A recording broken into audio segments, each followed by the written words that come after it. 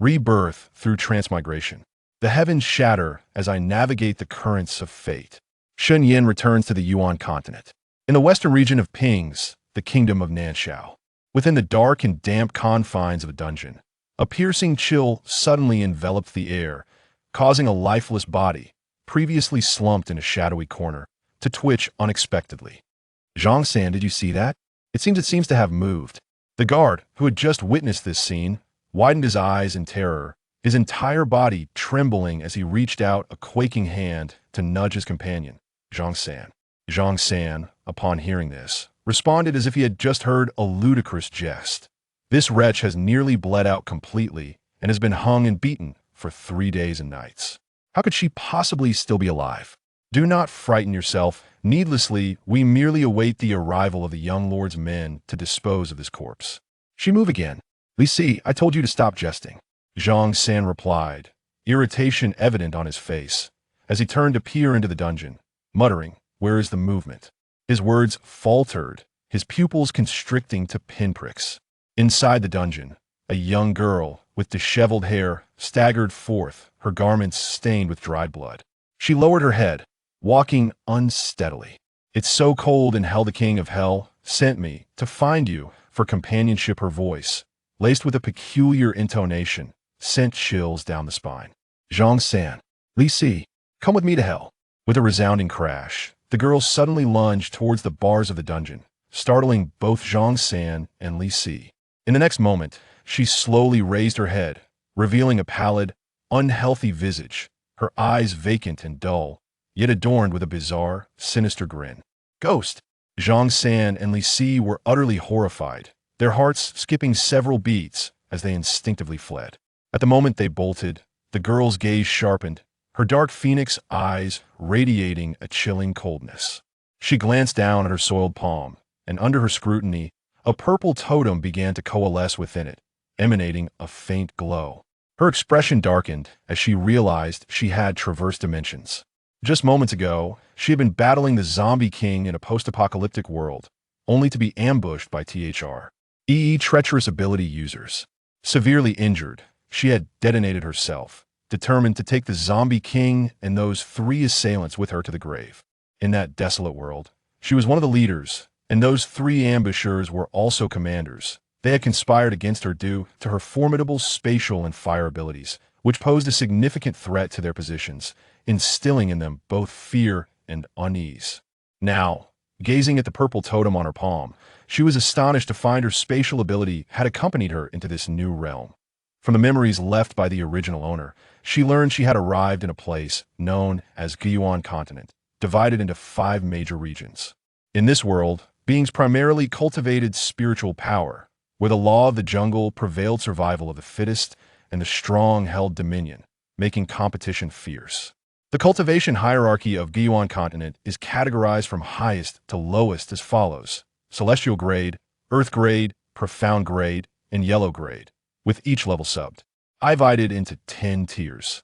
Currently, she finds herself at the southern border of the kingdom of Nanshao in the region of Pings. The original owner of this body is Shen Yan, the legitimate daughter of the renowned summoning family, the Shen clan. Shen Yan is unable to awaken her spiritual bone, thus rendering her incapable of cultivating and becoming a member of the family summoners. Furthermore, since her birth, she has suffered from intellectual disabilities, leading to her being scorned and looked down upon by others. The demise of the original owner was orchestrated by Nangxiu's noble heir, Nangong Yu, and Shen Shui, the adopted daughter of the Shen family. The Shen clan is a prestigious lineage of summoners in the kingdom of Nanshao, and the vocation of a summoner is exceedingly rare in the Yuan continent. To acquire summoning abilities, one must possess the innate bloodline talent of a summoner, which is typically inherited, as Shen Shui is the adopted daughter of the Shen family. She lacks the ability to awaken summoning techniques. Consequently, she set her sights on the original owner, Shen Yan. Shen Shui, having acquired forbidden techniques from an unknown source, audaciously siphoned away a significant ion of Shen Yan's blood and transferred it into herself. After the blood exchange, she gained the opportunity to awaken summoning abilities. Yet, even after the transfusion, she was not satisfied and continued to torment the original owner out of jealousy for the affection Shen Yan received from her father, ultimately low, adding to Shen Yan's tragic demise. Upon witnessing the original owner's death, Shen Shui left the dungeon with a sense of fulfillment. As for Nan Gongyu, the heir of Nan Shao, he was the one who secretly had Shen Yan imprisoned in the dungeon and enamored with Shen Shui. He complied without hesitation when she requested the abduction of Shen Yan.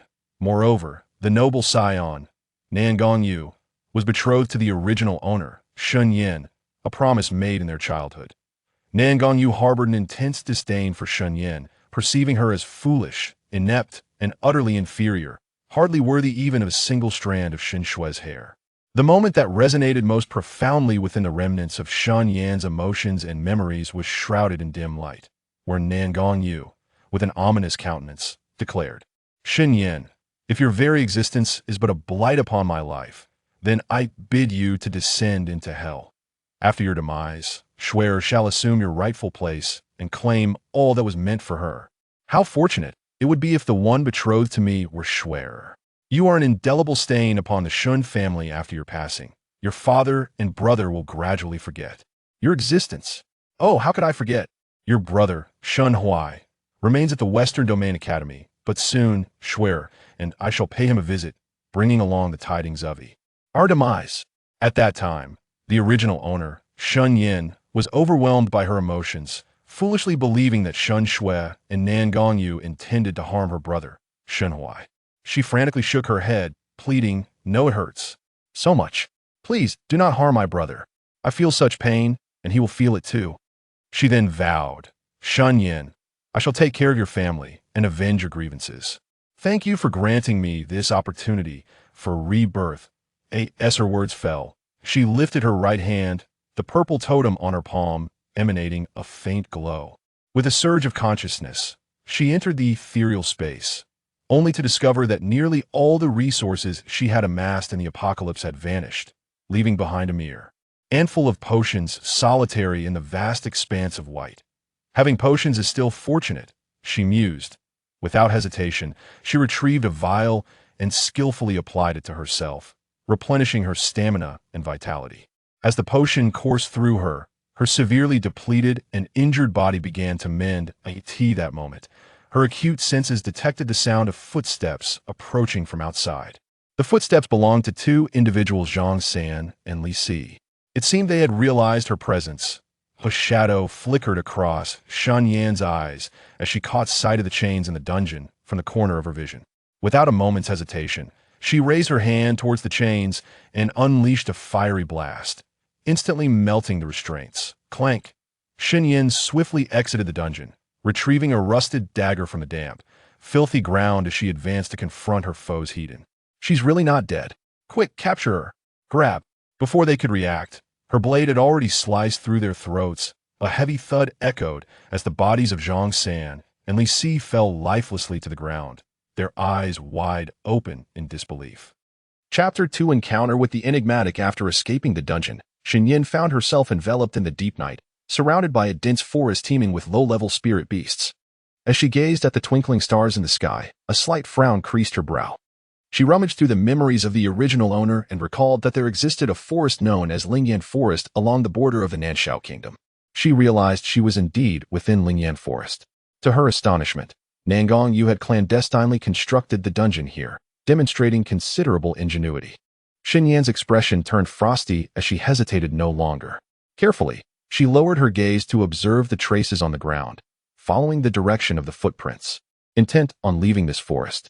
Just then, the air above suddenly distorted, accompanied by an overwhelming pressure that sent the spirit beasts of Lingyan Forest into a frenzy. The cacophony of agitated roars, filled with anger, fear, and warnings, echoed from all directions. "Feng Xingyao, you are gravely injured, your meridians shattered, and your spiritual energy depleted. Hand over the 9-turn demon suppression tower, and I might allow you to keep your corpse intact." A hoarse, mocking laughter rang out. Sensing the murderous intent above, Shen Yan's instincts propelled her into action, and she swiftly took cover behind a colossal tree. Her heart raced, and her expression grew serious as she cautiously tilted her head upward, her gaze fixed on the void above.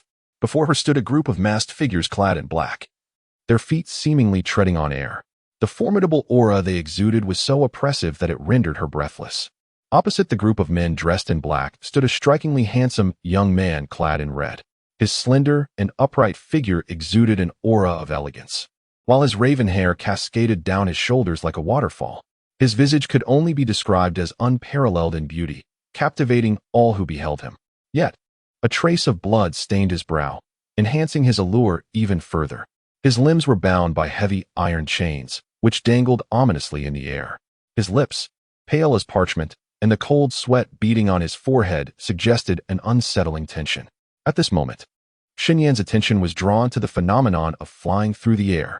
Shen Yan's heart quaked. In the memories of the original owner, no one in the southern Xia kingdom possessed the power to soar through the skies. Even in the entire Ping's western region, such formidable individuals were exceedingly rare. Who on earth were they? Regardless of their identity, with her current strength, she could not afford to provoke them. The desire for the nine-turn demon suppression tower? A mere fantasy. The voice of the red-clad man, Feng Xingyao, flowed like honey, imbued with an indescribable charm. Feng Xingyao, he began, only to be interrupted coldly by the same man. Even if I were to be destroyed, I would not yield to you. As he spoke, his palm gradually conjured a black ancient tower. Under the terrified gazes of the black-clad men, he made a gesture as if to crush the dark edifice. No. The black-clad men exclaimed, rushing forward to thwart Feng Xingyao's intentions. Just then, the nine-turn demon suppression tower erupted with a blinding radiance. A terrifying aura of demonic energy surging forth like a thundercloud, immobilizing the group of men in black with its overwhelming force. The demonic energy encircled them, hindering their movements. Suddenly, realization dawned upon the black-clad men. This is bad. We have fallen into a trap. As Feng Xingyu lightly curved his lips and turned to tear through the void to depart from this place, an unexpected change occurred. The nine-turn demon suppressing tower suddenly withdrew from his palm and swiftly rushed downward with astounding speed. Feng Xingyao's expression shifted slightly. He moved his form to follow the direction of the nine-turn tower and soon found himself within the Lingyan forest. Upon seeing the nine-turn tower resting in the hands of a destitute young girl, he paused momentarily. The girl, not far away, exuded no aura of spiritual power. Her clothing tattered, and exposed wounds showing flesh in a ghastly manner. She appeared frail, around 15 years of age, yet her demeanor was remarkably calm. The nine-turn tower, however, showed no sign of reaction. At this moment, the figures in black had already broken free from the entanglement of demonic energy and were hastening towards this location. Shen Yan sharply sensed the impending danger. She cast a glance at the black ancient tower that had suddenly adhered to her right palm, and decisively lifted her gaze to Feng Xingyao. I'll throw it to you. You must leave quickly. Upon hearing this, Feng Xingyao raised an eyebrow, his devilishly handsome face seemingly imbued with a hint of seduction. This girl was quite astute, fearing that he might bring calamity upon her. Although he was uncertain why the nine-turn tower had chosen to land in her hands, there was little time to deliberate. All right. After Shen Yan spoke, she immediately exerted force to hurl the black ancient tower towards Feng Xingyao. Whoosh! The nine-turn tower was thrown into the air but halted midway. Then, at an imperceptible speed, it returned, firmly reattaching itself to Shen Yan's right palm. Shen Yan? Regardless of how fiercely Shen Yan struggled and resisted, she was unable to dislodge the nine-turn demon suppression tower. The figures cloaked in black had arrived, and this time they refrained from engaging in any idle chatter with Feng Xingyu. Instead, they immediately coalesced their techniques to confront her. However, upon witnessing the nine-turn demon suppression tower in the hands of a seemingly useless girl, they were momentarily taken aback, only to be swiftly overtaken by elation. Eliminate her. A faction of the black-clad individuals instantly redirected their focus toward Shen Yan, intent on striking her down with a single blow. Shen Yan's expression shifted slightly, a profound chill gleaming in her eyes. Her movements were agile and swift, enabling her to evade several incoming assaults, which left the enigmatic assailants astounded. After all, Shen Yan emitted not a trace of spiritual energy. How could she possibly evade their lethal strikes? Suddenly, a black-clad figure swung a longsword toward Shen Yan, and with a resounding clang, the scene before him caused his pupils to tremble. In a moment of peril, Shen Yan raised her right hand, using the nine-turn demon suppression tower to deflect his blade. How dare she? Such a precious artifact. Truly an ignorant and useless girl.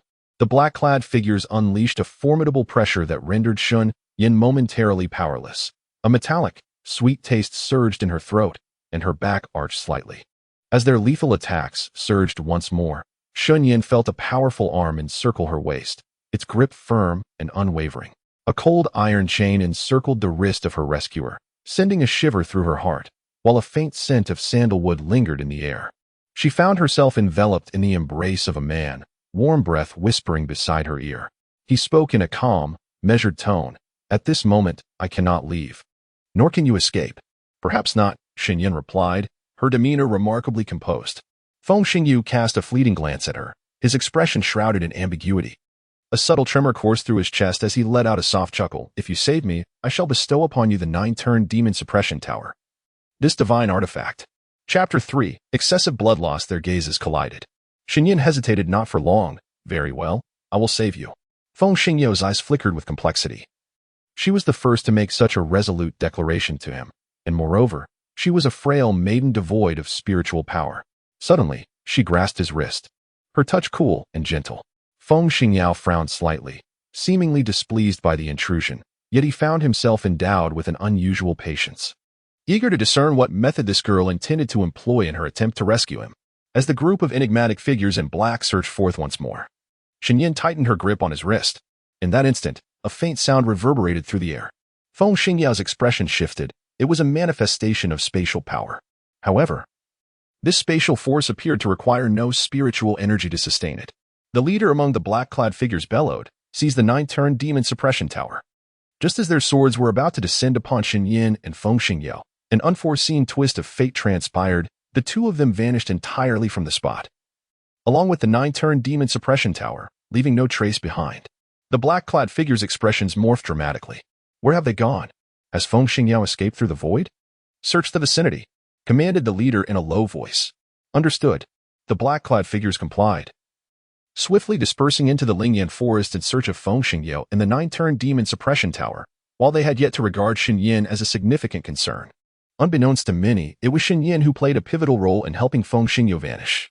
The cloaked figures dispersed throughout the Lingyan forest, yet the leader remained steadfastly in place, convinced that Feng Xingyu lingered nearby. With a penetrating gaze, the leader scanned the surroundings, repeatedly probing with his spiritual awareness, but to no avail. Suddenly, a hurried cloaked figure approached, reporting, "There is a mysterious spatial vortex at the bottom of the cliff to the south." Upon hearing this, the leader's eyes deepened with intrigue, and he commanded, "Let us proceed." At the very moment they vanished from sight, a slender silhouette re-emerged. The young girl appeared increasingly pallid, her back slightly hunched, blood trickling from the corner of her mouth, suggesting she was nearing her limit. Possessing the ability of spatial manipulation, she could transport the living into that realm. However, if she herself lingered too long within, the strain could prove detrimental to her body, potentially leading to catastrophic failure of her bodily functions. Suddenly, Shen Yan lifted her gaze and swiftly darted in a particular direction. The commotion she created was nearly imperceptible, a skill honed during her previous life while confronting the undead. In the obscurity of night, her vision was blurred, yet her sense of hearing sharpened. Every whisper of wind or rustle of leaves heightened her alertness. Abruptly, she sensed an approaching presence, causing her heart to race and cold sweat to bead upon her brow. Yet, her mind remained eerily composed. She strove to stifle her breath, refraining from reckless movement. At the instant a cloaked figure began to investigate her vicinity, she once again utilized her spatial ability to slip into that realm. Fortunately, the man in black merely cast a cursory glance before continuing on his way. Shen Yan emerged from the space, her expression grave. She needed to hasten her pace and swiftly depart from the vast Lingyan forest. Otherwise, if those enigmatic and formidable figures in black discovered her presence, escape would be futile. After all, the 9-turn town demon tower they sought was concealed within her space, and the individual they were after lingered there as well. There was no way to extricate herself from this predicament. Her act of rescuing that man was, in truth, a means of self-preservation.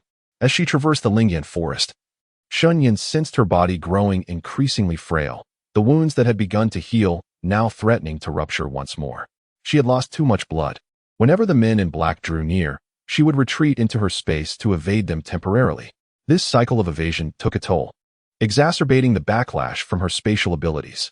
Approximately a quarter of an hour later, after eluding numerous searches, she finally reached the periphery of the Lingyan forest. However, she did not rush to escape, for she noticed an open area beyond the trees. Without the dense foliage to obscure her, Her figure would become strikingly conspicuous in the open expanse. Her complexion was as pale as parchment, her lips cracked and parched, her body marred by signs of torment, rendering her exceedingly vulnerable.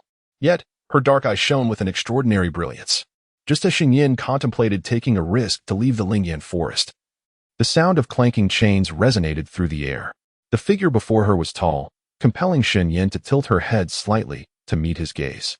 Feng Xingyao suddenly raised his hand, conjuring a barrier that enveloped Shen Yan.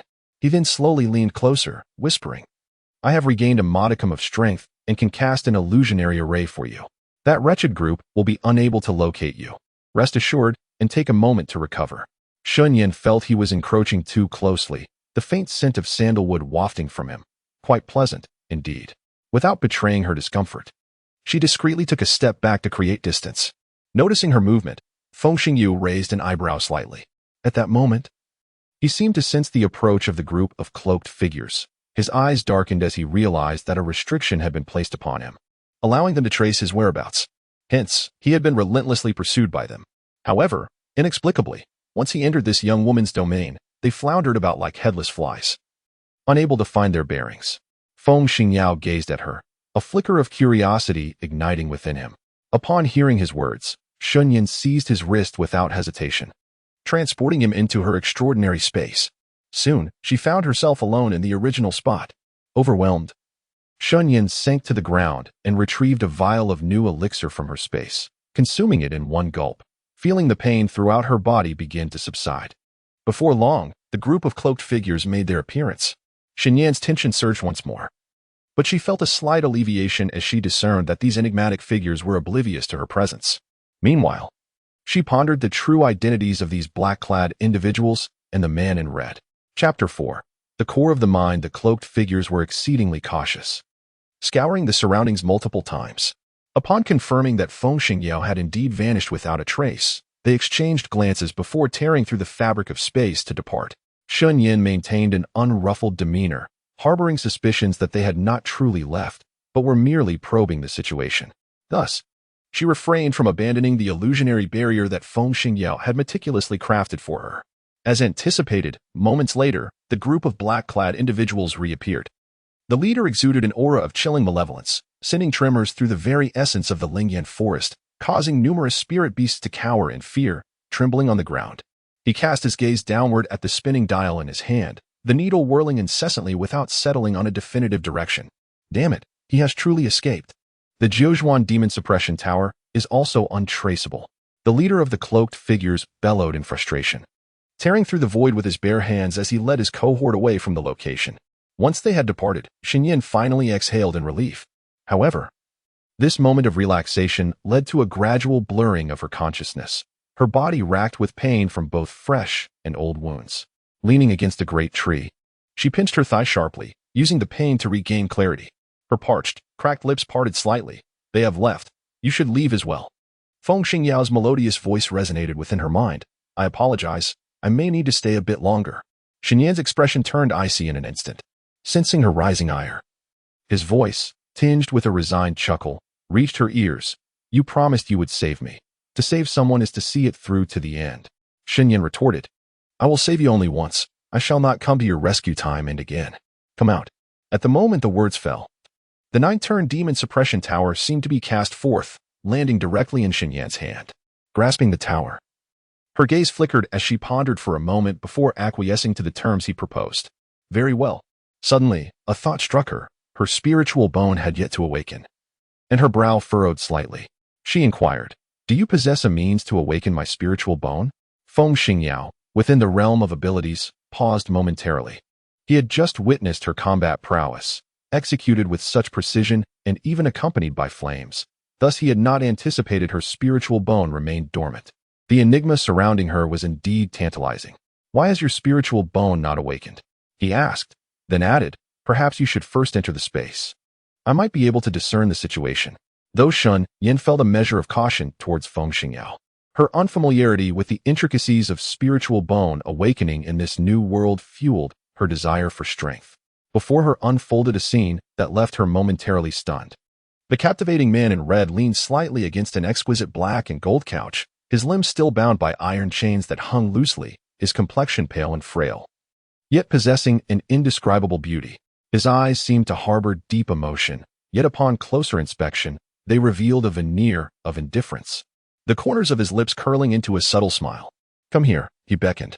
Shen Yan retorted coldly, "Do not command me." Feng Xingyu was taken aback for a moment, a more roguish smile adorning his handsome face. Then, "Come here," he gently urged, his tone softening as if soothing a child.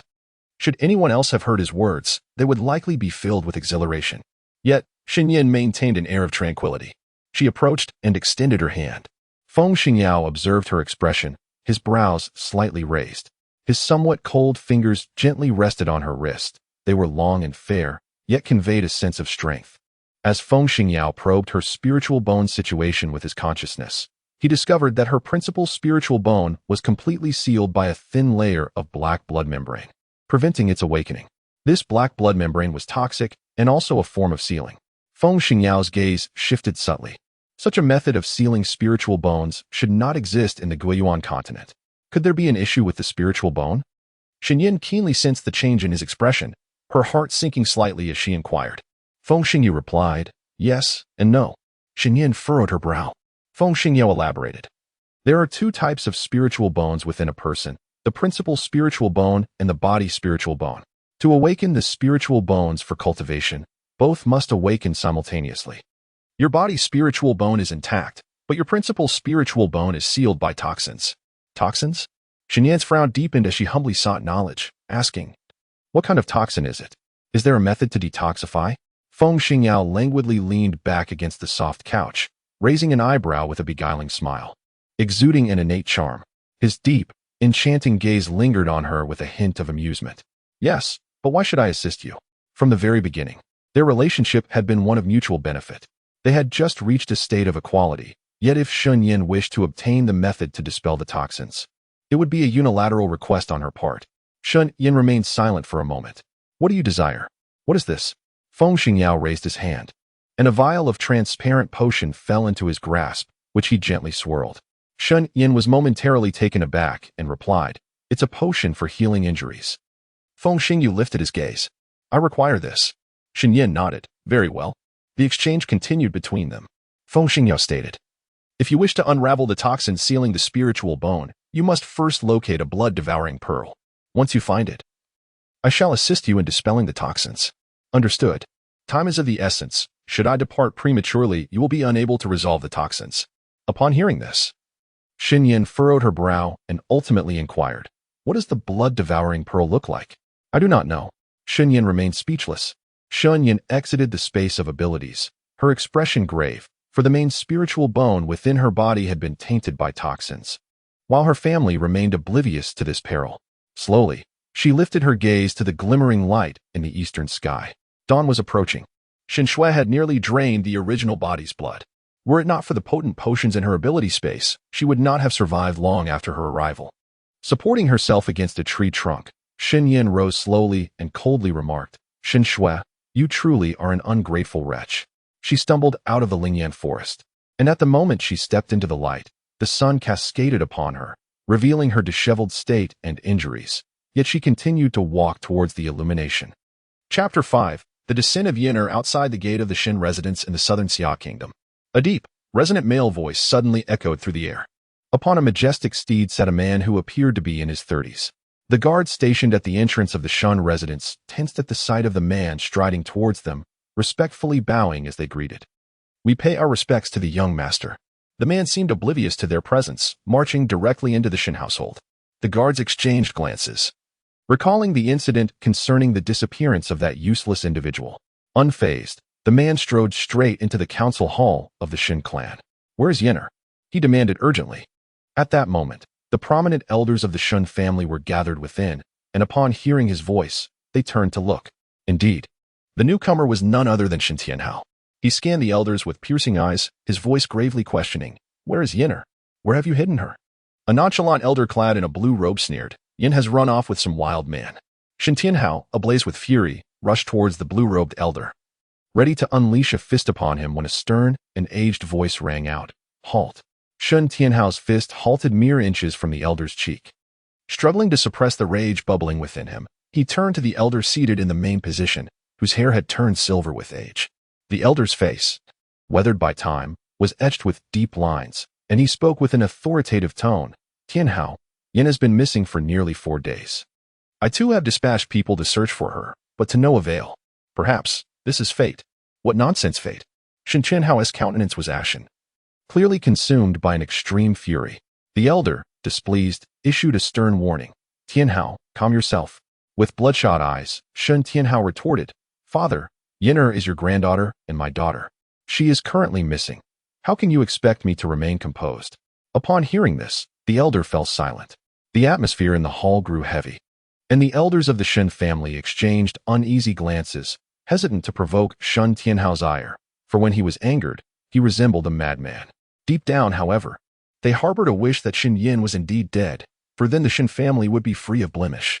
Shen Yan was foolish and naive, a failure in awakening her spiritual bones, thus incapable of harnessing the family's legacy of summoning ability. Such a burden was better off gone. Shen Tianhao's gaze swept over the elders present, noting their indifference, which only intensified his anguish for his daughter.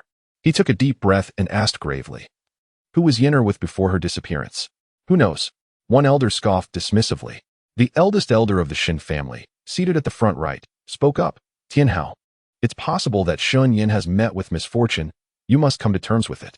Though she may be lost, there is still Shuer. She is exceptionally gifted, having already reached the 7th level of the yellow grade at merely 17. Although she lacks the summoner bloodline of our family, she can still bring honor to the Shen name. Shuer is also your daughter. Shen Tianhao, on the verge of madness, let out a self-deprecating laugh and exclaimed, I should never have asked you. He turned to leave the assembly hall when a graceful woman clad in white approached. As she intended to enter the hall, she caught sight of Shen Tianhao coming out, and her eyes brightened slightly. Upon hearing her, Shen Tianhao looked up, his expression shifting to one of urgency as he rushed to Shen Shue's side, grasping her arms tightly in a state of anxious concern. Shuer, do you know where Yin'er has gone? You are the closest to her. You must know her whereabouts. Daddy, it hurts, Shen Shui said, her brows furrowing in discomfort. Shen Tianhao quickly released her. With a sorrowful shake of her head, Shen Shui replied, I do not know where Sister Yin has gone. However, the day before her disappearance, I heard her muttering about Brother Ahuai, expressing how much she missed him.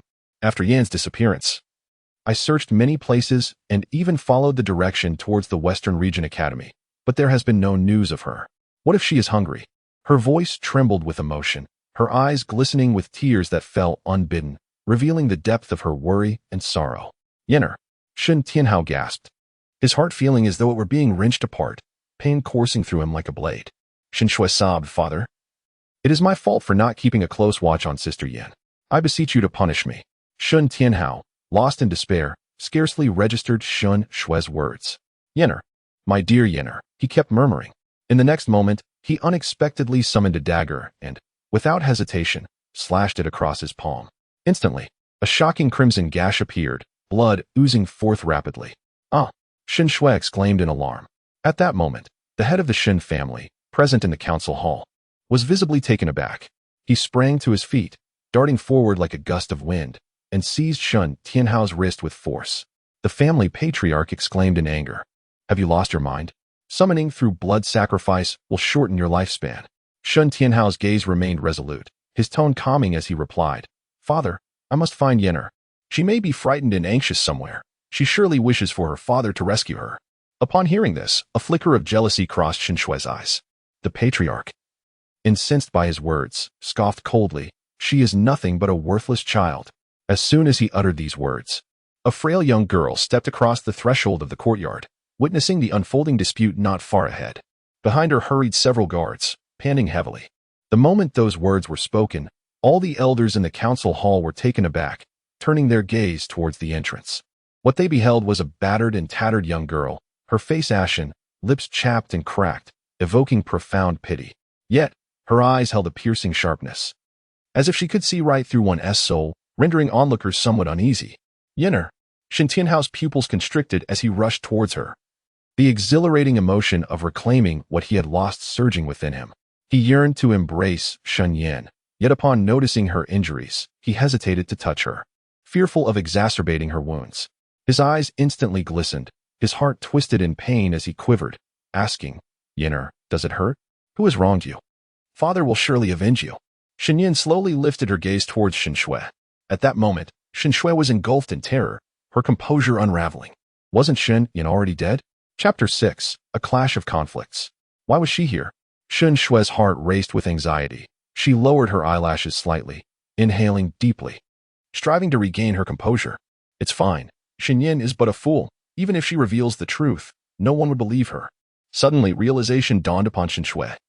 Her delicate, peach blossom-like face betraying worry as she approached Shen Yan, hastening her steps while inquiring, "Sister Yinner, how did you sustain such grave injuries?" Her tone was laced with concern. As Shen Shui drew closer, feigning sympathy, she reached to grasp Shen Yan's hand, only to be met with the unexpected grip of Shen Yan's wrist. The icy touch sent a shiver down Shen Shui's spine, her eyes widening in horror. "Sister Yinner." Before she could finish her sentence, a sharp, resounding crack echoed, accompanied by Shen Shui's piercing scream. Upon closer inspection, she found herself ensnared by Shen Yan's grip around her throat. The speed of it astounding. The onlookers were left in shock. Shen Yan chuckled coldly. "Let her go? Has she ever spared me? All these injuries are her doing. She not only stole my lineage, but conspired with the heir, Nangong Yu, to take my life. If it weren't for my indomitable vitality, I would have surely fallen into their clutches. May I inquire, esteemed head of the Shen family and venerable elders, how should we adjudicate the heinous crime of murdering the legitimate daughter of the Shen family, Shen Shui?" Upon the utterance of these words, a silence akin to the rumble of thunder enveloped the assembly. The third elder, clearly incredulous, exclaimed with indignation, "Shen Yan, at such a tender age, you dare to utter such falsehoods. You slander your sister, Shen Shui." Shen Yan's gaze darkened as she resolved to eliminate Shen Shui, with a piercing glare directed at her. She summoned her strength, attempting to twist Shen Shui's neck. However, an unexpected turn of events transpired when an ethereal beast, a green wolf, materialized out of thin air. Wild and frenzied, leaping towards Shen Yan's arm with ferocity. Taken aback, Shen Yan swiftly withdrew her hand, intending to conjure her fire-based abilities to strike the beast. Yet, to her astonishment, a towering figure interposed himself before her, a man who unleashed a powerful strike against the green wolf. With a resounding crash, the wolf was sent hurtling away, grievously injured and collapsing to the ground, its pained whimpers echoing in the air. With a stern countenance, Shun Tianhao retracted his hand, casting no further glance at the beast's plight. He swiftly turned to Shen Yan, his expression filled with concern, inquiring tenderly, "Yinner, are you unharmed?" Shen Yan found herself unaccustomed to such unadulterated concern. She shook her head, replying, "I am fine." "Yinner, have you truly regained your senses?" Shen Tianhao exclaimed, tears of joy welling in his eyes. He had observed her every word and action, noting the clarity of her expression, no longer embodying the naivety of a child, but rather the lucidity of a rational being. A thought crossed his mind, causing his heart to sink. Yet he maintained his gentle demeanor, softly asking Shen Yan, "What you said earlier, was it the truth?" "Absolutely no falsehoods," she affirmed. Shen Yan gazed at him with a calm demeanor. "I am sorry." Shen Tianhao's heart trembled as he beheld her battered appearance. A surge of anger threatened to overflow within him. His eyes reddened as he spoke each word deliberately. "Father was unaware of the suffering you endured. But whoever dares to harm my child, I, Shen Tianhao, will not let them go unpunished." Having said that, Shen Tianhao turned his gaze towards Shen Shui, his eyes filled solely with a chilling intent to kill. "Shen Shui, in what way have I wronged you? How has my family wronged you? You dare to treat my Yinner in such a cruel manner. I shall ensure your demise." Tears welled in Shen Shui's eyes, accentuated by the red marks upon her neck from being choked. She appeared utterly pitiable. With a hurt expression, she shook her head in denial. "No, father. I have never harmed Sister Yinner. I do not understand why she would say such things." Shen Tianhao's gaze sharpened. "Then why did you invoke the summoning spell?" Shen Shui trembled all over. A flicker of panic crossed her features. She had invoked the summoning spell to save her own life, calling forth a blue wolf from another realm. Now, the evidence was undeniable. I, Shen Shui stammered, until an idea struck her. She turned towards the head of the Shen family and the elders, kneeling before them with a thud, her eyes ablaze with tears. "Grandfather, esteemed elders, I long to be a member of the Shen family summoners, to fully integrate myself and bring glory to our clan. Thus, I once broached this matter before the esteemed Nang Guayu, who, to my astonishment, took it to heart and discovered a forbidden blood exchange technique. Subsequently, he abducted my sister, Yinner, drained her blood, and then rendered me unconscious, compelling me to undergo the blood exchange with her. By the time I learned of this occurrence, the exchange had already been successfully completed. I feel immense guilt towards Yenner, having also let down the expectations of the Shen family. Her heartfelt words are indeed touching. Upon hearing this, the elder of the Shen family, who had always favored Shen Shui, immediately sought to console her, declaring, "Swear, none of this is your fault. The blood has already been exchanged. Shen Yan has merely sustained some injuries, and the Shen family will compensate her. On the contrary, you have remarkably embarked upon the path of a summoner so swiftly. Your talent is truly commendable." The other elders echoed his sentiments. In mere moments, they obliterated the pain inflicted upon Shen Yan, instead lavishing praise upon the perpetrator. Shen Yan scoffed. "It was Shen Shui who personally drew my blood. I nearly perished at her hands. Just because Shen Shui can bring honor to the Shen family, do you so readily defend her? Let us not forget, I am the legitimate daughter of the Shen family." The elder of the Shen family spoke sternly. "You are the legitimate daughter. You have repeatedly brought shame upon the clan. How dare you show your face here? You are not dead. You have merely lost a little blood. And if this allows Shen Shui to become a summoner, it is indeed an honor for you." The other elders nodded in agreement. In their eyes, even if Shen Yan were to perish, it mattered not, as long as she facilitated Shen Shui's ascension to summoner. The Grand Elder, Shen Tianhao's veins bulged as he let out a furious roar. The sound reverberated through the air, causing the Grand Elder of the Shen family to tremble slightly, a flicker of trepidation igniting within him. Shen Tianhao raised his gaze toward the usually silent head of the Shen family, asking each word with deliberate weight, "Father, what do you believe we should do?" Upon hearing this, the family head first glanced at Shen Shui, then shifted his attention to Shen Yan. Shen Yan exuded no aura of vitality. Although her mind had returned to normal, she certainly would not bring honor to the family. After a moment of contemplation, the family head spoke slowly. "Shen Yan, what form of compensation do you seek? Your grandfather can fulfill your wishes." This statement indirectly absolved Shen Shui of her guilt. Shen Shui lowered her head, the corners of her lips curving slightly. "Shen Yan, even if you are no longer foolish, you remain no match for me." Chapter 7. Receiving compensation in a world where strength reigns supreme. Being deemed worthless is an original sin. Upon hearing these words, the family head's expression shifted. His gaze towards Shen Yan filled with complexity as he sighed deeply, seemingly resigned. "Shen Yan, why are you so obstinate? Given the circumstances, if you pursue your demands as you wish, it will only lead to mutual destruction. On ordinary days, Shui treats you exceptionally well. She did not intend to harm you. Can't you let minor grievances be resolved with a measure of leniency?" Before Shen Yan could respond, Shen Tianhao erupted with fury, coldly accusing, "Father, how can you utter such biased words? This is utterly unjust to Yenner." As Shen Tianhao lost his composure, a slender hand grasped his arm. She spoke softly, "Father, I now understand. Reason is lost on them. When we present logic, they merely counter with strength. In the hearts of the Shen family, honor and strength often overshadow even the bonds of blood." Shen Yan has now discerned the essence of her relatives, revealing their profound vanity. Should she choose to strike at Shen Shui at this moment, it is likely that before she could deliver a fatal blow, she would be captured by the Shen family. And with a single misstep, she might even face the risk of being accidentally killed by them. Furthermore, the head of the Shen family places great importance on Shen Tianhao, which explains his offer of compensation to her. With her thoughts crystal clear, Shen Yan raised her gaze to meet the eyes of the highest-ranking and most formidable figure present, the head of the Shen family, and with a subtle smile, she articulated, "Very well, Shen Shui may be spared, but as compensation, I require 100,000 taels of gold and a month's access to the Shen family's library for my studies." At her words, the elders present immediately paled in response.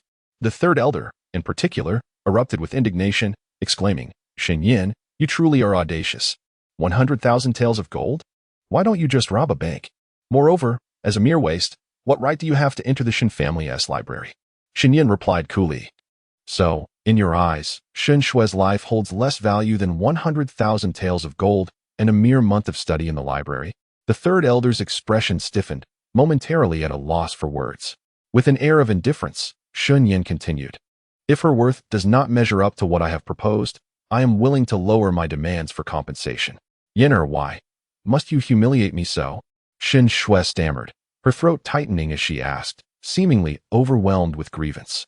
Yet, Shen Yan did not even spare her a glance. The elder, upon witnessing the scene, cast a fierce glare at Shen Yan before turning to Shen's patriarch, vociferously defending Shen Shui. Patriarch, the worth of Shui extends far beyond these mere trappings. If Shen Yan were willing to cease her grievances, what of offering her 100,000 taels of gold? Yet, her condition to enter the library for study is unacceptable. Hearing this, the patriarch's gaze turned complex as he regarded his granddaughter, who had undergone such a profound transformation. Even if Shen Yan were no longer a fool, she remained, in essence, a liability. Shen Tianhao's eyes bored deeply into those of the patriarch as he resolutely stated, "Father, should you refuse to acquiesce to Yanner's proposed compensation, both she and I shall sever all ties with the Shen family and depart." Tianhao. The patriarch's countenance shifted in shock. He could forsake his granddaughter Shen Yan, yet he could not bear to lose his son Shen Tianhao. Their bond was not merely one of blood, he was also among the most gifted summoners in the clan. Moreover, Shen Tianhao's younger son, Shen Hui, was currently the most exceptional summoner of the Shen family, having summoned the divine beast Shike at the tender age of 10, earning him an unprecedented admission to the esteemed Western Region Academy 2 years prior. The Western Region Academy stands as the pinnacle of educational institutions in Ping's Western Territory. Shen Tianhao once brought great honor to the Shen family, and now his son Shen Hui continues to elevate their status to unparalleled heights. The patriarch naturally felt a deep reluctance to see Shen Tianhao depart. In stark contrast, while Shen Yan and Shen Hui were indeed twins, they represented two worlds apart, one a disgraceful burden, the other a prodigious talent. With a heavy heart, the patriarch, albeit begrudgingly, conceded, "Very well, I shall comply. A little later, I shall send someone to deliver 100,000 taels of gold and a token for entry into the library to your courtyard." Upon hearing this, Shen Tianhao's expression softened slightly, yet an unyielding chill lingered in his heart, for his disappointment in this man-eating family grew ever deeper. Turning around, Shen Tianhao cast a guilt-ridden glance at Shen Yan. As a father, he had failed to protect his child and could only watch as the murderer roamed free. A wave of helplessness surged within him. Shen Tianhao promptly replied, "Very well, I will find a physician to tend to your wounds." Shen Yan nodded lightly. As she was about to leave, her icy gaze lingered on Shen Shui's face for a moment. Upon meeting her eyes, Shen Shui felt a shiver run down her spine. Her breath momentarily stilled, as an unsettling premonition began to spread within her heart. Watching Shen Yan's retreating figure, Shen Shui silently clutched the fabric of her robe, her mind filled with doubt. At that time, Shen Yan was clearly dead. How could she still be alive? Had Nangonyu betrayed her? The elder looked at Shen Shui with affection. "Shui, congratulations on becoming a summoner. You are now truly one of us in the Shen family." The elder then scoffed. "Do not mention her. She brings ill fortune." The head of the Shen family could see through some of her subtle schemes, yet he chose not to expose her. Firstly, Shen Shui's talent was indeed commendable. Secondly, she was the daughter of an old acquaintance. After the acquaintance's passing, he had taken the young Shen Shui under his wing. In an effort to provide her with an identity, he had made her the adopted daughter of Tianhao. Gazing upon Shen Shui's visage, which bore a striking resemblance to that of his late friend, the head of the Shen family felt a softening in his heart and spoke, "Please, rise." "Thank you, grandfather." After Shen Shui arose, the head of the Shen family promptly dispatched someone to summon a physician to attend to her injuries. To an outsider, it might seem as though Shen Shui were the cherished granddaughter of the head of the Shen family, while Shen Yan appeared as an unfamiliar stranger. Chapter 8. The servant seeks to oppress the master accompanied by the utmost care from Shen Tianhao. Shen Yan stepped into the well-paved, bluestone courtyard of the West Chui courtyard, traversing a vibrant garden before reaching the courtyard's end. As she looked up, she beheld a towering pavilion with sweeping eaves, nestled amidst the swaying floral trees. This was the residence of the original owner, the West Chui courtyard. Despite the original owner's status as a figure of scorn within the Shen family and even the entire southern Xia kingdom, her fortunes were not entirely bleak. Thanks to her father, Shen Tianhao, who served as her pillar of support. However, she lacked resources for cultivation, and when Shen Tianhao was absent, the members of the Shen family seldom treated her kindly. Many even took pleasure in covertly tormenting her. "Yenner, the physician will arrive shortly," Shen Tianhao said, gently supporting her as he surveyed her injuries and the dried blood upon her. His heart ached with an unbearable heaviness. Upon hearing this, Shen Tianhao's heart trembled. He then bitterly remarked, "That is precisely what she deserves. Yenner, I am sorry. It is not that your father does not seek vengeance for you, but now that Shen Shui is under the protection of your grandfather and the elders, even the entirety of the Shen family." As Shen Tianhao spoke, He suddenly became aware of something, his expression momentarily faltering. He was struck by the realization that he had been a fool, unable to see that Shen Shui was a duplicitous individual, adept at winning the hearts of others. If Shen Shui had harbored discontent towards Yan Er from the very beginning, then Shen Tianhao anxiously gazed at her. Yan Er, over the years, has she been bullying you? Indeed, Shen Yan did not refute. For within the memories of the original owner, Shen Shui had either directly or indirectly caused her suffering, tarnishing her reputation further. Upon hearing this, Shen Tianhao clenched his fists tightly, the veins on his neck bulging, seemingly unable to contain his emotions. Just as he turned to confront Shen Shui, his sleeve was grasped. Shen Yan calmly remarked, "Father, revenge can wait." But Shen Tianhao's eyes brimmed with tears. Ultimately, he raised his strong arms and embraced Shen Yan tightly, his voice laden with suppressed emotion. "I am not a good father. I have failed to care for you in a timely manner. I am sorry, my dear, for not being able to avenge you." Shen Yan felt her body stiffen, a sense of discomfort washing over her. For it had been a long time since anyone had held her so closely. In truth, Shen Tianhao had been a commendable father. Within this cannibalistic family, despite the original owner's foolishness, she had received the care and treatment she deserved, all thanks to Shen Tianhao's presence. As for the original owneress and her brother Shen Huai's biological mother, she had never made an appearance. He had only publicly declared that this pair of twins was his children, never mentioning their mother.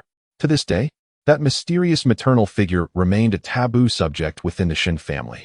Even when brother Shen Huai inquired of Shen Tianhao before departing to the Western Region Academy, Shen Tianhao, enraged, punished him severely, forcing him to kneel in the family ancestral hall for 3 days and nights. As her thoughts converged, Shen Yan slowly spoke. "Father, I wish to cultivate my abilities. Whether it be Shen Shui or Nangongyu, I wish to confront them personally." This declaration left Shen Tianhao momentarily stunned. "Yinayu." Shen Tianhao furrowed his brow, uncertainty etched upon his face. Observing his expression, Shen Yan suddenly recalled something, and her gaze flickered as she tentatively inquired. "That old man also mentioned that my primary spiritual bone is sealed by a peculiar toxin." At these words, Shen Tianhao's expression shifted dramatically. How could this be? His countenance reflected disbelief as he fixated on Shen Yan, gripping her arms tightly, his lips trembling as he struggled to articulate his thoughts.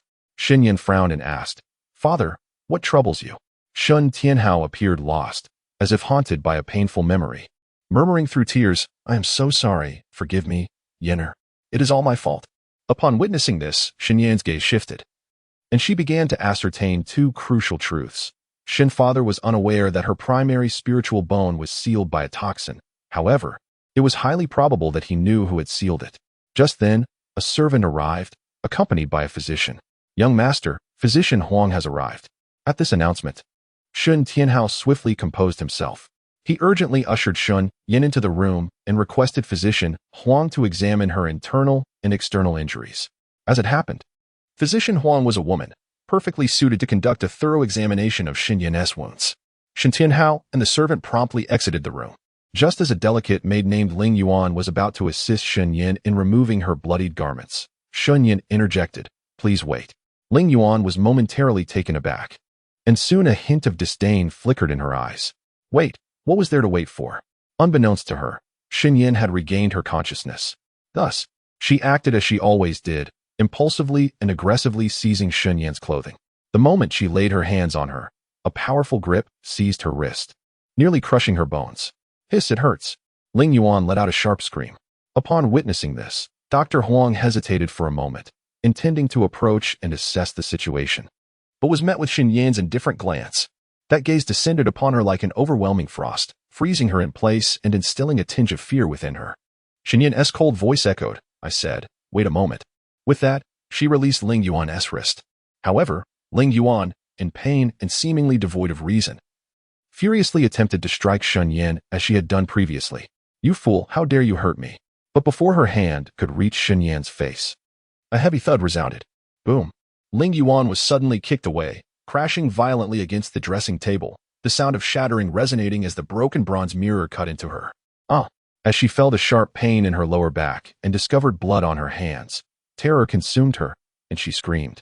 Outside the room, Shen Tianhao and the guards exchanged worried glances. Shen Tianhao nearly rushed into Shen Yan's chamber, yet he restrained himself, clinging to the last shred of rationality to inquire, Yenner, what has transpired inside? Chapter 9. Close your eyes. Good. Shen Tianhao exhaled, his tension easing. Shen Yan remained exceptionally composed. However, Dr. Huang found herself unsettled, for she had discerned the anomaly in Shen Yan. Unlike her usual self, who would smile foolishly, Shen Yan now bore the gaze of a normal person. You, Doctor. Huang hesitated, her words faltering. Shen Yan, with her eyes cast down, seemingly murmured to herself, close your eyes, do not look at me. At that moment, Feng Xingyao, who remained within the realm of abilities, caught wind of Shen Yan's words and let out a soft chuckle, imbued with an ineffable languor. He held no interest in her physical form. Feng Xingyao gently closed his eyes. Dr. Huang was momentarily taken aback, mistakenly believing Shen Yan was addressing her. After a brief hesitation, she considered that Shen Yan might simply be feeling shy. Yet her primary concern lay elsewhere. Yan, have you regained your senses? Shen Yan lifted her gaze to meet that of a woman in her 30s, clad in simple attire. The expression on Dr. Huang's face did not reflect the disdain or disgust typical of the Shen family. Instead, it bore a hint of concern. Dr. Huang was one of the esteemed physicians of the southern Xia kingdom, once celebrated as a prodigy in her field. She had saved many lives, known for her sincerity, and had been acquainted with the original owner since childhood. Whenever the original owner fell ill or was injured, it was Shen Tianhao who sent for Dr. Huang to attend to her, for in the southern Xia kingdom, only Dr. Huang treated the original owner without disdain or aversion. I remember. Shen Yan nodded. That's wonderful. Dr. Huang smiled, but her expression quickly faltered as the reality of Shen Yan's current plight dawned upon her. She was unable to enter the realm of cultivation, nor could she awaken her summoning abilities. She was scorned and even loathed by the citizens of the southern Xia kingdom. For Yin Yan, regaining her senses may not necessarily be a boon. The clearer her mind becomes, the more agonizing it is for her to confront the harsh words hurled at her. How you have suffered, and why are you covered in blood, your body bearing the marks of torment? Dr. Huang tenderly caressed her head. As she spoke, she intended to assist Shen Yan in removing her clothing. Unaccustomed to such intimacy, Shen Yan raised her arm to block Dr. Huang's hand. I can manage it myself. At that moment, Ling Yuan unsteadily rose to her feet, pressing her hand against her wound. With a gaze filled with resentment, she shot a glare at Shen Yan before pitifully exclaiming, Dr. Huang, I have been injured by the young lady. Could you please attend to my wounds first? The young master has only summoned me to tend to Miss Shen's injuries, not yours. Just moments before, she had seen and heard the maid audaciously call Yan Yan a fool, brazenly attempting to slap her. As a maid, she was overstepping her bounds and foolishly expecting assistance for her injuries. Ling Yuan gasped, her fear of Dr. Huang's status sinking in, and she hastily knelt. In this realm, physicians are exceedingly rare, and alchemists even more so. Offending either is a grave mistake. Leave, Dr. Huang commanded coldly. Ling Yuan promptly lowered her head, disregarding her injuries, and tremulously opened the door to exit. Once outside, she was seized by Shen Tianhao. Furrowing his brow, he asked in a low voice, what transpired inside? Ling Yuan, feeling aggrieved, lamented, young master, just moments ago, Miss suddenly went mad and kicked me into the dressing table. The copper mirror shattered, leaving a gash on my back. Shen Tianhao's expression darkened abruptly, as if ink were about to drip from his countenance. Are you truly not lying? In the past, he might have believed such words, but the present situation was different. Yenner could not have suddenly gone insane. Ling Yuan's heart tightened, and her face paled in panic. Before she could muster an explanation, Shen Tianhao's voice resounded once more. At his words, Ling Yuan's eyes widened in terror, and she fell to her knees. Young master, what wrong have I committed? Shen Tianhao fixed her with a piercing gaze. Ask yourself what you have done wrong. I. Ling Yuan stammered, her heart filled with trepidation. Soon, her face drained of color as she pleaded for mercy, yet was ruthlessly dragged away by the guards. The more Shen Tianhao pondered, the more fear gripped him. His gaze darkened. Anyone could bully his daughter. He would ensure they paid dearly for it. Suddenly, a thought struck him. Rather than allowing Yenner to rely on his protection, it would be far better for her to grow strong independently. Moreover, Yenner had mentioned her desire to cultivate the blood-devouring pearl. Yenner claimed that if she could find the blood-devouring pearl, she would be able to cultivate. Regardless of its veracity, he was determined to seek it out. However, the blood-devouring pearl was an exceedingly rare treasure in this world, and the quest to locate it would not be an easy endeavor. Shen Tianhao's resolve hardened. No matter the obstacles, he would act without delay. A quarter of an hour later, the wounds on Shen Yan had been treated and bandaged. Dr. Huang's countenance was grim as she beheld Shen Yan, whose body was marred by countless whip scars. If left untreated, these injuries would surely leave lasting marks. How she wished for a second-tier healing elixir, which could ensure that Shen Yan's wounds would mend flawlessly. My dear Yan Yan, who could have inflicted such cruelty upon you? Hearing this, Dr. Huang was momentarily taken aback, instinctively exclaiming, how could this be? Shen Yan chose not to elaborate. For in the eyes of the people of the southern Xia kingdom, Shen Shui was merely a kind-hearted, gentle, yet formidable young woman. Noticing Shen Yan's reticence, Dr. Huang felt a profound shock and began to harbor doubts about Shen Shui. With compassion, Dr. Huang remarked, if only there were a second-tier healing elixir, your wounds would surely heal as if they had never been. Alas, there existed but one second-tier alchemist in the entire southern Xia kingdom, and he was exclusively affiliated with the royal family. Upon hearing her words, Shen Yan rifled through her memories. This continent, known as the Guiyuan continent, revered strength above all and was home to numerous professions, such as physicians, alchemists, artifact masters, rune masters, summoners, beast tamers, and spirit plant masters, among others. The Shen family, in particular, belonged to the illustrious lineage of summoners. Summoners were those who forged contracts with beings from other realms, including beasts and enigmatic, powerful creatures. Together, they could grow stronger. Today, the Azure Wolf summoned by Shen Shui hailed from an alternate dimension. The nature of this otherworldly space remained a mystery to all. Even Shen Yan felt a flicker of curiosity about it. Chapter 10. The contract is sealed. Yan Yan, your vitality is waning. You must rest well. As Dr. Huang meticulously organized his medical kit, he offered his concerned reminders. He then placed the kit into his storage ring, a scene that caught Shen Yan's attention, evoking thoughts of her own ability space. Shortly thereafter, Dr. Huang exited, casually closing the door behind him. Alone in the room, Shen Yan's expression darkened. The members of the Shen family were fiercely protective of Shen Shui, and avenging the original owner was no trivial task. The immediate course of action was to empower herself. As one of the former rulers of the apocalypse, she refused to become a victim. If the cards were stacked against her, she would turn the tide in her favor. A thought crossed her mind, and utilizing her powers, she entered her ability space. Before her lay a mesmerizing man reclining on a soft couch, his silky black hair cascading like satin. His alluring visage was marred only by the heavy iron chains that bound him. His crimson attire was stained with dried blood, and upon sensing her presence, he opened his enchanting, malevolent eyes, gazing at her with a weariness that belied a depth as still and cold as an ancient well, evoking a sense of dread. Shen Yan considered the enigmatic man before her to be the most exquisite individual she had ever encountered, without exception. She extended her hand toward him. The 9-turn demon suppression tower materialized in her palm, as if summoned from the ether, before she could utter a word. The chilling touch of the black tower sent a shiver through her. She glanced at Feng Xingyao, noting his demeanor that radiated an aura of distance, prompting her to remain silent. Following the method of the contract spirit treasure as per the original owner's memories, she pricked her finger and allowed her blood to drip onto the 9-turn demon suppression tower. In an instant, the tower illuminated with a vibrant glow. A complex contract array flowed between her and the 9-turn demon suppressing tower. In the next moment, Shen Yan's expression shifted slightly. She felt as though she were being rebuffed, as if her strength was insufficient to bind herself to this 9-turn tower. The blood coursing through her veins felt as though it were aflame. Her meridians appeared to be torn apart in a frenzied manner. Waves of excruciating pain washed over her, causing cold sweat to bead on her forehead. Soon, vibrant crimson spilled from the corners of her lips. Foolish. The man raised his gaze, his tone indifferent.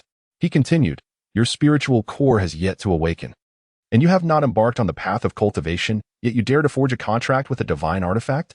Even those with considerable prowess would not act so hastily. Upon hearing this, Shen Yan's countenance darkened, for the original owner's memories held no such warnings. She had indeed been excessively reckless. The contract array persisted, and the tearing agony continued to assail her, causing more blood to seep from her lips. Almost at the brink of despair, she collapsed to the ground, unable to suppress a soft groan of pain.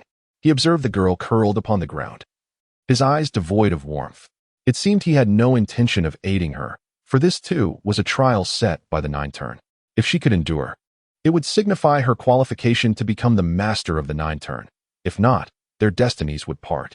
Although he was unaware of why the Nine Turn had shown such peculiar fixation on this girl from the outset, she could not afford to surrender. She must survive. Suddenly, she opened her eyes. Her dark pupils, now resolute and frigid, appeared to harbor a tempest of danger and enigma. Gritting her teeth, she suppressed the overwhelming pain coursing through her, reaching out to grasp the body of the Nine-Turn demon suppressing tower. In the next instant, a surge of potent fire-based ability erupted from her palm. With a resounding roar, searing flames enveloped the Nine-Turn demon suppressing tower in an instant. I implore you to submit to me. Her voice was harsh and unyielding. The flickering flames accentuated her pale visage, lending an indescribable beauty to her countenance. The contract formation began to settle into an eerie calm. Observing this scene, Feng Xingyao raised an eyebrow, a subtle smirk playing at the corners of her lips. Suddenly, she spat a mouthful of blood, soaking her freshly donned garments. Her hands, imbued with fiery abilities, gripped the Nine-Turn demon suppressing tower tightly, preventing any chance of backlash. Unbeknownst to Shen Yan, in Feng Xingyao's eyes, she was not only unleashing her fire-based spiritual power, but also wielding a mental force imperceptible to ordinary cultivators. Her mental prowess was formidable. Feng Xingyao's gaze was contemplative. Her mental strength was subduing and subjugating the Nine-Turn, gradually completing the contract's process. Moments later, Shen Yan, clutching the Nine-Turn demon suppressing tower, staggered to her feet. The contract was established. She could vaguely sense the connection between herself and the tower, and a strange, youthful voice echoed in her mind. Greetings, new master. I am the spirit of the Nine-Turn demon suppressing tower, referred to as Nine-Turn. The voice was youthful, laced with a hint of playfulness. Shen Yan inquired directly, "What are your capabilities?" Nine-Turn responded, after a brief, awkward pause, "I possess many functions, capable of suppressing all manner of demons and monsters. Naturally, my strength is contingent upon yours." Shen Yan retorted, "So, you are rather useless at present?" Nine-Turn hesitated, responding with a tinge of grievance. "Indeed, that is accurate." Shen Yan pressed on, "Why did you attach yourself to me in the spirit flame forest?" Feng Xingyao slightly raised his eyes, seemingly showing some concern regarding the question. "Shen Yan? It was clearly the entity that first ensnared my hand." In an instant, Shen Yan turned to the sole witness, Feng Xingyao, seeking his confirmation. "Did you not see it? It was indeed the one that wrapped around me, correct?" "Yes, isn't it?" The perfunctory tone rendered Shen Yan devoid of further inquiry.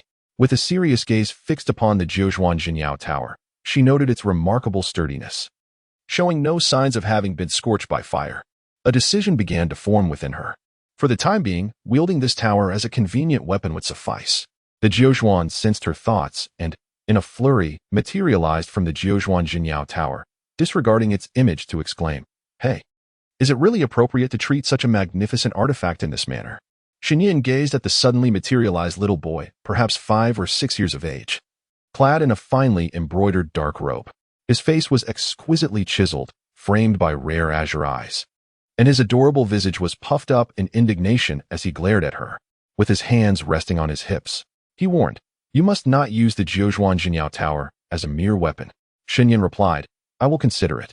The Jiuzhuan, exasperated, suddenly had a cunning glint in his eyes. He immediately feigned a sobbing demeanor, forming his hands into tiny fists to rub his eyes, lamenting pathetically, "You heartless master, having forcibly taken me, and now you mistreat me so? Boo-hoo, I am truly pitiable." The Jiuzhuan's voice abruptly fell silent, swiftly covered his mouth with her hand, a motion executed with remarkable precision. "MMM. MMM." Jiuzhuan's eyes widened in fervent accusation. Suddenly, his gaze shifted, and he turned to look in the direction of Feng Xingyao, only to find that the distinguished man appeared to have lost consciousness. Realization dawned upon him. He promptly silenced himself and grasped Shen Yan's arm, exclaiming, "Master, please save him." Chapter 11. No secrets save him? Shen Yan followed Jiuzhuan's line of sight and beheld the alluring man, his complexion pale, seemingly ensnared in a state of unconsciousness. "Master, please save him," Jiuzhuan urged urgently. After a moment of contemplation, Shen Yan appeared conflicted, yet she swiftly turned and approached a shelf, retrieving a vial of potion. She hastened to Feng Xingyao's side, uncapping the vial, and reached to grasp his cheek, but her delicate wrist was abruptly seized by his frigid hand. an indescribable chill enveloping her. He gripped fiercely, as if to crush her wrist. Shen Yan winced in pain, glancing down to see the weakened man still with his eyes firmly shut, remaining in a state of unconsciousness, which led her to deduce that this was his instinctive wariness. Who exactly was he? Her voice deepened. Release me. I am here to save you. Zhuan rushed over, but halted 3 steps away. Seemingly gripped by an instinctive fear and trepidation, his exquisite and adorable face etched with urgency. Yes, Master is here to save you. You must let go of her hand. Perhaps influenced by the voices of Shen Yan or Zhuan, he indeed released his grip. Upon witnessing this, Zhuan's eyes brightened with surprise. He truly listened. Shen Yan immediately resumed her previous actions, firmly grasping his face to compel the unconscious man to open his mouth, pouring a vial of medicine down his throat. Subsequently, she raised her hand to feel his forehead, checking his temperature. This scene did not go unnoticed by Zhuan, whose pupils suddenly constricted, prompting him to exclaim, "Stop." Upon hearing this, Shen Yan instinctively stepped back, distancing herself from her previous position. After a few moments of tense anticipation, nothing transpired. Shen Yan turned to Zhuan, inquiring, "What do you mean?" Zhuan's expression was one of shock. His inner turmoil was evident. Once he regained his composure, he hastily shook his head at Shen Yan. "No, it's nothing," Shen Yan replied, her tone growing colder. "Then be quiet." Zhuan nodded nervously, an apologetic smile gracing his face as he mimed zipping his lips. Shen Yan cast a furtive glance at Feng Xingyao. His breath was faint, but after consuming the medicine, there was a slight improvement. A thought struck her, and she exited the ability space, retrieving some wound medicine and a salve for necrosis that Aunt Huang had left for her. She re-entered the ability space. Approaching him, she frowned at the gruesome wounds that pierced his limbs. With a sense of caution, she turned to Zhuan and asked, "Am I allowed to touch this iron chain?" Zhuan paused momentarily before hastily waving his hands. "No? You will die?" "Understood." Upon hearing this, Shen Yan nodded in understanding. She addressed Zhuan, saying, "I possess no medical skills nor the ability to heal others. If he manages to endure, simply inform him to tend to his own wounds." "Understood, Master," Zhuan replied, patting his chest with a serious expression. Shen Yan approached him, slowly crouching to meet his gaze levelly. "What secrets lie between you and him?" Her tone was calm. Zhuan, flustered, shook his head vigorously. "And no, there are no secrets." Shen Yan responded, "You cannot even manage a lie." Zhuan was taken aback. How could she see through his deception? It was astonishing. He gazed at her in wonder. Shen Yan gently brushed aside a stray lock of hair from his forehead, her voice devoid of any emotional fluctuation. "Regardless of the secrets you share with him, I am your master now. You must prioritize my commands. Should you betray me, I will ensure you face the consequences." A chill ran down Zhuan's spine, sending shivers throughout his body. He was nearly frightened to tears. "I will be very obedient." "Very well," Shen Yan replied with a faint smile. Emerging from the realm of her powers, the overwhelming fatigue and excruciating pain enveloped her, compelling her to recline upon her bed and succumb to sleep. She remained in slumber until midday the following day. Upon awakening, she found her exhaustion significantly diminished. Unsure of how much time had elapsed, she entered the realm of her powers once more to consult Zhuan. Upon noticing that Feng Xingyao had yet to awaken, her expression remained indifferent, and she chose to say nothing before exiting the realm. She recalled the compensation that the Shen family had agreed to bestow upon her the previous day, and immediately rose from her bed. As she was about to open the door, she sensed an unusual presence. With a creak, the moment the door swung open, Shen Yan instinctively took 2 steps back in caution. There, she saw Shen Tianhao, who had been seated at the threshold, topple inward as the door lost its support. "Ouch! Father?" Shen Yan froze, her heart constricting as if gripped by an invisible hand. Shen Tianhao quickly regained his composure, rising hastily from the ground to fix his gaze upon Shen Yan. In a gentle voice, he inquired, "How do you feel?" "Much better," Shen Yan replied with a nod. Then curiously asked, "Father, have you been waiting outside the door all this time?" "Indeed," Shen Tianhao affirmed, believing it to be a natural duty. He would not permit his daughter to endure any further harm. After a brief silence, Shen Yan found herself at a loss for words and decided to change the subject. "Father, what about the compensation from the Shen family?" "It is with me," Shen Tianhao responded. He then retrieved a storage ring and a silver token that granted access to the Shen family's library from his spatial storage. Handing both items to Shen Yan, He cautioned her tenderly. Yenner, you currently lack spiritual energy, which means you cannot open the storage ring. If you wish to access gold, please allow me to assist you. Understood, Shen Yan acknowledged, accepting the ring and the token. Shen Tianhao sensed a marked chill in his daughter's demeanor, which unsettled him somewhat. Yet, perhaps this was merely the essence of her character, or perhaps the scars of her past had rendered her incapable of fully trusting others. With a twinge of guilt in his heart, he remarked, Father will find a way to locate the bloodthirsty pearl. Shen Yan furrowed her brows and inquired, Is the bloodthirsty pearl difficult to find? Shen Tianhao, not wishing to disappoint his daughter, quickly shook his head with a smile, insisting, It's not difficult. However, Shen Yan perceived the kindness in his words. Lowering her gaze, she felt that since she had already been granted a second chance at life through the original owner, she should not, indeed, had no right to, request assistance from her father. Politely, she replied, Father, you need not search for the bloodthirsty pearl. I can manage it myself. Upon hearing this, Shen Tianhao was filled with sorrow. His eyes immediately reddened, and he suddenly embraced Shen Yan tightly, his voice choked with emotion as he lamented, Yenner, do you harbor resentment towards me? Could you please refrain from being angry with your father? I cannot bear to lose you.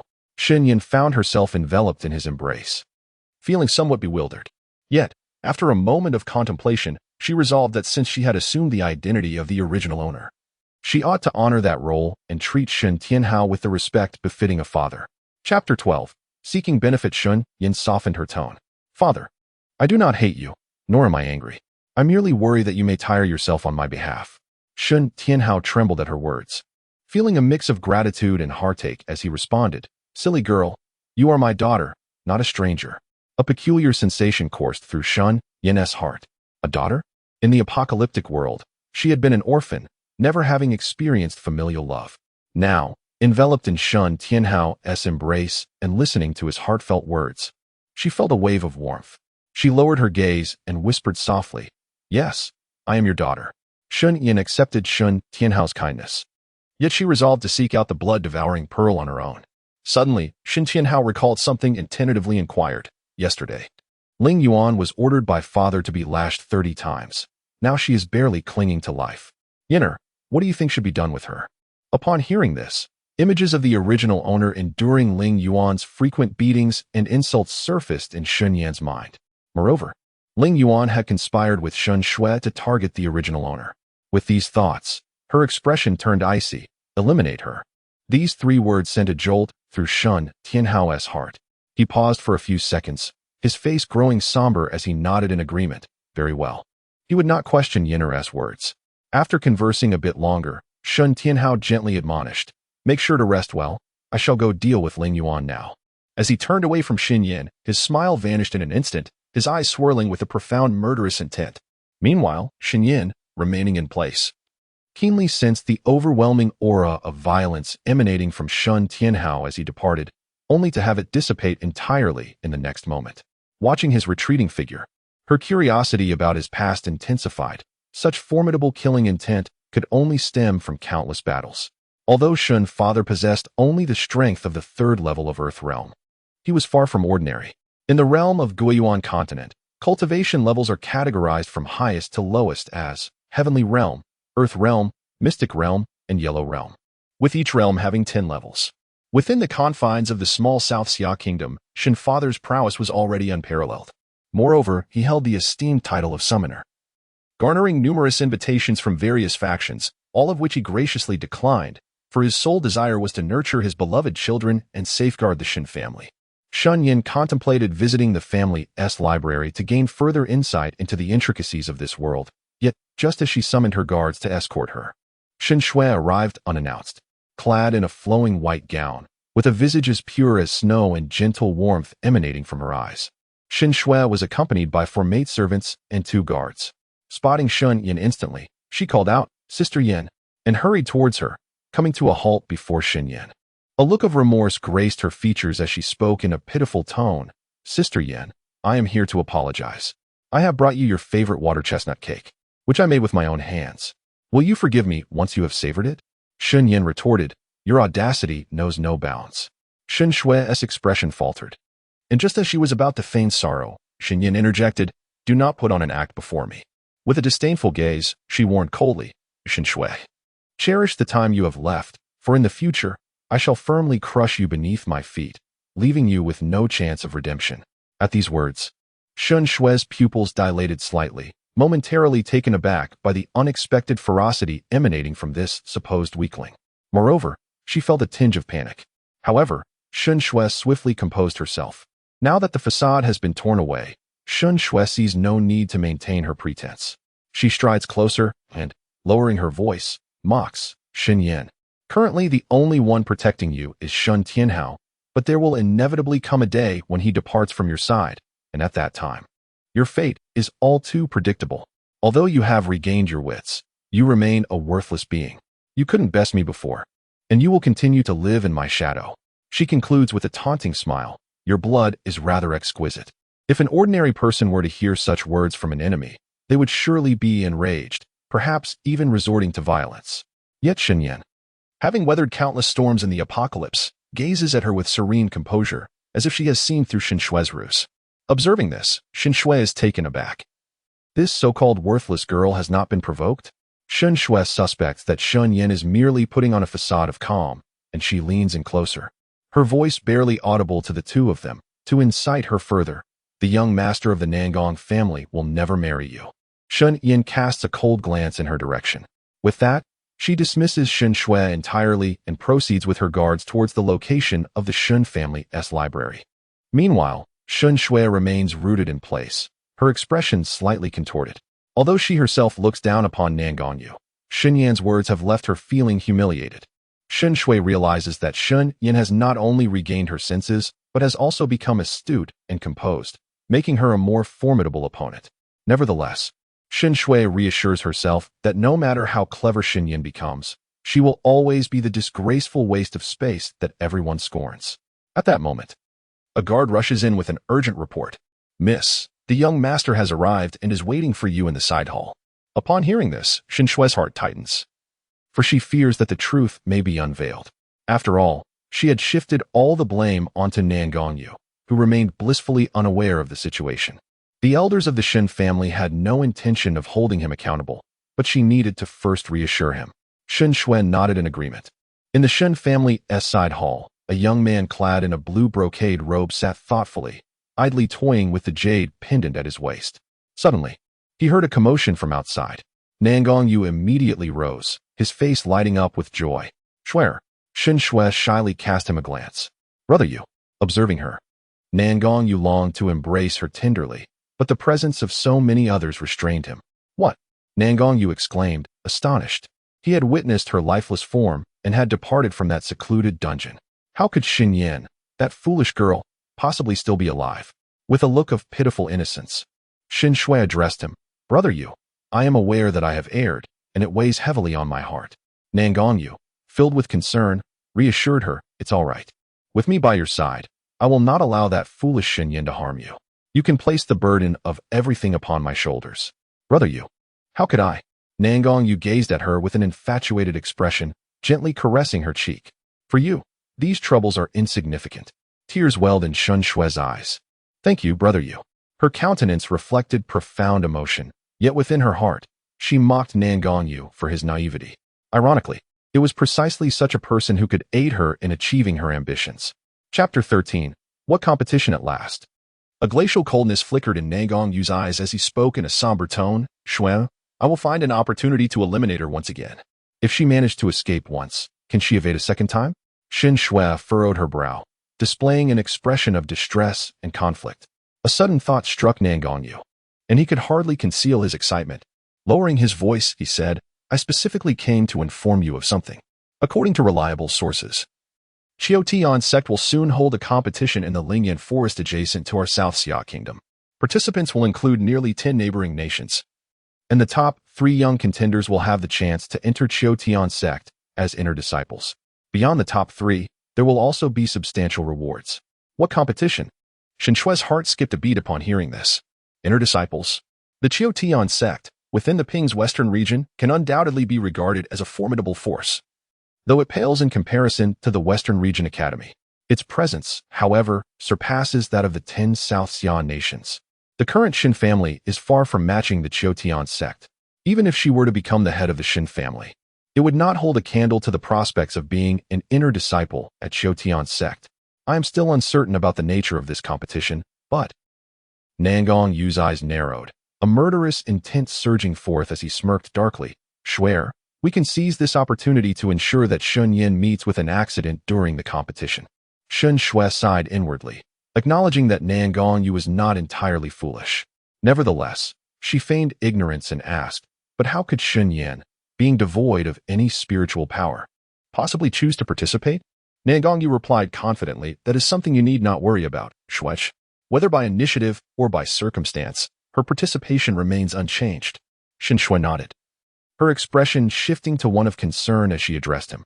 Father has already learned of the previous plot against Yenner, which bears your mark. Although the elders have forcibly restrained him from seeking vengeance upon you, he harbors resentment in his heart. Therefore, you must conduct yourself with utmost discretion during the competition, lest he seize upon any evidence against you. Were it not for grandfather and the elders striving to protect my reputation, they might well have permitted Shen Tian how to pursue revenge against Nangong Yu. Should matters escalate, not only would Nangong Yu suffer, but my own reputation would also be tarnished, bringing disgrace upon the Shen family. The Shen family places immense value on honor and reputation. Thus we are compelled to suppress this matter. Rest assured, Shuer, I shall handle it with care, Nangong Yu replied with a dismissive scoff. His desire to eliminate Shen Yan stemmed not solely from his affection for Shuer, but also from his own interests. He had no intention of marrying a worthless individual. Only Shuer was worthy of him. Had it not been for Shen Tianhao saving his father's life, his father would never have betrothed him to the infant Shen Yan, who turned out to be both foolish and inept, lacking any redeeming qualities. Now, even his father viewed Shen Yan with disdain and regretted the hasty engagement. As their gazes met, Nangong Yu gently took her hand in his. In that intimate moment, a maid rushed in, her expression fraught with anxiety. Miss, young master. The young master is coming towards us with a large blade, seething with rage. He threatens to slay the young master. Upon hearing this, Nangong Yu's countenance shifted dramatically. Shen Shui's complexion changed dramatically, and she hastily urged Nangong Yu, Brother Yu, we must flee at once. Once Shen Tianhao lost control, he would become like a madman. Unless someone restrained him with force, the consequences would be unimaginable.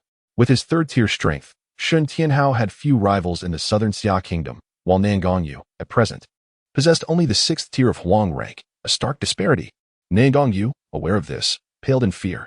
After hastily bidding farewell to Shen Shui, he fled through the side entrance with his attendants, his demeanor somewhat disheveled. Soon, a tremendous commotion erupted as a tiger, towering to the height of an adult, leaped into the side hall, roaring ferociously and toppling several tables and chairs, forcing Shen Shui to retreat several steps. This was one of Shen Tianhao's summoned beasts, the Thunder Tiger. Sensing its master's turbulent emotions, the Thunder Tiger advanced menacingly towards Shen Shui, baring its teeth and emitting a low growl as a warning. The immense pressure emanating from it left Shen Shui paralyzed with fear. Terrified, she cried out, Father, please spare me. Shen Tianhao arrived shortly after, wielding a long-handled blade, his expression fierce and his gaze sharp as ice. He bellowed, Where is Nangong Yu? Shen Shui stammered, He has left. Shen Tianhao's cold, frosty gaze fixed on Shen Shui, causing her to tremble. It was the first time she had ever been subjected to such a look of hatred from him, a chilling sensation coursing from her feet to the crown of her head. Father, she whimpered. Shen Tianhao's eyes blazed crimson as he shouted, Silence. I, Shen Tianhao, have no daughter like you. In this world, you are the least qualified to address me as father. You have murdered my daughter, staining yourself with her blood, and your shamelessness knows no bounds. Cease this at once. Swear, are you unharmed? The voice of the elder, filled with utmost concern, resonated as he assisted the terrified Shen Shui to her feet. Immediately, upon noticing Shen Shui's pallor, the elder turned his furious gaze upon Shen Tianhao, indignantly exclaiming, Tianhao, do you intend to kill Shuer? Indeed, Shen Tianhao retorted through gritted teeth. The elder was momentarily taken aback, casting a look of exasperation at Shen Tianhao. He could not comprehend why Shen Tianhao clung to a useless person when there were better daughters to choose from. Although Shen Shui was not his biological child, how did she pale in comparison to Shen Yan? Shen Shui was exceptionally talented, gifted, and had brought honor to the family. She was now embarking on the path of a summoner, with a boundless future ahead. Not even a word of greeting was exchanged. The elder was furious. Shen Shui's eyes brimmed with tears. "Elder, does this mean I will no longer have a father?" The elder gazed at her with affection. "Even if you lack a father, you still have the patriarch, and we old men will stand by you. Swear, you are a child of the Shen family." Shen Shui nodded sadly, suppressing the smile that lingered in her eyes. "Yes, elder." The maids nodded in agreement, raising their hands to support Shen Shui. After their departure, a shadowy figure suddenly appeared, whispering a few words into the elder's ear. The elder's expression shifted to one of derision. "Do not concern yourself with that useless one. Even if she enters the library, she will learn nothing of value." Chapter 14. The least malicious in the Shen family's library. Shen Yan presented her badge to the middle-aged guard at the door. Though the man recognized her, it was the first time he had seen Shen Yan in such a composed state, which imparted an air of indifference. Her deep, luminous eyes seemed to penetrate the very souls of those she gazed upon, sending a shiver down their spines. Shen Yan inquired coolly, "Have you completed the inspection? I wish to enter." A chorus of laughter erupted from a group of disciples. "She's a fool. How could she possibly comprehend your words?" One young man remarked. "What business does a fool have in the library?" Turning slowly, Shen Yan regarded them with an icy stare. The disciples felt an unsettling chill as they questioned, "What are you looking at?" In an unflappable tone, Shen Yan replied, "Utter one more insult, and I shall tear your mouths apart." The statement left them momentarily speechless. Then they exchanged glances and burst into laughter. "Did she just say she would tear our mouths apart? How amusing." A scornful disciple approached, mocking, "Is that the courage bestowed upon you by the man you were consorting with outside?" Pathetic. Before he could finish, Shen Yan struck with an unexpected swiftness. Grasping his mouth with both hands, she tore forcefully. A scream erupted as the corners of his mouth tore slightly, blood streaming forth. In a swift motion, she then pressed his body down and drove her knee sharply into his chest. The sound of impact echoed as the disciple contorted in agony, letting out a pained wail. Immediately, Shen Yan clenched her fist, delivering blow after blow to his cheek until he was rendered unconscious. She released him, and he collapsed to the ground like a pile of mud. The entire process unfolded in mere seconds. The onlookers from the Shen family were left utterly stunned. Their mouths agape. How could the so-called worthless Shen Yan possess such remarkable speed? Even the two guards standing by her side were taken aback by the scene they had just witnessed. Shen Yan nonchalantly withdrew a handkerchief from her sleeve, meticulously wiping the blood from her hands while casting a leisurely glance at them. "Utter one more insult, and your mouths will meet the same fate as his," she declared. Without paying any heed to the complex and astonished expressions of the crowd, she turned and strode towards the middle-aged man guarding the library. Once again, she produced the token and stated coolly, "The head of the Shen family has granted me access to the library for 1 month. 1 month of access. How is that possible? Even disciples who have made significant contributions to the Shen family cannot obtain such privileges, let alone someone as inept as Shen Yan." They whispered among themselves. Moreover, how was it that Shen Yan appeared to have regained her senses? In an instant, the disciples erupted in indignation, protesting, "Shen Yan, what qualifications do you possess to warrant a month of access to the library?" Shen Yan turned her gaze toward them, her voice icy. "Simply inquire with the family head. It was he who bestowed this privilege upon me." Her words left the crowd speechless. Who would dare to approach the family head? "Shen Yan, you are no longer foolish?" One disciple exclaimed, his eyes wide with disbelief. Shen Yan scoffed derisively. "Indeed, I am no longer foolish. Should you dare to insult me again, I shall rend your mouths asunder. And if anyone dares to bully me, I shall articulate the entire ordeal with clarity and precision to my father." Upon hearing these words, the faces of the crowd shifted dramatically. While they were not afraid of Shen Yan, they trembled at the thought of the young master. Previously, Shen Yan had been oblivious and naive, unable to discern between kindness and malice, nor could she report her grievances to Shen Tianhao. As they glanced at the disciple who had been rendered unconscious with a split lip, they could not help but furrow their brows. The corners of that disciple's mouth were indeed torn, bloodied, and gruesome. A young girl, witnessing this, could not contain herself, exclaiming, "Shen Yan, how vicious you are." Shen Yan replied coldly, "Ah, yes, you are the least vicious of all. Where were you when they bullied and insulted me?" The girl was rendered speechless, her face aflame with embarrassment. Shen Yan, uninterested in their reactions, displayed her token to the middle-aged man before striding into the library. Once her figure had completely vanished, the crowd gradually began to comprehend the situation. How could Shen Yan no longer be foolish? Quickly, summon a healer. Shen Shi's mouth is torn. A panic-stricken group of disciples rushed about. Meanwhile, a shadowy figure reported this incident to the head of the Shen family. Upon hearing the news, the family head's expression darkened. Incredulity itched across his features as he confirmed, "You mean to say?" Shen Yan incapacitated a disciple of the third rank of Huangping with her bare hands and tore his mouth. The head of the Shen family, his face lined with wrinkles, trembled slightly, falling into silence for a moment before letting out a deep sigh. What a pity. Shen Yan is a powerless waste. Even if her speed of attack is swift and her strength formidable, when confronted by a stronger opponent, she finds herself utterly immobilized and unable to resist. This is the harsh reality. Those devoid of spiritual power possess no prospects whatsoever. She continues to be scrutinized. Regarding the incident where the second young lady inflicted harm. Yes, esteemed head of the family. The dark guards may withdraw.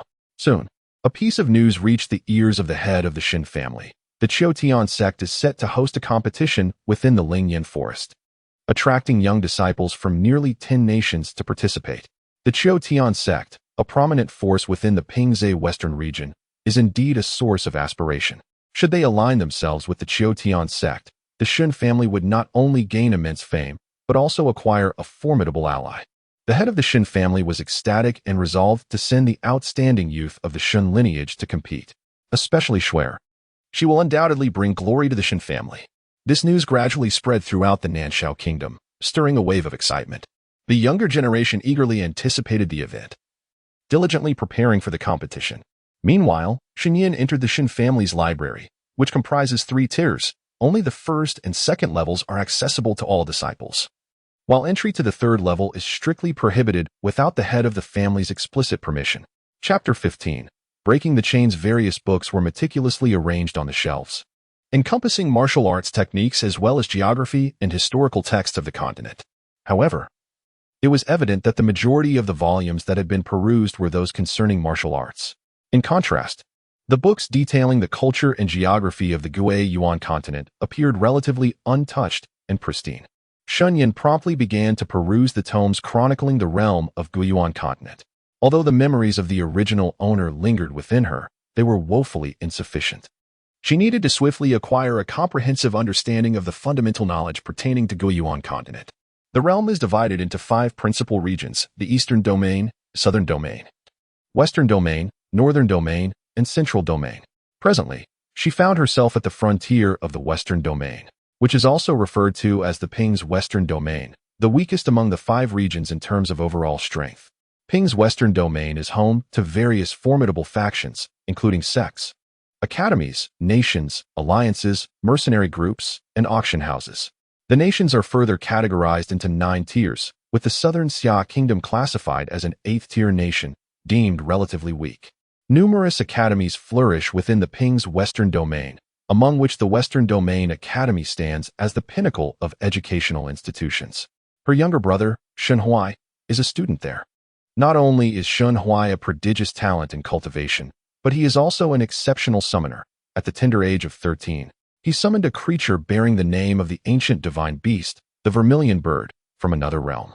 This remarkable feat garnered immediate attention from the Western Domain Academy, which subsequently invited him to join their ranks. Moreover, by the age of 13, Shen Huai had already attained the 3rd level of the Xian grade in cultivation, surpassing his current sister, Shen Shui, by several minor realms. However, the starkest contrast lies in the fates of Shen Yan and Shen Huai. Once considered a pair of celestial twins, the sister is now not only foolish but also deemed a failure, while her brother shines as a paragon of genius. With a slight lowering of her gaze, she contemplated the contents of the texts before her. It was imperative for her to establish a firm foothold within the Shen family and to personally avenge the grievances of the original owner. For several consecutive hours, she immersed herself in her studies, nearly exhausting the collection of books on the 1st floor of the library. Within the library, the disciples of the Shen family observed Shen Yan flipping through the pages with remarkable speed, their expressions tinged with incredulity. Shen Yan's demeanor was earnest, yet the rapidity of her reading suggested a mere superficial grasp of the material. It was perplexing that the family head would permit her to study here. They had painstakingly accumulated their time in the library through diligent effort, and yet she seemed to have obtained this privilege through the favor of the young master. Indeed, it was evident that the young master indulged her even more than the eldest young lady.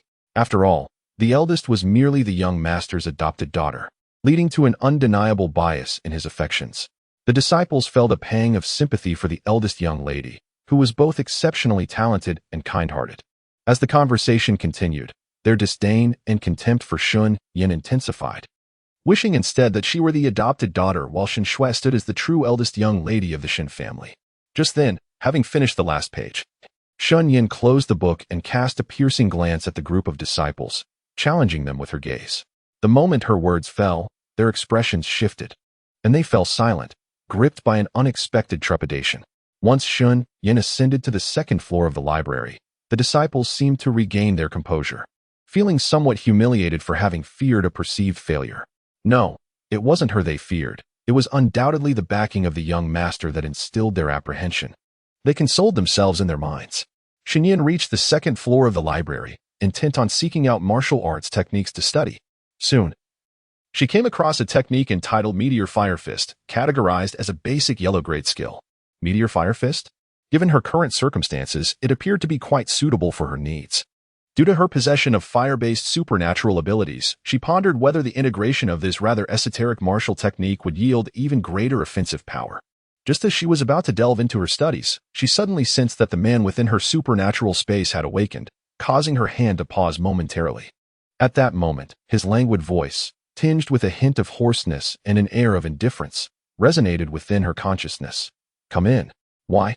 she inquired. His tone remained calm. "Do me a favor, and I will exchange information regarding the blood-devouring pearl." Upon hearing blood-devouring pearl, her gaze flickered slightly, and she whispered, "No? Yes. Can it not wait a little longer? It is already too late." At his words, she had no choice but to acquiesce.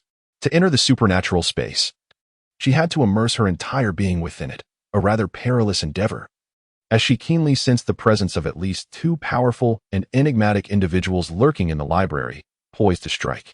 If they discovered her secret regarding the supernatural space, it would spell trouble. However, the information about the blood-devouring pearl was of utmost importance. She could not afford to miss it.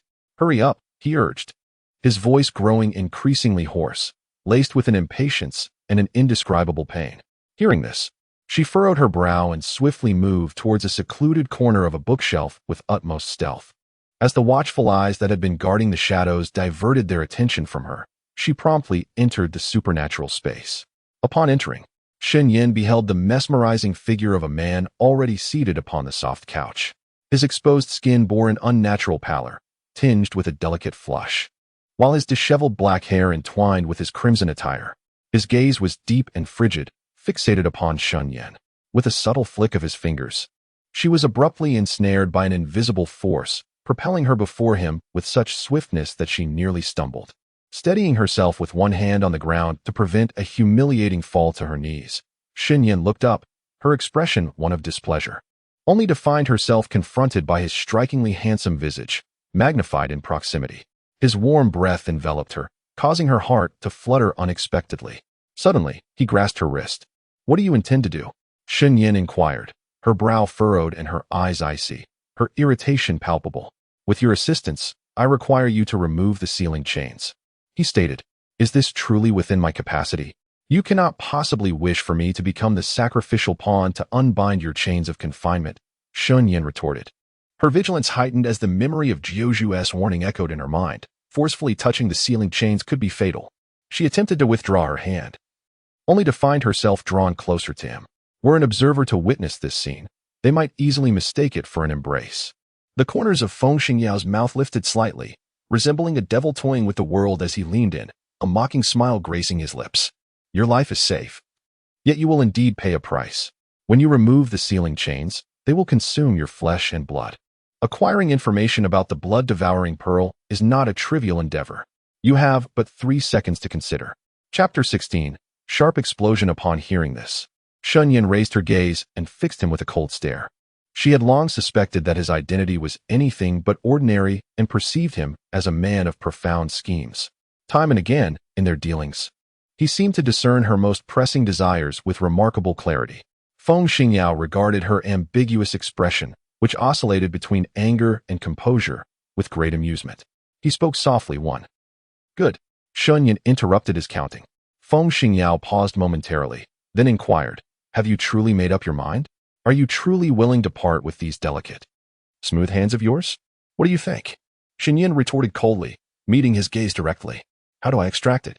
Simply grasp the iron chain, and I will guide you in the extraction process, Feng Xingyao replied. Observing her resolute and indifferent demeanor, he took a rare interest and cautioned. The extraction must be executed swiftly. Understood, Shen Yan nodded, her gaze unwavering as she asked, why choose me to extract the iron chain?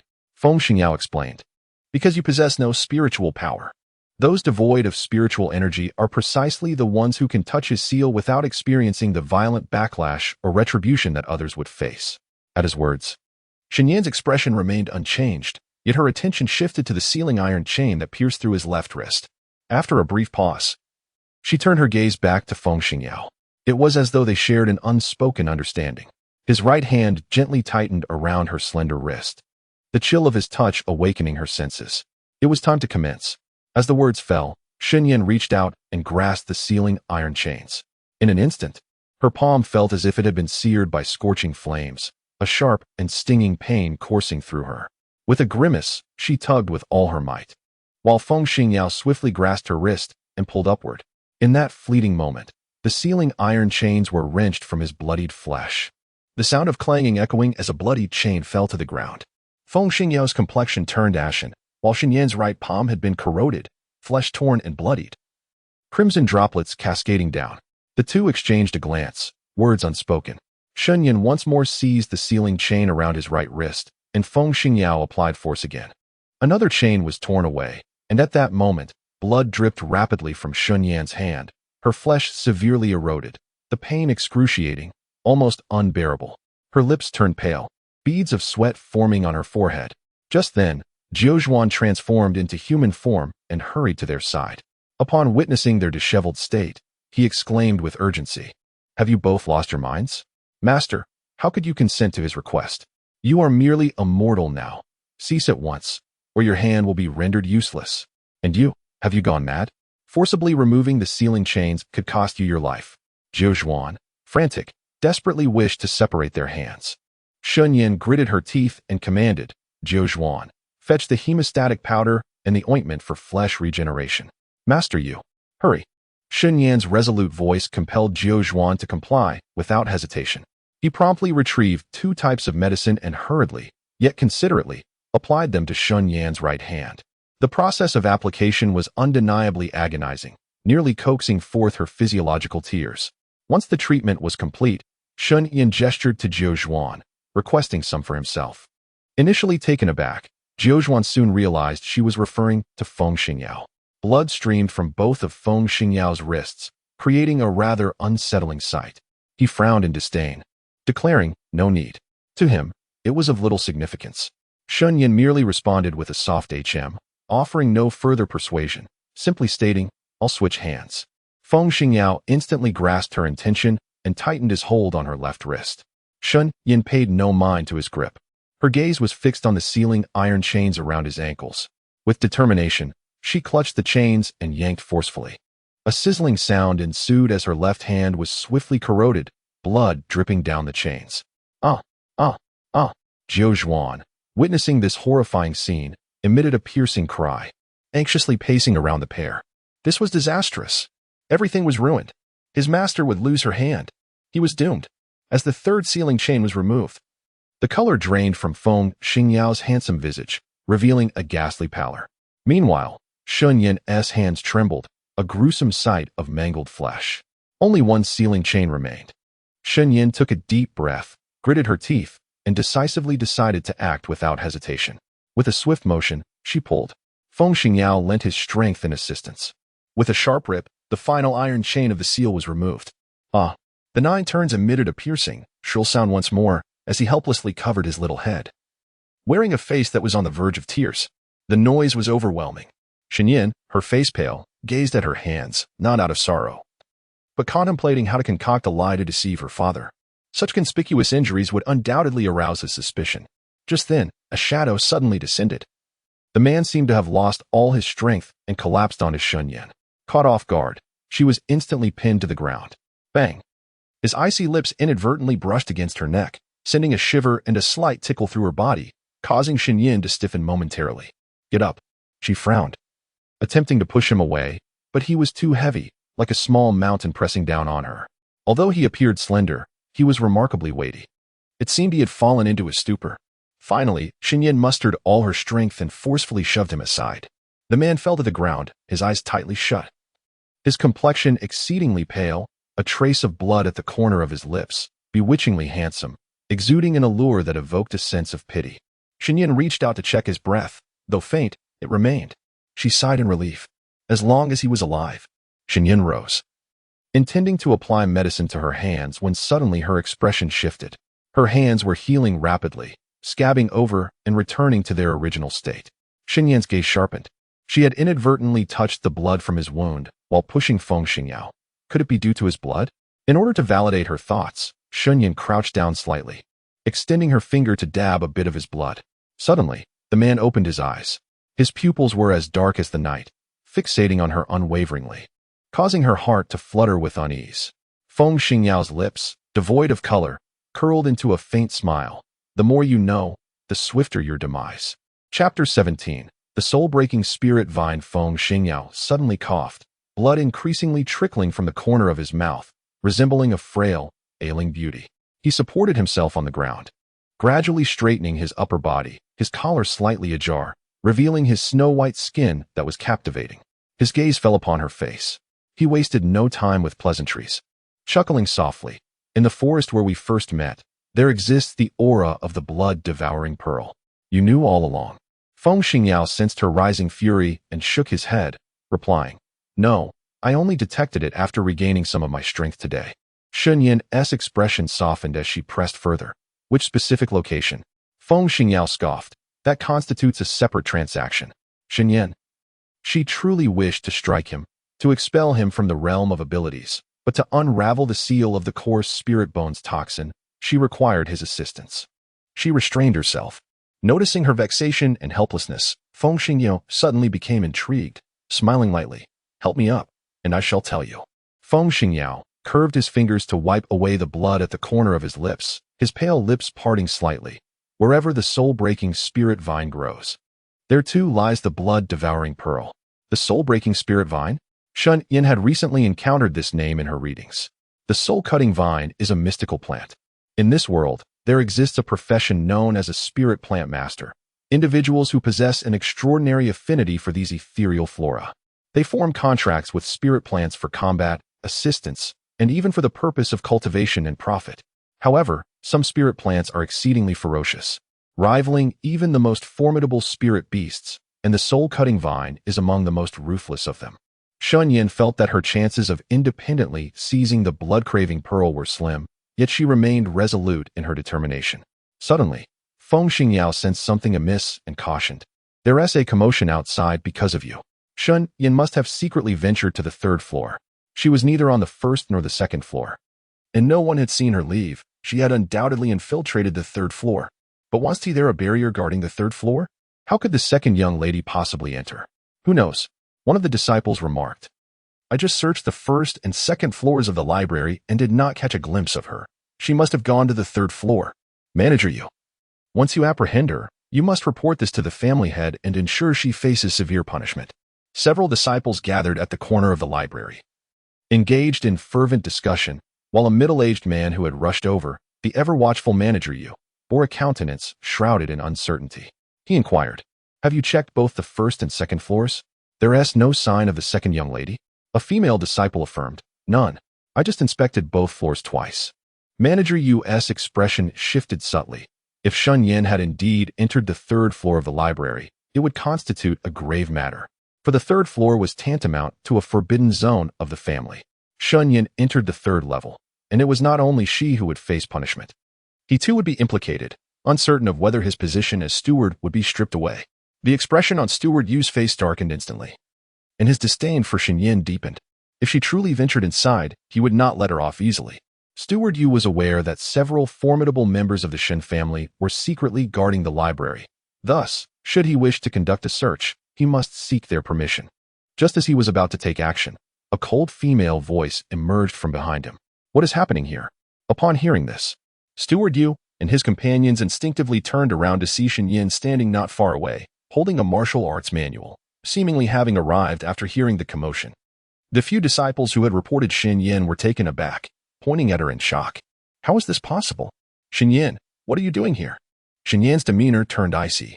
If I am not here, where should I be? Steward Yu was taken aback as well. He let out a deep sigh of relief, realizing it was merely a misunderstanding. This statement left the group of reporting disciples frozen in place, their gazes fixed on Shen Yan. Convinced that she had indeed been in the third level of the library, Shen Yan scoffed. What misunderstanding? Are there no rules within the library? Steward Yu, you allow so many people to gather here and create a disturbance? Is there no oversight? If word gets out, whose reputation will be tarnished? Hearing her words, Steward Yu looked at her in astonishment, his gaze darkening slightly. How could this once inept Shen Yan become so astute after regaining her wits? Moreover, she possessed a sharp tongue. The Steward Yu immediately adopted a stern expression, turning to the group of unruly disciples and declaring, due to your assembly and disturbance within the library, your study time will be deducted. Furthermore, you are prohibited from stepping foot in the library for a month. The expressions of the disciples shifted dramatically, and they quickly pleaded for mercy. Steward Yu, we truly did not intend to create chaos. Shen Yan, what kind of schemes have you employed? Speak up. One disciple, visibly distressed, questioned with an air of desperation. This accusation unraveled the composure of the other disciples. Reading in the corner? Are you out of your mind? They were furious, ready to unleash a torrent of curses. Yet, under the watchful glare of Steward Yu, they could only swallow their indignation. Subsequently, they were expelled from the library. Meanwhile, Shen Yan remained inside, as she needed to study the martial techniques of this world for self-defense. The meteor fire fist was her first choice. Immersed in her studies, Shen Yan was unaware that several powerful guardians, secretly stationed within the library, began to harbor suspicions about her, for they had not seen her presence during the tumultuous commotion. Either they had misjudged the situation, or Shen Yan was indeed suspicious. At that moment, within the realm of supernatural abilities, Feng Xingyao could no longer endure. Abruptly expelling a mouthful of dark blood, frost formed around his brow and eyes, while the wounds covering his body were enveloped in a crimson glow, gradually healing as they pulsated. Meanwhile, Jiuzhuan swiftly transformed into human form and approached Feng Xingyao's side. Her small face contorted with concern as she anxiously inquired, Master, how are you faring now? Feng Xingyao chose to ignore him. Jiuzhuan, in a state of urgency, exclaimed, I shall summon the Master. To which Feng responded, it would be futile to call her. Jiuzhuan retorted, the Master is indeed of use. She is capable of administering your medicine. Upon hearing this, the weary expression on Feng Xingyao's face darkened with a chilling aura, his voice dripping with an unspoken frost. What did you say? Jiuzhuan shivered at his demeanor, hastily covering his eyes and nodding tremulously. Observing this, Feng lowered his gaze, concealing the emotions that threatened to surface within him. Had his vigilance diminished to such an extent? Chapter 18. The Red Sun and Silver Moon. Shen Yan remained in the library until nightfall. After thoroughly memorizing the techniques of the meteor fire fist, she departed and headed towards her residence at the West Emerald Courtyard. As dusk enveloped the Shen estate, a few lights flickered along the pathways. At that moment, the two guards trailing Shen Yan exchanged glances, unaware of the knowledge she had acquired in the library. However, one thing was certain. Not only had she silenced a disciple who spewed foul language outside the library, but she had also indirectly caused the expulsion of several disciples from the premises. The second young lady has truly changed. With this transformation, the young master could now rest assured. Upon seeing her, Shen Tianhao's eyes brightened, revealing an indescribable tenderness. He immediately approached her, lifting his large hand to affectionately ruffle her hair, asking gently, Yenner, are you hungry? Father has ordered a feast to be prepared. Shen Yan met his gaze steadily for 2 seconds. I am hungry. If you are hungry, then let us eat. Shen Tianhao smiled gently, and then, with a hint of caution, inquired, are you happy today? Shen Yan nodded in affirmation. Upon hearing this, Shen Tianhao let out a sigh of relief. He affectionately patted her head, as one would with a child, softly coaxing, if there is anything troubling you, do tell your father. Shen Yan felt a bit awkward and nodded, responding, all right. Shen Tianhao, suddenly amused yet bewildered, remarked, you are being extraordinarily compliant. Your father finds it somewhat hard to adjust. Shen Yan thought to herself, the second young lady obedient? Master, you are truly overthinking. The two guards inwardly shouted, their expressions nearly betraying their amusement. Subsequently, Shen Yan accompanied Shen Tianhao for dinner, during which his attentiveness towards her was meticulous, occasionally punctuated by his attempt at humor to elicit her laughter. To prevent him from feeling disheartened, Shen Yan feigned amusement at his jokes. After setting down her chopsticks, she earnestly declared, Father, I plan to visit the Lingyan forest tomorrow. The Lingyan forest? Shen Tianhao was taken aback, questioning, why? Shen Yan fabricated an excuse, because I lost something important there. Shen Tianhao furrowed his brow, expressing concern. Your father can retrieve it for you. Shen Yan shook her head, stating, I wish to go myself. Shen Tianhao was momentarily speechless. He sighed deeply. A sense of helplessness welling up within him. He couldn't help but reflect on how his daughter had indeed grown, developing her own thoughts. Yenner, even if you wish to venture to the Lingyan forest tomorrow, it cannot be allowed. He spoke, elucidating that a piece of news had spread throughout the imperial city. Today, the Lingyan forest had been jointly sealed off by the 9 nations, for Qiu Tianzong was set to hold a competition within its confines. Upon hearing this, Shen Yan felt a heaviness in her heart. She had encountered descriptions of Qiu Tianzong in books. It was regarded as a formidable power in the Ping's western region. Its overall strength not to be underestimated. The sealing of Lingyan forest by the 9 nations. Shen Tianhao inquired, what is it that holds such significance for you? Shen Yan replied, it is the jade pendant that my younger brother Huai gave me. Indeed. Shen Huai had gifted her a jade pendant capable of absorbing the impurities of the body, but it had been deceitfully taken from her by Shen Shui a year prior. Upon hearing this, Shen Tianhao paused, a wave of emotion washing over him, and tentatively asked, do you miss Huai? Shen Yan responded, not particularly. Then, she added, Father, I wish to go out and explore tomorrow. Shen Tianhao instinctively replied, I shall accompany you. No need, Father. I simply wish to wander alone, and besides, I am no longer a child, Shen Yan said, gazing at him.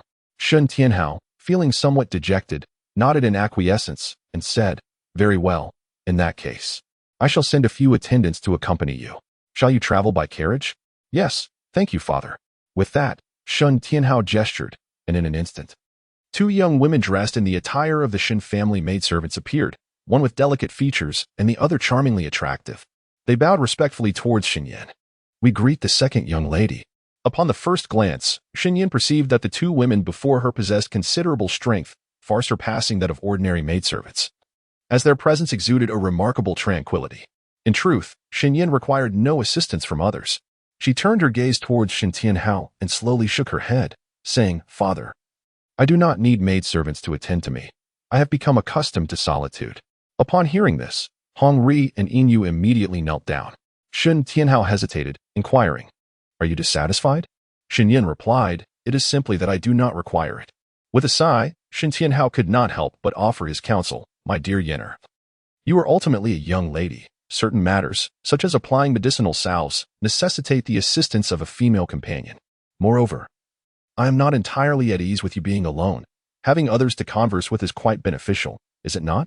Under Shen Tianhao's persistent persuasion, Shen Yan reluctantly acquiesced, stipulating that Hong Ri and Yin Yu's loyalty must be exclusively to her. Without her explicit instruction, they were forbidden from disclosing her affairs to Shen Tianhao. Reluctantly, Shen Tianhao consented, wishing for his daughter to have a confidant who could also protect her.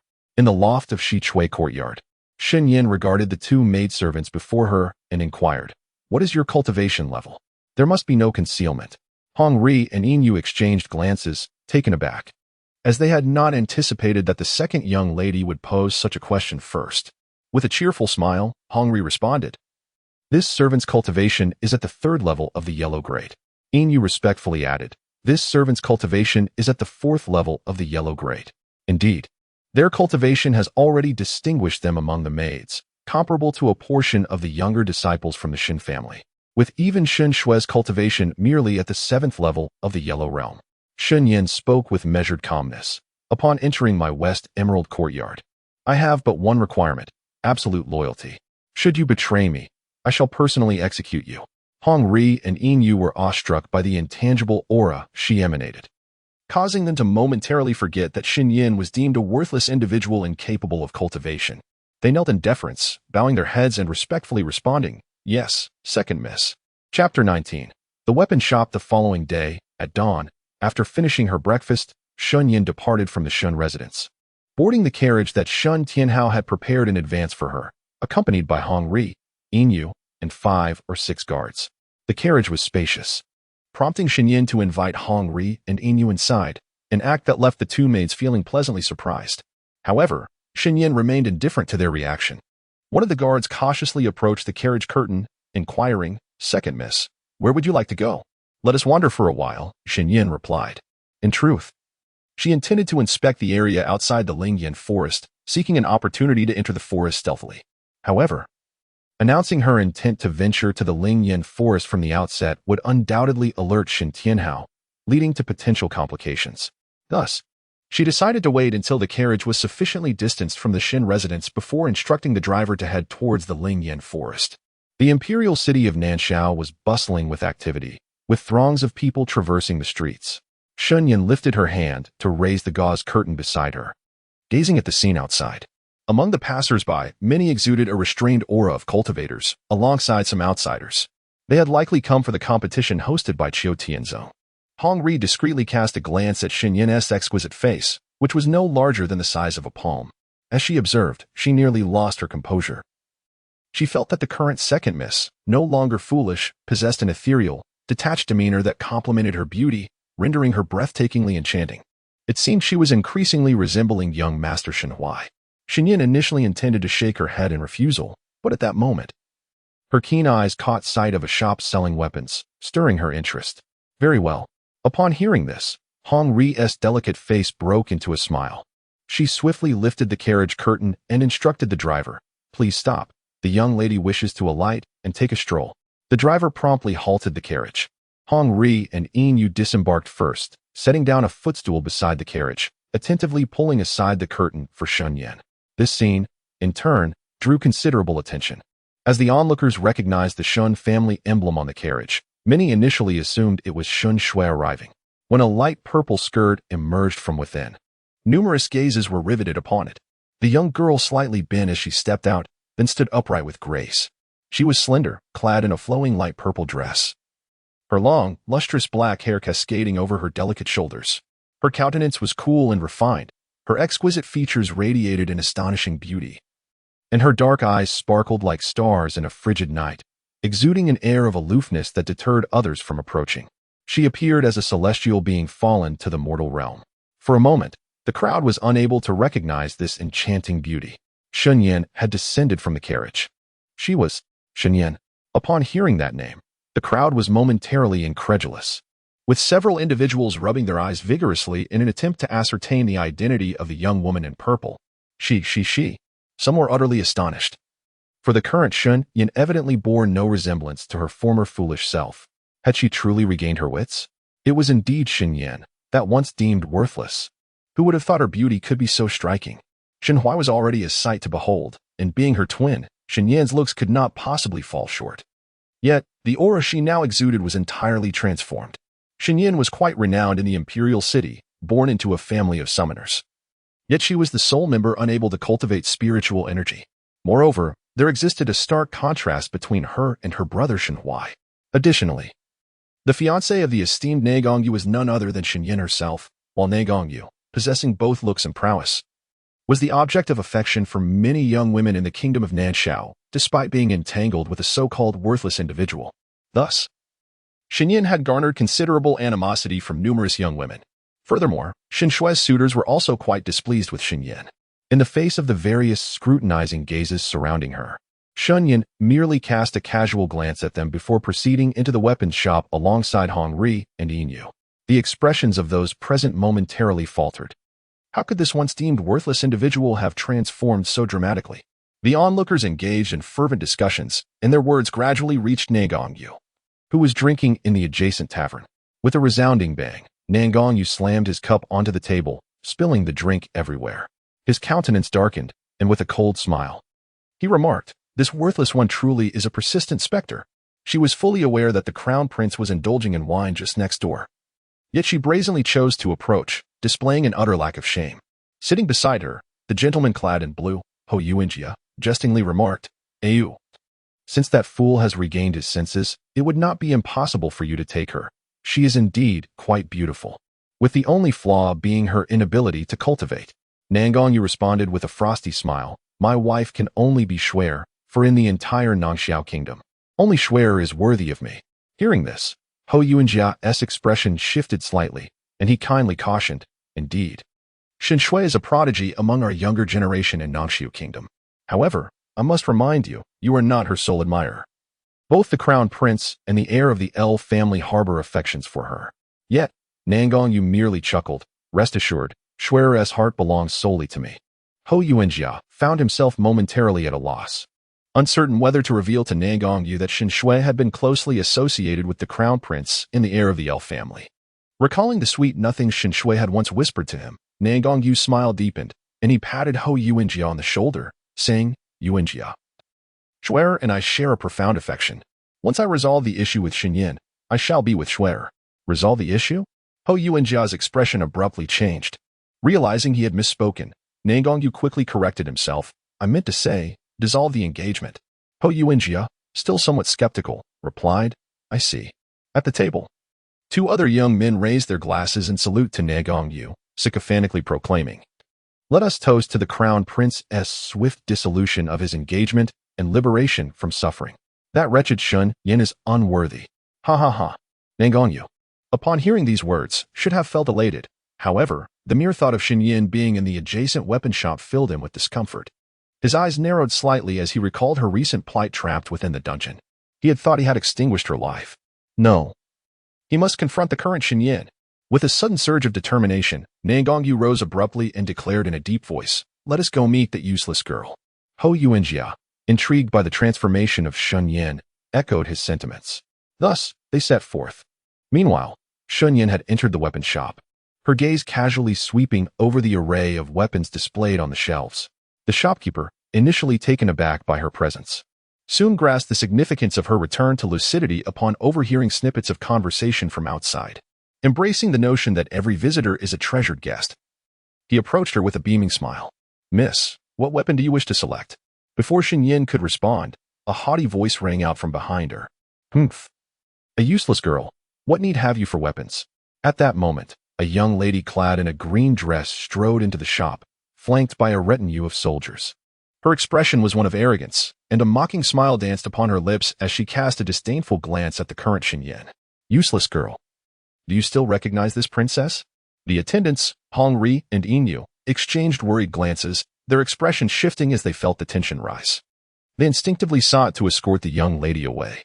Yet, upon witnessing their mistress's calm demeanor, they found themselves momentarily stunned. The girl in the green dress frowned, irritation evident in her voice.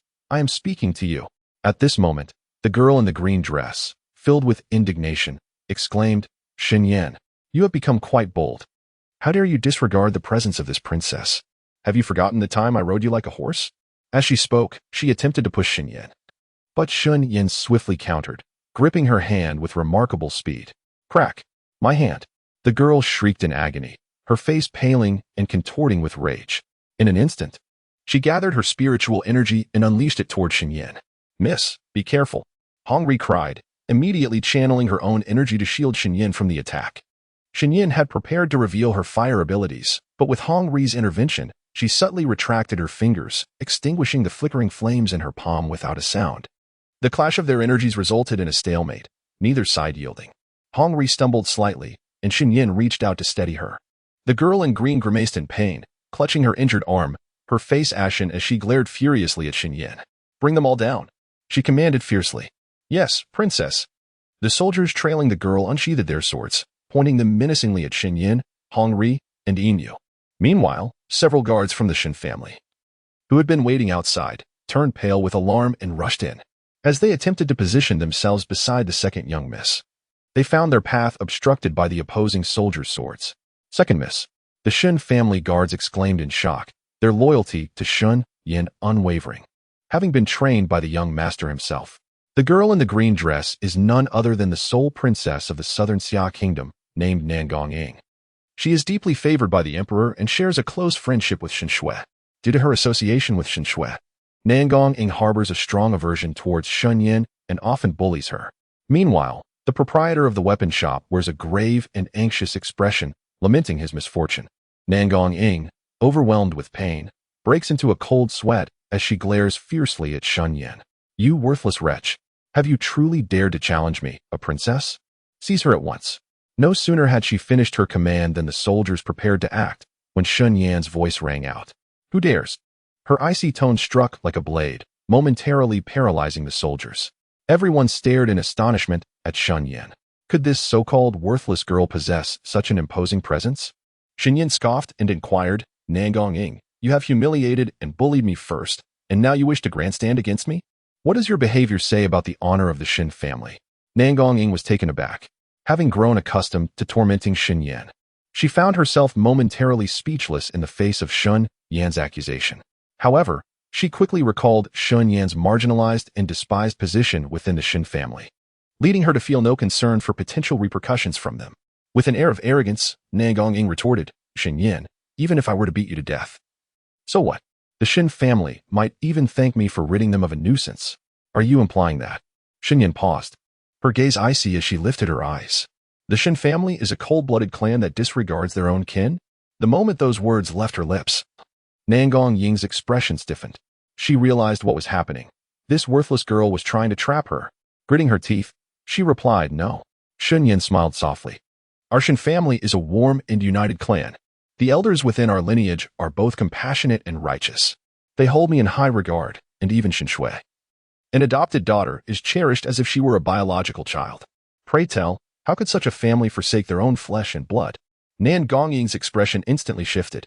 How could this useless girl articulate so eloquently? It seemed she had unwittingly ensnared herself in a verbal trap of her own making. Every step she contemplated appeared fraught with inadequacy. Taking a deep breath, Nangong Ying declared, Shen Yan, you have injured this princess, and I shall ensure you pay the same price. She then commanded her soldiers, break her hand. Upon hearing this, Hongri and Ingwei immediately positioned themselves protectively in front of Shen Yan. Their expressions were grave as they whispered urgently, Miss, if you see an opportunity, flee at once. Shen Yan raised her hand to gently push them aside. As she took 2 steps forward, Hongri and Ingyue's pupils dilated in shock as they called out, Mississippi. Nangong Ying, believing Shen Yan had chosen to humble herself, curled her lips in a disdainful smile. However, the next moment, she heard Shen Yan utter a calm remark that halted the soldiers poised to strike. Their faces turned pale, and a flicker of fear crossed their eyes. Nangong Ying shuddered. She had witnessed Shen Tianhao's fury in her childhood. It was when a foreign envoy had contemptuously kicked Shen Yan, an affront that had ignited Shen Tianhao's wrath. He had crazily broken the envoy's leg, shattering it, and commanded his summoned beast to devour him whole. Shen Tianhao was indeed a madman. Yet he is the most formidable summoner in the kingdom of Nanshao. Shen Yan observed their pallid faces and then deliberately lowered her voice, saying, Indeed, I have lodged a complaint. Previously, the original owner exhibited an extreme degree of foolishness with a notably poor memory. She would quickly forget things and struggle to articulate a complete thought. Often, she found herself lost in thought, as if devoid of self-awareness. The only individuals she consistently remembered were 3, Shen Tianhao, Shen Hui, and Shen Shui. As for others, she forgot them upon parting, let alone consider lodging complaints. Furthermore, when Shen Shui and her companions tormented the original owner, they cunningly ensured that her exposed skin bore no visible marks, for such signs would be too conspicuous. Beneath her garments lay bruises and swellings, remnants of old wounds compounded by new injuries. The maidservant Ling Yuan, who attended to the original owner's bathing and grooming, along with several other maids from Shitsue courtyard, had been bribed by Shen Shui.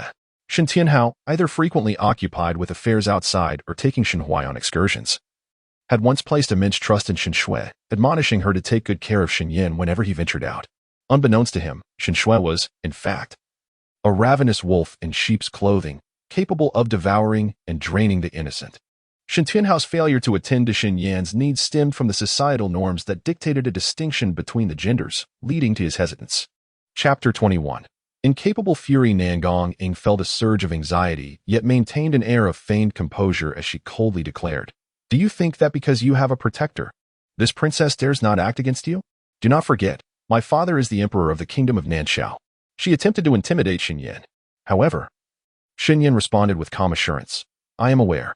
In this world, Strength is revered, and only those endowed with power possess a voice. Consequently, even a sovereign cannot wield absolute authority. Shen Yan gradually lifted her gaze, inching closer to the direction of Nangong, urging her to act swiftly if she intended to strike. Nangong Ying's complexion turned ashen. She found herself in a precarious situation, gripped by a genuine fear that Shen Tianhao might retaliate against her like a madman, heedless of the consequences. The memory of the envoy's grievous injury haunted her. For not only had Shen Tianhao remained unharmed, but the emperor of that nation had resorted to executing the envoy in a desperate attempt to placate Shen Tianhao's wrath. Her own father, too, held an acute apprehension towards Shen Tianhao. 25 years ago, Shen Tianhao was an extraordinarily gifted summoner within the borders of Ping's western domain, attracting the attention of numerous nations and factions, all eager to extend their olive branches to him. However, he chose not to align himself with any of them. He possessed the potential to rejuvenate the Shen family, yet to everyone's astonishment, his powers had significantly waned. Despite this, Shen Tianhao remained a figure not easily trifled with. While Nangong Ying was still in a state of trepidation, a male voice suddenly resonated from outside. "Shen Yan, what are you doing here?" The crowd turned towards the sound, and 4 young men entered, led by one clad in a resplendent azure robe, his appearance striking, with a prominent nose and piercing gaze fixated upon Shen Yan. The moment Shen Yan laid eyes on him, vivid images of her torment in the dungeon flooded her mind, along with his cruel and malevolent visage that lingered painfully. With a cold scoff, Shen Yan retorted, "What business is it of yours?" This declaration left not only Nangong Yu speechless, but also astonished the several young followers of Ho Yuanjia. Nangong Ying seemed to have found a moment of respite, and she immediately rushed to Nangong Yu's side, her voice laced with grievance. "Brother Yu, this wretch just injured my hand. It hurts so much." Nangong Yu's attention was instantly drawn to Nangong Ying's wounded arm. He reached out to touch it, causing her to scream in pain, her little face turning pale, unmistakably genuine. Anger flared within Nangong Yu as he glared at Shen Yan, his tone impatient. "Why aren't you kneeling to apologize to the princess?" Shen Yan remained silent. Nangong Yu spoke again, his voice low and commanding. "This young master is aware that you have regained your senses. Do not feign ignorance. You would do well to kneel and apologize to the princess, or I shall take it upon myself to teach you a lesson on her behalf." Shen Yan chuckled coldly.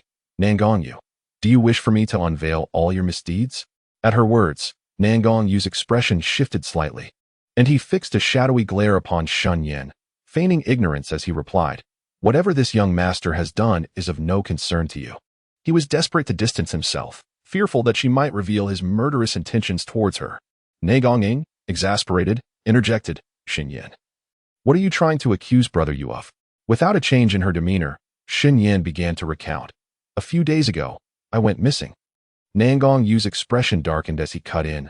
"Shen Yan, that is enough.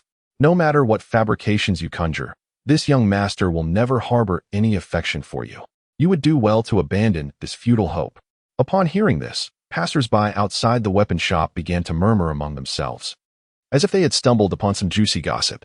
Shen Yan calmly remarked, "I have no affection for scoundrels like you. Do not delude yourself with false hopes.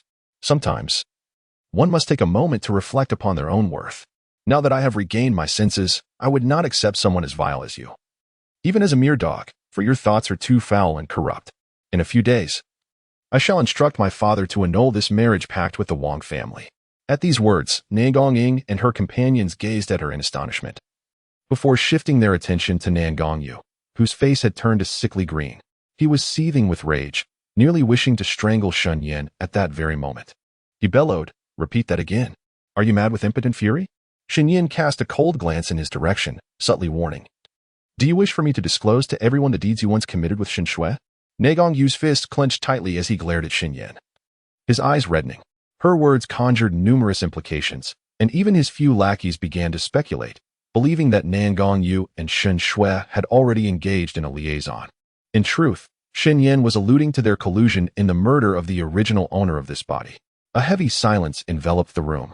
Shen Yan raised her gaze, her eyes icy as she declared, "Since there is nothing further to discuss, let us each attend to our own affairs." Her reluctance to exact vengeance upon Nangong Yu stemmed from her current lack of strength. As she turned and strode forward, the soldiers who had once surrounded her seemed momentarily daunted by her formidable presence, parting to create a path. She came to a halt before the proprietor of the weapon shop and stated, "Sir, I wish to examine the finest daggers in your establishment." This second Miss Shen is truly remarkable. The inability of her to cultivate has drawn considerable criticism. The haughty and disdainful voice of Nangong Ing resonated. "Shen Yan, today this princess, in her magnanimity, shall spare you this once. You, a worthless wretch, will forever be nothing but a mud that cannot support a wall. The presence of you in the Shen family is a disgrace. Yet, having Sister Shui in the Shen family is a mark of honor." After uttering these words, Nangong Ing swiftly departed from the weapon shop, bidding farewell to Nangong Yu, for her hand was truly in excruciating pain. Nangong Yu fixed his gaze fiercely upon Shen Yan's retreating figure, a glimmer of murderous intent flickering in his eyes. Meanwhile, Shen Yan, who was selecting daggers, felt a fleeting shadow of darkness in her gaze as she sensed the killing aura behind her, which swiftly dissipated. It was needless to conjecture that the source of the menace was undoubtedly Nangong Yu. With her eyes lowered, she concealed the emotion swirling within. She needed to find the blood-devouring pearl without delay. She could not remain in a passive state, even with Shen Tianhao as her support. That protection could only be relied upon in the presence of many. When alone, those who wished to harm her would certainly hold no reservations. Her yearning to grow stronger remained unwavering. Soon after, Nangong Yu departed with his entourage. Chapter 22. Crimson Flame Dagger. Shen Yan grasped the dagger recommended by the owner of the weapon shop. The handle was black and somewhat weighty, while the blade was exceedingly sharp, emanating a chilling aura from its craftsmanship. The owner, smiling, inquired, "Second Miss, are you satisfied?" Upon hearing this, Shen Yan remained silent, instead wielding the dagger in the air with a few precise movements, each stroke seemingly cutting through the air with a whisper of a blade's wind. Startled, the owner instinctively took a step back. He regarded Shen Yan with mild astonishment. Her previous maneuvers clearly indicated her proficiency with the blade, executed with a remarkable precision and grace. Strangely, had not Miss Shen just recently regained her senses?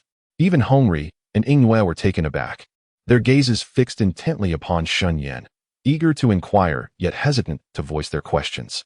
Shen Yan, somewhat dissatisfied, set down the dagger in her hand and posed a question. "Master, do you possess a more exquisite dagger?" The proprietor, cautiously probing, asked, "Miss, what purpose do you intend for the dagger?"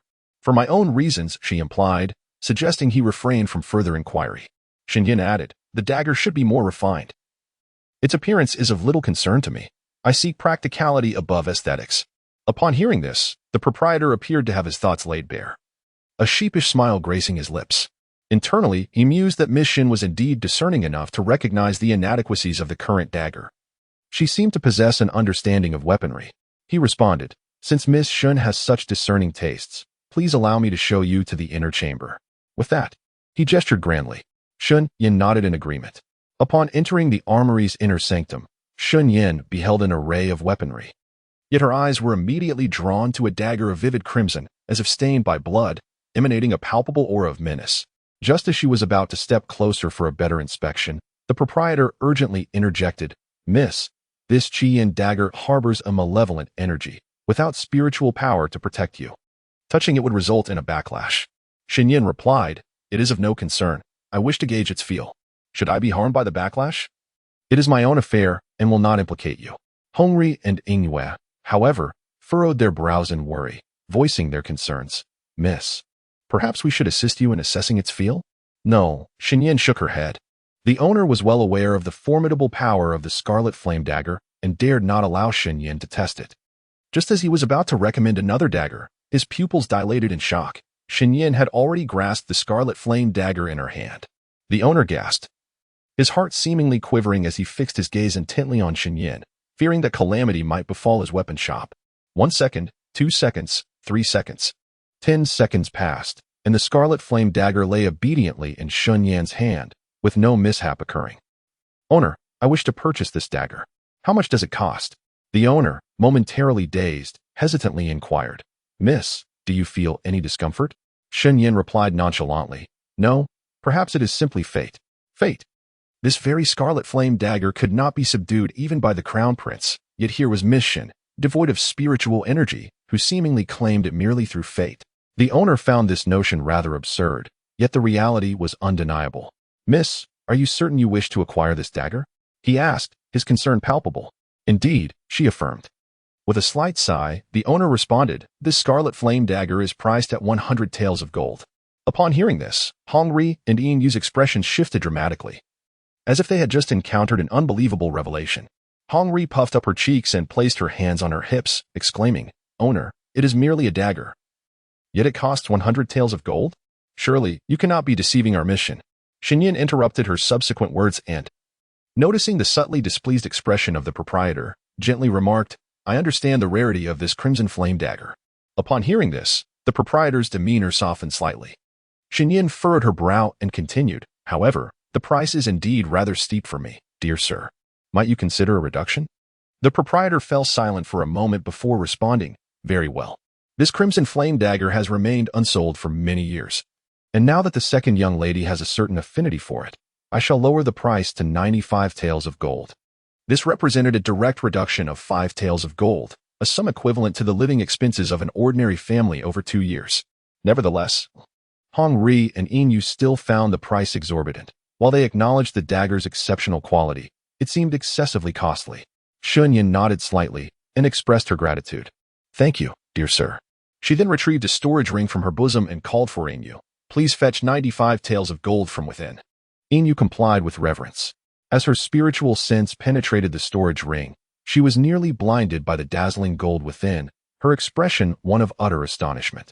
A wave of unease washed over her. The young lady possessed an astounding amount of gold, likely totaling over 100,000 taels. Yin Yu composed herself, though her demeanor suggested to the weapon shop owner that the second young lady had scant funds. Observing this, the proprietor felt a pang of guilt and thought to himself that he should have charged less. After all, he was aware of how the second young lady had often been marginalized by the Shen family. He then proposed, "How about we settle for 90 taels of gold instead?" This statement stirred a subtle emotion within Shen Yan, prompting her to express her gratitude politely. "Thank you, boss." Yin Yu, in response, swiftly retrieved 90 taels of gold from her storage ring and handed it over to the proprietor, trembling as she returned the ring to Shen Yan. "Miss truly conceals her wealth." Yin Yu thought, her complexion shifting, causing Hong Ri beside her to assume she was distressed over the considerable sum Shen Yan had spent. Shen Yan accepted the Qi Yan dagger, deftly tucking the exquisite weapon into the ample folds of her sleeve. "Let us depart. Second miss. Take care and visit again when you have the time." As Shen Yan settled into the carriage, she examined the Qi Yan dagger several times, suppressing the malevolent aura it exuded. If it came to a contest of malevolence, she would not be inferior. She had slain countless zombies in the apocalyptic world, stained with the blood of traitors. An orphan born into a desolate era, she had forged her path to strength by treading upon the fallen. She understood that reliance on others was futile. Her survival depended solely on her own capabilities. This truth remained constant. With a detached gaze, Shen Yan stowed away the Qi Yan dagger and instructed the coachman, "Take me to the outskirts of Lingyan Forest." Hong Ri's expression shifted in alarm. "Lingyan Forest? Miss, it is currently sealed off with strict guards. Entry is prohibited." Shen Yan replied, "I merely wish to observe it from a distance. I do not intend to enter." However, Yin Yu sought to dissuade her. Shen Yan softened her tone, saying, "Just a glance." At that moment, both Hong Ri and Yin Yu's hearts softened. Logic dictated that they should refuse, yet they found themselves unable to deny Shen Yan's request. Chapter 23. The Invitation of the Patriarch. Half an hour later, the carriage left the imperial city and halted 200 meters away from the Lingyan Forest. Despite the distance, a considerable number of people gathered at the same spot, observing the current situation of the Lingyan Forest.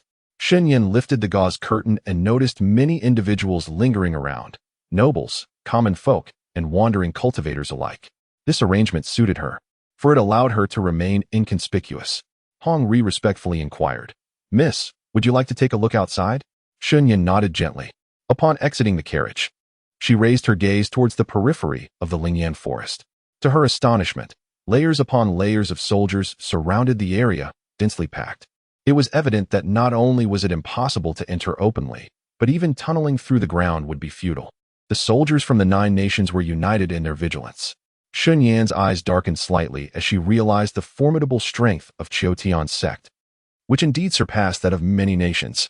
Standing beside her, Hong Ri was taken aback, exclaiming, "The people of Qiutian's sect have yet to arrive. Yet the 9 nations have already dispatched troops." It appears they take this competition quite seriously. Yin Yu remarked, that is undoubtedly true. As everyone wishes to climb the lofty tree of Qiu sect, the crowd around them buzzed with conversation. It was said that the geniuses cultivated by the 9 nations would all participate in this competition, making the rivalry exceedingly fierce. Among our Nanshao nation's talents are Crown Prince Nangong Jin, the summoner from the Shen family, Shen Shui, young master Nangong Yu, and the spirit herb practitioners El Xiaohuai and Chen Nanqing, among others. They will surely not be outdone by the other nations, and anticipation continues to build. One cannot ascertain what it might be compared to. It should be related to the spirit flame forest, I presume. I have heard that registration is now open. Listening to the murmurs of those around her, Shen Yan furrowed her brows. It was exceedingly challenging to navigate through the throng unnoticed and make her way to the spirit flame forest. If this group of soldiers lacked spiritual energy, she could easily blend in, but reality proved to be rather harsh. Was she truly destined to wait until the competition hosted by Qiu sect concluded before she could enter? If someone inadvertently stumbled upon the blood-devouring pearl, her chance to acquire it would vanish. Her thoughts drifted to Feng Xingyao. She discreetly contacted Zhou Zhuan, requesting him to convey her message to him. Within the psychic realm, Zhou Zhuan hurriedly approached Feng Xingyao, a smile gracing his face as he said, "Esteemed. Master wishes to inquire if you could assist her in entering the spirit flame forest without drawing attention. She can promise you a condition that would be advantageous." Feng Xingyu raised an eyebrow slightly, his tone nonchalant as he replied, "Regrettably, I am but a cripple now and cannot assist." Upon hearing this, Zhou Zhuan's expression turned to one of astonishment. He was about to ask something when he was met with a bemused glance from the man in red. Zhou Zhuan faltered and fell silent. Shortly thereafter, with a hint of defiance, he crossed his arms and scoffed before relaying Feng Xingyao's words to Shen Yan. Very well. Shen Yan's gaze narrowed, her heart already settled on another course of action. She resolved to participate in the competition hosted by the Qiu sect, intending to infiltrate the spirit flame forest at that time. Understood. Mississippi outside the Shun residence, as Shen Yan alighted from the carriage. She looked up to find the family adorned in festive decorations, as if a celebration was about to commence. She turned to Hongri and asked, "Are there any recent celebrations in the Shen family?" At that moment, Yin Yu's expression shifted subtly, and she discreetly tugged at Hongri's sleeve. When Hongri glanced over, Yin Yu shook her head gravely. Hongri, still bewildered, looked at Yin Yu and inquired, "What is it?" Frustrated, Yin Yu remained silent, and Shen Yan directly clarified, "It is not for me, but for Shen Shui. Our birthdays are only a day apart, with Shen Shui's coming first." Upon hearing this, Hongri's face drained of color, and she knelt down in fear, pleading, "Miss, I did not mean to." "Get up, do not kneel," Shen Yan replied gently, helping Hongri to her feet. Hongri resembled a remorseful child, her eyes brimming with tears as she bit her lip and insisted, "Miss, I truly did not intend to. I am not blaming you." Shen Yan reassured her. The original owner's birthday was regarded with disdain by the Shen family, while Shen Shui's was treated with reverence. In truth, when her brother Shen Hui was home, the family would lavishly celebrate his birthday, often including her in the festivities. However, Shen Shui's birthday banquet was an annual affair. Initially, Shen Tianhao wished to organize a birthday celebration for the original owner, but was dissuaded by the family head and numerous elders, who argued against extravagance, suggesting instead that since Hui was not home and the sisters' birthdays were so close, they could celebrate together on Shen Shui's special day, making it more convenient for inviting guests. Shen Tianhao understood the subtle implications of the elders' reasoning. Even if Yin'er were to host a birthday celebration, it is likely that no guests would attend, as they would surely offer numerous excuses to avoid coming. In the eyes of most people in the southern Xia kingdom, Shen Yan is perceived as an ill-fated presence. Furthermore, there is a rumor that the pair of twins, sister as a harbinger of disaster and brother as a bearer of good fortune. At that time, Shen Tianhao believed that Shen Shui and Yin'er shared a sisterly bond, and given Shen Shui's attentive care for Yin'er, he consented. However, Shen Yan held no interest in such matters. "Second miss, the family head requests your presence." Shen Yan's gaze remained indifferent as she slowly turned to the young servant and inquired, "Do you know the reason for this summons?" The servant, maintaining a respectful demeanor, replied, "The servant does not know." Upon witnessing this, Hongri and Yin Yu instantly grew anxious for Shen Yan, sensing that it could not bode well. Shen Yan responded lightly, then called for her maid Hongri to accompany her. Soon, Shen Yan followed the servant to the main hall of the front courtyard. The elderly man seated in a position of authority appeared vigorous, his gaze sharp as a blade. Resting his hands upon his cane, he exuded an aura of unyielding authority. Shen Yan approached the center of the hall, halted, and met his gaze directly. Without uttering a word, the two remained locked in a silent standoff, causing the matron and steward standing nearby to tremble inwardly. Suddenly, the family head spoke. "Since you have arrived, why did you not call for assistance?" Chapter 24. Severe punishment. After a moment of silence, Shen Yan coldly addressed him. Family head. The family head, with a piercing gaze, directly questioned, "Are you resenting me? Why did you not call for your grandfather?" Shen Yan let out a derisive laugh. "You already have a granddaughter named Shen Shui, do you not? How audacious." With a resounding thud, the head of the Shen family forcefully struck his cane against the ground, his expression darkening. He spoke in a low voice. "Shui is my granddaughter. And so are you. I am aware that you harbor resentment towards me due to recent events. But you must understand that our Shen family cannot afford to lack talented individuals. Is it not acceptable for Shui to take your place in matters you cannot accomplish? The honor she brings to the family also reflects upon you." Shen Yan raised her gaze impassively and replied, "Do you truly believe I desire such honor?" Her words momentarily rendered the head of the Shen family speechless. Shen Yan continued, "If you wish for me to address you as grandfather, have you ever done anything kind for me? You consistently favor Shen Shui, indulging her in her actions against me, do you not?" The head of the Shen family's expression darkened instantly. "You are utterly disrespectful. Are you questioning your grandfather?" Shen Yan calmly inquired, "Are you too afraid to admit it?" Enraged, the head of the Shen family unleashed his oppressive aura, directing it toward Shen Yan as if intending to teach her a lesson. As she felt the overwhelming pressure bearing down upon her, a metallic taste surged in her throat, and her spine felt as though it were crushed beneath a great weight. Nevertheless, she maintained her upright posture, the sound of her straining back echoing in the air. She fixed her cold gaze upon the head of the Shen family, undeterred. Even as the wounds that had nearly healed reopened, blood seeping forth to stain her garments, she refused to yield. Determined to make the head of the Shen family aware of his bias, his prioritization of interests, and his neglect of the original owner of her identity. Seeing his gloomy expression, Shen Yan suddenly smiled. "If you were to admit your bias and selfishness, I might regard you with a modicum of respect." The head of the Shen family roared, "Shen Yan."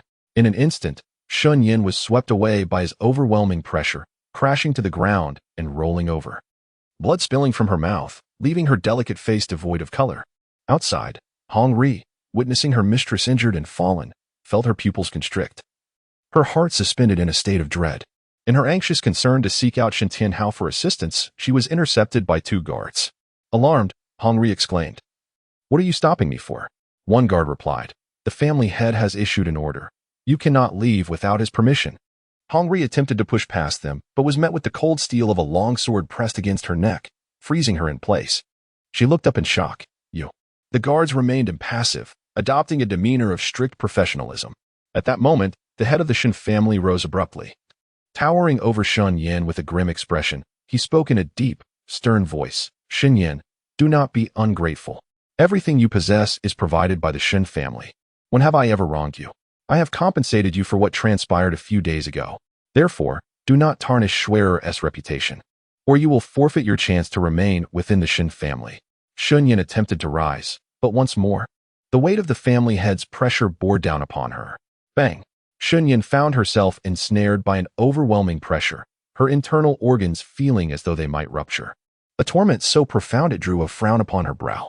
Blood trickled from the corner of her mouth, yet her gaze remained icy, fixed upon the head of the Shen family. For the sake of a false granddaughter, one could even sacrifice a true one. How utterly despicable. Silence. The head of the Shen family was taken aback by her audacity to resist. With a frigid expression, he raised his cane and struck it forcefully against the back of Shen Yan's hand. The sound echoed with a resounding thud, causing her to emit a muffled groan as her left hand spasmed violently. He regarded her with an icy demeanor, as if she were a complete stranger.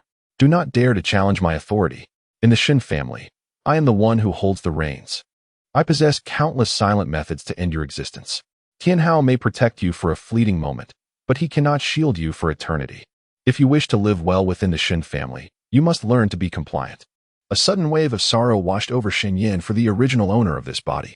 The words she had spoken and the actions she had taken in the weapon shop earlier had likely reached his ears, prompting his urgent summons. He sought to intimidate her. ensuring she would not utter a single word against Shen Shui. A sardonic smile crept across her lips as she repeatedly attempted to rise, only to be thwarted time and again by his oppressive force. The two remained locked in this tense standoff for a while, as blood seeped increasingly from Shen Yan's wounds. Noticing the growing pool of crimson, the head of the Shen family furrowed his brow, concerned that Shen Tianhao might come to her aid and cause a scene. Thus, he tempered his pressure. With a facade of righteousness, he declared, "Yesterday, you tore a disciple's mouth apart. Today, you show blatant disrespect to your elders. Exhibiting such a lack of decorum, I have chosen to administer a slight punishment, hoping you will amend your ways in the future." Shen Yan rose to her feet, a mocking smile gracing her lips, and then spat a mouthful of blood onto the ground. How revolting. The head of the Shen family's expression darkened further. At that moment, Shen Yan refrained from uttering harsh words, for she harbored grudges not only from the original owner of this identity but also from her own. Silently, she exited the main hall, her light purple dress stained crimson. She held her back straight, her hair disheveled. Despite her disheveled appearance, an indomitable spirit radiated from her. "Miss." Upon catching sight of Shen Yan, Hong Ri's eyes instantly brimmed with tears. Why had the head of the family subjected the young lady to such torment?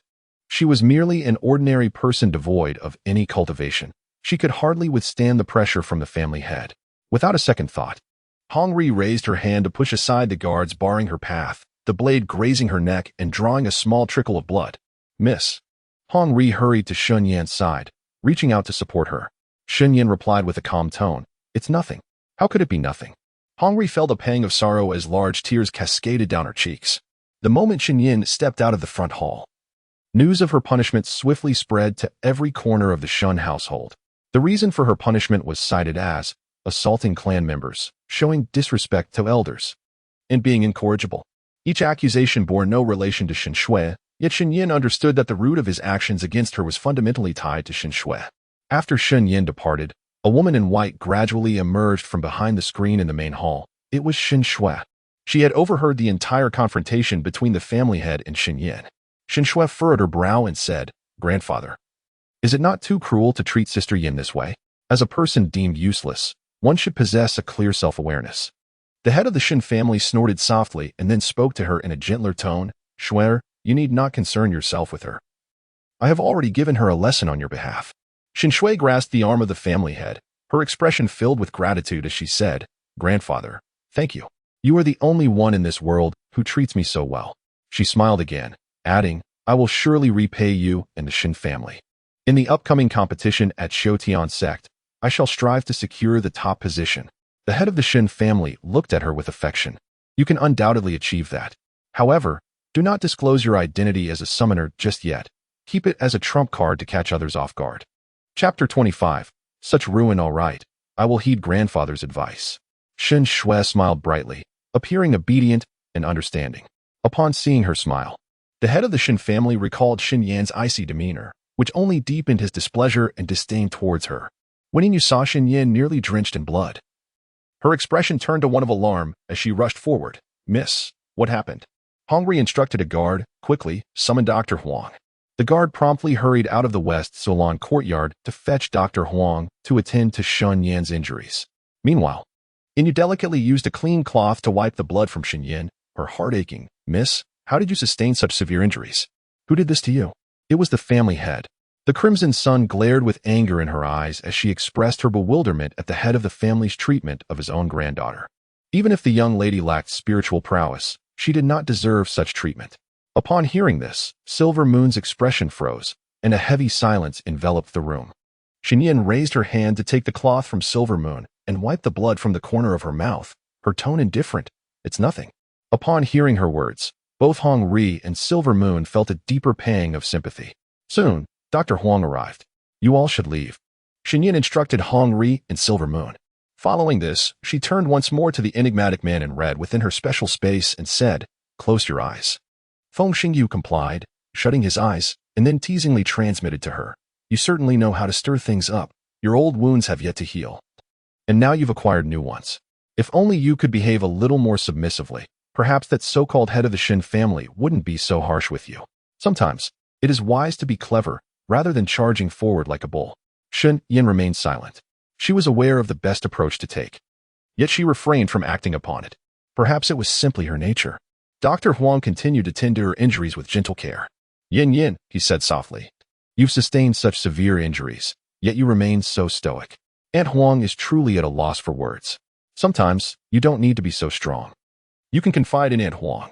Shen Yan shook her head. Aunt Huang, I don't feel pain. After Dr. Huang departed, Shen Yan donned her clothing once more. In the tranquil room, she began to speak as if to herself. I am aware of the most prudent approach, yet individuals are often swayed by their emotions, leading them to make disparate choices. Feng Xingyao's lips curled into a slight smile. Then you must master your emotions. Indeed. Shen Yan realized that she was too deeply immersed in the original owner's identity, which is why she felt compelled to protest against the hypocritical visage of the head of the Shen family. Subsequently, Shen Yan entered the realm of her extraordinary abilities. Their gazes met, devoid of any pretense, utterly candid.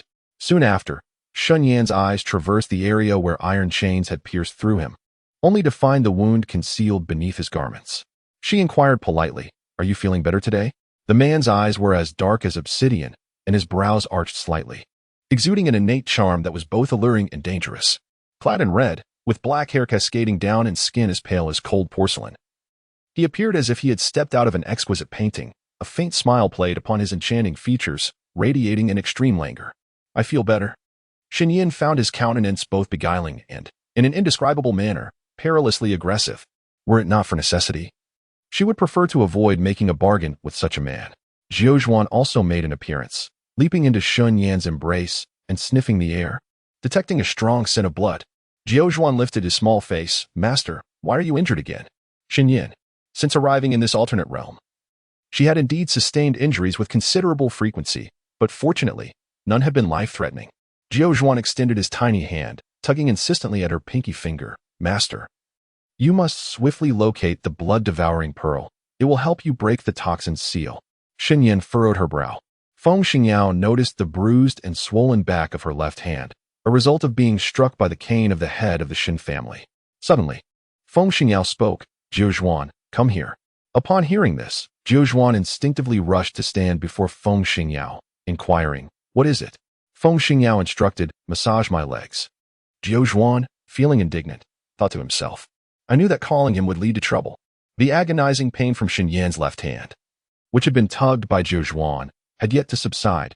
She slightly clenched her left hand and then stretched it out again.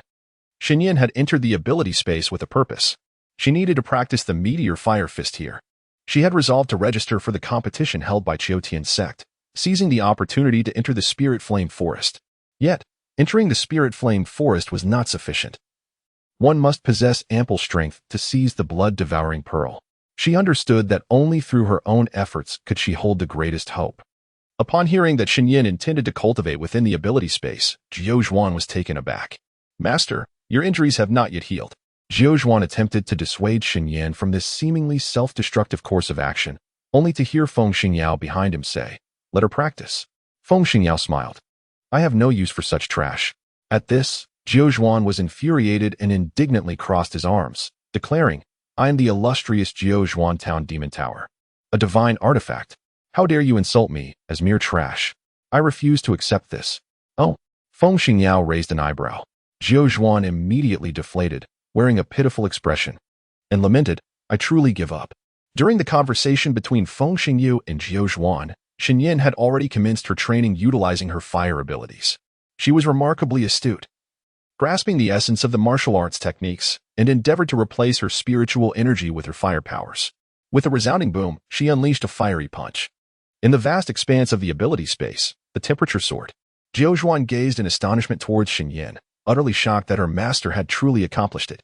Wow, Jiuzhuan exclaimed excitedly. Feng Xingyao rested his chin on his hand, his eyes sparkling with intrigue as he observed Shen Yan's martial arts. He could discern at a glance that the technique she was employing was of the most rudimentary level. At that moment, his wide sleeves had slipped down, cascading over his elbows, revealing a hint of his fair skin. The wrist that had once been pierced was now completely healed, with no visible trace of injury. However, he alone understood that while his external wounds had mended, his internal injuries remained unhealed. Even if recovery were possible, it would require a significant passage of time. Chapter 26. already registered Shen Yan could now remain in the ability space for a quarter of an hour. Thus, after that duration, she exited the ability space. Perhaps due to exhaustion, she collapsed onto her bed and succumbed to slumber. When she finally awoke, it was evening, and both Hong Ri and Yin Yu were vigilantly stationed by her bedside. Upon seeing her conscious, Hong Ri trembled with joy, tears of relief streaming down her cheeks as she exclaimed, "Miss, you have finally awakened. How long did I sleep?" Shen Yan inquired, her head feeling somewhat heavy. She raised her hand to touch her forehead, which felt quite warm. Yin Yu replied, "Miss, you have fallen ill. You have been asleep for 2 days and 2 nights." Shen Yan's expression momentarily faltered as she pressed her lips tightly together. She had inexplicably succumbed to a deep slumber for 2 days, completely unaware. "The young master is deeply concerned for you." Hong Ri spoke anxiously, her words tumbling out like beads on an abacus. "Upon learning about your punishment at the hands of the family head, the young master sought out the patriarch in the main hall, only to be subdued by the patriarch and the elders who confined him." "Confined?" Shen Yan's expression stiffened. Hong Ri nodded gravely.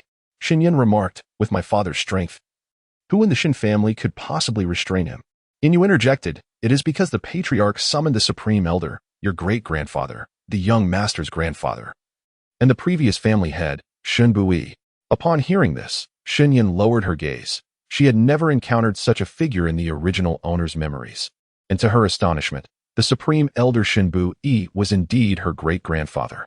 Yin Yu continued, "It is said that the young master was raised by the supreme elder." Hong Ri's eyes glistened. "Miss, although the young master is confined, he remains preoccupied with your well-being.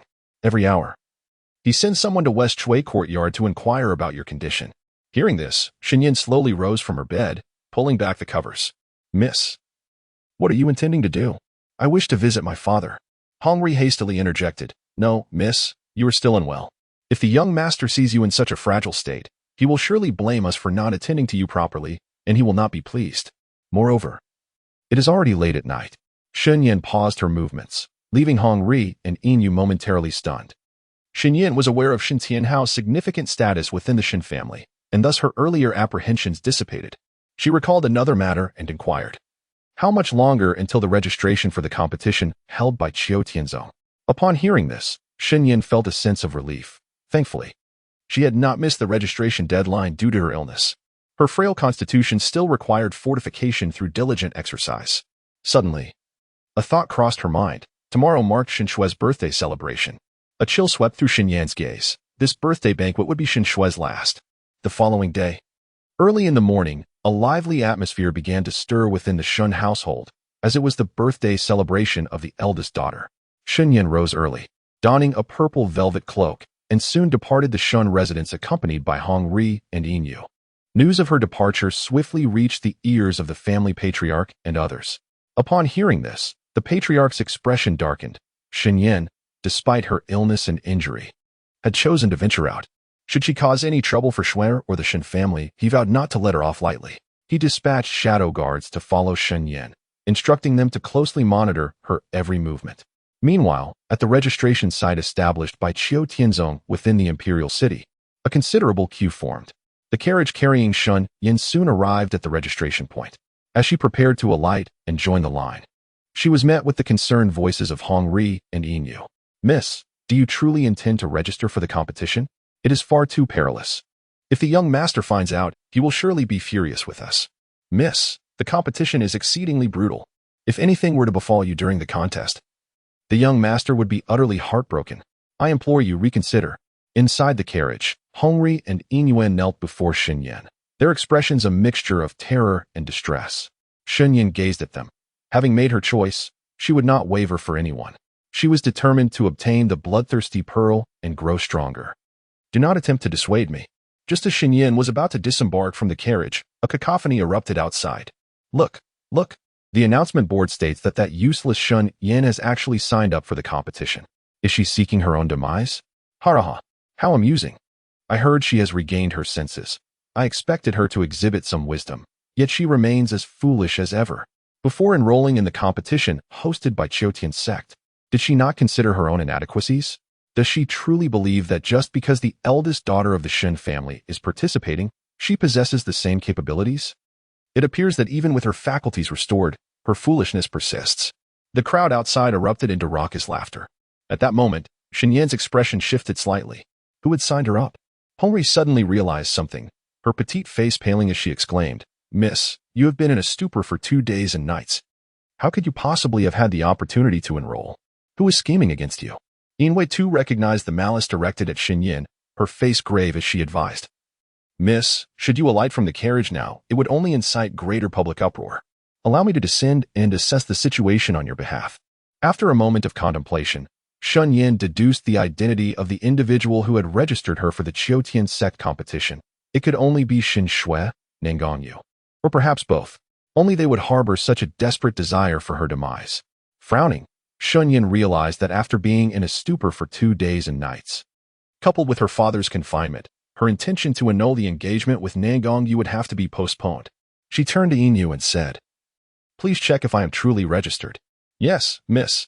Inyu swiftly disembarked from the carriage and maneuvered through the crowd surrounding the notice board. She quickly located a line of small print on the announcement, Shen Yan of the Shen family from the southern Xia kingdom. A wave of dread washed over her, and her expression grew increasingly grave. The miss had indeed been registered by someone else. Wasn't it required for the participant to register in person? Inyu then inquired of the bystanders, "Isn't it a rule that one must be present to successfully register for the competition?" Indeed. When did that useless Shen Yan even come to register? How bold of her to do so? If it weren't for the fact that there were no restrictions on cultivation levels for this competition, she could never have succeeded in registering. Does she think she is Xin Shui? A barrage of scornful remarks crashed over her like relentless waves. Inyu's face flushed with indignation. Her heart seethed with anger. How could anyone speak so ill of her, miss? Chapter 27. Severing ties, miss. This matter must be reported to the young master. Someone is undoubtedly scheming against you. Perhaps even seeking to end your life. Inyu's expression was grave. The sun's rays painted the sky with worry as Hong Ri added, "Miss, you cannot participate in the competition. It could cost you your life. We should opt for withdrawal." Paused for a moment before articulating, "Although I did not personally enroll, it aligns perfectly with my intentions."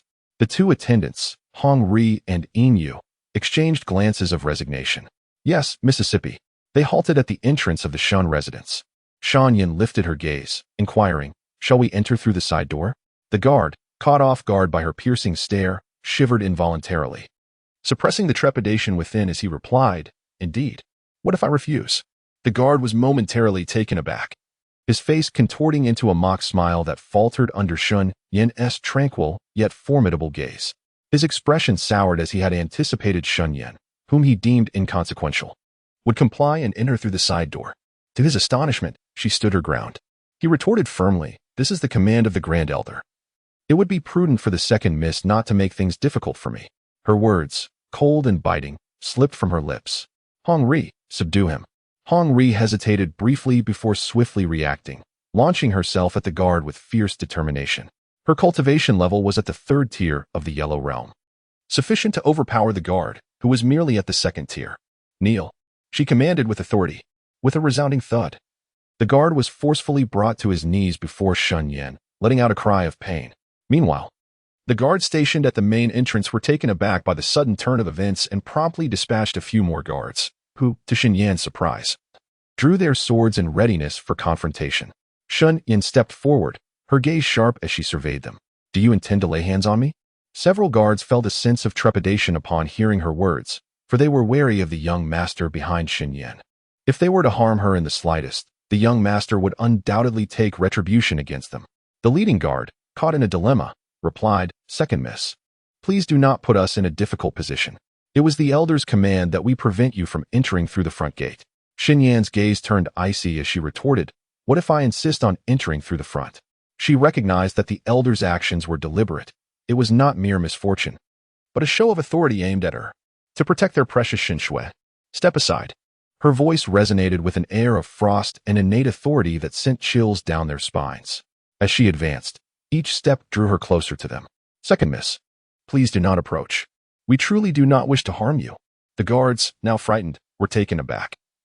Who could have anticipated that Shen Yan would display such unyielding strength after regaining her senses? Silver Moon followed closely behind Shen Yan, and then admonished the guards sternly. "How dare you?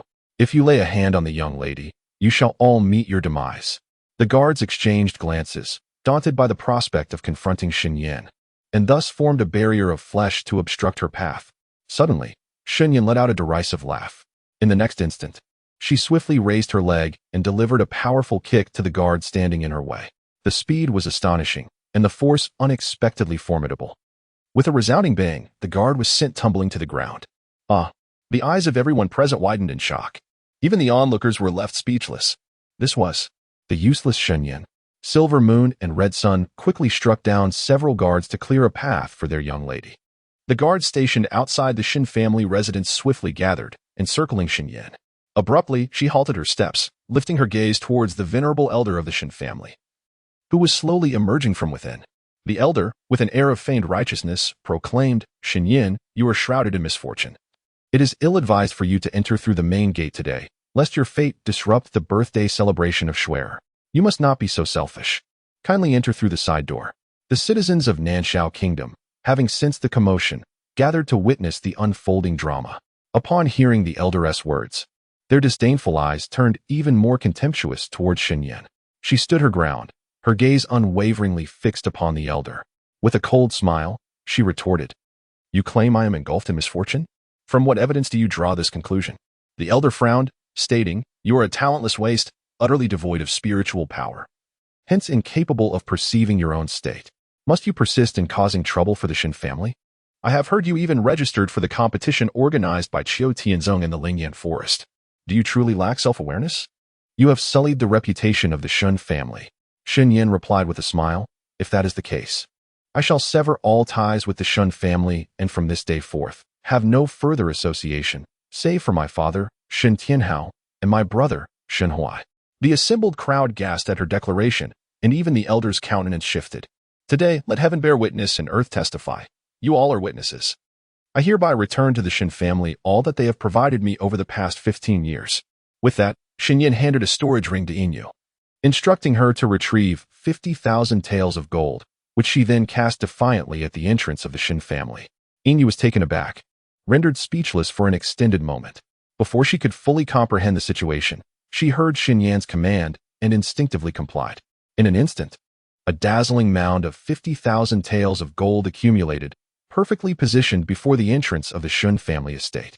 The onlookers were left in stunned silence. So much money. Shen Yan coldly remarked, "The Shen family has provided me with no resources for cultivation. Thus, this sum is more than sufficient to cover my living expenses for the past 15 years.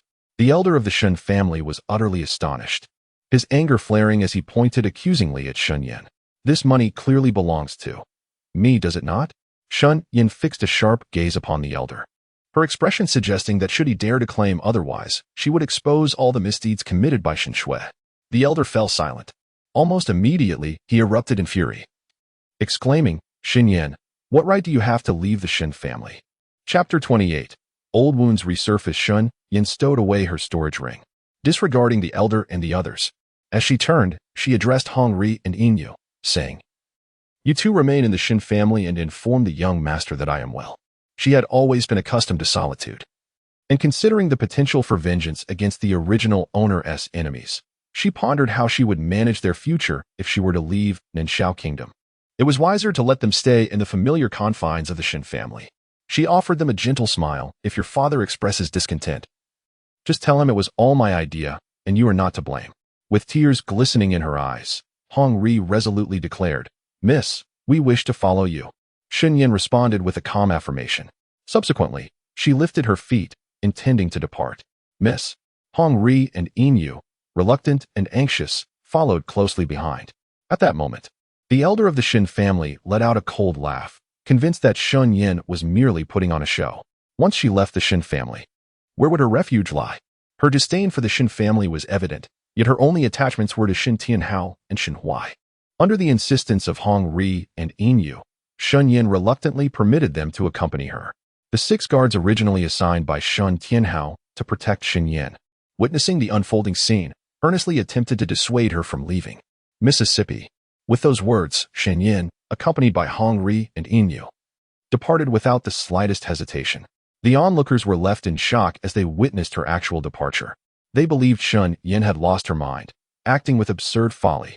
This waste of a person truly wished to sever ties with the Shen family. How could she possess such an abundance of gold, 50,000 taels, for heaven's sake. How could she have amassed so much wealth? It must have been given to her by Shen Tianhao. Whispers of speculation filled the air. Meanwhile, the elder of the Shen family, observing Shen Yan's receding figure, narrowed his eyes and chuckled coldly. The news of Shen Yan severing ties with the Shen family spread throughout Nanshao Kingdom, capturing the attention of many and momentarily overshadowing Shen Shui's birthday celebration. The head of the Shen family and the numerous elders were, of course, aware of this occurrence, yet they dismissed it, believing Shen Yan was simply throwing a tantrum.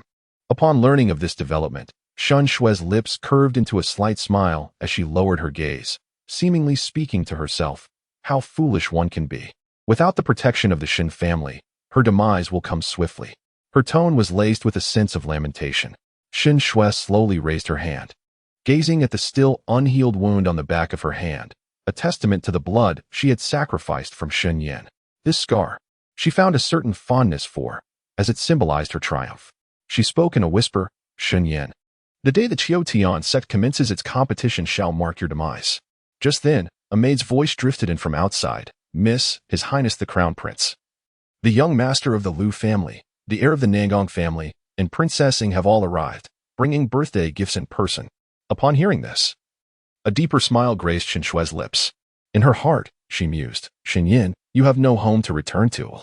Yet I can firmly establish my position within the Shen family. Even the Crown Prince and his companions favor me. In comparison, you are but mire. Shen Shui's gaze dimmed slightly. She had surpassed many, yet she could not reconcile her status as an adopted daughter, which fueled her intense disdain for Shen Yan. Deep down, Shen Shui yearned for the acknowledgement of Shen Tianhao and Shen Huai, but despite their kindness, an insurmountable chasm remained, a chasm she believed to be Shen Yan. That evening, Shen Tianhao received the news of his daughter's severed ties with the Shen family. Initially anxious and restless, he was rendered breathless upon hearing the words relayed by a guard on Shen Yan's behalf, sinking into a prolonged silence. The white-haired elder inquired, How did you know? Because she is my daughter, Shen Tianhao replied, feeling the weight of his shortcomings as a father, his eyes betraying a hint of moisture. The elderly man with white hair sighed deeply. Tianhao, you are far too impulsive. You are no longer that individual who could resolve every issue through sheer force. You have sustained severe internal injuries, your foundational cultivation has been irrevocably damaged, and your strength has diminished by over half. Had you exhibited a modicum of wisdom, you would not find yourself in my custody now. Shen Tianhao remained silent, acutely aware of Yan Er's temperament. Once she made a decision, it proved exceedingly difficult to alter. Blood splattered onto the ground. However, the elderly man's gaze shifted, and he swiftly moved to Shen Tianhao's rear, promptly channeling spiritual energy to several acupoints along his back. Blood surged forth from Shen Tianhao's lips once more. His complexion paled, and beads of sweat cascaded down his brow. The elderly man spoke gravely. However, hold on. In truth, the elder had emerged from seclusion upon sensing Shen Tianhao's old injuries had resurfaced, thus presenting himself under the guise of a guardian to provide healing. During this resurgence of old wounds, not only had Shen Tianhao's strength waned, but his body had become exceedingly fragile, as Shen Tianhao's willpower began to falter. The elderly man's brow furrowed with concern, and he urged, You still have Yan and Huai. They require your protection. These words instilled a flicker of resolve within Shen Tianhao. With great effort, he persevered, his eyes turning crimson as blood continued to trickle from the corners of his mouth. Outside, the sounds of jubilant birthday celebrations echoed, while Shen Tianhao endured the torment of pain that felt worse than death itself. After Shen Yan departed from the Shen family with Hongri and Yin, she exhibited remarkable initiative, purchasing a modest residence with 300 taels of gold, situated 3 streets away from the Shen family estate. The crimson sun surveyed the surroundings of the courtyard, though not as grand and imposing as the Shen residence. It radiated warmth and comfort. Her earlier concerns dissipated, and she joyfully inquired, Miss, shall we reside here from now on? Chapter 29. Hand in hand, Shen Yan nodded slightly. You too may choose any room you fancy. Yes, Mississippi, Shen Yan replied, MHM. She had no fondness for the Shen family and held no desire to compete with Shen Shui. For her singular aim had always been to eliminate Shen Shui and Nangong, avenging the original owner's grievances. Hong Ri and Yin Yu exchanged glances, ceasing their persuasion, as the attitude and actions of the family head and numerous elders towards the miss were truly disheartening. Rest well. Shen Yan took residence in the main house, while Hong Ri and Inu, aware of their status, refrained from selecting overly lavish rooms. However, in order to care for Shen Yan promptly, they chose 2 rooms close to the main house. As night fell, the absence of guards in the courtyard left Hong Ri and Inu uneasy, prompting them to stand watch outside the main house to ensure Shen Yan's safety. The 2 shook their heads, expressing their concern. After their departure, Shen Yan casually glanced around. Lowering her lashes, she had sensed someone observing her from the shadows, perhaps out of protection or perhaps out of surveillance. Feigning ignorance, Shen Yan closed the door behind her. Subsequently, she entered her extraordinary ability space directly. To her astonishment, the enigmatic man was not seated or reclining on the soft couch, but was instead standing tall, his imposing figure towering over her by a full head. As his gaze swept over her, a faint smile appeared on his handsome face, exuding an alluring charm. In the blink of an eye, he had closed the distance and stood before Shen Yan, his mesmerizing and chilling eyes locking onto hers, his lips, as red as blood, slightly parted. Shen Yan raised her head to meet his gaze, an instinctive wariness surging within her, for the aura of danger he emanated was palpably intense. With a dazzling smile that could dazzle the senses, he inquired, "Are you truly Shen Yan?" A subtle shift occurred in Shen Yan's expression. She maintained a facade of calm, though her heart was tumultuous and unsettled. Frowning, she retorted, "Why would I not be Shen Yan?" However, Feng Xingyu fell silent, merely offering her a knowing smile that spoke volumes, as if his eyes could penetrate the very essence of her being. Alarm bells rang in Shen Yan's mind, yet she refrained from further comment, wary of losing her composure. This man might be deliberately toying with her. Their conversation dwindled, and Shen Yan chose to disregard him, redirecting her focus to the training of the Meteor Fire Fist technique. The time she could spend in the ability space was limited, and thus she needed to cherish every moment. Meanwhile, Feng Xingyao wandered within the ability space, his attention drawn to the dozens of vials of potions. He picked one up, examining it with great interest. His eyes flickered. He had never encountered anything quite like this before. What could it possibly be? The vial bore a peculiar inscription. Shen Yan was practicing her martial arts when her peripheral vision caught sight of him holding a healing potion, causing her heart to leap in alarm. Having already been tested by Feng Xingyao, she felt like a startled bird, her emotions tumultuous. She swiftly withdrew her fists and approached him with brisk steps. Just as she intended to prevent him from inspecting the potion, he preemptively inquired, "What does this label signify?" He pointed to the inscription on the bottle. Shen Yan glanced briefly. It was in English. It was understandable that Feng Xingyao was unfamiliar with it. She lifted her gaze and replied coolly, "It's the label from a Western nation." A Western nation? Feng Xingyao had never heard of such a place. In truth, it was his first time in the Guiyuan continent, and he was unaware of the nations that existed here. Having spent several days in this extraordinary space, he had gleaned some insights into her past, a foolish waste for years, and even after regaining her wits, she possessed a space of such magnitude, harboring unknown healing potions. Moreover, despite not having awakened her spiritual power, she could manipulate fire. Everything about her remained a mystery. Yet, there lingered another possibility. Feng Xingyao gazed deeply at her. "How did you acquire it then?" Shen Yan met his gaze without fear, and unexpectedly, she reached out and grasped his hand. Instantly, his demeanor turned icy, hinting at a perilous undercurrent. She held his hand firmly, then swiftly rolled up his sleeve. In that fleeting moment, his elegantly contoured, fair wrist was exposed, devoid of any scars. Shen Yan offered a slight smile. "Feng Xingyao, who are you?" The chill in Feng Xingyao's eyes intensified, the corners of his lips curling ever so slightly, exuding a captivating allure as he smiled.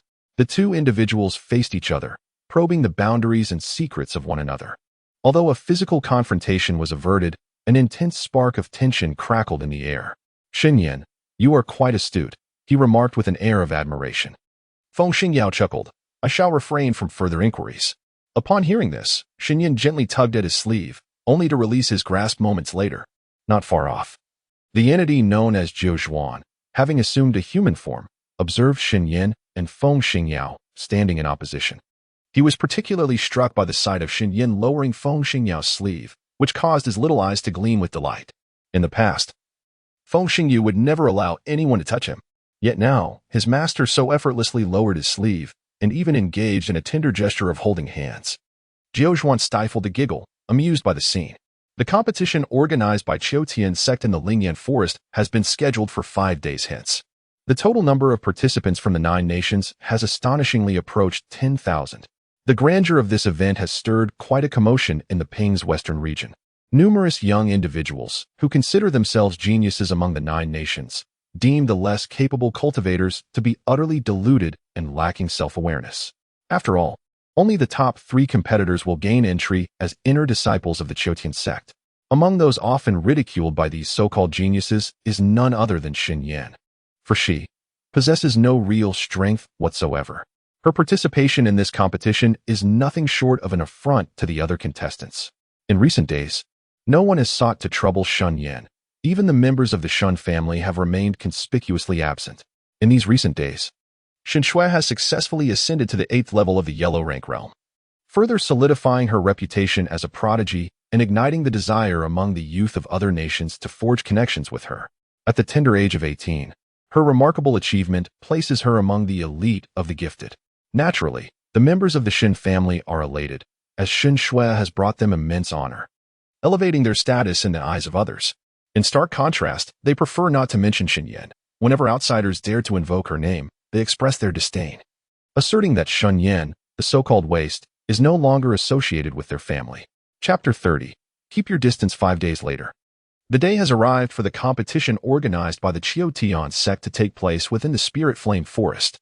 The sect has refrained from disclosing the details or rules of the competition, leaving everything shrouded in mystery. On this day, the area outside the Spirit Flame Forest is bustling with activity, filled with participants and spectators alike.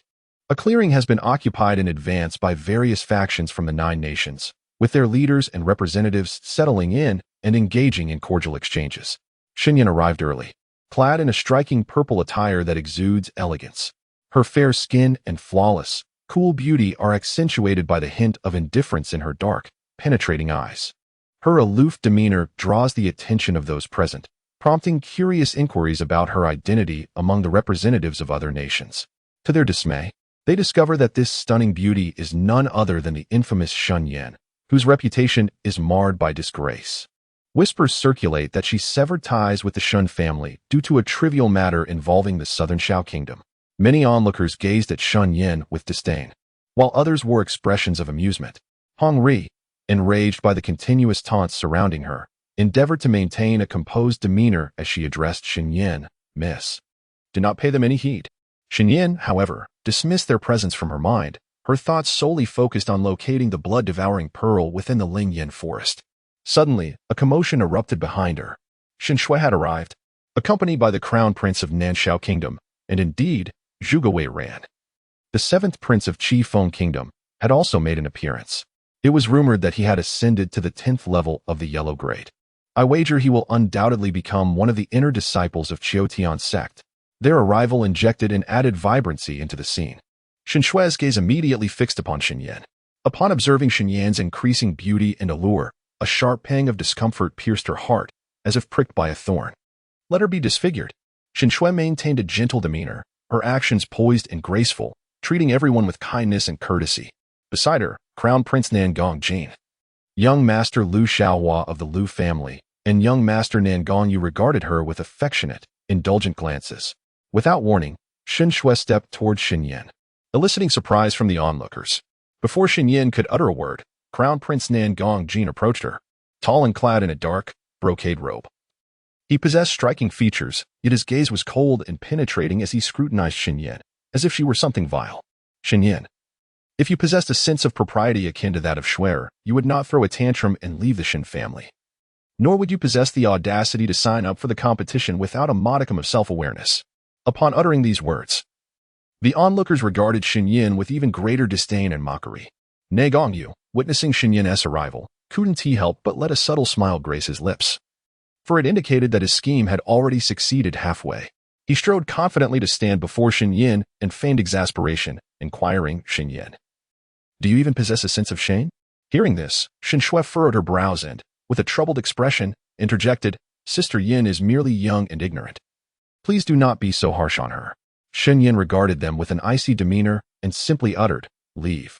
Her voice was exceedingly calm. Yet this solitary word caused many present to change their expressions. Some appeared incredulous, others curious, and some were filled with indignation. The Crown Prince, Nangong Jin, was instantly incensed, feeling that his dignity had been undermined by Shen Yan. He erupted in anger. "Shen Yan, how dare you tell this prince to leave?" "No," Shen Yan replied, raising her gaze to him. Just as Nagong Jin felt a slight relief, she coldly added, "I meant for all of you to get far away from me and cease your annoyances." At this, Nagong Jin's eyes widened in disbelief. "Shen Yan, you possess an extraordinary audacity." Once he regained his composure, his fury intensified. He then turned to Shen Yan with an expression of helplessness and implored, "Sister Yan, your previous ignorance in the family can be overlooked, so do apologize to His Royal Highness." Shen Yan's dark, glimmering eyes remained fixed on Shen Shui. Yet she chose to remain silent. As Shen Shui met his gaze, her heart skipped a beat, and she felt an unexpected flutter of panic. "You are overwhelming the poor girl with your numbers." A clear and melodious laughter gradually resonated through the air. The crowd turned toward the sound, and there appeared a young and handsome man dressed in a white brocade robe adorned with phoenix embroidery. His most striking feature was his flowing deep red hair, stirred by the gentle breeze, creating an ethereal presence. He was Zhuge Weiran, the seventh prince of the Qifeng Kingdom. The royal bloodline of the Qifeng Kingdom was almost universally characterized by deep red hair, serving as their most prominent identifier. Nagong Jin's expression darkened, revealing his displeasure as he remarked, "Zhuge Weiran, do you intend to meddle in the affairs of our Nanshao Kingdom?" Zhuge Weiran responded with a smile, "Your Highness Nagong, there is no need to elevate this trivial matter to such heights. I merely observed you surround a young girl and berate her, which stirred my compassion." His words elicited a variety of reactions among the cultivators from other nations. Indeed, it seemed rather excessive to chastise the young girl in such a manner. Although she had erred, it was inappropriate for her to be scolded in this setting. The harsh words from the Nanshao Kingdom's people, referring to her as useless, were particularly unkind. Zhuge Weiran's intervention swiftly shifted the tide of public opinion. Meanwhile, Shen Shui's expression dimmed slightly. At the moment Zhuge Weiran glanced her way, she instinctively offered him a polite smile and a gentle nod. Zhuge Weiran returned the smile. Nagong Jin's countenance was ashen, just as he was about to speak. A commotion erupted ahead, capturing everyone's attention. The elder of Qiutian's sect has arrived. The soldiers of the 9 nations retreated to the side, allowing the elder of Qiutian's sect to gracefully proceed with his disciples. Upon their appearance, the dignitaries seated nearby rose in respect, wary of showing any semblance of disrespect. The Qiutian sect holds a position of immense significance in the Ping's western region. Indeed, the collective strength of the 9 nations pales in comparison to that of a single Qiutian sect. The elder dispatched by Qiutian's sect donned a flowing green robe. His visage was gaunt, and his frame appeared fragile, exuding an air of vulnerability, yet he emanated a perilous aura reminiscent of a venomous serpent, compelling all present to regard him with utmost seriousness. Chapter 31. Seizing the flags behind him trailed a dozen or so disciples of Qiutian's sect, seemingly youthful, yet each possessed cultivation levels surpassing the Shen grade. The slender elder of Qiutian's sect faced the assembly and spoke, "Esteemed guests, I am Yumao of Qiutian's sect. You may address me as Elder Yu. I trust you are all aware that today marks the commencement of our competition in the Lingyan Forest. The younger generation of the 9 nations has eagerly registered to participate, which brings me great joy. The top 3 competitors will be granted entry as inner disciples of our Qiutian sect, while the top 10 shall receive generous rewards." Upon hearing this, the hearts of numerous young cultivators leaped with excitement, igniting fervent discussions among them. Elder Yu cast a discerning gaze over the participants present, then announced in a resonant voice, "This competition will span 3 days, with the objective of seizing flags scattered throughout the Lingyan Forest. The more flags one collects, the higher their ranking will be. I must remind you that unforeseen events frequently occur during competitions. Therefore, should anyone encounter peril within the Lingyan Forest, it bears no relation to our Qiutian sect. Those who fear may choose to withdraw at this moment." The expressions of the crowd shifted noticeably. The elder's insinuation implied that lethal force could be employed in this contest. Should a life be lost, it would not concern the Qiutian sect in the slightest. It is akin to signing a life and death pact. A portion of the competitors turned pale, their hearts filled with trepidation, for they had never participated in such a contest. If danger truly arose, they believed they would be ill-equipped to handle it. Moreover, the Lingyan Forest concealed unknown dangers. Was it worth wagering their lives? A young man timidly raised his hand. "I forfeit." With this precedent set, numerous competitors soon opted to withdraw, resulting in nearly 1,000 less participants. Surprisingly, however, Shen Yan remained steadfast in her position. In that moment, her presence captured the attention of the crowd. Had she lost her senses? Did she not recognize her own limitations? She possessed no spiritual power whatsoever, yet still wished to compete. Wasn't she reputed to be intelligent? Now, she appeared as though she had succumbed to madness. If Shen Yan had merely acted as a quiet, inconsequential figure, I would not have uttered a word against her. Yet, her ignorance of her own incompetence was an invitation for scorn. Did the Shen family truly care for her welfare? Did she genuinely believe herself to be a genius like Shen Huai? She could not even measure up to Shen Shui. It was utterly exasperating. It would be best if she perished within the Lingyan forest. At this moment, the head of the Shen family, surrounded by the major powers of the 9 nations, cast a gloomy glance at Shen Yan upon overhearing the discussions. With a frigid demeanor, he declared, "She is no longer affiliated with my Shen family." The head of the elf family was taken aback. He had presumed Shen Yan's recent severance from the Shen family was merely a fleeting outburst. Yet here was the head of the Shen family himself affirming that the disconnection was indeed genuine. His thoughts quickly drifted to Shen Tianhao. Given Shen Tianhao's adoration for Shen Yan, the head of the elf family surveyed the surroundings and inquired, "Where is Tianhao? Why hasn't he arrived?" If Shen Tianhao were present, he would certainly not allow Shen Yan to risk herself.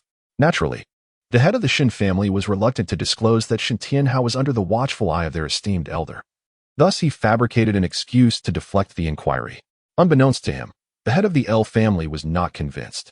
Meanwhile, a middle-aged man standing not far from the head of the Shen family scrutinized Shen Yan with a cryptic smile curling at the corner of his lips. He murmured to himself, "This is for the best, indeed." Clad in resplendent robes, the man bore a scar on his cheek. He was Nangong Tingchen, the prince of the Southern Sky Kingdom, a younger brother of the emperor, and the father of Nangong Yu. It was he who, alongside Shen Tianhao, had orchestrated the betrothal between Nangong Yu and Shen Yan years ago. That betrothal still stood, and it filled Nangong Tingchen with regret. Who could have anticipated that Shen Tianhao's daughter would turn out to be such a disappointment? The very existence of Shen Yan had subjected him to ridicule behind closed doors. Shen Yan's participation in this competition suited him perfectly. Nangong Chen lifted his gaze towards the direction of Nangong Yu, who seemed to sense his father's scrutiny. As their eyes met, an unspoken understanding passed between them, revealing their mutual thoughts and intentions. A smile graced Nangong Yu's lips as he gently nodded. In that fleeting moment, his gaze lingered on Shen Yan, and as he lowered his eyes, he concealed the darkness that lurked within. After all these years, he was determined to eradicate this waste once and for all. The last time she had managed to survive, but this time would be different. He intended to dismember her, severing her head and limbs, ensuring that her survival was impossible. The madness in Nangong Yu's eyes intensified. At that moment, Elder Yu from Qiutian sect also noticed Shen Yan's presence. Upon his first glance, he found it difficult to regard her as a mere waste. Her beauty radiated an indescribable aura, and her gaze was sharp, imbued with a hint of murderous intent. Elder Yu narrowed his eyes, scrutinizing Shen Yan closely. He discovered that she indeed possessed no spiritual energy. How peculiar. Having encountered countless individuals, he sensed that the intangible killing intent emanating from her could not belong to someone so deficient. "Elder, they are all waiting." A disciple from Qiutian sect approached, offering a reminder. At that moment, a participant inquired, "Elder Yu, how many flags are there in total?" Elder Yu replied with an air of mystery. "You need not concern yourselves with the specifics. Simply know that the more flags you extract, the higher your rank will be." Upon hearing this, the participants from the 9 nations felt a surge of tension and pressure. After all, even if one managed to obtain a flag, predicting their final ranking remained an elusive endeavor. The renowned geniuses from the 9 nations stand at the forefront, brimming with confidence, exhibiting a certain ease that sets them apart from other competitors. Among the multitude of participants, the most accomplished is Zhuge Weiran, the 7th prince of the Chiefing Kingdom, boasting a formidable cultivation at the 10th level of the Yellow Grade. Following closely is Jiang Xianyue, the legitimate daughter of a renowned crafting family from the Xuanwu Kingdom, whose cultivation reaches the 9th level of the Yellow Grade at the tender age of 17. Petite in stature, she sports twin braided pigtails, her delicate beauty accentuated by long, fluttering eyelashes, though she is clad in a dark, form-fitting outfit. Alongside Jiang Xianwei is Ouyang Hong, the prince of the Lianhua Kingdom, aged 19. Adorned in a resplendent golden robe, his limbs are long, his appearance unremarkable, yet his gaze is piercingly sharp. Next in line are Shen Shui, Nangong Jin, and other top talents from various nations, all at the 8th level of the yellow grade. Meanwhile, amidst the crowd, Shen Yan gazes up at Elder Yu and the other disciples of Qiu Tianzong, her eyes narrowing slightly. For she harbors a suspicion that Qiu Tianzong's intentions for holding the competition in the Lingyan forest may be for ulterior motives. A major sect, even when recruiting disciples among the 9 nations, would not limit itself to merely 3 spots. Thus, deception seems plausible. Chapter 32. A fatal end. After the passage of an incense stick's time, Elder Yu raised his hand, signaling the soldiers of the 9 nations to retreat to the sides, creating an entrance. Amplifying his voice with spiritual energy, he proclaimed with a smile, "Esteemed participants, at this same time 3 days hence, I hope to see you emerge from within, bearing banners that symbolize honor and fame." With that, he announced, "I hereby declare the competition officially commenced." As he stepped aside, the participants surged into the Lingyan forest. Charge forth. The youthful contestants, their eyes aglow with excitement and trepidation, dashed into the Lingyan forest with remarkable speed.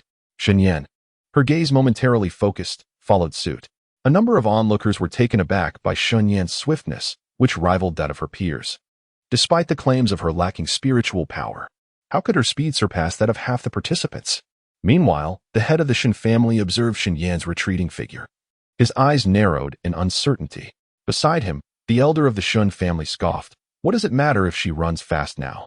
With her frail physique and limited stamina, I wager she cannot endure for long.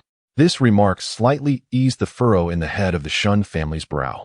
The elder then confidently added, "Master, you must believe that Schwerer will achieve commendable results, especially since she possesses a trump card." The mention of Shen Shui's hidden advantage piqued the curiosity of the crowd. The emperor of Nanshao, his gaze flickering, turned to the elder and inquired, "Oh, what is this trump card Schwerer possesses?" The head of the Shen family replied with a smile, "Your Majesty, Schwerer's trump card will be revealed in this competition, and I assure you, it will astonish you. For now, I must keep you in suspense, haha." The emperor sighed, "Master Shen, such words create distance between us. My Jina and Schwerer are such close friends. And with good fortune nearly at hand, how can you keep this from me?" His words instantly darkened the expressions of both Nan Gongtingshen and the head of the elf family. Good fortune at hand? Perhaps not. Nan Gongtingshen harbored unwavering confidence in his son, Nan Gongyu. You had once confided in him that the young lady, Shen Shui, reciprocated his affections. Regarding both Nan Gongjin and the young master of the Lu family, Lu Xiaohua, as mere friends. Remarkably, Nan Gongtingshen's sentiments aligned perfectly with those of the Lu family patriarch, who even believed that his son and Shen Shui had already formed a bond. Yet, at that moment, neither dared to confront Emperor Nanshao. Meanwhile, the head of the Shen family chuckled, saying, "Your Majesty, this is something Schwerer has forbidden me from disclosing." In his heart, he believed that if Shen Shui could ascend to the heights of Qiu Tianzong, then the crown prince of Nanshao or any young master would pale in comparison. Naturally, he would not hastily sever ties with them, as there were still benefits to be gained. Emperor Nanshao laughed heartily. "Since Shuai is unwilling, I shall not inquire further. After all, 3 days is but a trifle. I can afford to wait." As all participants entered the Lingyan forest, the representatives of the 9 nations rose in preparation for Elder Yu's seating. To their astonishment, Elder Yu did not take his place. Instead, he declared, "For the next 3 days, I shall remain here to observe their progress."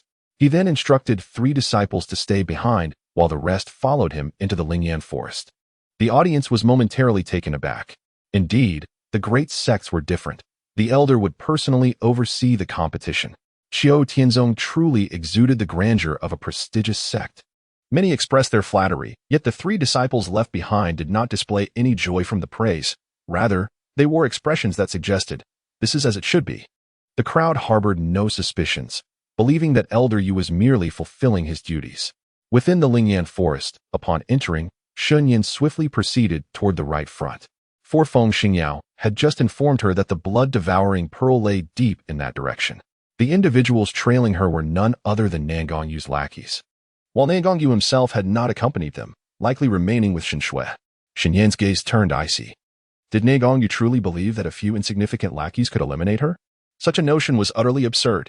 As Shen Yan accelerated her pace, the lackeys were taken aback and hurried to catch up, astonished by her remarkable speed. Upon reaching a dimly lit and deserted area, Nan Gongyu's minions exchanged glances. The moment had arrived. "Dai, Shen Yan, One of them drew a long sword and lunged fiercely at her back. In that critical instant, Shen Yan suddenly crouched, evading the strike. She swiftly drew the crimson flame dagger, which she had concealed at her calf, the blade glinting ominously in the dim light. With a resounding clash, Shen Yan parried the long sword with her crimson flame dagger. In the next heartbeat, her dagger pierced through his neck with astonishing sharpness. And she withdrew it with equal swiftness, blood spraying forth in an instant, her speed nothing short of breathtaking. The remaining lackey's expression shifted dramatically. Shen Yan abruptly lifted her gaze, locking onto them with fierce determination. Her lithe form surged forward, closing the distance with remarkable agility. The lackeys, now aware of her intent, paled in fear and hastily gathered their spiritual energy to launch attacks in her direction. However, Shen Yan deftly evaded their barrage of spiritual assaults with her uncanny movements. These individuals possess cultivation levels akin to that of the third and fourth ranks of Huang Pinjing, comparable to the strength of zombies during the apocalypse. Surrounded by them, she leveraged her agility. With a subtle twist of her wrist, the sharp blade of her dagger swiftly pierced the skull of one assailant, only to be drawn out again. A chilling scream echoed through the air. In mere moments, Shen Yan had dispatched 2 adversaries. The remaining duo stared at her in horror, their pupils dilating as if confronted with a monster, retreating in panic and stammering. Who are you? She could not possibly be that useless Shen Yan. With a frigid gaze and an equally chill demeanor, Shen Yan seized the opportunity, hurling her crimson flame dagger with force. It sliced through the air and impaled one of them in the neck. The remaining assailant let out a terrified scream and fled in haste.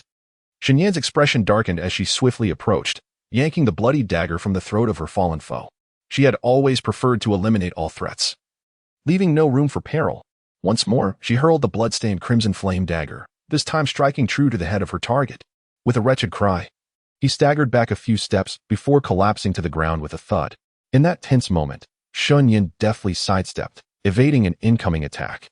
Her eyes glinted with cold determination as she fixed her gaze upon the struggling figure.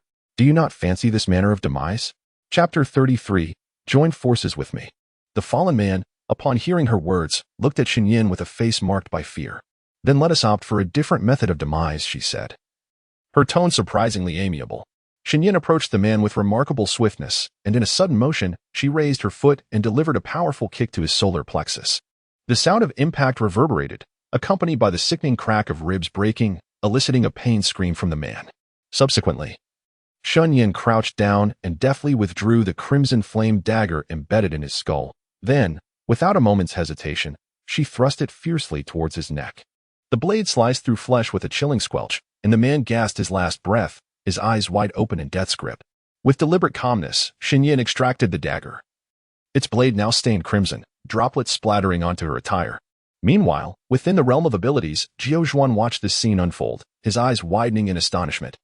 This was the first time he had witnessed his master unleash her true prowess. It was nothing short of formidable.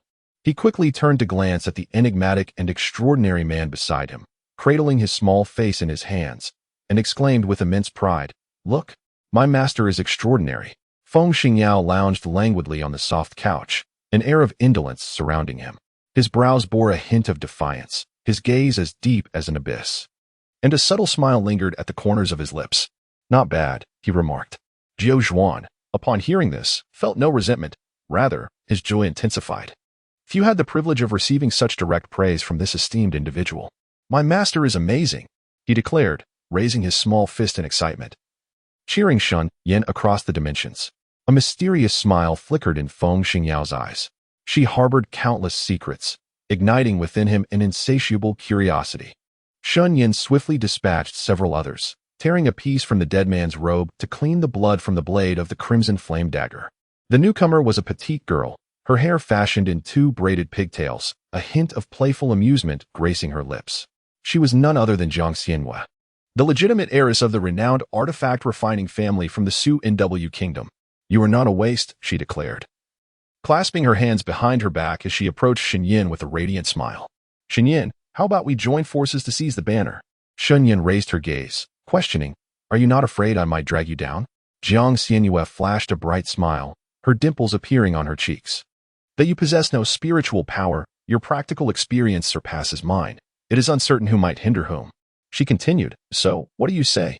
Will you ally with me?" Shen Yan replied coolly, I have no interest in Qiutian sect. Jiang Xianyue was taken aback by her response. Then why participate in the competition? Shen Yan cast her a sidelong glance. That is none of your concern. With that, she turned to leave. Seeing this, Jiang Xianyue hurriedly pursued her. Tilting her head to look at Shen Yan, her tone tinged with disappointment. You truly will not team up with me? Why do you find me appealing? Shen Yan paused, confusion flickering across her face. Jiang Xianyue, brimming with enthusiasm, exclaimed, You were so impressive when you killed earlier. Shen Yan simply replied, I have pressing matters to attend to and cannot partner with you. You should seek someone else. Jiang Xianyue nodded, a hint of dejection in her demeanor. All right then. Before Shen Yan could depart, Jiang Xianyue called out with a smile. Shen Yan, I am Jiang Xianyue. After the competition concludes, I would like to invite you to dinner. Shen Yan nodded in response, all right. After parting ways, Shen Yan's gaze dimmed, and her heart sank. She realized that she was still too weak. Having failed to notice Jiang Xianyue's presence while dispatching those few lackeys, the urgency to find the blood-devouring pearl intensified within her. Only by obtaining it could she hope to unravel the toxin seal upon her heart's bone and embark on the path of cultivation. As she walked a short distance, she spotted a red flag planted in the ground beneath a large tree not far away. The flag was not her goal, so she had no intention of uprooting it. She continued on her way. Shen Yan, that is this princess's flag. Suddenly, a shrill voice pierced the air. Following the sound, Shen Yan saw Ne Gonging approaching with several lackeys, their demeanor imposing, intent on seizing the flag. Shen Yan cast a cold glance at Ne Gonging.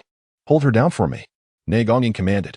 As her lackeys charged towards Shen Yan, she swiftly bent down and drew the crimson flame dagger. The blade emerged with a cold glint. In an instant, Shen Yan's eyes sharpened. She recalled that these lackeys had bullied the original owner in the past. Now, it was time to avenge her.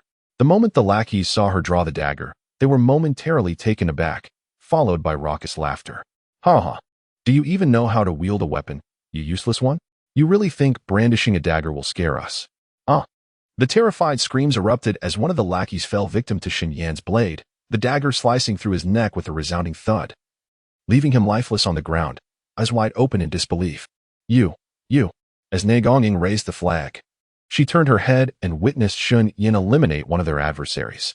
Her pupils dilated in shock, causing her to grip the flag tightly in her hand. A shiver coursed through Ne Gongying's body. Shen Yan, how dare you commit murder? Indeed, Shen Yan replied with an unexpectedly calm demeanor. Yet her gaze remained chillingly fixed on Ne Gonging. The intensity of her stare genuinely frightened Ne Gonging. Trembling, she commanded her other subordinates, eliminate her. Though the subordinates were taken aback, they still regarded Shen Yan as a mere weakling, attributing her earlier success to chance. Shen Yan, you seek death, they bellowed in unison, swiftly summoning their weapons as they advanced towards her. Their cultivation levels ranged between the 3rd and 4th ranks of the yellow grade, making them relatively easy for Shen Yan to handle. However, one among them, alongside Ne Gonging, possessed a cultivation level at the 5th rank of the yellow grade, intensifying the pressure Shen Yan felt as they unleashed their spiritual power towards her. Without warning, Ne Gonging conjured a long whip adorned with thorny barbs and viciously lashed it towards Shen Yan. Crack! A piercing scream erupted from one of the subordinates, who had been abruptly seized by Shen Yan, using his body as a shield against the whip's blade. The fabric of his back was shredded, revealing a deep gash of crimson. Ne Gonging stood momentarily stunned before petulantly snapping, "Get out of the way." Almost immediately, she swung the whip once more. Imbued with spiritual energy, its might undeniable. Each time she aimed the whip at Shen Yan, it inadvertently struck her own allies. Chapter 34. Spare me. As Ne Gonging found herself unable to strike Shen Yan, she erupted in a fit of rage. Suddenly, she tightened her grip on the long whip, channeling a surge of spiritual energy through her palm to the whip's end, unleashing a fierce aura. Wind and fire whip blade, she exclaimed, swiftly sweeping the whip through the air, where wind and fire clashed dramatically, targeting Shen Yan's back. In a quick motion, Shen Yan bent backward as the fierce whip wind swept above her. You worthless Shen Yan, you shall not escape. Ne Gonging sneered upon witnessing this. In the next moment, with a sharp crack, Shen Yan gripped the crimson flame dagger tightly and prepared to defend herself just as the whip struck. She unleashed the dagger, entangling it with Ne Gongying's whip. During this struggle, the spiritual force attached to the whip struck her, causing her arms to tingle and tremble involuntarily, while the whip's barbs grazed her hands, inflicting pain. Shen Yan winced in discomfort. Nevertheless, she endeavored to secure Nangong Ying's weapon with utmost urgency. With a forceful tug, Nangong Ying stumbled slightly, nearly collapsing to the ground. "Princess!" exclaimed several followers, stifling the pain from earlier blows as they charged toward Shen Yan. Shen Yan pulled again with determination, drawing Nangong Ying closer. "Ah!" Nangong Ying screamed. Shen Yan swiftly seized her, aiming to eliminate her with the crimson flame dagger when a flurry of hurried footsteps echoed behind her. "Shen Yan, what are you doing? Release Her Highness at once," came the voices of nearly a dozen disciples. Shen Yan's gaze darkened. Nangong Ying found herself paralyzed with fear for a cold. Piercing dagger was pressed against her lower back. Yet, relying on her royal status, she screamed defiantly, threatening Shen Yan. "Shen Yan, release this princess at once. You are committing an act of rebellion, and I shall have my father punish you. Let go of the princess." Several young attendants and disciples of the Shen family urged anxiously. With a slight exertion, Shen Yan drove the crimson flame dagger into the flesh of Nangong Ying's back. "Ah! Ah!" Nangong Ying cried out in pain, tears streaming down her face as she twisted in agony. "Shen Yan, you lunatic!" As she attempted to break free from Shen Yan's grip using her spiritual energy, she heard Shen Yan's voice, chilling and demonic, whispering in her ear, "Nangong Ying, if you wish to die, then move." Nangong Ying froze, the searing pain in her back rendering her pale and filled with dread. Gasping, she threatened, "Shen Yan, if you dare to kill this princess, my father will surely have your life." Shen Yan's voice was icy. "Very well, then we shall perish together."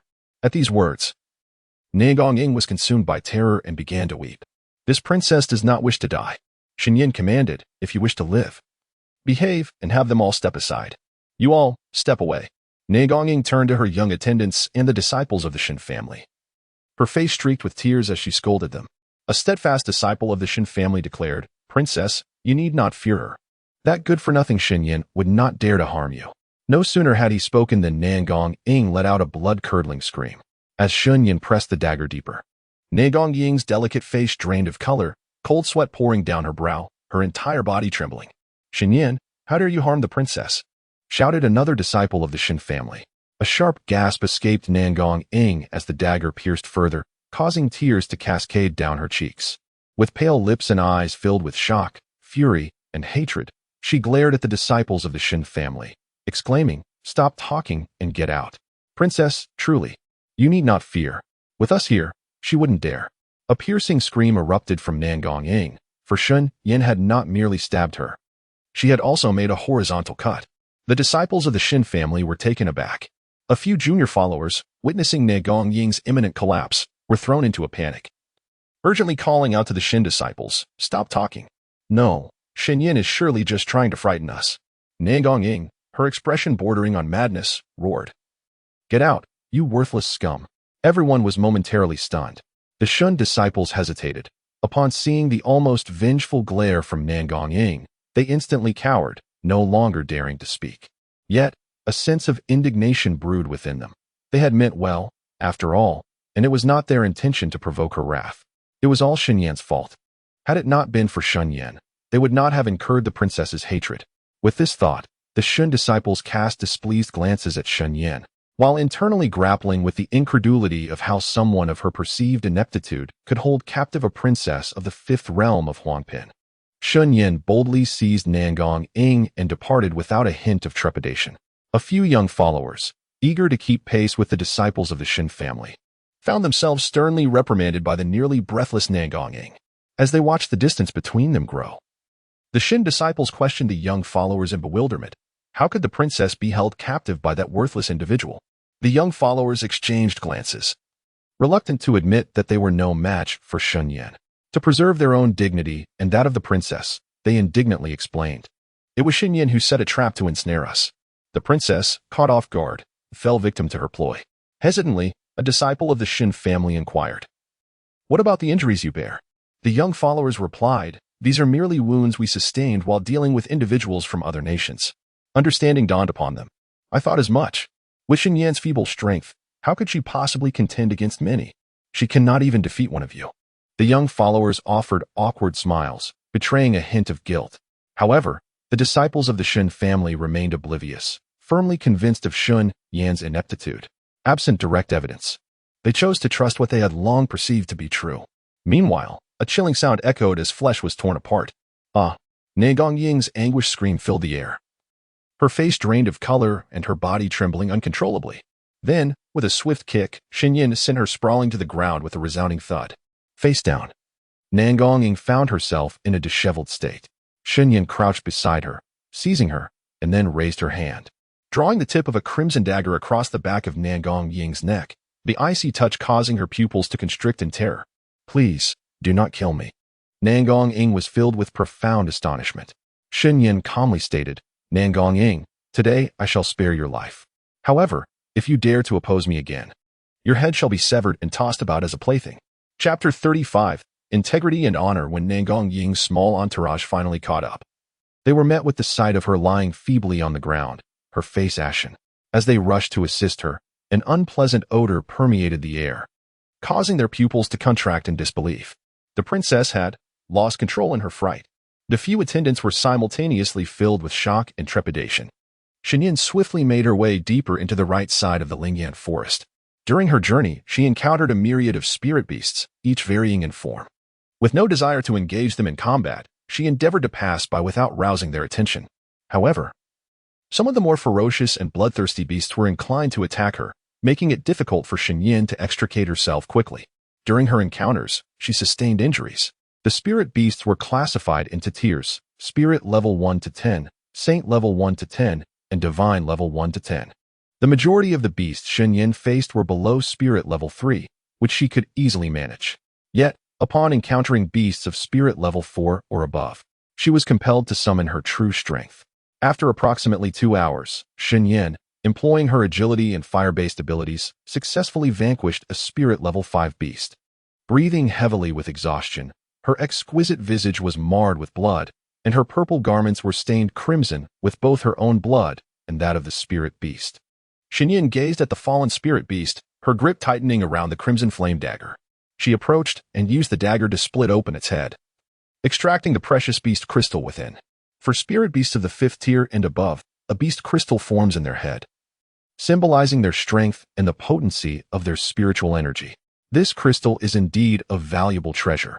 Once she begins her cultivation, she can refine it to enhance both her spiritual force and overall power. Shen Yan promptly stored it in her ability space, entrusting it to the ever-enthusiastic Jiu Zhuan, who eagerly replied, absolutely. Although an unsettling intuition tugged at her, Shen Yan recognized the necessity of fostering trust with Jiu Zhuan and decided to indulge him for the moment. She sheathed her crimson dagger and retrieved some healing ointment and bandages from her ability space, performing a quick self-dressing of her wounds before venturing deeper into the Lingyan forest. Along the way, she encountered numerous flags. Some were conspicuously placed, while others lay perilously close to danger.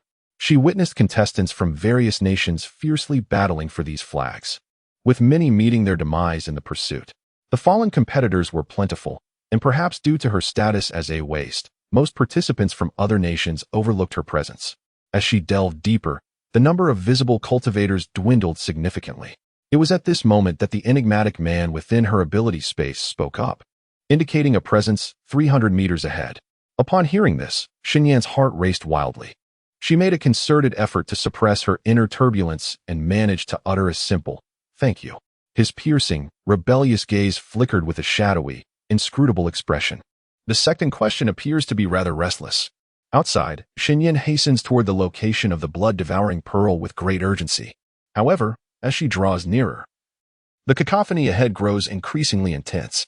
A multitude of individuals has gathered there. Shen Yan's heart sank as she recognized this fact. She resolved to conduct a covert reconnaissance of the situation before revealing herself. Utilizing the dense foliage of the forest for concealment, she swiftly approached. At last, Shen Yan leaped onto the trunk of a colossal tree, inadvertently causing a slight commotion. Her expression shifted as the noise attracted the attention of an individual ahead. Shen Yan endeavored to steady her breath. What was amiss? Wei Ran. The actions of Zhuge Wei Ran captured the attention of those present. At this moment, besides Zhuge Wei Ran, there were also Shen Shui, Nangong Yu, Nangong Jin, Lu Xiaohua, and several other prodigies from different nations. Their presence here was not without purpose, for this location harbored the soul-severing spirit vine. The soul-severing spirit vine is a combative spiritual plant, and the one before them was of the earth grade. Its combat prowess rivaled that of Earth-grade human cultivators. Those possessing Earth-grade cultivation among humanity are, at the very least, formidable figures in the Ping's western region. This underscores the formidable nature of the soul-severing spirit vine. The gathering of so many prodigies here was not merely for the vine itself, but because within the territory of the vine, there were nearly 100 flags, a staggering quantity. Lu Xiaohua, as the young master of a family renowned for spiritual plants, felt a mix of fear and desire upon first laying eyes on the soul-severing spirit vine. His gaze fixated upon it, wishing fervently to forge a contract with it. Yet, reality proved to be harsh. In other words, the soul-severing spirit vine holds him in disdain. Xin Shui furrowed her brows slightly, and, with a tone tinged with regret, remarked, "With the soul-severing spirit vine present, it will be exceedingly difficult for us to acquire those flags." Upon hearing this, Nangongyu proposed, "What if we join forces?" He then turned his gaze towards the highest-ranked cultivator present, Zhuge Weiran, and inquired politely, "Zhuge Weiran, would you consider collaborating with us?" Ouyang Hong, the crown prince of Lianhua Kingdom and the second most powerful among those present, lifted his eyes to survey the multitude of flags, his gaze flickering. He frowned, stating, "In pursuit of these flags, it is highly likely that we could lose our lives here. The challenges posed by Qiushenzong are exceedingly formidable, far beyond our expectations." Nangongjin, however, countered, "Since Qiushenzong has set us this trial, it signifies their respect for the talents of the 9 nations. As the cream of the crop among these talents, we ought to rise to the challenge." The other 5 prodigies from various nations nodded in agreement with his words. Ouyang Hong then turned to Zhuge Weiran, who remained silent. Nangongjin sneered, "Zhuge Weiran, you wouldn't happen to be feeling intimidated, would you?" Zhuge Weiran shook his head, asserting, "Certainly not. I am open to collaboration. But I have one prerequisite. If the soul-severing spirit vine attacks us, we must unite in our defense and counterattack, and if necessary, escape together. We must not resort to sacrificing others for our own survival. Should anyone dare act in such a manner, that person shall undoubtedly become my enemy." At this declaration, the individuals present were rendered speechless. Chapter 36. The 3 sycophants. Shen Shui smiled gently and nodded, "Seventh Prince, please rest assured that we shall never abandon our alliance." Nangongjin added, "Shwetter speaks the truth." Nangongyu's gaze darkened. He harbored a deep resentment towards Zhuge Weiran, believing him to be merely posturing. For one must act in their own interest to survive. They all expressed their agreement, leaving only Nangongyu silent. When Zhuge Weiran and the others turned their attention to him, Nangongyu's expression stiffened as he gave a slight nod. "I naturally concur." Zhuge Weiran smiled faintly and said, "Now that everyone is in agreement, we must prepare a comprehensive plan and make thorough preparations before we act." Shen Shui lifted her gaze towards Zhuge Weiran, a smile gracing her lips as she inquired, "Seventh Prince, do you have any thoughts?" Seeing Shen Shui speak to Zhuge Weiran with such warmth, Nangongjin, Nangongyu, and Lu Xiaohua felt a pang of jealousy, their expressions darkening. Meanwhile, Shen Yan concealed herself high above in the branches of a massive tree, her figure shrouded by the lush foliage as she listened intently to their conversation. Her expression was inscrutable. Slowly, she raised her hand to part a few leaves. Revealing the scene before her, there were 11 individuals in total. The most shocking sight was a colossal black vine towering nearly 3 meters high, its branches entwined, casting a shadow over a vast expanse of land, adorned with countless flags that exuded an ominous aura. Shen Yan's gaze flickered as she turned her attention to the main trunk of the soul-devouring vine, her instinct telling her that the bloodthirsty pearl lay within its very being. A slight heaviness settled in her heart. Given her strength, attempting to slay the soul-devouring vine and seize the bloodthirsty pearl seemed almost insurmountable. However, upon noticing the scattered banners adorning the vines, she recalled the peculiar decision of the Qiutian sect to hold a competition in the Lingyan forest. A revelation emerging in her mind. Could it be that the Qiutian sect had come in pursuit of the bloodthirsty pearl? The bloodthirsty pearl is a rare treasure, elusive and sought after. Furthermore, it is classified as a heavenly grade spiritual artifact, unattainable even by the foremost powers of the Ping's western region. The more she pondered, the tighter her brows knitted. A suspicion began to take root within her. Perhaps this competition was merely a ruse. The soul-devouring vine undoubtedly possessed formidable strength, and the elder of the Qiutian sect would likely be no match for it. Hence the orchestrated competition to have the geniuses of the 9 nations confront the vine in a war of attrition. As the saying goes, when the clam and the snipe vie, it is the fisherman who profits. Shen Yan's expression darkened. The elder of the Chiotian sect might be lurking nearby, watching. The fabric and style of the attire she spotted closely resembled that of the Chiotian disciples. Indeed, they were present. Meanwhile, Zhuge Weiran formulated a plan. I, along with Ouyang Hong, Nangong Jin, and Miss Shen, will divert its attention. The rest of you should swiftly gather the banners. You must be expeditious, regardless of the outcome. We must retreat within 15 minutes. Agreed. The group voiced no objections, for those daring to engage the soul-devouring vine were all cultivators of considerable prowess. Nangong Jin turned his head to gaze at Shen Shui, gently grasping her hand with a soft smile, saying, "Do not be afraid." Upon witnessing this scene, Nangong Yu and El Xiaohua's expressions shifted noticeably. El Xiaohua extended his hand to block Nangong Jin's, coldly stating, "Your Highness, it is improper for men and women to engage in such familiarity. Please do not treat Shui lightly." The hand that Nangong Jin had extended was halted mid-air, as if he had been subjected to humiliation. With a sullen expression, he retorted to El Xiaohua, "Shui and I share mutual feelings. How can this be deemed as treating her lightly?" Nangong Yu interjected, casting a stern look at Nangong Jin. "Shui merely respects your status. She harbors no affection for you." Nangong Jin's countenance darkened as he cast his gaze down upon Shen Shui, imploring, "Shui, won't you say something?" Shen Shui, feeling troubled by the trio's exchange, frowned and said, "Please, stop arguing. It is imperative that we execute the plan." Her vague and evasive words compelled the three men to comply willingly. Zhuge Weiran and the others exchanged glances. They divided into two teams. One team was tasked with diverting the attention of the soul-severing vines, while the other was responsible for retrieving the flags. Zhuge Weiran locked eyes with his companions, and they swiftly summoned their weapons, launching an assault on the soul-severing vines. They stepped into the realm where the vines thrived, their feet treading upon the tendrils that sprawled beneath. Zhuge Weiran's gaze sharpened as he swiftly drew his longsword, his figure darting forward with great speed, his crimson hair billowing in the air.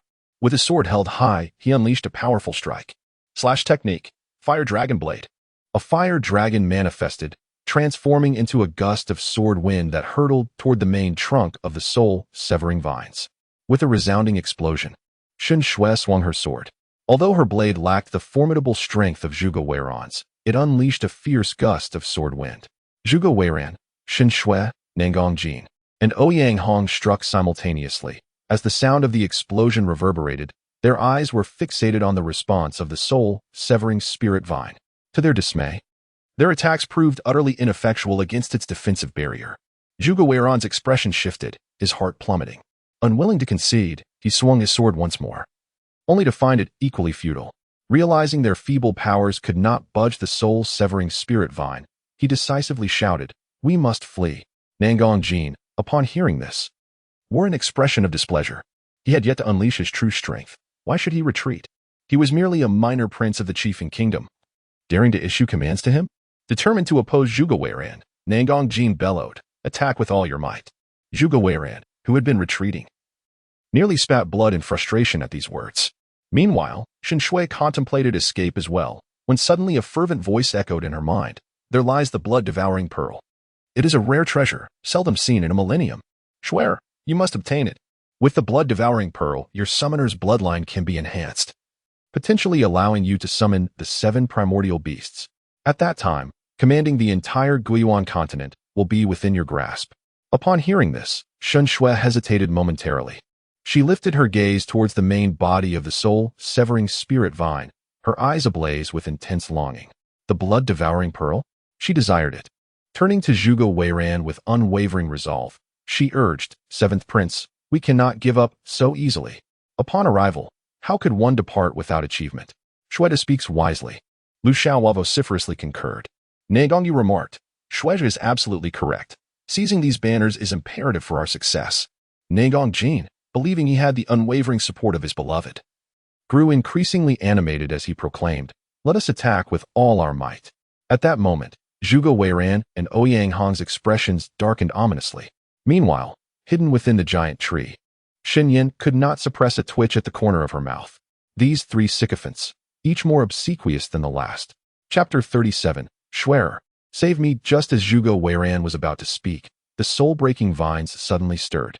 Those that had lain coiled upon the ground leapt into the air, launching an assault towards Zhuge Weiran and his companions. With a swish, the vines struck like serpents, swift and fierce. Zhuge Weiran and the others immediately took defensive stances. With a clang, a long sword met the vine, yet failed to sever it. Zhuge Weiran's countenance darkened instantly as he shouted, "Everyone, retreat. Do not cling to the banners." However, at that moment, Nangongyu, Lu Xiaohua, and several other prodigies appeared oblivious to his warning, continuing to gather banners. In mere moments, they had amassed dozens of them. Such overwhelming temptation rendered them powerless to resist, for their minds were consumed with visions of gaining entry into the inner sanctum of Qiu Tian's sect, propelling them to unprecedented heights and earning the envy of all. "I must enter Qiu Tian's sect." One genius's expression grew increasingly frenzied. Another laughed heartily. "These banners are all mine. All mine." At this moment, Zhuge Weiran and Ouyang Hong sensed something amiss. Their state seemed to have fallen into an illusory realm. Realizing the gravity of the situation, Zhuge Weiran promptly warned, "Do not touch the broken soul vine." The other 5 prodigies had already succumbed to the influence of the vine, completely ensnared in their own delightful dreams.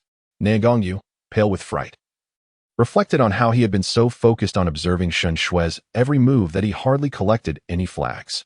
He silently rejoiced that he had not come into contact with the broken soul vine. Indeed, Shen Shui seemed to bring him luck.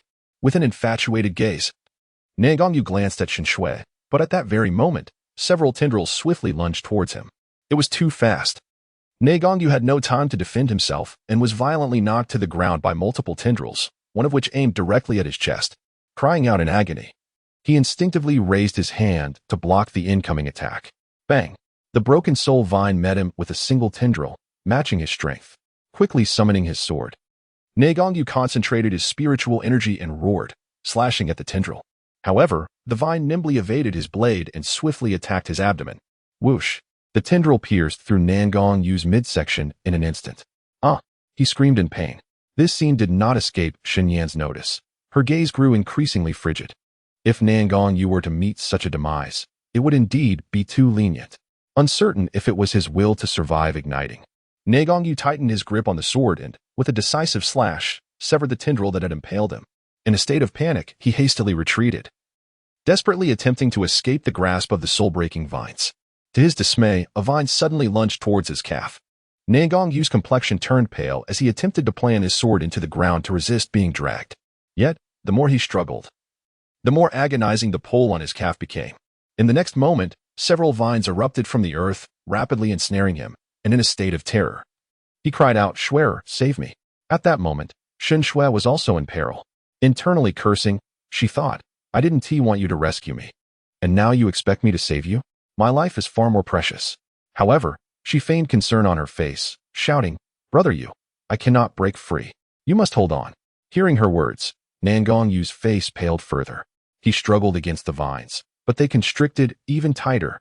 Suddenly, an idea struck him, and he called out loudly towards Zhuge Weiran. "Zhuge Weiran, come quickly to my aid.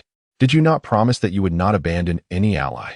Upon hearing this, Zhuge Weiran's expression darkened. He was reluctant to assist Nangongyu, but felt compelled to be accountable for his own words. After deftly evading an attack from the soul-breaking vines, he swiftly made his way to Nangongyu, drawing his sword to sever the vines that ensnared him. With that, Nangongyu was freed, scrambling to his feet. Just then, a dozen more vines charged at him. "Nangongyu, we." Zhuge Weiran was about to fight alongside him when, unexpectedly, Nangongyu raised his hand and struck him forcefully on the back. A resounding thud echoed through the air. Zhuge Weiran lunged forward, only to be ensnared by the encroaching vines that pierced through his body. A cry of pain escaped his lips, blood seeping from the corner of his mouth. Yet, he reacted swiftly, raising his long sword to sever the tendrils that bound him. The vines snapped. Zhuge Weiran deftly evaded the grasping foliage, his sharp gaze sweeping towards Nangongyu's position. At that moment, Nangongyu had already trod upon him, escaping the realm of the soul-devouring vines. Severely injured, Zhuge Weiran's expression darkened as he could not suppress a furious roar. Nangongyu, having narrowly escaped. Nangongyu barely had time to catch his breath before he heard Zhuge Weiran's wrathful shout. Turning to face him, he saw Zhuge Weiran ensnared once more by the vines. A cold scoff escaped his lips. Zhuge Weiran was truly foolish, lacking even a modicum of caution. Pale as a ghost, Nangong Yu's heart quaked at the sight of Shen Shui in dire straits. Yet, faced with the choice between her life and his own, he chose to preserve his own existence.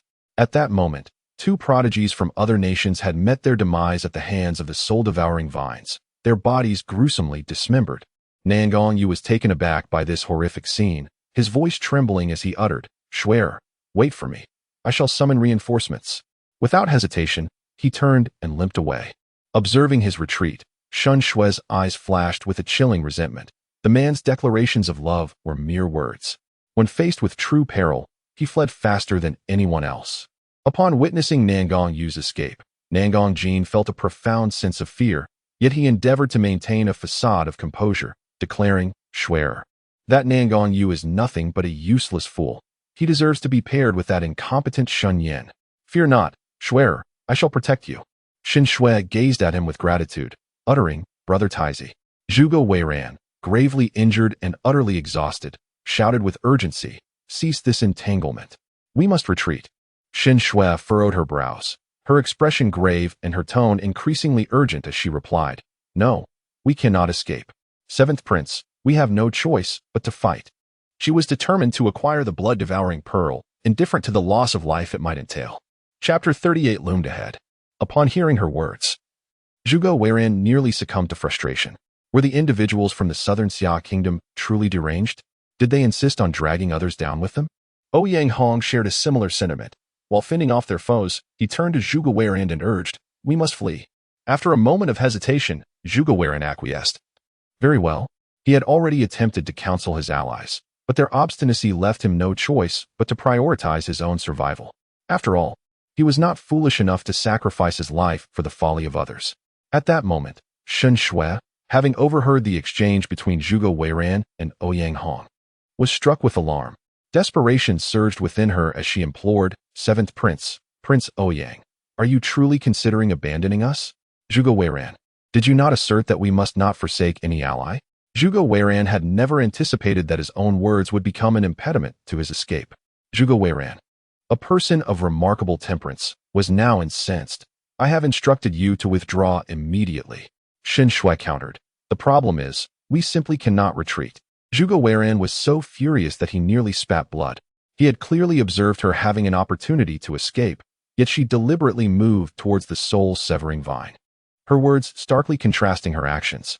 Even Zhuge Weiran, despite his naivety, recognized Shen Shui's ill intentions. At that moment, another genius fell victim to the cruel dismemberment of the soul-severing vine. "Let us go." Zhuge Weiran ceased his futile conversation with her and directly addressed Ouyang Hong.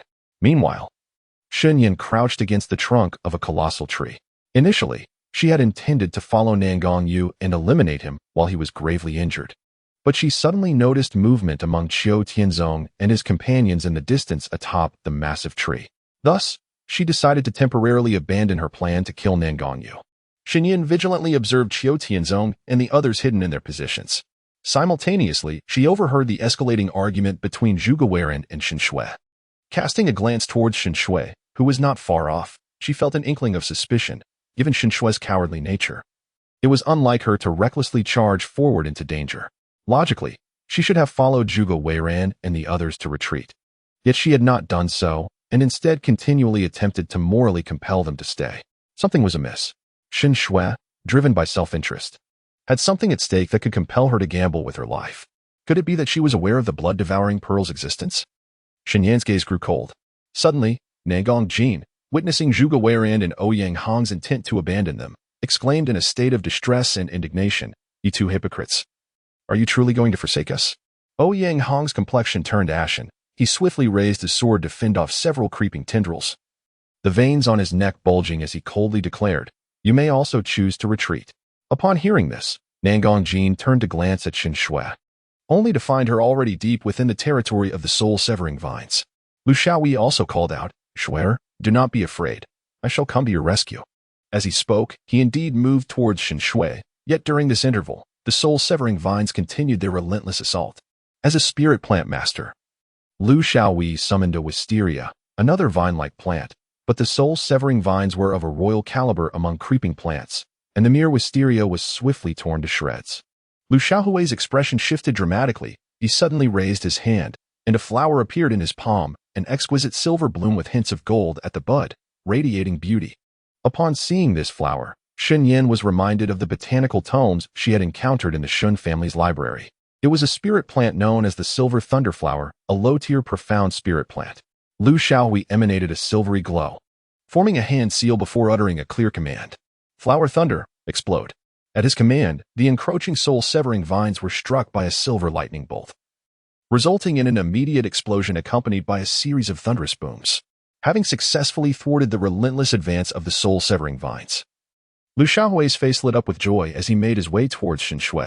Meanwhile, Shen Yan observed this scene with a deepening gaze. If the soul-severing vines, which even elder Yu of Qiutian's sect regarded with apprehension, could be so easily countered, how could they possibly possess such power? Thus, the more she watched, the more she felt that the soul-severing vines were merely toying with them. Zhuge Weiran and Ouyang Hong were on the verge of escaping this perilous area, merely 3 steps away, when, at this crucial moment, a flurry of vines surged towards them with astonishing speed. They crashed down right beside Shen Shui. In unison, Zhuge Weiran and Ouyang Hong let out cries of anguish, their hair disheveled and their garments stained with blood. Shen Shui, was taken aback once more upon recognizing the 2 figures before her, the 7th prince and the crown prince Ouyang. Not far behind, El Xiaohui's pupils constricted as he shouted, "Shuer, danger, quickly evade." At his words, Shen Shui felt a sudden jolt in her heart. She swiftly raised her sword, intending to defend herself, only to be brutally pierced in the shoulder blade by the vines at an awkward angle, eliciting a scream of agony from her lips. Her face turned pale as she contemplated severing the vine with her sword when the voice of the elder resonated within her consciousness, hoarse yet fervent. "Shuer, quickly, seize this opportunity and see if you can forge a contract with it." Shen Shui's heart stirred with intrigue. The elder, brimming with confidence, urged, "With your master aiding you, proceed without hesitation." Encouraged by his words, Shen Shui felt a surge of excitement within her, promptly assenting to his advice. She formed a hand seal, attempting to establish the contract formation. Yet, the soul-draining vine seemed to sense her intentions, withdrawing sharply from her shoulder blade and striking her fiercely across the face with its bloody tendril. The sound was deafening. Shen Shui was sent sprawling to the ground. A crimson line etched across her cheek. She let out a heart-wrenching scream, tears streaming down her face from the excruciating pain as she instinctively reached up to touch her stinging cheek, feeling the warmth of blood. Shen Shui's eyes were filled with terror. Could it be that she was about to be disfigured? Shuer quickly evaded its attack. The master hadn't anticipated that the soul-devouring vine would be so ferocious and cunning. It must have developed sentience. The elder's voice echoed. Upon hearing this, Shen Shui couldn't help but resent the elder's misjudgment, yet she feigned compliance. "Shui." Lu Xiaohua, witnessing his beloved woman suffer and potentially mar her beauty, felt a pang of anguish. In a fit of rage, he declared, "Shuer, do not fear. I shall avenge you." Meanwhile, Nangong Yu pointed towards the direction of the soul-devouring vine, his face ashen, exclaiming, "Just ahead, there are hundreds of banners." Upon hearing this, numerous competitors' eyes gleamed with excitement as they gazed towards the area dominated by the soul-devouring vine. Chapter 39. Preserving the Green Mountains. A portion of the participants, unable to discern the situation clearly, rushed into the area of the soul-devouring vine, fearing that others might seize the opportunity first. So many banners! The other competitors, seeing this, also lost their composure and hurried after them. Only a handful of individuals remained calm, not allowing the multitude of banners to cloud their judgment, yet they too hastened forward, eager to assess the situation before making any decisions. Nangong Yu stood still, a triumphant smile gracing his lips. "Let them all enter. As long as you can divert the soul-devouring vine's attention, Shuer will be safe. Moreover, until the very end, the ownership of the banners remains uncertain." As numerous competitors ventured into the domain of the soul-breaking vines, they were met with a horrifying sight. Amidst their fervent quest for banners, they stumbled upon mangled corpses and pools of blood entwined within the vines. A collective gasp escaped their lips, and in the blink of an eye, they became targets of the soul-breaking vine's assault. Death, the dead, an ambush. At that moment, several participants caught sight of the distant scene where Zhuge Weiran and Ouyang Hong were ensnared by the vines, rendered utterly immobile. Their gazes sharpened in realization. It was Zhuge Weiran and his companions. "Flee from this place," Zhuge Weiran, bloodied and hoarse, urgently warned. Yet, it was too late. 70 to 80 competitors were ensnared within the region of the soul-breaking vines, and at that instant, the main body of the vines stirred ominously. In a heartbeat, countless tendrils surged from both the ground and the air, launching themselves towards the terrified participants. Help! Many of the competitors were merely inexperienced youths, their youthful faces etched with panic, as they had never witnessed such a terrifying spectacle. I no longer wish to partake in this competition. Stop it now. The youths, in a state of utter confusion, flailed their swords and knives in a futile attempt to defend themselves, their minds blanking out in sheer terror, causing them to forget even the combat skills they had learned. Naturally, they were no match for the onslaught of the soul-breaking vines. In mere moments, 6 or 7 of these young souls were mercilessly strangled by the vines. Panic surged through the crowd. They all yearned to escape. Yet, the faster they ran, the swifter their demise. As Shen Yan beheld this scene, her expression remained impassive. She refrained from exerting herself to rescue them, for with her current strength, she would not survive long within the realm of the soul-severing vine. At this moment, however, her gaze was fixed upon Nangongyu. She slowly tightened her grip on the crimson flame dagger, determined to avenge the original owner. Just as she contemplated leaping from the colossal tree, a sudden, formidable pressure enveloped her, nearly causing her to lose her footing atop the branches. Instinctively, she peered through the gaps in the leaves. Before her stood a tall, gaunt elder clad in a blue robe, accompanied by 10 disciples adorned in the attire of the Chiotian sect, all appearing at the periphery of the soul-severing vine. Shen Yan's heart skipped a beat. At last, they had arrived. The contestants ensnared within the realm of the soul-severing vine expressed their relief, crying out for assistance. "Elder Yu, please save us." "Remain calm," Elder Yu replied, his expression becoming solemn as he slowly raised his hand. He then instructed the 10 disciples trailing behind him. "You all enter and assist." The disciples exchanged anxious glances, their expressions shifting. "What about you, Elder?" one inquired. Elder Yu responded with gravity, "You must help me hold off the soul-severing vine, granting me the time to prepare the annihilation formation. The talents from the 9 nations are far weaker than I anticipated. I had hoped they would secure the flag within the realm of the soul-severing vine, but it seems I overestimated their capabilities." Upon hearing this, the 10 disciples exchanged wary looks, their expressions betraying a reluctance to risk themselves for the sake of these contestants. Moreover, the soul-severing vine was a spirit plant of Earth-grade quality, formidable enough to rival even Earth-grade experts. Even Elder Yu might find it challenging to vanquish the soul-severing vine. It is indeed peculiar that Elder Yu has chosen to place so many flags within the area of the soul-severing vine. Is this not tantamount to leading the contestants from the 9 nations to their demise? The disciples of Chiotian sect grew increasingly uneasy with this notion. At that moment, Elder Yu, with a grave expression, inquired, "What? Are you not even heeding my words?" The subtle pressure emanating from Elder Yu left the 10 disciples of Chiotian sect trembling in their boots. Nangongyu, limping towards them, swiftly knelt before Elder Yu, his eyes glistening with unshed tears, pleading, "Elder Yu, please, you must save them." Both Elder Yu and the disciples of Chiotian sect turned their gaze towards him, their expressions laden with complexity. They had been discreetly observing him from the very beginning, having witnessed Nangongyu's duplicity and cunning. Was he truly coming to plead for the contestants' salvation, or did he harbor ulterior motives? As Nangongyu sensed their strange demeanor, a wave of dread washed over him. Could it be that his actions had been laid bare before them? Elder Yu, standing resolutely with his hands clasped behind his back, declared with righteous authority, "You need not speak. We shall rescue these contestants regardless." Just as Nangongyu contemplated offering a few words of flattery, Elder Yu commanded the 10 disciples of Chiotian sect to enter the fray and establish a spirit-extinguishing formation to buy time. The disciples, not daring to defy Elder Yu's orders, steeled themselves and advanced. As outer disciples of Chiotian sect, their cultivation levels hovered around the 2nd tier of the Shen level, rendering them only slightly stronger than Zhuge Weiran and his companions. Although the 10 disciples of Chiotian sect could not entirely alter the situation within the area, their presence evidently mitigated the casualties among the contestants.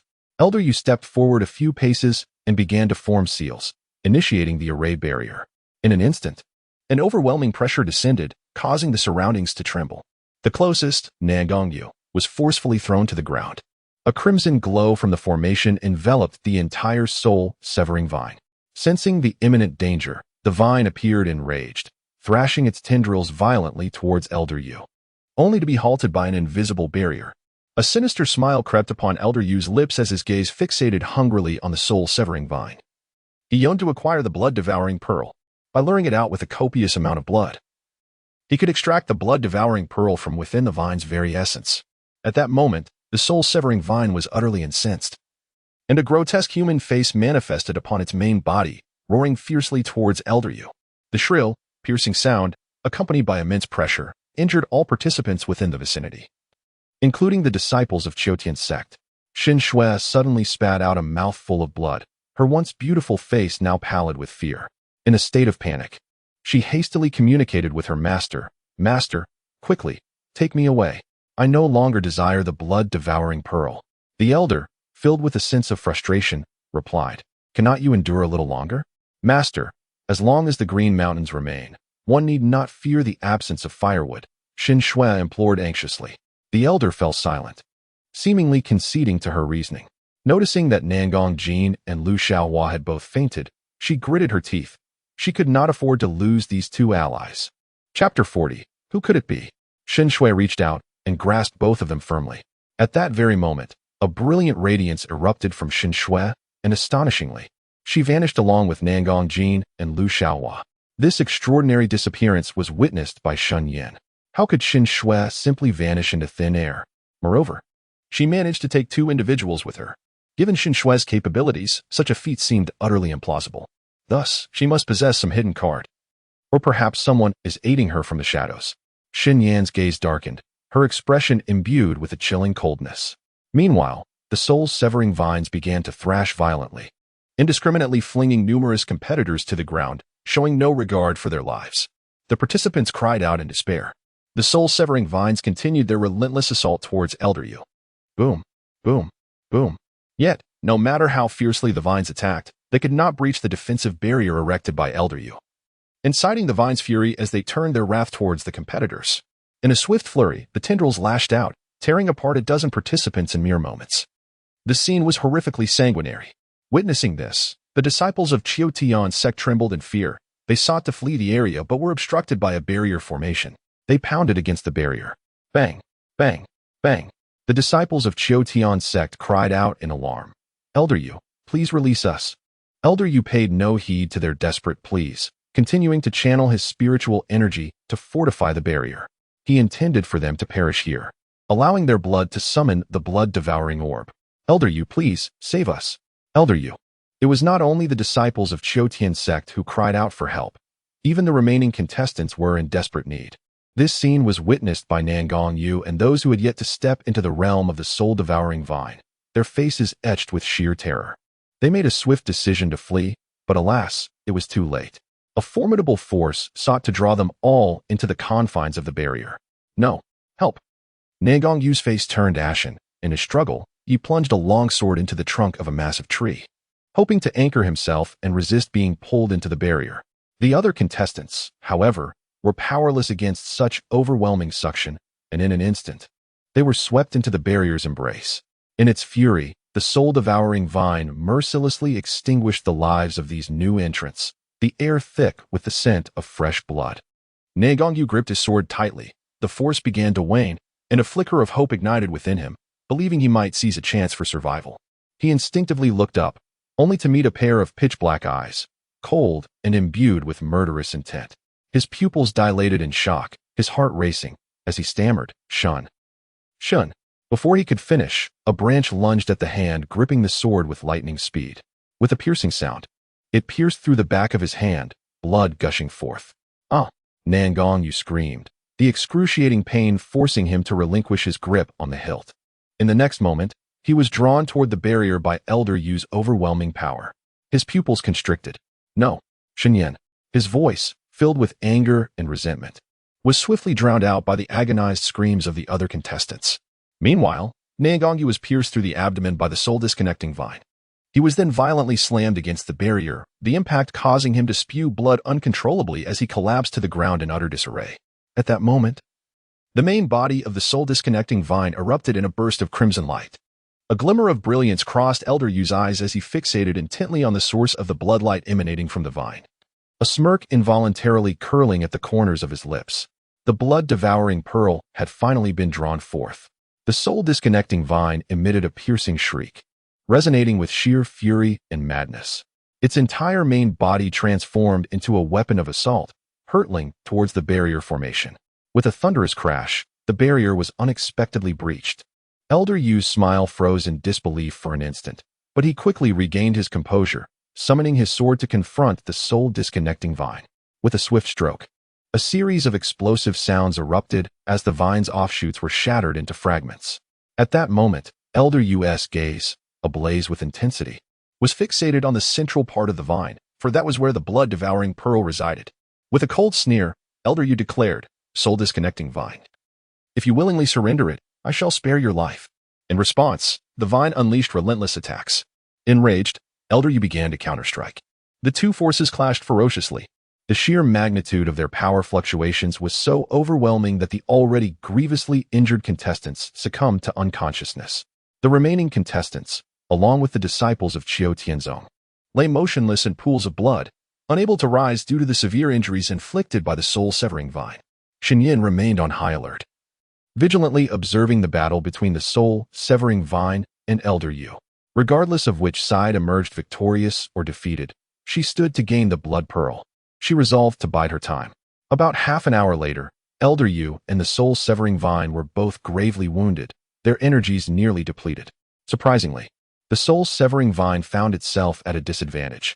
Its main body was severed by a sword strike from Elder Yu, and in an instant, its form was split open, revealing a blood-red pearl.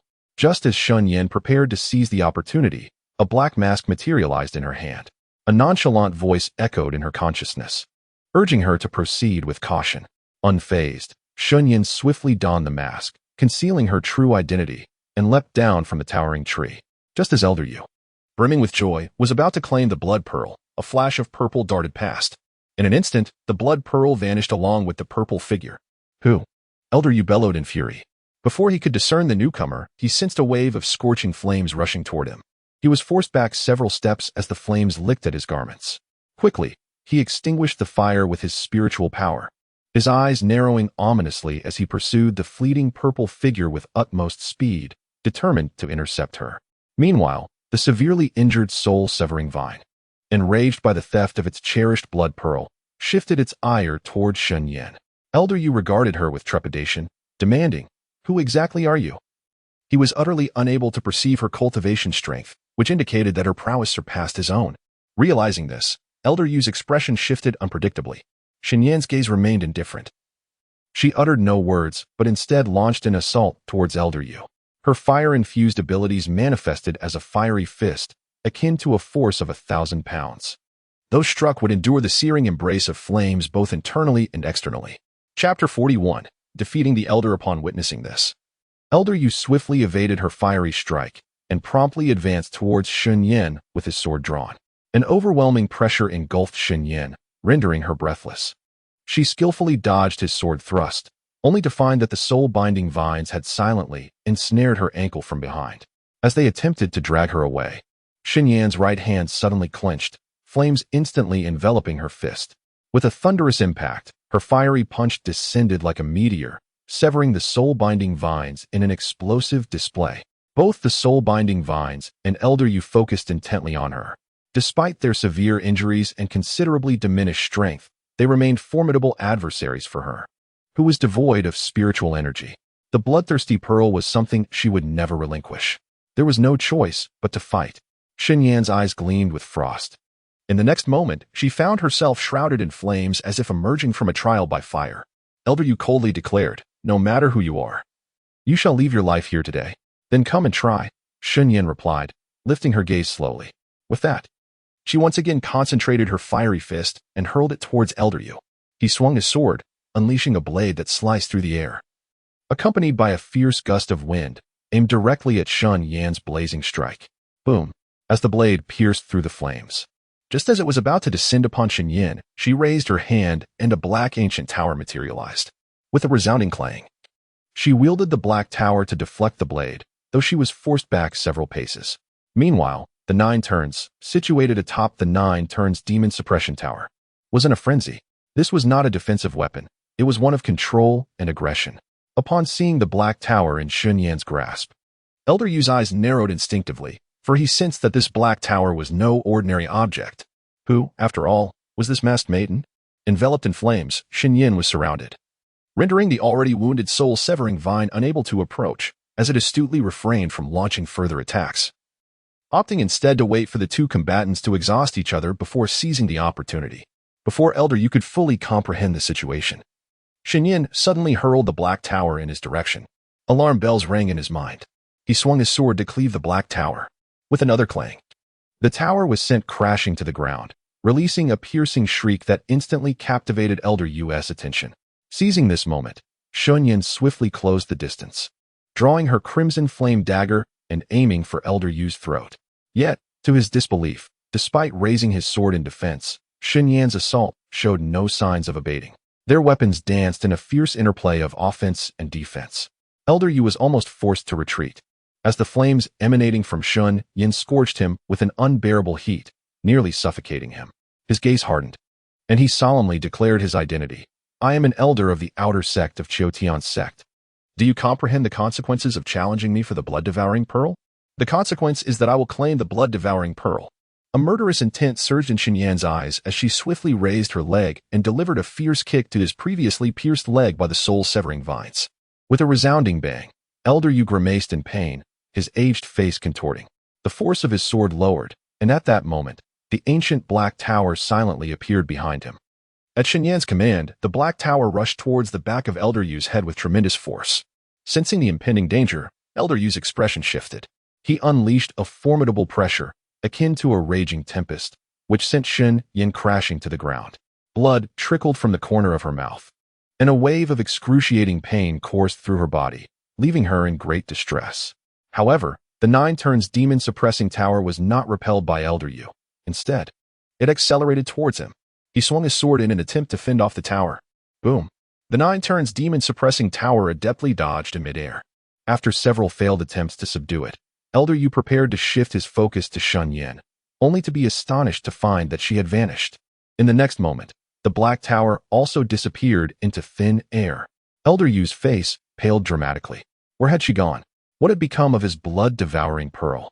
Elder Yu, his eyes wide with fury, swept his gaze around the surroundings until it landed on the soul-severing vine lurking nearby. He bellowed, "Is it you?" His face twisted with rage as his sanity unraveled with the disappearance of the blood-devouring pearl. He raised his longsword and swung it towards the soul-severing vine, which was equally bewildered. It had been observing Shen Yan's movements and was taken aback when she suddenly vanished into thin air. As Elder Yu's fierce strikes approached, the vine seethed with anger, thinking to itself, "It was you, you old wretch, who sought to snatch my blood-devouring pearl. Now that it is lost, you dare to unleash your wrath upon me. Do you truly believe I am so easily bullied?" It resolved to eradicate this old man, vowing that it would not bear the name soul-severing if it did not. The two engaged in a fierce battle, seemingly intent on venting their fury upon each other. Meanwhile, the previously injured contestants and disciples of the Qiutian sect slowly regained their mobility, their eyes filled with terror. Elder Yu of the Qiutian sect harbored sinister intentions. He merely sought to exploit them and never genuinely intended to rescue them. "Flee! We must escape." The contestants were gripped with panic, stumbling desperately to evade the scene. He intended to eliminate them to silence them. If word got out, he would no longer be able to remain as an outer elder in the Qiutian sect. Elder Yu swiftly forced back the soul-severing vine and then pursued the contestants with utmost speed, wielding his sword without hesitation. In an instant, several fell to the ground. "No, don't come any closer." The remaining contestants cried out in horror. Elder Yu's face turned pale. He was on the verge of collapse. Looking at them coldly, he declared, "Only the dead will not speak recklessly. Thus, you must all become corpses for me to find peace." At that moment, the contestants' pupils suddenly constricted. Elder Yu assumed they were afraid of him, yet unexpectedly, with a sharp swish, a gleaming dagger pierced directly through his neck. Elder Yu's eyes widened in shock. Disbelief etched across his face, and as he opened his mouth, a torrent of blood gushed forth. "Who?" With a resounding clang, the long sword he held slipped from his grasp. Behind him stood a masked girl clad in purple, her hand gripping a crimson dagger embedded in his throat, her gaze sharp and frigid. In the next instant, she swiftly withdrew the dagger. Whoosh, blood sprayed forth. Chapter 42. No suffering without gain. Elder Yu collapsed. In the very moment following his demise, an overwhelming surge of mental energy rushed toward Shen Yan, seemingly intent on leaving its mark upon her psyche. Shen Yan immediately sensed it and hurriedly tried to evade. However, the mental force was too swift. Shen Yan had no choice but to confront it with her own mental power. During the apocalyptic times, her mental capacity had grown exceptionally strong. Otherwise, she could not have expanded her extraordinary space to such vastness. Buzz. The two forces of mental energy collided invisibly. Shen Yan's consciousness was subjected to a violent clash, causing her to furrow her brow in pain. In the next heartbeat, with a thunderous bang, she obliterated the encroaching mental imprint, only to have more blood trickle from the corner of her mouth. Meanwhile, within the Qiu Tian sect, Elder Yu's nameplate shattered, and even the pre-established mental imprint failed to brand itself upon the assailant. Fortunately, a final vision of what Elder Yu had seen before his death lingered on. As a result, only a dozen or so young individuals, each bearing the marks of countless injuries, were witnessed, among them the outer sect disciples of the Qiu sect. The Qiu sect promptly relayed messages to the disciples accompanying the elder and dispatched others to the Lingyan forest in pursuit of the truth. After slaying Elder Yu, Shen Yan cast a frigid glance at them, effectively silencing their impending inquiries. Just as she contemplated departing from this tumultuous place, she was obstructed by the soul-severing vine. Shen Yan was aware that the soul-severing vine had sustained severe injuries, its strength considerably depleted. It could not impede her. Wishing for death? I shall grant you that. Raising her gaze, she enveloped the crimson flame dagger in a blaze of fiery intensity, exuding an extreme heat that instilled a flicker of fear within the soul-severing vine. With a resentful glance, the vine swiftly retreated, prepared for battle, Shen Yan. Before taking her leave, she cast a glance at the gravely injured and unconscious Nangongyu, poised to deliver a fatal blow when she sensed a multitude of formidable presences rapidly approaching. Shen Yan's expression darkened. Having previously seen her, Nangongyu would undoubtedly reveal her identity if he survived. With this thought, Shen Yan harbored no hesitation. Advancing toward Nangongyu, she thrust her dagger toward his heart, ensuring he had no chance of survival, then slashed at his carotid artery. Nangongyu awakened in excruciating pain, his expression one of profound agony and astonishment as he gazed at Shen Yan, unable to utter a single word. This is what you owe her.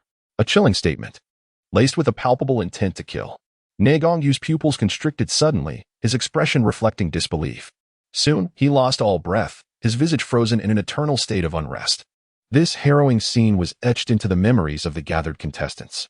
In an instant, they regarded Shen Yan with trepidation, as if she might approach them and extinguish their lives at any moment. Yet, she swiftly turned and fled deeper into the Lingyan forest, altering her course repeatedly in her escape.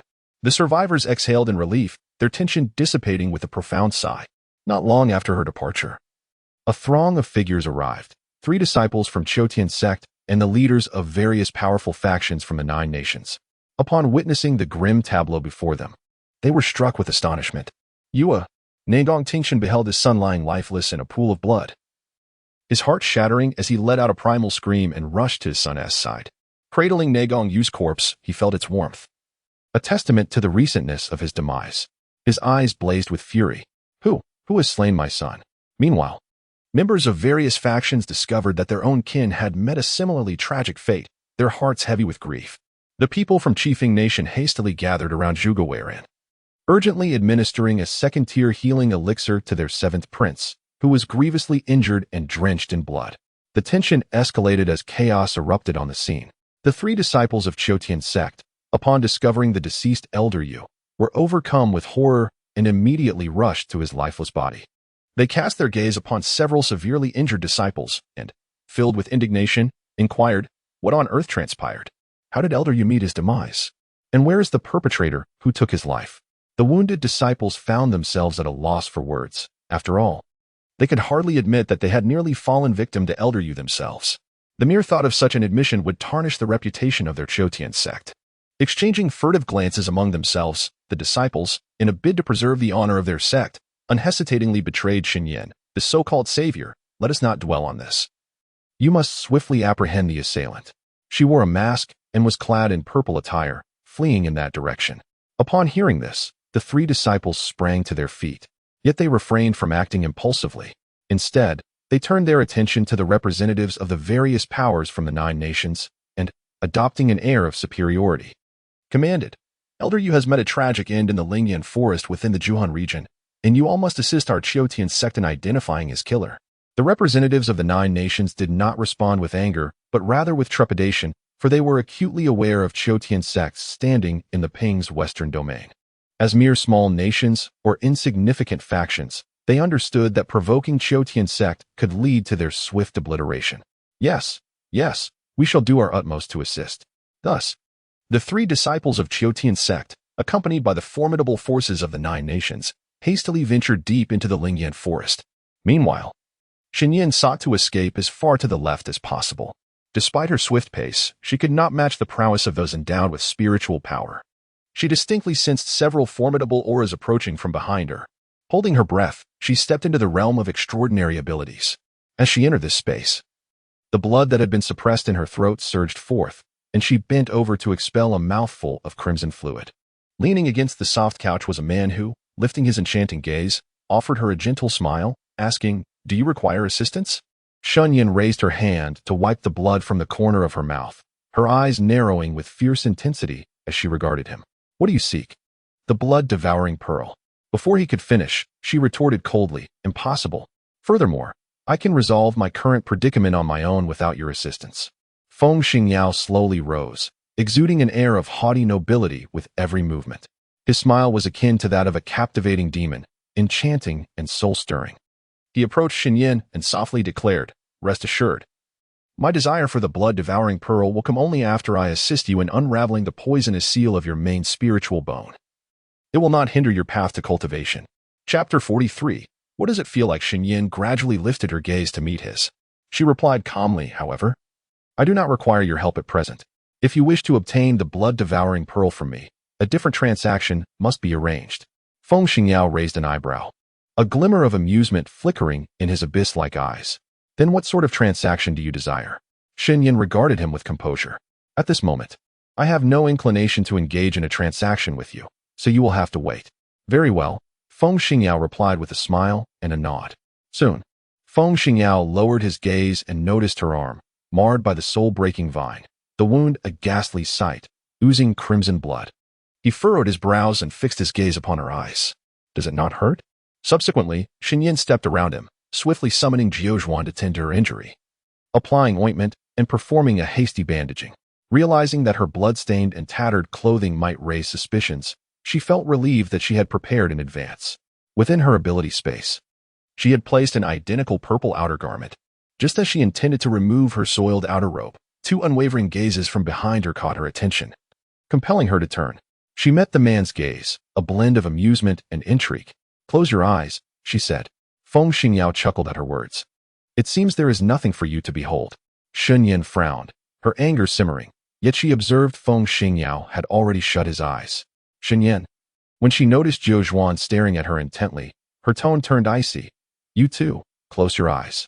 Jiuzhuan obediently nodded and lowered his head, shutting his eyes. Shen Yan, suppressing the pain from her wound as she swiftly removed her outer robe, recalled Feng Xingyao's earlier words and glanced down at her chest. She fell silent. With utmost haste, she donned the new purple outer robe. As Shen Yan finished, Feng Xingyao seemed to sense something and opened his eyes. Their gazes met briefly. Shen Yan remained indifferent. Soon after, the first wave of strong individuals departed. Shen Yan quickly exited the ability space. Currently, she finds herself deep within the mystical Lingyan forest, where the surrounding light is rather dim and tinged with an eerie aura. She gazes back, realizing she must escape the depths of this forest. Remaining here poses the peril of being apprehended by the Chiotian sect or the formidable warriors of the 9 nations. It would be exceedingly difficult for her to justify how, as a mere waste of a being, she managed to venture so far into this place. Shen Yan hastily makes her way outward. However, she soon encounters an unexpected obstacle, a formidable tiger. Indeed, it is a tiger, a spotted one at that, with a cultivation level of the 5th stage of spirit. Its bloodthirsty eyes fixate intently upon Shen Yan, drool seeping from its jaws, clearly coveting her. The spotted tiger is larger than 2 of her combined. Shen Yan resolutely decides to flee. Lingering here would undoubtedly attract the attention of the searchers. The tiger emanates a powerful pressure, intent on immobilizing her. Shen Yan swiftly clenches her fist and unleashes a fiery punch, akin to a meteor, hurtling toward the tiger. Yet, the agile creature evades her attack with ease. Not choosing to linger, she seizes the opportunity to escape. Observing her retreat, The tiger narrows its eyes dangerously and lets out a roar that reverberates through the nearby trees, as if to assert its dominance. Before it swiftly advances in pursuit of Shen Yan. The tiger's speed is astonishing, and before long, it catches up with her. Shen Yan halts, facing the beast. Just as the confrontation seems imminent, a girl with dark battle attire and braided hair appears, exuding a formidable aura of the 9th level of the Yellow Realm. This presence frightens the 5th stage spirit tiger, causing it to retreat in trepidation. The person who approached was none other than Jiang Xianyu. She was of modest height, her charming and adorable visage betraying a hint of cruel amusement. The spotted tiger fled at once. Jiang Xianyu gazed at Shen Yan, her eyes crescent-shaped, her smile blossoming sweetly. She raised her hand in greeting, saying, "Shen Yan, I didn't expect us to meet so soon." "Thank you," Shen Yan replied with a gentle nod. Jiang Xianyu flashed a toothy grin. There's no need for such formality.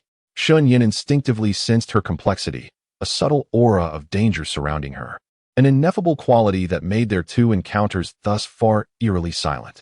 Jiang Xianyu's prowess seemed to transcend the 9th level of the Yellow Realm. "I must take my leave," Shen Yan stated calmly. Just as she turned to depart, Jiang Xianyu hastened to catch up. Jiang Xianyu stood half a head shorter than Shen Yan, her appearance sweet and endearing, with dual braids that added to her youthful charm. Her large, dark eyes sparkled with an astonishing brightness, and her voice, at times soft and mellifluous, held a certain allure. "Shen Yan, are they searching for you?" Upon hearing this, Shen Yan's heart sank slightly. She halted in her tracks, preparing to respond when Jiang Xianyu interjected, "If so, I could serve as your alibi." Her expression was earnest. Yet, Shen Yan found it difficult to trust her. Meeting her gaze, Shen Yan replied, "I do not comprehend what you mean. Please do not follow me." Jiang Xianyu's smile remained, her eyes half closed in mirth as she softly inquired, "Shen Yan, rest assured, I shall not betray you. I simply find you exceedingly intriguing. Might you share with me how it feels to have vanquished such a formidable opponent?"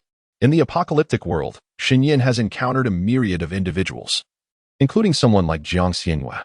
If her intuition serves her right, beneath Jiang Xianyu's sweet facade lies a heart that craves excitement, perhaps yearning to recklessly test the boundaries of certain thresholds. Shen Yan feels nothing in response, which surprises Jiang Xianyu. She raises an eyebrow and smiles brightly. "Shen Yan, I truly admire you. I believe we could become friends." Shen Yan glances at her. "I prefer not to befriend strangers." Jiang Xianyu strides confidently before her, halting. "But you can get to know me." "Ahem, allow me to formally introduce myself. I am Jiang Xianyu, precisely 17 years of age, hailing from a prestigious family of artifact smiths in the Xuanwu Kingdom, and I am the legitimate eldest daughter of the Jiang family. Although born into a family of smiths, I do not possess the ability to forge artifacts. My true cultivation level is something I cannot disclose, and my height and weight are even more confidential." After finishing her introduction, Jiang Xianyu blinks her large eyes and inquires, "Is this sincere enough?" Shen Yan replies, "Not quite." Jiang Xianyu is momentarily taken aback, her fair complexion revealing a hint of distress. With a deep sigh, she speaks to Shen Yan in a melancholic tone. "It seems that becoming friends with you is quite challenging." At that instant, a number of formidable presences swiftly approach. As Jiang Xianyu's gaze subtly shifted, the innocent and naive expression that had graced her face vanished in an instant. She raised her hand and grasped Shen Yan's wrist, seemingly urging her to refrain from any impulsive actions. Understanding her intent, Shen Yan nodded imperceptibly. Soon, several figures materialized, formidable beings from other nations who, upon noticing Shen Yan's purple attire, immediately sought to seize her. Jiang Xianyu raised her hand to shield Shen Yan, her expression a blend of suspicion and inquiry. "Esteemed seniors, should you not be outside? Why have you entered? Are you perhaps here to assist a contestant in cheating?" The powerful individuals hesitated upon seeing Jiang Xianyu, and at that moment, Shen Yan turned to reveal her visage. Shen Yan, the formidable figures recognized her instantly. After all, her reputation was unparalleled. Moreover, she was the daughter of Shun Tianhao, the sister of the prodigious summoner Shen Huai, and yet a mere failure. Their wariness dissipated in an instant. It was inconceivable that the one responsible for the elder's demise could be Shen Yan. Furthermore, her garments bore no traces of blood, nor any signs of battle. However, an enigma lingered. How had Shen Yan, devoid of spiritual power, managed to traverse to the depths of the Lingyan forest unscathed? One of the powerful beings fixed a profound gaze upon Shen Yan, pressing her with a question. "How did you come to be here?" Jiang Xianyu crossed her arms, pouting slightly, and retorted, Esteemed seniors, Shen Yan was naturally brought here by me. Is there an issue with that? Shen Yan cast a sidelong glance at Jiang Xianwei. Observing her composed demeanor, even the unintentional display of innocence evoking a sense of tenderness in others.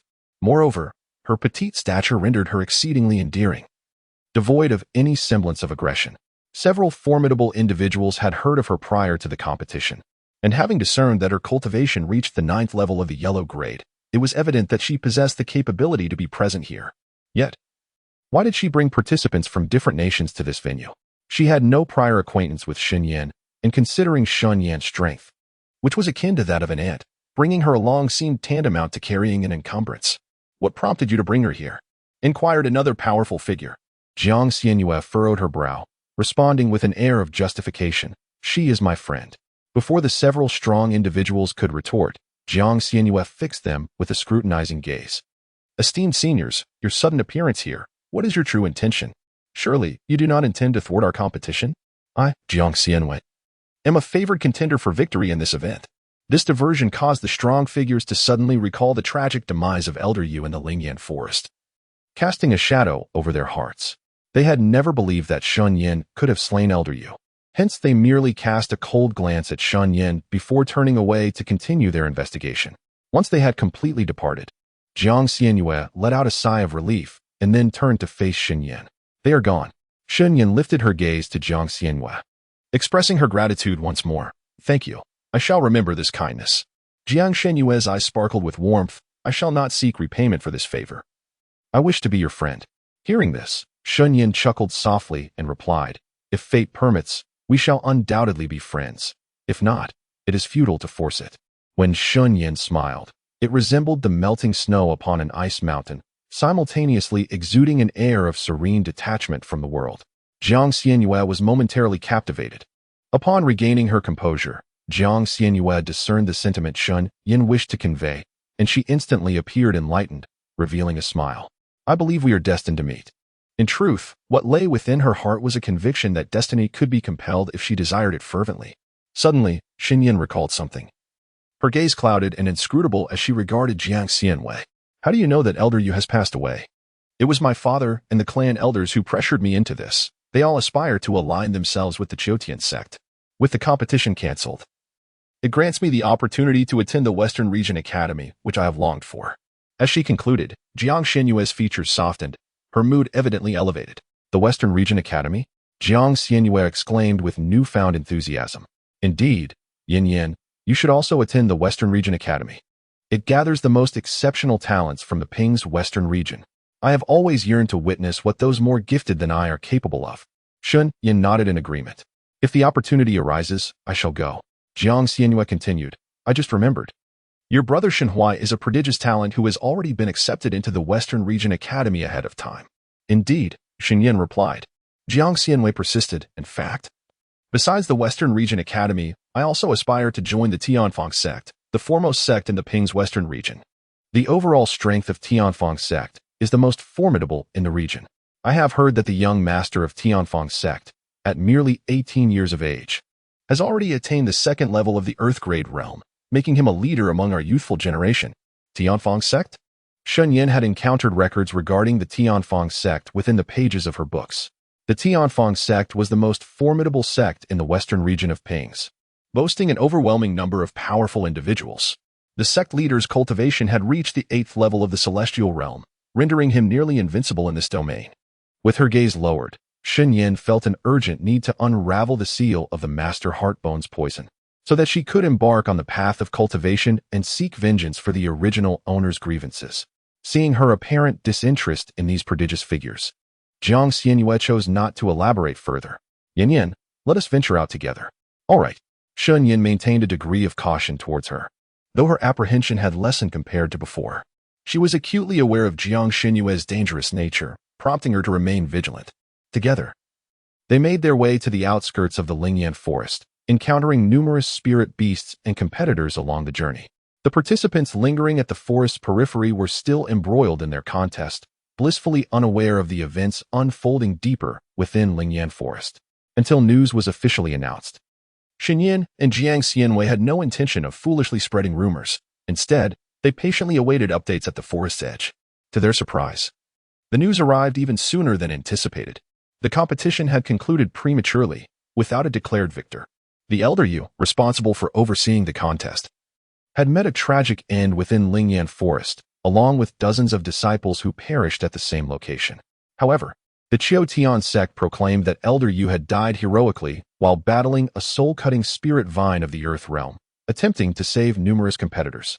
Chapter 45. Weeping bitterly. Shen Yan and Jiang Xianyue exchanged glances, an identical thought surfacing in their minds. The Qiu sect still clung to its pride. Jiang Xianyue lowered her voice and said to Shen Yan, although Qiu presents this grandiose facade, they will undoubtedly continue to pursue the true culprit behind the scenes. Remember to exercise caution. Shen Yan understood perfectly. All right.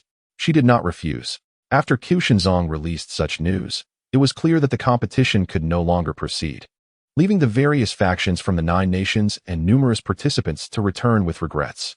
In this contest, 500 to 600 lives were lost, including both obscure youths and renowned geniuses within the 9 nations. The participants were gathered at the outskirts of Lingyan Forest, waiting for about half an hour before Qiu finally allowed them to leave.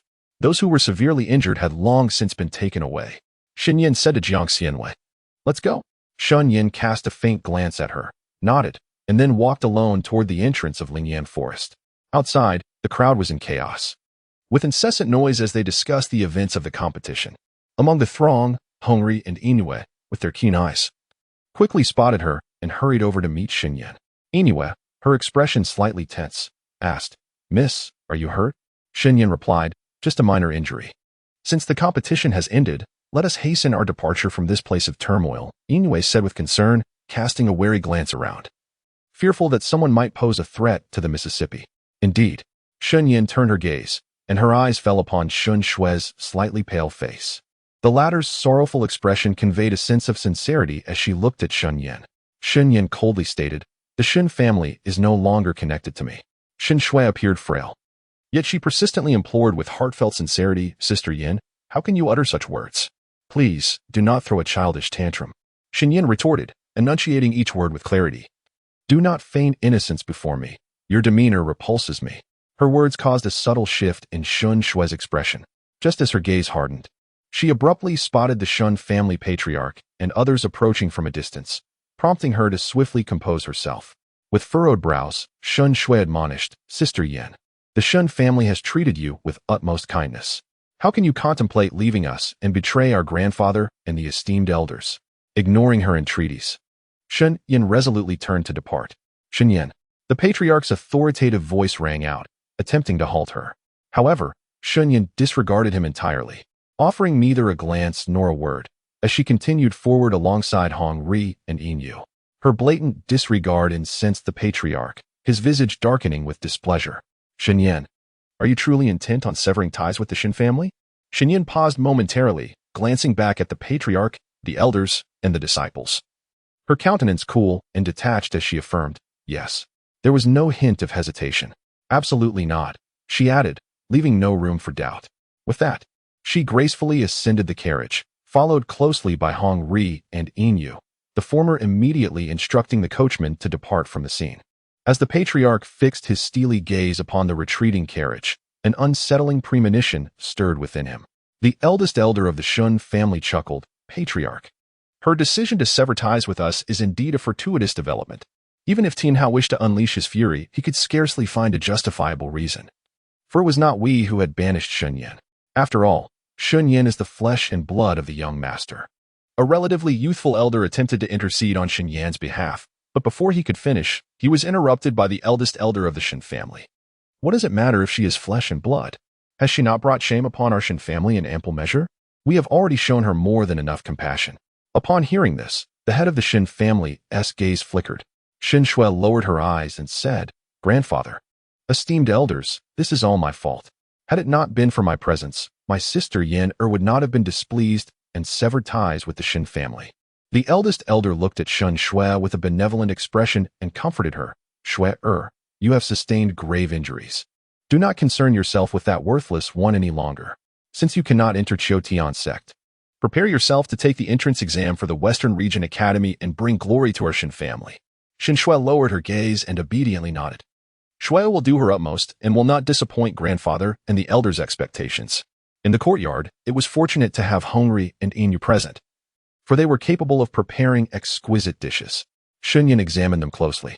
The pearls were entirely crimson, emanating a faint glow, and their touch was exceptionally cold, akin to grasping a block of ice. At that moment, a voice resonated within her consciousness. It was Feng Xingyao. When do you wish to unravel the seal of the heart-soul-bone-s toxin?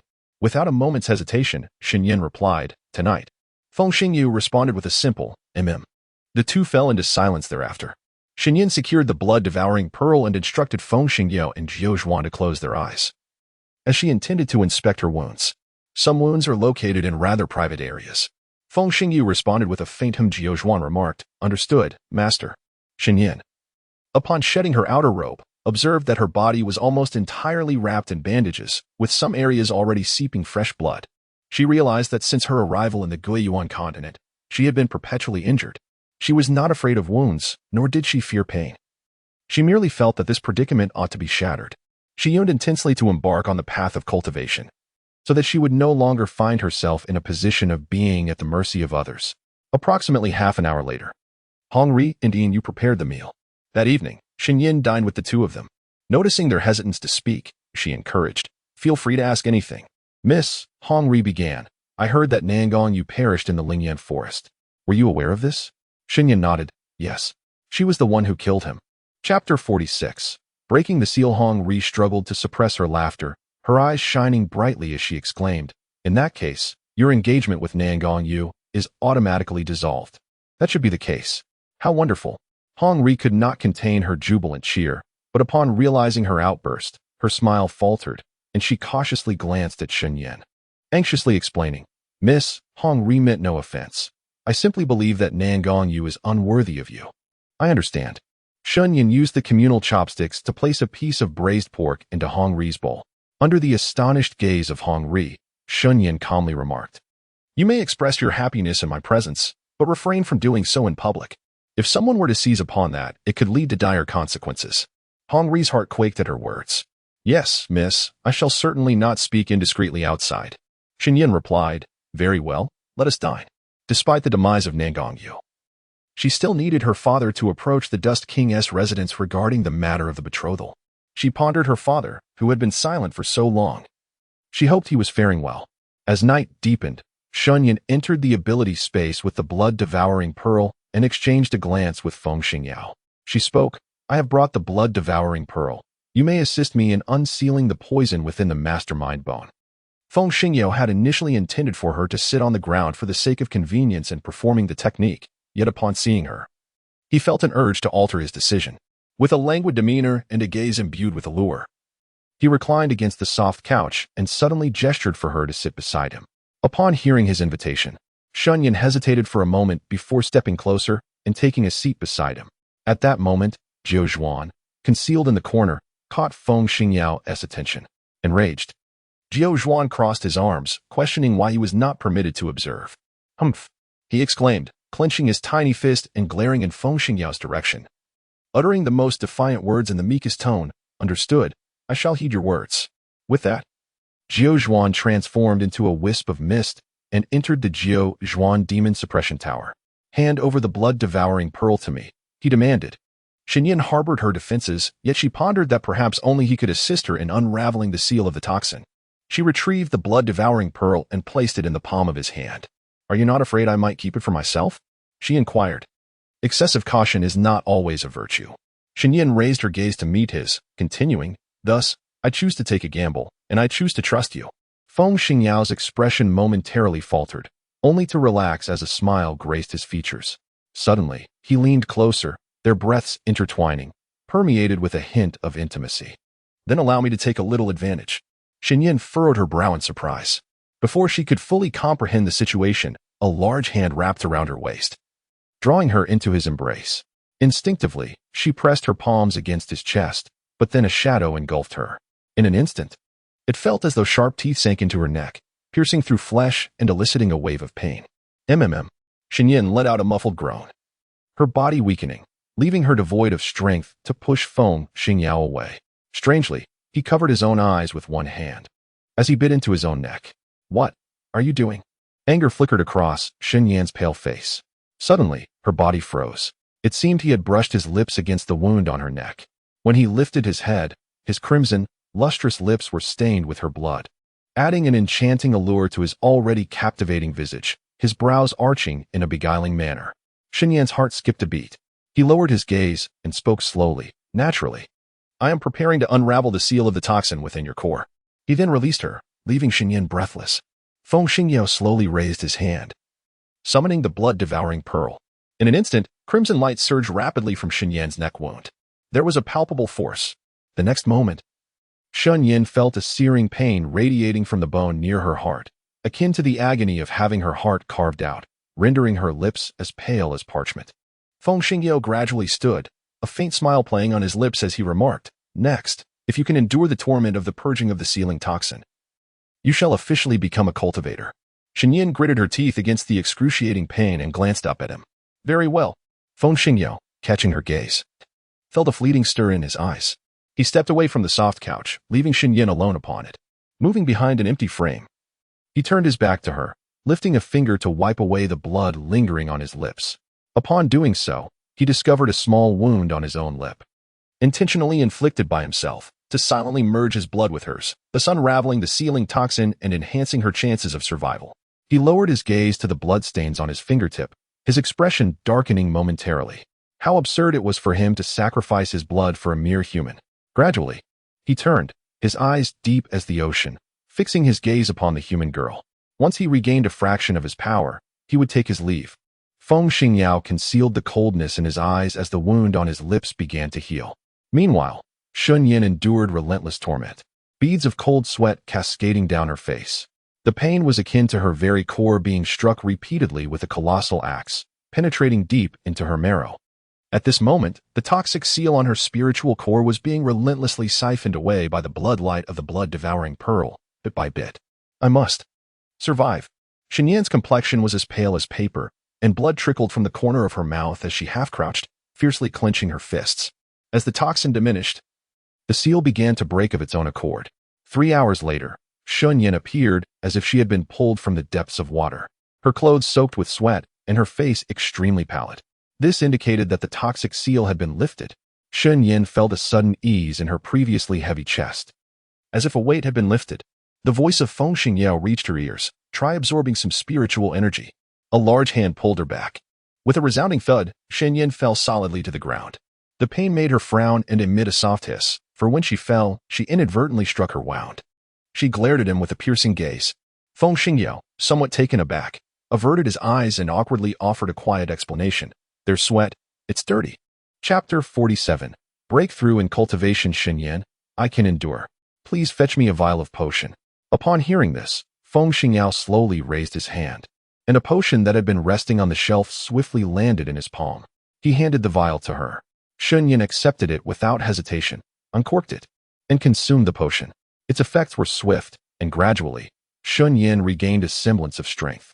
In this realm of extraordinary abilities, there was no spiritual energy. Thus she could not sense it. She had to exit this extraordinary space to truly feel it. Her body now resembled a colossal vortex, drawing in the surrounding spiritual energy. Shen Yan was not merely passive. She swiftly sat up, recalling the cultivation methods she had observed in the Shen family's library. She immediately began to meditate in place, guiding the energy into her body, progressing gradually. Her entire physique, along with her primary spiritual bone, radiated warmth as the spiritual energy infused her. She sensed that her wounds no longer pained her as acutely. In the next moment, a soft hum resonated, signifying the successful refinement of spiritual energy within her spiritual bone, transforming it into a surge of spiritual power. She had made a breakthrough. She ascended to the first level of the yellow grade. Shen Yan distinctly felt the lightness that accompanied her advancement. Shortly thereafter, she experienced another breakthrough, this time leaping directly from the first to the fourth level of the yellow grade, consecutively surpassing 3 minor realms. Eventually, her aura stabilized. Shen Yan slowly opened her eyes, casting a glance at her hands, overwhelmed by an indescribable exhilaration that filled her being.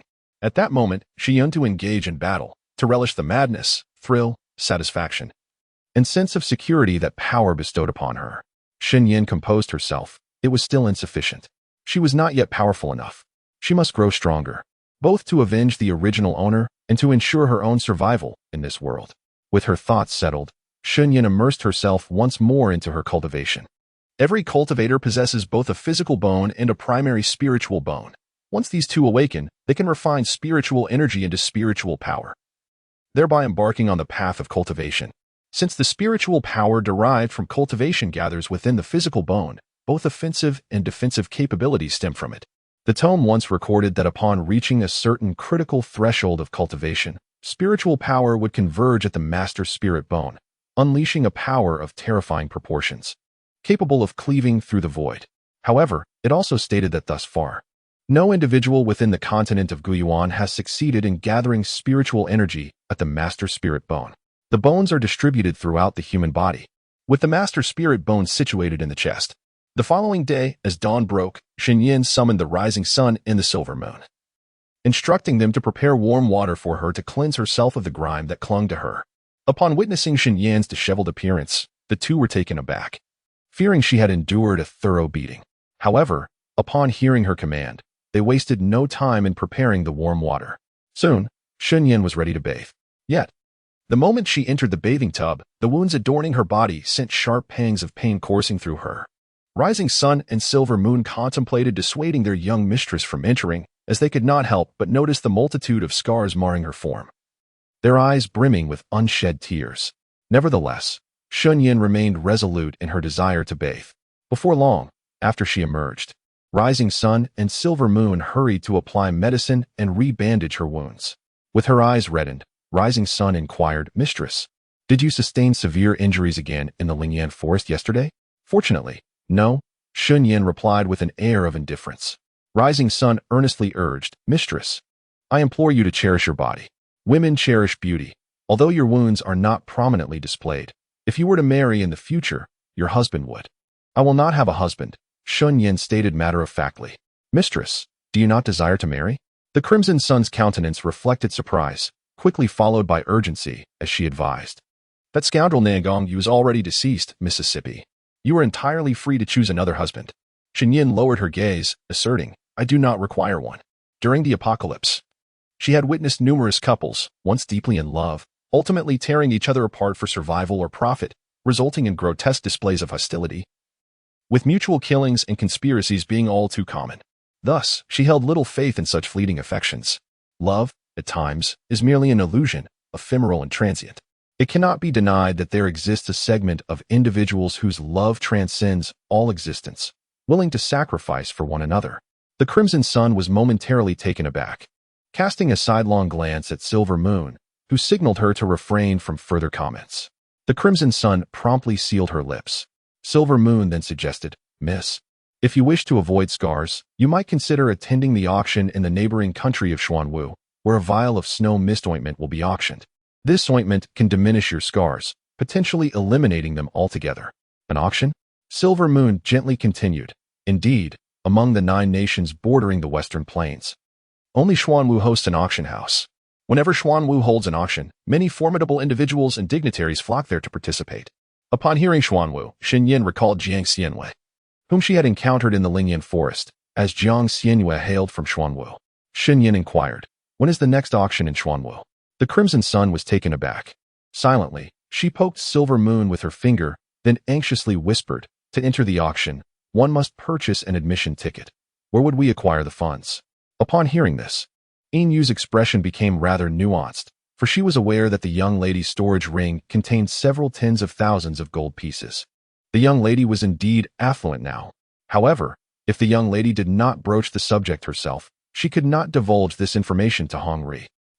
Shen Yan acknowledged, then continued, "Yin Yu, please investigate the matters concerning the auction." "Understood, Miss," Yin Yu nodded in response. Turning to Hong Ri, Shen Yan instructed, "Hong Ri, you should look into my father's current situation within the Shen family." "Of course," Hong Ri replied, momentarily taken aback before quickly complying. Shen Yan felt a twinge of concern for her father's well-being, hoping he was safe and sound. After finishing their breakfast, both Hong Ri and Yin Yu were dispatched. Now, the residence was left with only Shen Yan and an unseen observer who was intently watching her movements. At present, she had attained the 4th level of the Yellow Grade realm, slightly surpassing ordinary cultivators. Yet, if she wished to eliminate Shen Shui openly, her strength still fell short. Harmonizing her thoughts, she slowly raised her hand, attempting to establish a connection through the contract to summon the 9-turn demon suppressing tower. Chapter 48, Summoning the Beast. She softly called, and indeed, a black ancient tower materialized in her palm. Shen Yan's brows unfurled in delight. Subsequently, she endeavored to lift the 9-turn demon suppressing tower with her spiritual energy. Gradually, the tower began to levitate, and in the next moment, it instantaneously transformed into a delicate and adorable little boy, who made a face at Shen Yan as if to frighten her. Shen Yan. The two, one human and one spirit, locked eyes, engaging in a silent yet peculiar staring contest, enveloped in an eerie stillness. Jiuzhuan awkwardly lowered his hands, then recalled an excuse. Crossing his arms with an air of arrogance as he declared, "I merely reacted impulsively moments ago. I had no intention of frightening you, so please do not misunderstand." Shen Yan replied, "As long as you understand." Jiuzhuan coughed uncomfortably, sensing her somewhat dismissive attitude. However, feeling overly self-conscious, he refrained from saying anything further. Shen Yan inquired, "Earlier, you mentioned that the purpose of the Jiuzhuan Demon Suppression Tower is to subdue all manner of demons and spirits. Does it have the capacity to suppress humans as well?" Jiuzhuan's little face contorted in thought as he responded, "The effect on humans is rather weak." He then curiously asked, "Master, do you intend to use the Jiuzhuan Demon Suppression Tower to subdue evildoers?" "Yes," Shen Yan did not deny it. Upon hearing this, Jiuzhuan confidently patted his chest and assured her, "Master, rest assured, I can suppress the contracted beasts or summoned creatures of the wicked. However, the strength I possess is contingent upon your own. Do not engage in battles across realms. Otherwise, I shall be utterly exhausted." The weight of his final words carried a tone of earnest caution. This was indeed uncertain. Shen Yan promptly replied, gently pulling Jiuzhuan down, cradling his small face in her hands, and earnestly stated, "Jiuzhuan, I believe in your abilities." Upon hearing this, Jiuzhuan felt a surge of happiness. For no one had ever praised him with such sincerity before. His little face instantly flushed. "I can do it," he declared resolutely. Shen Yan affectionately stroked his small head, echoing his words, "You certainly can." With an air of elation, Jiuzhuan reveled in the praise, his face aglow with a beaming smile, his eyes shimmering with confidence. He then proceeded to demonstrate a set of boxing techniques to Shen Yan. Ha! Hey! Boom! Ha! Hey! As Jiuzhuan raised his tiny fists, he accompanied his movements with spirited cheers. Meanwhile, within the realm of supernatural abilities, Feng Yao remained silent. Upon completing his demonstration, Jiuzhuan gazed at Shen Yan with eager anticipation, grinning as he inquired, "How was it? What do you think?" "Quite impressive," Shen Yan replied. Jiuzhuan's joy was palpable. Suddenly, Shen Yan spoke up, "Feng Yao, one of the agreements we made involved your teaching me how to master and utilize the Jiuzhuan Demon Suppression Tower. Do you recall?"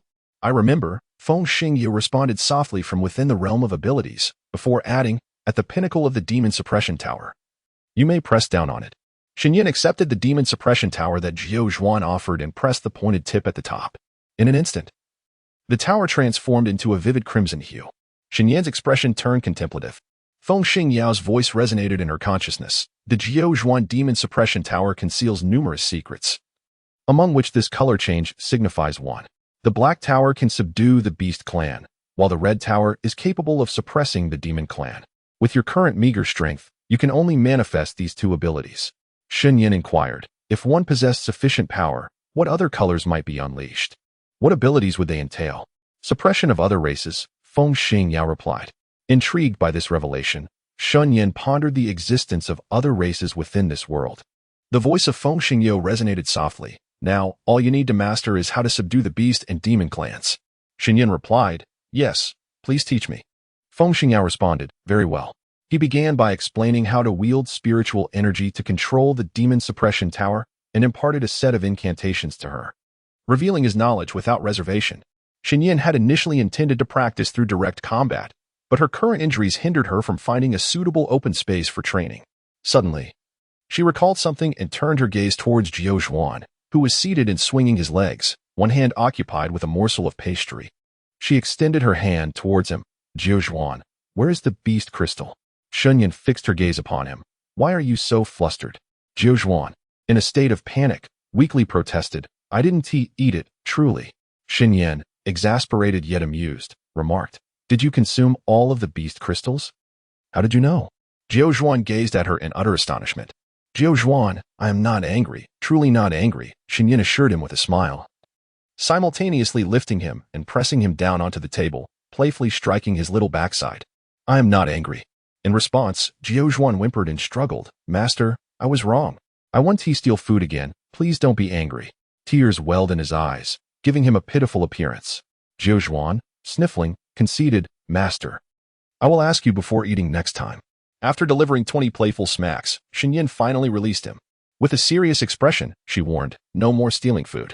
Jiao Zhuan nodded, sniffling in compliance. At this moment, Shen Yan's expression subtly altered. Perhaps because her reprimand of Jiao Zhuan had been overheard by those who were covertly observing from outside, their presence drawing nearer.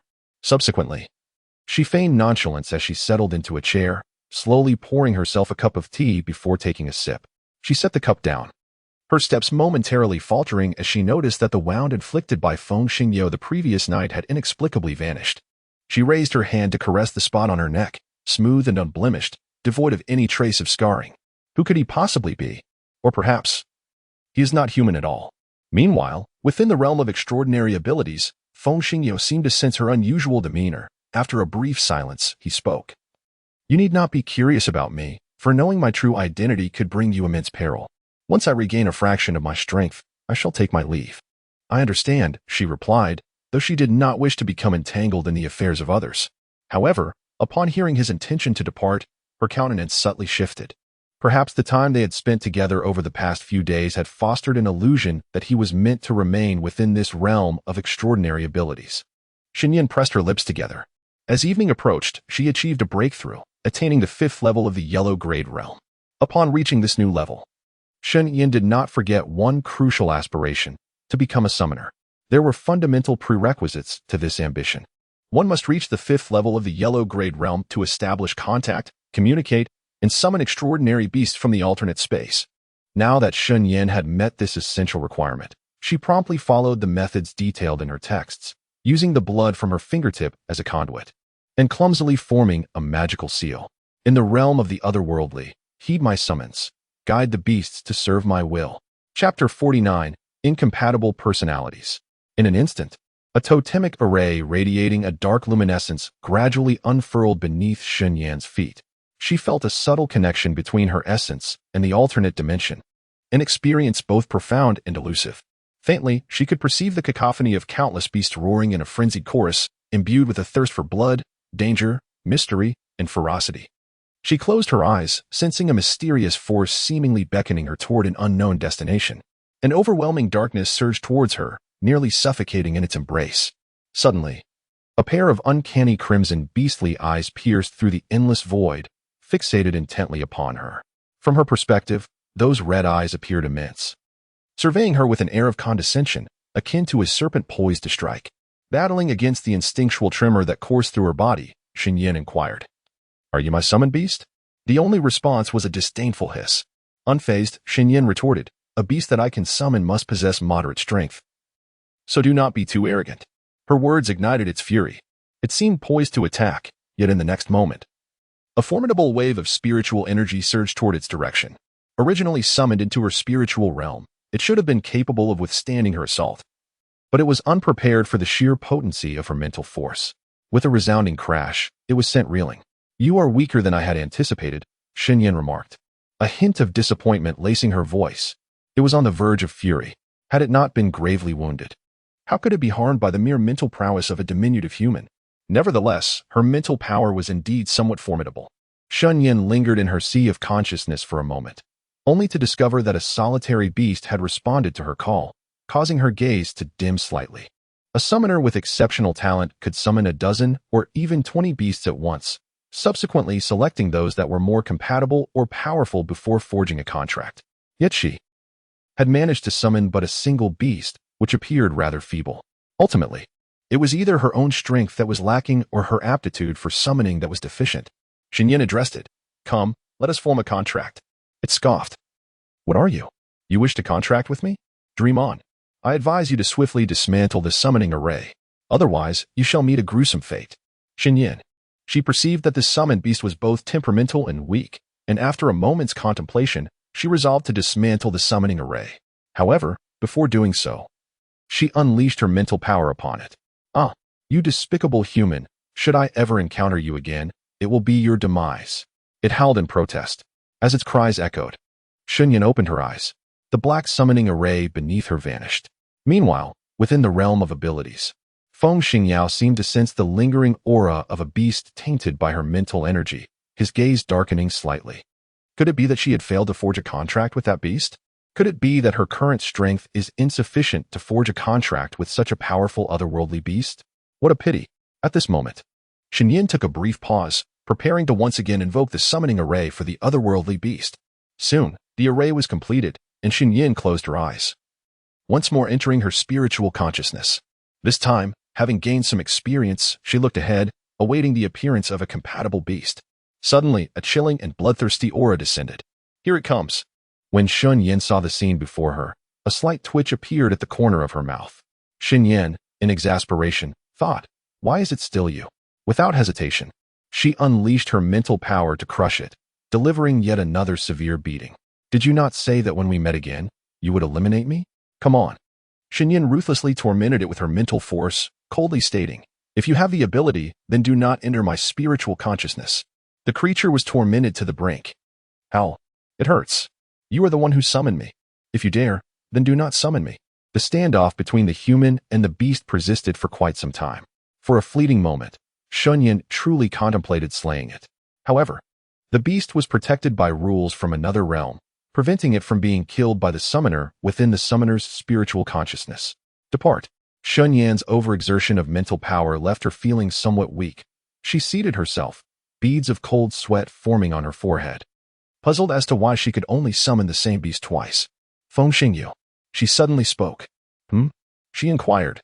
"Why, after casting the summoning array twice, do I only summon the same otherworldly beast?" Upon hearing this, Feng Xingyao's eyes flickered with intrigue as he retorted, "Do you not find pleasure in the otherworldly beast you have summoned?" Shen Yan replied, "Our temperaments do not align." Feng Xingyao chuckled softly. In truth, the beast she had summoned possessed an exceptionally high bloodline rank. Thus, once it manifested within the spiritual sea of a certain human, any other beast of inferior rank would hesitate to coexist in the same realm. Feng Xingyu explained, "If you do not forge a contract with it now, you will be unable to summon any other beasts into your spiritual sea in the future. Should you desire the assistance of more beasts, you must first establish a bond with it." "Why?" Shen Yan questioned, perplexed. Feng Xingyu soon elucidated the matter concerning the bloodline ranks of the beasts. Upon hearing this, Shen Yan fell into silence, for she had not anticipated that the seemingly weak beast she had summoned twice bore a significantly high bloodline rank. "Thank you." Shen Yan expressed her gratitude to Feng Xingyu. Once more, Shen Yan activated the summoning array, just as the beast was about to explode in rage. It was taken aback when Shen Yan forcefully penetrated its essence with her formidable spiritual power, compelling it into a contract. Infuriated, it roared, "Cursed human, release the summoning contract at once. I shall never fight for you." Shen Yan replied calmly, "How could I contract you if you do not come forth?" "Absurd," it bellowed, for it was a paramount figure among the otherworldly beasts, now reduced to the status of being subjugated by a mere human. Shen Yan's eyes suddenly widened. She swiftly executed the summoning incantation, eager to call forth her first summoned beast and ascertain its true form. Chapter 50. The primordial black dragon. At the very moment the incantation was completed, a shadowy figure abruptly materialized before her. Shen Yan focused her gaze, and what came into view was a black serpent. Its horns were straight and short, lacking any bifurcation, and its body was adorned with scales that shimmered like rippling water. Though it possessed 4 limbs, this dark serpent was nearly covered in wounds, the injuries not yet fully healed. Such severe wounds were not inflicted by her. It was already gravely injured. Its small, crimson eyes were fixed intently on her, seething with rage as it declared, "You dare to form a contract with me. Once I recover, I shall ensure your demise." "Are you a serpent?" Shen Yan inquired. The creature bristled in fury, retorting, "What serpent? Are you insulting me? I am a dragon. Please, do not be so irascible," Shen Yan replied. The black dragon's eyes widened, and in a flash, it lunged towards Shen Yan, aiming to sever her life force with a single bite. However, an unexpected turn of events transpired. Shen Yan swiftly seized it by the body, and without a moment's hesitation, She exerted her strength. Ah, it hurts.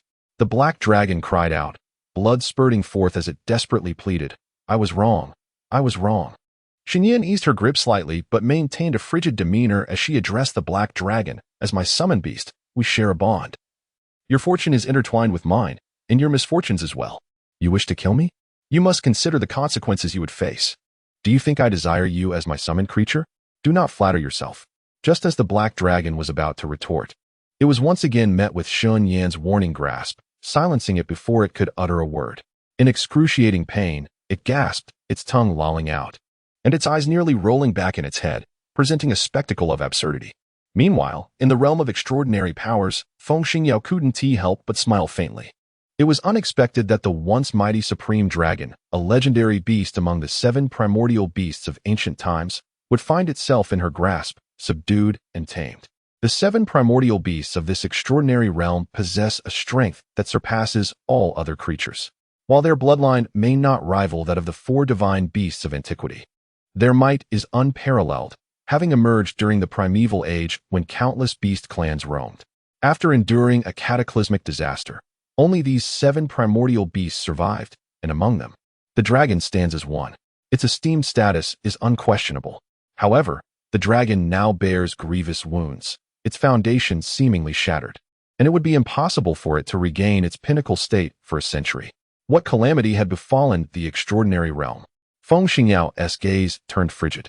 Soon, her attention was drawn to Shen Yan's actions. After all, every being has its flaws. Perfection is unattainable. The black dragon could no longer endure her torment, and coupled with its already weakened state, it realized that provoking this human could lead to its demise. To preserve its life, it had no choice but to submit. In a hoarse voice, laden with exhaustion, it uttered, I surrender. Very well. Shen Yan released her grip. However, as soon as she did, with a dull thud, it collapsed to the ground. Shen Yan frowned and bent down to lift it, placing it upon the table. The black dragon lay there, barely clinging to life. She could feel the life force of the creature swiftly waning. Shen Yan furrowed her brows, resolutely deciding to administer a vial of elixir. She pried open its mouth and poured the potion directly inside. Subsequently, she applied her own wound-healing ointment to staunch the bleeding and mend its injuries. However, her efforts proved to be of little consequence. It remained in a frail state, completely unconscious. Shen Yan cast a few glances at the black dragon. Letting out a deep sigh, it had not yet engaged in battle, and yet it had already succumbed. They still shared a covenant, and she could not bear to watch it perish. She contemplated the existence of miraculous elixirs in this world and resolved to inquire with Hong Ri and Yin regarding the matter of potions. Just then, she heard the sound of footsteps approaching from outside. Shen Yan lifted her gaze slightly and then transported the unconscious black dragon to her ability space, entrusting it to the care of Jiu Zhuan. A knock resounded at the door. Miss, are you there? Yes, Shen Yan replied, wiping the bloodstains from her hands with a cloth before opening the door. Come in. She beckoned them into the room. Hong Ri said, Miss, I have gathered some information. The young master has been kept in confinement, and he has ceased to resist. Everything is currently calm. Upon hearing this, Shen Yan's heart tightened slightly, for this was not typical of Shen Fu's manner of handling affairs. Could something have gone awry? Inu continued, Miss, I have inquired about the auction held by the Xuanwu Kingdom. Those of status and influence will receive invitations to the event, but for wandering cultivators or those without standing, entry requires the advance purchase of a ticket, which costs a staggering 100 taels of gold. Hong Ri furrowed her brow. That is excessively expensive. Shen Yan was equally taken aback by the steep price of the entry ticket. She raised her gaze and asked, Will there be elixirs at the auction? Indeed. Yin affirmed, nodding confidently. The highest grade elixirs can reach the 3rd tier. Shen Yan inquired, Are there any available elsewhere? Yin hesitated, then shook her head. In the southern Xia Kingdom, there is no place to procure elixirs. The number of alchemists is far too scarce, leading to a significant supply shortage. Moreover, the major powers have monopolized the alchemists to further their own interests. Upon hearing this, Shen Yan fell into contemplation. It seemed that her only option was to purchase at the auction. She wondered if there would be any recipes available. If so, she would also like to attempt concocting elixirs. At that moment, Hong Ri spoke gravely. Miss, we have heard alarming news today. What is it? Shen Yan asked. Hong Ri frowned and replied, The foremost sect of the Peizhou Western region, the Tianfeng sect, was annihilated yesterday by a group of enigmatic and powerful beings. The sect leader, along with the elders and disciples, perished. It is said that the scene was drenched in blood, horrifyingly gruesome. Furthermore, the head of the sect leader was severed and taken away by those mysterious forces. Shen Yan's heart trembled at this revelation, and she could not help but feel a sense of melancholy. Because yesterday, while in the Lingyan forest, Jiang Xianhua had spoken to her about the Tianfeng sect, the foremost sect of the western regions. Among the details, what left the most profound impression on her was Jiang Xianhua's mention of the sect's young master, who was merely 18 years of age, yet possessed extraordinary strength and exceptional talent, serving as a prominent figure among the younger generation. Such an individual has also perished? Shen Yan's expression grew increasingly grave as she realized that she must become immensely powerful to navigate this world freely. At this moment, Shen Yan was unaware that the young master of the Tianfeng sect would soon be intertwined with her fate. Chapter 51. Unstoppable. Shen Yan had resolved to journey to the Xuanwu kingdom in half a month's time. During this period, the severely wounded Jialong remained on the brink of death, relying solely on Shen Yan's potions to sustain its life. Moreover, Shen Yan needed to periodically transfer her spiritual energy to it, for they were now bound in a state where one thrived while the other thrived, and one suffered while the other suffered. Throughout these 2 weeks, Shen Yan had written to her father, but the letters never reached him. Concern for her father's current circumstances weighed heavily on her heart, prompting her to consider stealthily infiltrating the Shen family at night. However, the Shen estate was enveloped by a formidable barrier, and breaching it would be necessary to gain entry. Any disturbance to the barrier would undoubtedly attract the attention of the powerful members of the Shen family, leading to considerable complications.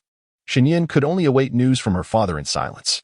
Each day, she would meditate and cultivate within her chamber, not only to restore her health, but also to entrust the matter of acquiring an entrance pass for the Xuanwu Kingdom's auction to Yinyu. Every action and word of Shen Yan is closely monitored by the covert guards of the Shen family. However, these guards remain oblivious to the true nature of Shen Yan's activities within her quarters, as they do not dare approach her room. They are also unaware of her ability to cultivate, for she possesses the 9-turn demon suppression tower, an artifact that conceals her true power. What? That good-for-nothing Shen Yan dares to attend the auction in the Misty Country? The third elder of the Shen family exclaimed with indignation. Head of the family, we should never have agreed to grant her 100,000 taels of gold. She now treats that wealth as if it were freely given, squandering it at will. Upon hearing this, the head of the Shen family fell into a contemplative silence. Another elder, feigning righteousness, interjected, Head, if she intends to attend the auction in the Misty Country, others from various families will surely learn of it. Should they discover that Shen Yan possesses a substantial amount of gold, they may be tempted to covet it, potentially resorting to lethal means to seize it. The elders urged the head to take action, but he wore a gloomy expression. Simply confine her. A worthless individual cannot rise again. If it were not for Tian House concerns, I would genuinely consider eliminating this unfilial granddaughter. He seethed, recalling how Shen Yan had repeatedly defied him, causing him to lose face. The third elder quickly responded with a smile. Rest assured, head of the family, I shall handle this matter. Very well. Subsequently, the third elder, accompanied by disciples of the Shen family, proceeded to Shen Yan's current residence. Meanwhile, Shen Yan had just achieved a breakthrough to the 6th level of the yellow tier. Observing the spiritual energy manifesting in her hands, she smiled and said, Tomorrow, I shall set forth for the Misty Country. Before this, she wished to once again invoke the summoning array, yearning for the assistance of extraordinary beasts. The text had recorded that a summoner could form a life-binding pact with up to 6 such creatures. Shen Tianhao, her father, had forged such pacts with 6 extraordinary beasts and was once the most esteemed summoner in the Ping's West region. However, Feng Xingyao had told her that as long as one possessed sufficient strength, one could form pacts with as many summoning beasts as desired. Furthermore, there existed a rare breed of summoners who, without binding contracts, could summon extraordinary beasts directly into reality to fight on their behalf. This was known as deep connection. With her thoughts in this realm, Shen Yan promptly activated the summoning array. A dark array swiftly unfurled beneath her feet. Closing her eyes, she delved into her spiritual sea. And upon witnessing the scene within, she felt a jolt of surprise. How could this be? Soon, a knock resonated at the door. Miss, the third elder of the Shen family has arrived with company. Hong Ri exclaimed anxiously. Shen Yan had no choice but to hastily withdraw from the summoning array, her expression shifting as her gaze sharpened towards the door. The Shen family had come? Without further contemplation, Shen Yan understood that their intentions were not benign. She promptly opened the door. Hong Ri, visibly distressed, quickly reported, "Miss, I intended to step out to procure some items when I fortuitously spotted the third elder of the Shen family approaching our residence with an imposing demeanor. Remain calm," Shen Yan instructed, gripping her wrist. Subtly, she sensed her surroundings and discerned the absence of a shadow guard. Realization dawned upon her, accompanied by a cold chuckle. She had indeed underestimated the Shen family's audacity. Shen Yan decisively declared, "Let us depart through the main gate of the estate." However, before they could take more than a few steps, several hidden guards from the Shen family emerged, obstructing their path. The guards wore masks. Upon witnessing this, Hong Ri's expression shifted to one of alarm. She instinctively shielded Shen Yan behind her, her gaze sharp with vigilance as she demanded, "Who are you?"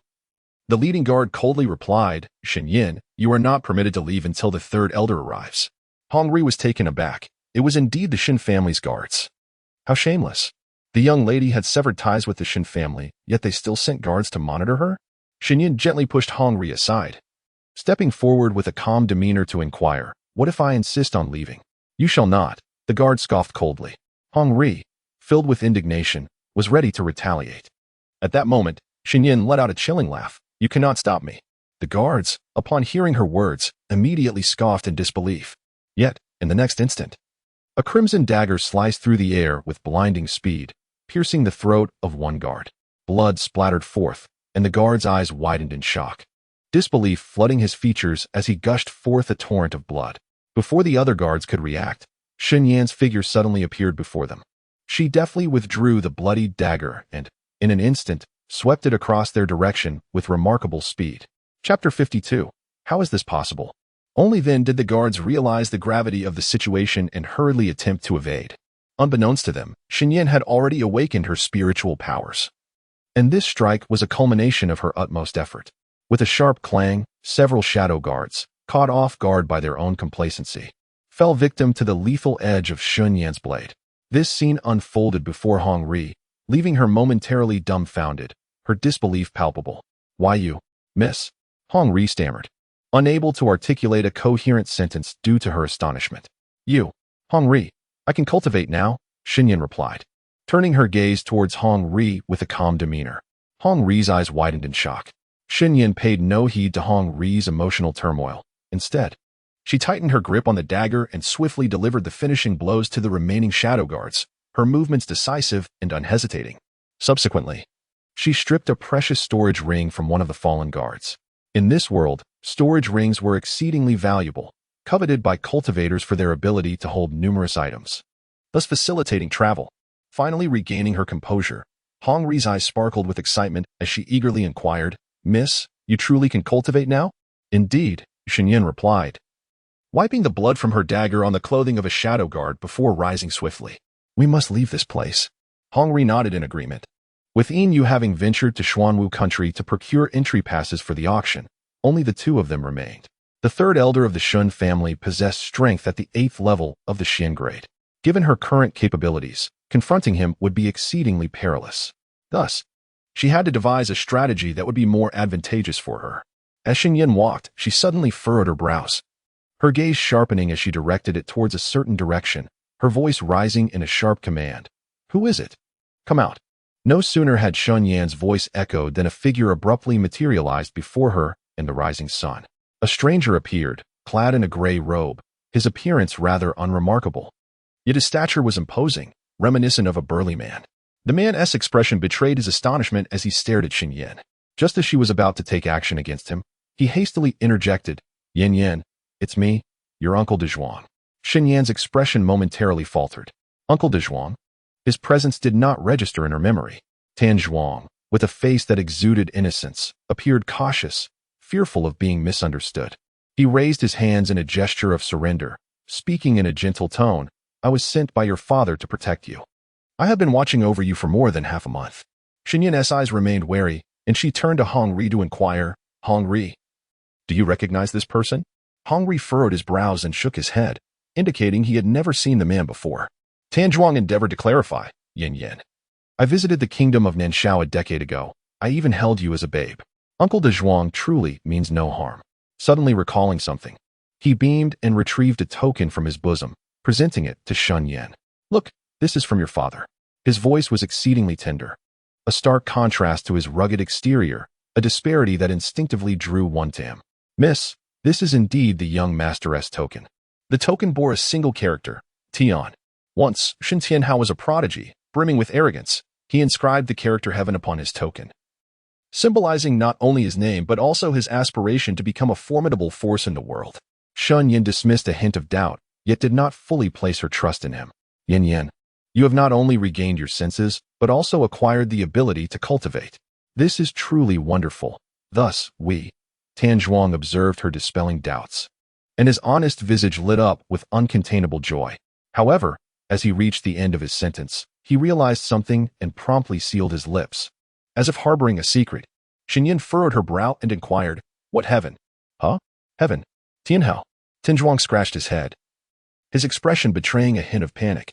With a sheepish smile, he added, "Our Tianhao will certainly be very pleased." Upon hearing this, Shen Yan chose not to expose his falsehood. She could not help but ponder the extent of her father's concealed secrets. "Yin Yan, do not fear. Uncle Zhuang will protect you.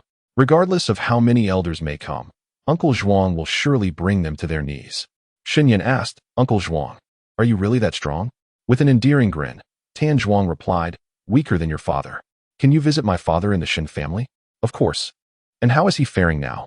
This time, Tan Zhuang responded without hesitation, "Tianhao is under confinement. Aside from that, everything is well." Yet, upon hearing this, Shen Yan could not find solace, as she sensed the matter was far from straightforward. Just then, a resounding knock echoed through the courtyard. Bang, bang, bang. "Shen Yan, open the door."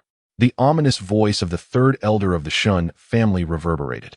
Tan Zhuang's expression turned slightly frigid as he clenched his fists, contemplating how to teach the Shen family a lesson. However, he was interrupted by Shen Yan's voice calling out to him, "Uncle Zhuang, don't be afraid. I will drive the Shen family away." Tan Zhuang replied with anger in his tone. Shen Yan interjected, "Wait, Uncle Zhuang. Let's first see what they intend to do before taking action. With you here, if you can hold back the third elder of the Shen family, the rest of them will pose no threat." "All right, I shall heed your advice, Yin Yan." Tan Zhuang paused for a moment before nodding. The third elder of the Shen family shouted, "Shen Yan, if you do not open the doors soon, do not blame this elder for being impolite." As soon as his words fell, the courtyard door swung open. Standing at the entrance, Shen Yan cast a detached glance at them before fixing her gaze on the third elder. Her voice was frosty. "Third elder Shen, to what do I owe this visit?" The third elder's tone darkened as he replied, "Shen Yan, when you left the Shen family, you stole 50,000 taels of gold. Return it at once.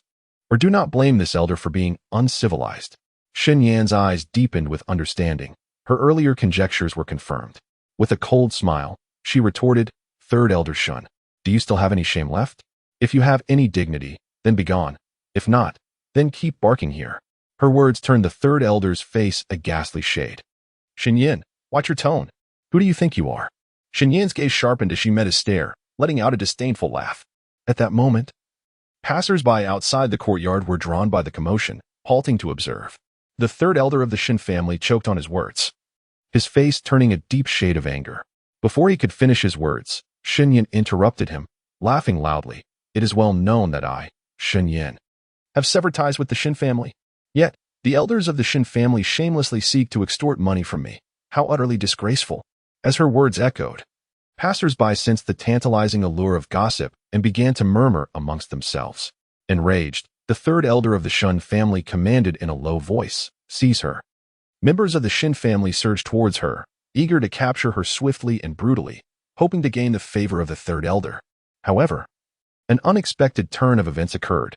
A wave of searing flames surged towards them, catching them off guard. Ah! Ah! Ah! The disciples of the Shen family screamed in panic as the flames engulfed them. "Who?" The third elder's expression shifted in shock as he looked up to witness a sight that left him utterly astounded. The wielder of the flames was none other than Shen Yan. The third elder's pupils constricted in disbelief. How could this be possible? How could this so-called waste, Shen Yan, wield spiritual fire? His eyes were filled with incredulity, and not only was he dumbfounded, but the crowd gathered outside the courtyard was equally astonished. After all, it was common knowledge that Shen Yan was considered a waste. Could it be that she has cultivated? As the disciples of the Shen family endured the torment of the flames, they only realized after extinguishing the fire that the source of the flames was indeed the so-called waste, Shen Yan. The third elder's eyes widened in shock as he pointed an accusing finger at Shen Yan, exclaiming, "Shen Yan, what sorcery have you employed?" Shen Yan's countenance was cold and frosty as she spoke in a low voice, "Elder Shen San, you must truly be losing your sight. Of course, I am utilizing spiritual power. Since departing from your Shen family, I have been able to cultivate." Upon hearing this, the faces of Elder Shen San and the others changed dramatically. Could it be that Shen Yan truly had the ability to cultivate? If this were to spread, it would undoubtedly astonish everyone in the imperial city.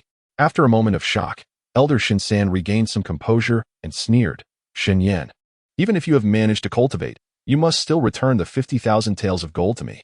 With that, he made a move to seize her. Shen Yan swiftly dodged, her 5 fingers clenched into a fist, which was instantly enveloped in a powerful flame. Without hesitation, she hurled it towards Elder Shen San. Initially, he had dismissed Shen Yan, believing that even if she could cultivate, her strength would only reach the first level of the yellow grade. However, when the fiery fist shadow surged towards him, he immediately sensed a perilous aura. Elder Shen San hurriedly attempted to evade, but even so, the flame still struck his arm with a resounding impact. Bang! He furrowed his brow as the pain coursed through his shoulder. "Shut your mouth." Elder Shen San panicked. He quickly unleashed a formidable pressure, overwhelming in its intensity, aimed at forcing Shen Yan into silence. Yet, at that moment, an even more potent force of pressure rebounded, striking with a resounding force that sent Elder Shen San crashing to the ground. Tan Zhuang's imposing figure appeared behind Shen Yan, his robust frame resembling a small mountain, accentuating Shen Yan's petite and slender form. The third elder of the Shen family had blood trickling from the corners of his mouth as he clutched his pained chest, suddenly lifting his gaze towards the source of the formidable pressure. "Who are you?" he demanded. "I am Tan Zhuang, a protector summoned by the young lady. With me here, you shall not lay a finger on her." Tan Zhuang replied in a deep voice. The third elder's expression shifted dramatically. Tan Zhuang's strength was formidable, certainly surpassing his own. Shen Yan's icy gaze fell upon the third elder as she spoke slowly, "Uncle Wang, if you would be so kind, please give him a good thrashing." "Miss Yan, as you wish." Tan Zhuang cracked his knuckles and strode purposefully towards the fallen elder.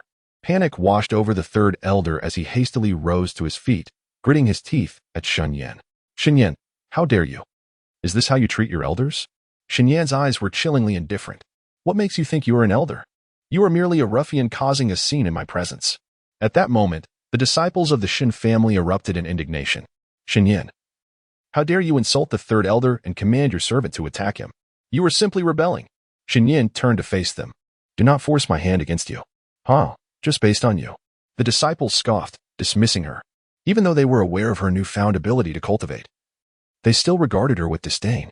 Their previous injuries from her flames were merely a result of their momentary inattention. They had been caught off guard. They found it utterly laughable to think she could truly stand against them in battle.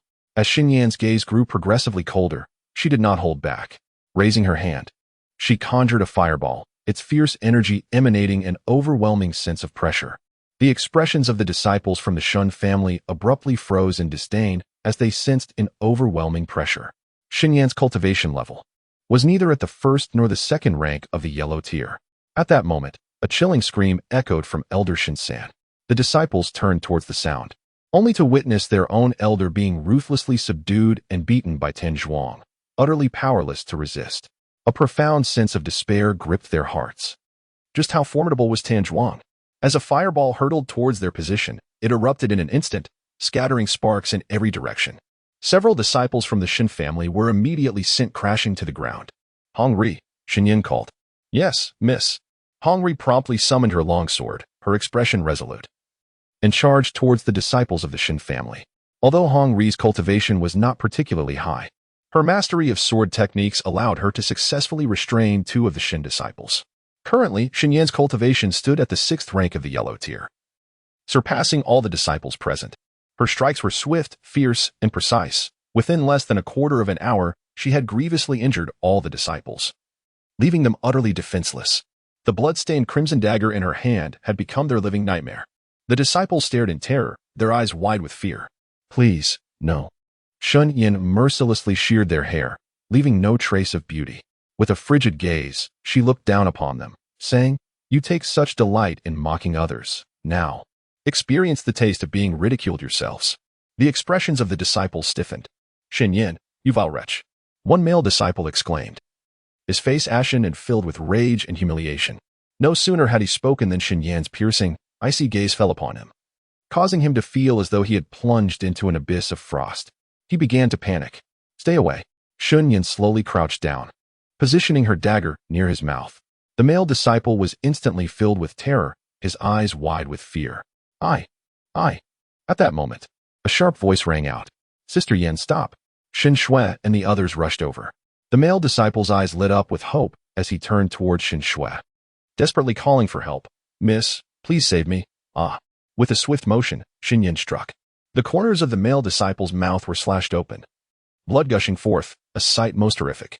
Shen Yan calmly wiped the blood from her crimson dagger onto his chest, her tone indifferent as she remarked, "I warned you. Anyone who insults me when I am in a foul mood shall suffer the consequences." The male disciple's features contorted in agony, tears streaming down his face, rendering him speechless. In that moment, his gaze towards Shen Yan was akin to that of a man staring into the visage of a demon. The surrounding Shen family disciples, witnessing the scene, trembled in fear at Shen Yan's words, falling into a chilling silence. Shen Yan was a madwoman. She had truly lost her sanity. Chapter 54. Word spreads across the imperial city. The disciples of the Shen family also realized that their third elder had been knocked unconscious by Tanzhuang. This outing had indeed resulted in a complete disaster. The root of their calamity lay with three individuals, or more accurately, two, Shen Yan and Tanzhuang. Shen Shui hurried towards them, her expression one of shock as she gazed at Shen Yan, exclaiming, "Sister Yan, what are you doing?" Shen Yan slowly rose to her feet, her piercing gaze fixed upon her. "You are not my father's daughter. Cease calling me sister. It is utterly distasteful. As for what I am doing, as you can see, I am merely imparting a lesson to some vociferous wretches." Shen Shui's expression shifted slightly. Just as she was about to speak, Nangong Jin interjected, "Shen Yan, you are truly vile, coarse, and exceedingly cruel." His tone dripped with disdain. Upon hearing this, Shen Yan coldly regarded Nangong Jin. He felt the discomfort under her unwavering stare, and unable to contain himself, he retorted, "Shen Yan, even if you continue to gaze at me, I assure you, I have no affection for you." Shen Yan replied, "Another self-absorbed oddity. Those who favor Shen Shui shall find no favor with me." She then cast a glance at the fallen members of the Shen family, a cold smile gracing her lips. Her dark eyes fixed on Shen Shui, resembling a predator eyeing its prey, exuding an unspoken danger. Shen Shui felt a shiver run down her spine. Struggling to maintain her composure, she inquired, "Shen Yan, have you managed to cultivate?" Shen Shui's expression became momentarily frozen. Seeing her pale visage and fragile demeanor, Nangong Jin's heart ached for her, and with a stern countenance, he addressed Shen Yan. "What exactly have you said to Shui Er? How have you become so heartless? She once treated you with such kindness, and now you threaten her? Are you even human?" Shen Yan's expression remained impassive. "Why not ask your Shui Er? Surely she can enlighten you." Shen Shui's heart was in turmoil as she faced Shen Yan. An overwhelming sense of panic engulfed her. She feared that everything she held dear would be snatched away by Shen Yan, leaving her utterly destitute. Suddenly, a hoarse and sinister voice echoed in Shen Shui's mind. "Shui Er, your heart is in turmoil. Do not allow Shen Yan the opportunity to become your inner demon. Find a chance and swiftly eliminate her." Upon hearing these words, Shen Shui lowered her gaze, concealing the venomous intent simmering within her eyes. She would not permit Shen Yan the chance to trample her underfoot. Thus, Shen Yan must perish once more. "Miss, please, save us." The fallen disciples of the Shen family cried out in anguish. It was only then that Shen Shui turned her attention to them, observing their battered bodies, their hair shorn unevenly, rendering them a sight most grotesque. Shen Shui crouched down and gently inquired, "Did Shen Yan truly inflict such harm upon you?" "It was indeed Shen Yan." The disciples of the Shen family replied, their teeth gritted in fury. This revelation caused Shen Shui's gaze to darken momentarily before reverting to her previous demeanor. Shen Yan had evidently cultivated her powers and single-handedly bested so many disciples of the Shen family. Her prowess must be formidable. This indicated that Shen Yan possessed considerable talent, perhaps even surpassing Shen Shui herself. That may be true, but I am curious as to why Shen Yan suddenly regained her consciousness and was able to cultivate. Perhaps fools are blessed with fortune, they speculated. Shen Yan's brother, Shen Hui, undoubtedly surpassed Shen Shui in talent by several degrees, and now that Shen Yan could cultivate, Her innate abilities must be remarkable as well. Since Shen Yan had severed ties with the Shen family, one might wonder if the family would come to regret their decision. Do you not think that Shen Yan was excessively reckless just now? I feel that had she not been restrained, she would have undoubtedly annihilated all the disciples of the Shen family. Shen Yan is not nearly as remarkable as you all claim. Even with her antics, she pales in comparison to the illustrious Miss Shen Shui. Opinions are divided. If Shen Shui were not so intent on maintaining her genteel demeanor, she would have likely shown her displeasure by now. The fact that Shen Yan can even be mentioned in the same breath as her is infuriating. Shen Shui's animosity towards Shen Yan is intensifying. This news swiftly spread throughout the imperial city of Nashao Kingdom, leaving many astounded to learn that Shen Yan had indeed begun her cultivation. The revelation that she had defeated numerous disciples of the Shen family and humiliated them by shaving their heads was even more shocking. A considerable number of people gathered outside Shen Yan's residence, eager to witness the truth for themselves. Naturally, this incident also circulated within the Shen family. In the main hall of the Shen family, a resounding crash echoed as the family's elder, filled with rage, shattered a table with a forceful strike. Gritting his teeth, he exclaimed, "What a bold Shen Yan! She has grown wings and now dares to turn against our family. How utterly ungrateful!" The head of the Shen family was still in the process of verifying Shen Yan's capability for cultivation. Upon receiving confirmation of her abilities, his expression shifted dramatically. A relatively younger elder immediately interjected with a smile. "In this past month, not only has the second young lady regained her senses, but she has also begun cultivating. Head, this is splendid news. Her ability to defeat so many disciples demonstrates that her talent is on par with that of young Master Shen Hui."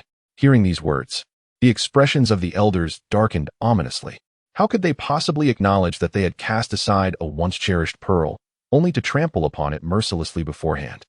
The assembly of elders remained silent, exchanging glances laden with unspoken thoughts. At that moment, Shen Shui, standing in the main hall, lowered her gaze and then turned to Shen family head, her expression filled with remorse as she spoke. "Grandfather, it is all my fault. If it weren't for me, Sister Yin would not have left home. Sister Yin has always been headstrong. Ever since she regained her wits, she has distanced herself from us, treating us as adversaries. I should have shown her more care, yet I failed to do so." This heartfelt confession stirred discomfort within the hearts of Shen family head and the esteemed elders. Indeed, since Shen Yan's return to her senses, she had been in constant opposition to them, showing no respect for her elders and viewing them as foes. Furthermore, if the Shen family were to bow down to Shen Yan, it would surely become a laughingstock in the eyes of others. Chapter 55. Arrival at the mysterious mist. I concur with the family head. The Grand Elder was the first to voice his agreement. Regardless of Shen Yan's exceptional talent, how could she ever compare to our Shen Shui? Moreover, her cold-heartedness, arrogance, and the way she has assaulted family disciples while humiliating the Shen clan are infuriating. Most outrageously, she has even allowed someone to strike the third elder. Such behavior is utterly unforgivable. The elders nodded in unison, united in their indignation. Shen family head narrowed his eyes slightly. Send someone to investigate the background of that mysterious guard surrounding Shen Yan. That guard who rendered the third elder powerless must possess a cultivation level of at least earth grade. Such a character willingly assumes the role of a mere guard by Shen Yan's side? Soon, the head of the Shen family contemplated a notion, his expression darkening slightly. Could it be that Tianhao has dispatched someone to safeguard Shen Yan? With this thought, everything began to make sense. Shen Shui raised her gaze towards the head of the Shen family, hesitating for a moment before speaking. "Grandfather, the auction in the Xuanwu Kingdom is about to commence, and His Highness the Crown Prince has invited me to attend." Upon hearing this, the head of the Shen family softened his demeanor and replied, "Go. Keep a close watch on Shen Yan. If necessary, bind her and prevent her from spending those 50,000 taels of gold. Should you manage to capture her, I would rather that the gold be at your disposal, my dear Shuer. Do you understand?" "Grandfather, I understand." Shen Shui nodded in affirmation. Meanwhile, Shen Yan, the focal point of the public discourse in the imperial city, had already departed from the southern Xia Kingdom. Accompanying her were Hong Ri and Uncle Tan Zhuang. Tan Zhuang was more than willing to act as the coachman, while Shen Yan and Hong Ri remained inside the carriage. As he drove the carriage, Tan Zhuang conversed with Shen Yan inside. "Yin Yan, your recent approach bears a striking resemblance to Tianhao's style in his prime. You truly are his daughter." Upon hearing this, Shen Yan's expression momentarily faltered, prompting her to inquire, "Uncle Zhuang, what was father like in the past?" Tan Zhuang chuckled heartily. Your father was a figure of immense renown back in the day, sought after by countless top-tier forces, yet he graciously declined all invitations. Uncle Zhuang, how did you come to know father? He smiled broadly. That is a long story. Back in the central region, your father saved my life, and thereafter I became his loyal subordinate. Central region? Shen Yan's gaze flickered as she realized that her father had once ventured into the central domain of the returning Yuan continent. The continent is divided into 5 major regions. Yet the central domain is a place coveted by countless cultivators, rumored to be teeming with formidable individuals. She had always believed her father to be exceptionally strong. Shen Yan continued to inquire. So, did my father forge any close friendships in the central domain? No, he did not, Tan Zhuang replied without hesitation. He sighed, reflecting. Even now, I am unaware of when your father got married and welcomed you and why, his lovely children. Shen Yan chose to set this question aside for the moment. Throughout their journey, Tan Zhuang seemed intent on alleviating her boredom by engaging her in various conversations. After a considerable time, the Crimson Sun drew back the curtain of the carriage and turned to Shen Yan with a smile. Miss, we have arrived at the gates of the Shen Yan Kingdom's imperial city. Shen Yan responded softly. At this moment, outside the gates of the Shen Yan Kingdom, numerous groups awaited entry, seemingly gathered for the upcoming auction. Upon observing the throngs, Tan Zhuang's expression grew slightly solemn, and he promptly informed Shen Yan. Yan, it appears we must wait for another half hour. If you feel weary, you may rest for a while. All right. A cacophony of voices arose from outside the carriage. Most were discussing the items to be auctioned, while others were engaged in conversations about the tragic annihilation of the Tianfeng sect, the most powerful sect in the Ping's West region. Can you believe that the mighty Tianfeng sect was completely exterminated overnight? I heard that even the disciples on external missions were pursued. What about the young master of the Tianfeng sect? It is said that she had previously embarked on a mission and is now in a state of disappearance. Which force could be so heartless? It seems someone mentioned that the perpetrators of the massacre against the Tianfeng sect do not originate from the Western Plains, but rather from other territories. How outrageous. Do the other 4 territories truly believe they can manipulate us, the Western Plains, as if we were mere fruit to be squeezed? Alas, who could blame us?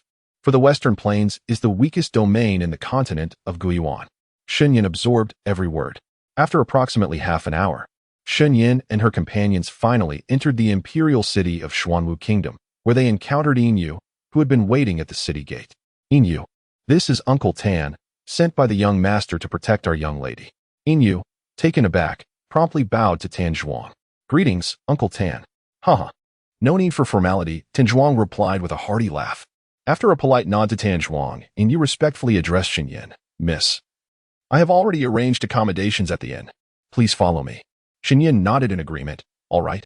The imperial city of Xuanwu Kingdom was bustling with life, with various goods for sale in the streets and alleys, and shops were numerous beyond count. The streets were teeming with people, accompanied by the sounds of vendors calling out and lively conversations. Shen Yan and her companions stood out remarkably in the crowd, as Shen Yan possessed extraordinary beauty and an air of cool indifference, creating a stark contrast with the imposing figure of Tan Zhuang, who resembled a small hill, tall and robust, appearing simple-hearted, yet exuding a hint of menace in his gaze. Many young men could not help but stare at Shen Yan. Tan Zhuang glared at the young men like a stern father, his fist clenched in a menacing display. The young men were immediately struck with fear, their faces paling as they hastily retreated. However, when Shen Yan turned to look at Tan Zhuang, his rugged and fierce visage softened into a gentle smile. With Tan Zhuang's presence, their journey to the inn was remarkably tranquil. Yet, this very calmness drew the attention of many onlookers. After much inquiry, they discovered that Shen Yan was the so-called worthless individual from the South Xia Kingdom, which elicited a deeper sense of disdain within them. They speculated that the guard accompanying Shen Yan merely appeared formidable but was, in truth, a mere fade intended to intimidate. At that moment, the residents of Xuanwu country were unaware that Shen Yan had already begun her cultivation, as news had yet to reach them. By the time Shen Yan and her companions arrived at the inn, it was already evening. They had reserved 3 rooms for 4 people. Initially, Yin had booked 2 rooms, but later added a third. Shen Yan and Tan Zhuang each took a room, while Yin and Hong reshared one. This arrangement was necessary because the vision she had witnessed in her spiritual sea during her summoning ritual that morning was too astonishing, compelling her to verify it once more. Chapter 56. The ghosts have arrived. Shen Yan immediately activated the summoning array. A black totemic formation erupted beneath her feet, radiating a faint glow. She closed her eyes, allowing her consciousness to delve into her spiritual sea. In an instant, a multitude of strange beasts materialized before her. To her astonishment, there were also ghosts. The specters appeared pallid as parchment, their forms suspended in the air. The multitude of ghosts, bewildered, scanned their surroundings, utterly perplexed by their location. Upon encountering such a plethora of otherworldly beasts, they were taken aback. One beast remarked, "Is it not the case that human summoners can only call forth beasts? What are you spirits doing here? This is the realm of summoning." Another beast, astonished, exclaimed, "By my ancestral spirits, I have never witnessed so many kin in the human summoning domain. And there are ghosts, no less." A second ghost inquired, Who has summoned us here?" The sight of so many beasts and spirits left Shen Yan astounded, her emotions tumultuous.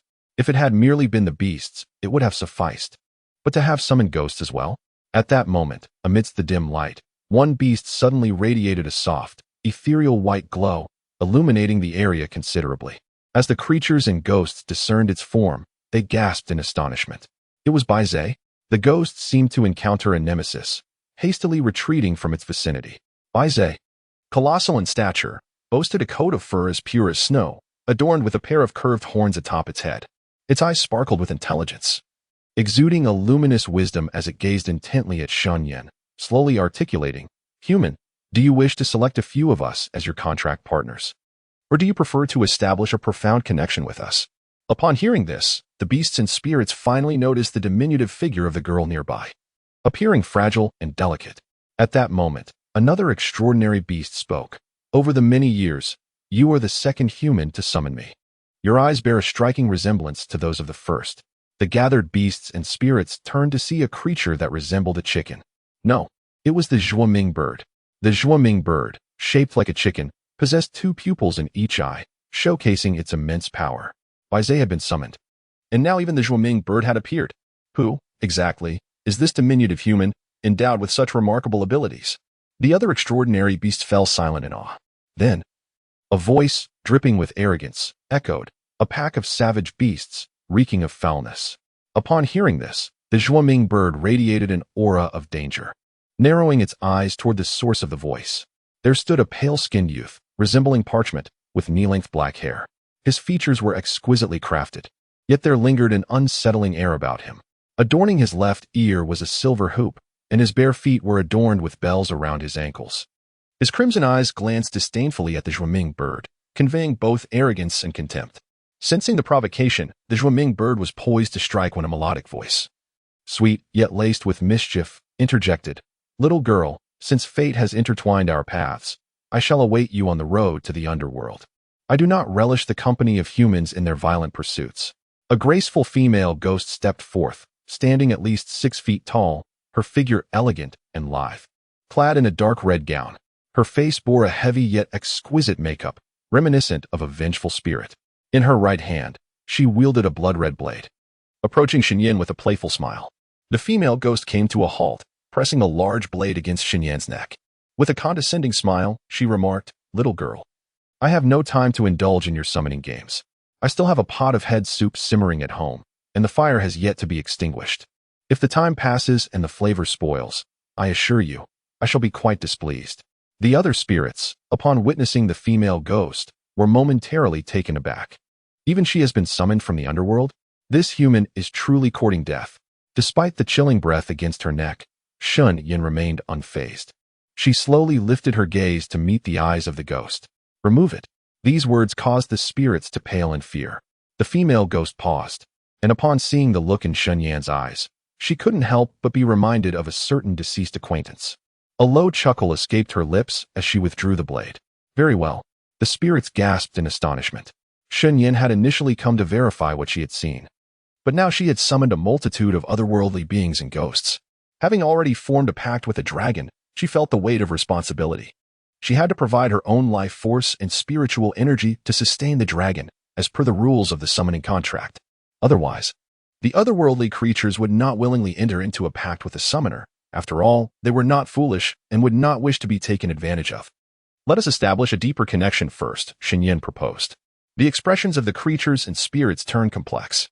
The Zhuoming bird exploded with indignation. Are you implying that we are unworthy? Shen Yan clarified. No, it is simply that my cultivation is still insufficient, and having already contracted with one creature, it is challenging to sustain it with my own life force and spiritual energy. I currently lack the capacity to nurture all of you. Upon hearing these words, the bright bird's fury subsided somewhat, for it recalled a time many years ago when that individual summoned it yet did not forge a contract, leaving it with a sense of humiliation. Just as the bright bird was about to voice its thoughts, it heard Shen Yan say, "Goodbye." The frantic sound of the bright bird dissipated entirely. She quickly supported herself on the table, taking a moment to regain her composure.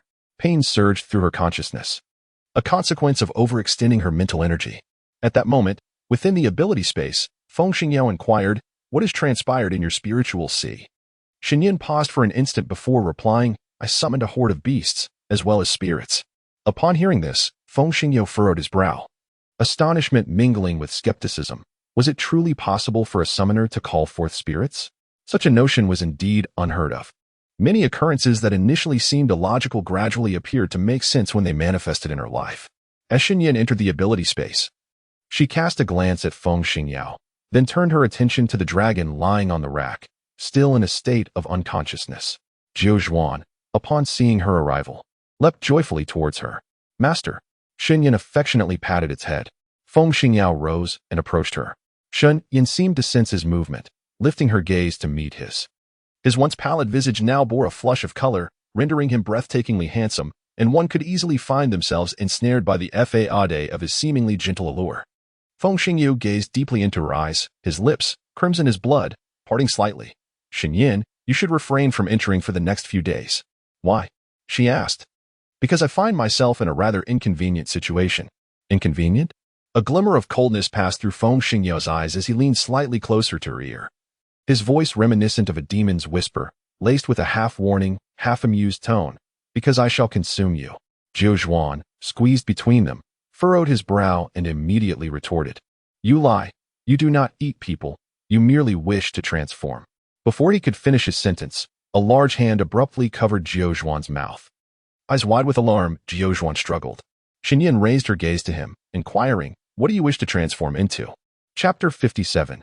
A chance encounter. Once more Feng Xingyao's gaze remained tranquil, yet bore a chilling sharpness that was unnerving.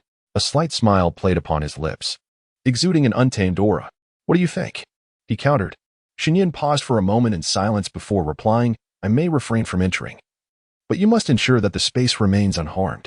"Agreed." Feng Xingyao nodded. Muffled sounds emanated from Jiu Zhuan, whose mouth was still covered by Feng Xingyao. With great effort, he attempted to voice his thoughts. Feng Xingyao glanced at Jiu Zhuan and conveyed telepathically with a smile, "Some things are better left unsaid. Do you understand? Should you speak them, I shall obliterate you." Jiu Zhuan, startled, trembled with fear in his eyes. "I won't say anything," he quickly assured. Shen Yan observed their exchange, her focus then settling on the enigmatic and perilous figure of Feng Xingyao. At that moment, he too turned his gaze towards her, and their eyes met, creating an inexplicable atmosphere between them. Both fell into silence. Before long, Shen Yan exited the realm of supernatural abilities. The night had deepened, and tomorrow marked the auction of the Xuanwu Kingdom. She intended to auction off some medicinal pills at the upcoming auction and, if possible, hoped to acquire some recipes to learn the art of alchemy. Shen Yan settled down on her bed, beginning her meditation and cultivation. The following morning, after rising and attending to her simple grooming, she stepped out of the inn alongside Hong Ri, Yinyu, and Tan Zhuang. Since her arrival in this world, she had seldom explored, so she seized the opportunity to familiarize herself with her surroundings before the auction commenced.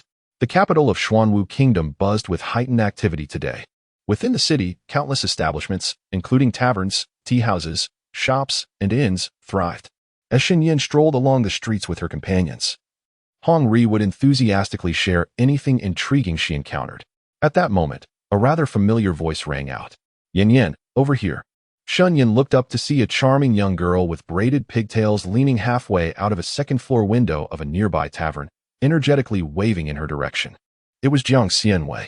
Her voice and exuberance drew the attention of many passers-by, who followed her gaze to behold a lovely young woman clad in a light purple dress.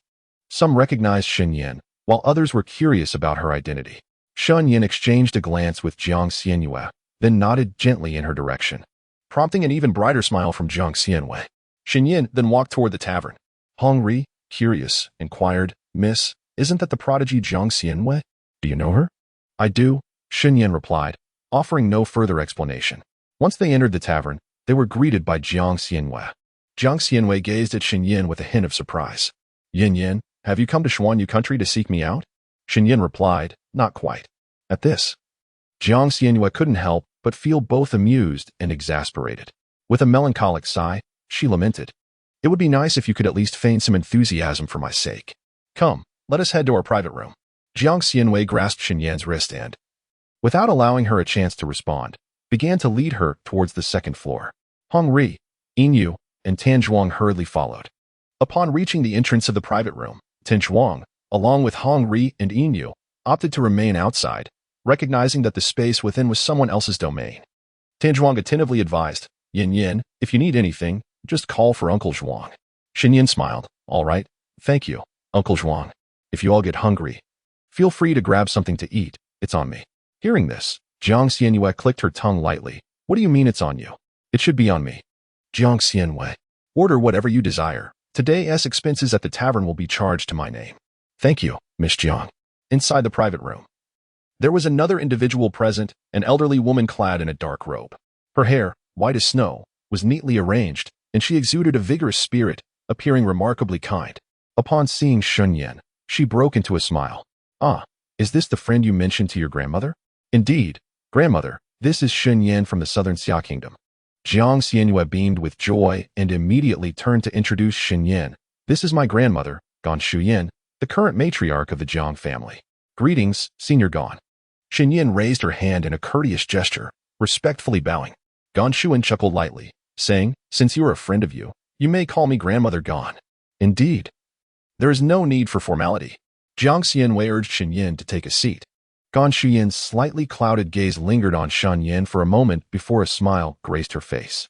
"My dear girl, I have heard of the trials you have endured. Now that I see you, you surpass my expectations by far. Your eyes resemble your father's, so resolute and brave. Grandmother, have you met my father? Your father, 20 years ago, was a prodigious talent who outshone many in the Ping's West region, so naturally, I have seen him." Upon hearing this, Shen Yan's emotions became rather complex. At that moment, Gan Shuyan continued, "My dear girl, you seldom speaks of her peers, but you are one of them. It is evident that she genuinely cherishes you. I hope you both can nurture a deep and lasting friendship." Shen Yan hesitated to accept such a weighty expectation, for this relationship felt tremendously significant. Jiang Xianyue, sensing the atmosphere, jested, "Grandmother, why must you impose such pressure right from the start? If Shen Yan were a boy, wouldn't you be implying a lifelong commitment?" Gan Shuyan laughed, seemingly realizing her misstep, and promptly apologized to Shen Yan. "My dear girl, that was my fault. Please do not take my words to heart." Shen Yan nodded in acknowledgement. Jiang Xianyue used the communal chopsticks to place a piece of rib in Shen Yan's bowl, smiling as she inquired, "Shen Yan, what brings you to the Xuanwu Kingdom this time?" Shen Yan replied candidly, "I wish to attend the auction." "What a coincidence!" Jiang Xianyue's eyes sparkled with delight as she immediately turned to Gan Shuyan and said, "Grandmother, you need not accompany me. I shall go with Yin Yan." Gan Shuyan gazed at Jiang Xianyue with affectionate indulgence, sighing, "You little ungrateful child. Very well, then, I shall relish the peace." The trio engaged in conversation for a while. Shen Yan discerned that Jiang Xianyue shared a genuine bond with her grandmother, who had repeatedly tested her intentions, aiming to shield her granddaughter from the potential treachery of friends. However, Gan Shuyan recognized that the preservation of this friendship depended entirely on her granddaughter's initiative. In her heart, Gan Shuyan silently shook her head, believing that Shen Yan was rather cold and indifferent, likely incapable of allowing anyone to truly penetrate her inner world. Should Xianyue cease her efforts, it was feared that this fragile friendship would remain stagnant. Yet, if Xianyue could indeed reach the depths of Shen Yan's heart, then Shen Yan would undoubtedly regard Xianyue as someone of great significance. Chapter 58.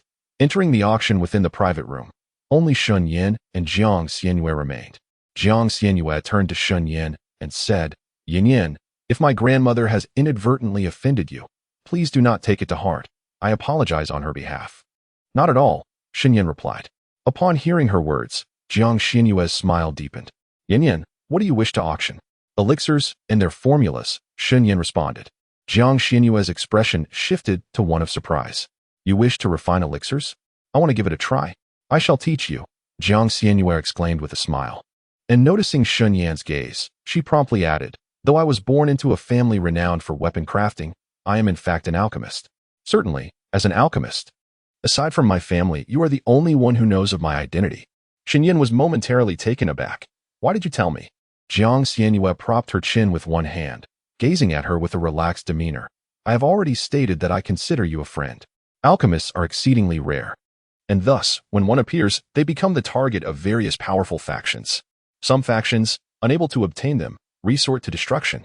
Therefore, unless an alchemist is accompanied by formidable protectors or possesses considerable strength themselves, they risk assassination.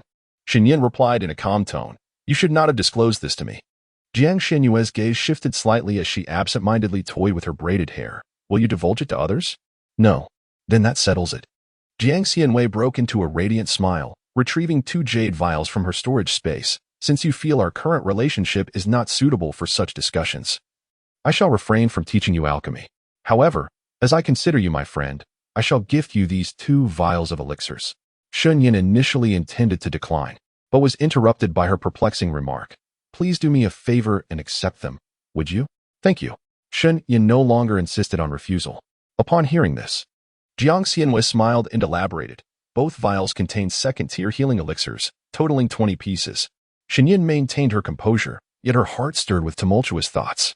She could not fathom why the other would bestow such precious elixirs upon her. Was it merely a desire for friendship? A single second-tier healing elixir is worth at least 3,000 taels of gold. Now, there were a total of 20. Shen Yan lifted her gaze to meet hers. Thank you. She summoned 3 vials of potions and placed them before Jiang Xianyue. These are potions, a gift for you. Jiang Xianyue's interest was piqued, her eyes sparkling with curiosity. What are potions? She inquired eagerly. Shen Yan elaborated. They are a type of healing elixir, primarily designed to rapidly restore stamina and vitality. I acquired them by chance. Upon hearing this, Jiang Xianyue picked up a vial for inspection, unable to discern anything unusual. She uncapped it and inhaled the unfamiliar scent, intrigued by its potential. After resealing the vial, she carefully set it aside and joyfully embraced Shen Yan, exclaiming, Thank you. Yin, I really love them. Absolutely adore them. Shen Yan stiffened slightly. Shen Yan then asked, What are the requirements for applying to the Western Region Academy? Jiang Xianyue explained. Applicants must be under 20 years of age and possess a cultivation level of at least the 8th rank of the yellow grade. However, for specialized professions such as alchemists, weaponsmiths, rune masters, spirit herbists, and healers, the cultivation level can be 1 minor rank lower to qualify. Shen Yan's expression became inscrutable upon hearing this. Summoners are classified as combat-oriented professions. Jiang Xianyue smiled, saying, Yin, if you manage to cultivate in the future, you will surely be able to enroll in the Western Region Academy. Shen Yan decided to be forthright. I am capable of cultivating. Really? Jiang Xianyue exclaimed in astonishment. Yes, Shen Yan confirmed. Jiang Xianyue excitedly grasped her hand. Wonderful. Yin, I knew you were extraordinary, undoubtedly a fiercely formidable individual. Jiang Xianyue's voice abruptly halted. Her expression frozen in surprise. She awkwardly smiled at Shen Yan, explaining, Yin, I did not mean to offend you. Shen Yan chuckled, I understand.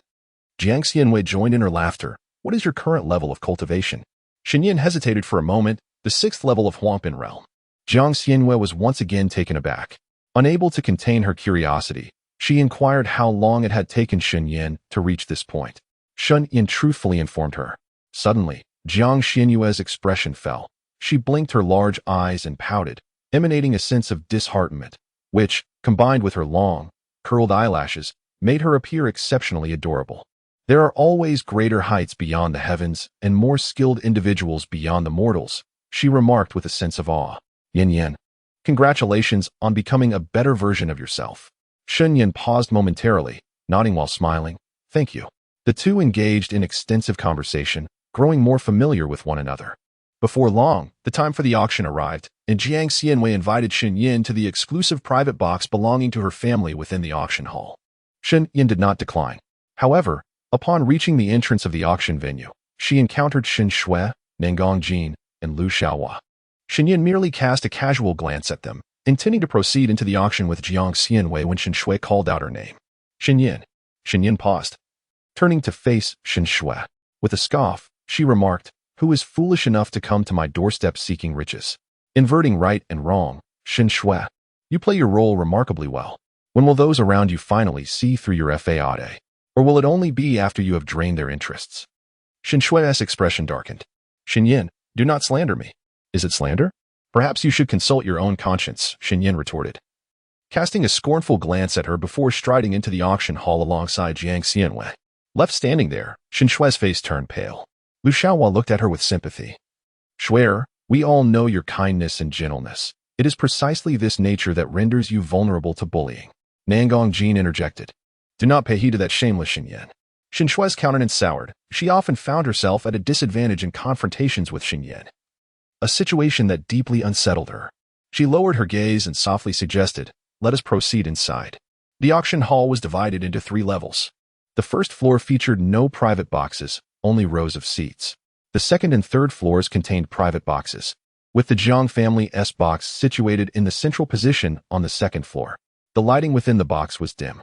Remarkably, a crystalline screen hovered in midair, displaying the happenings at the auction stage.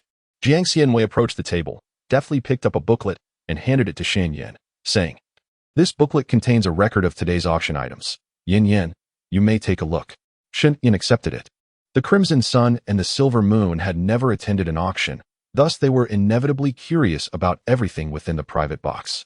They quietly leaned closer to Shen Yan, eager to glimpse the auction catalog.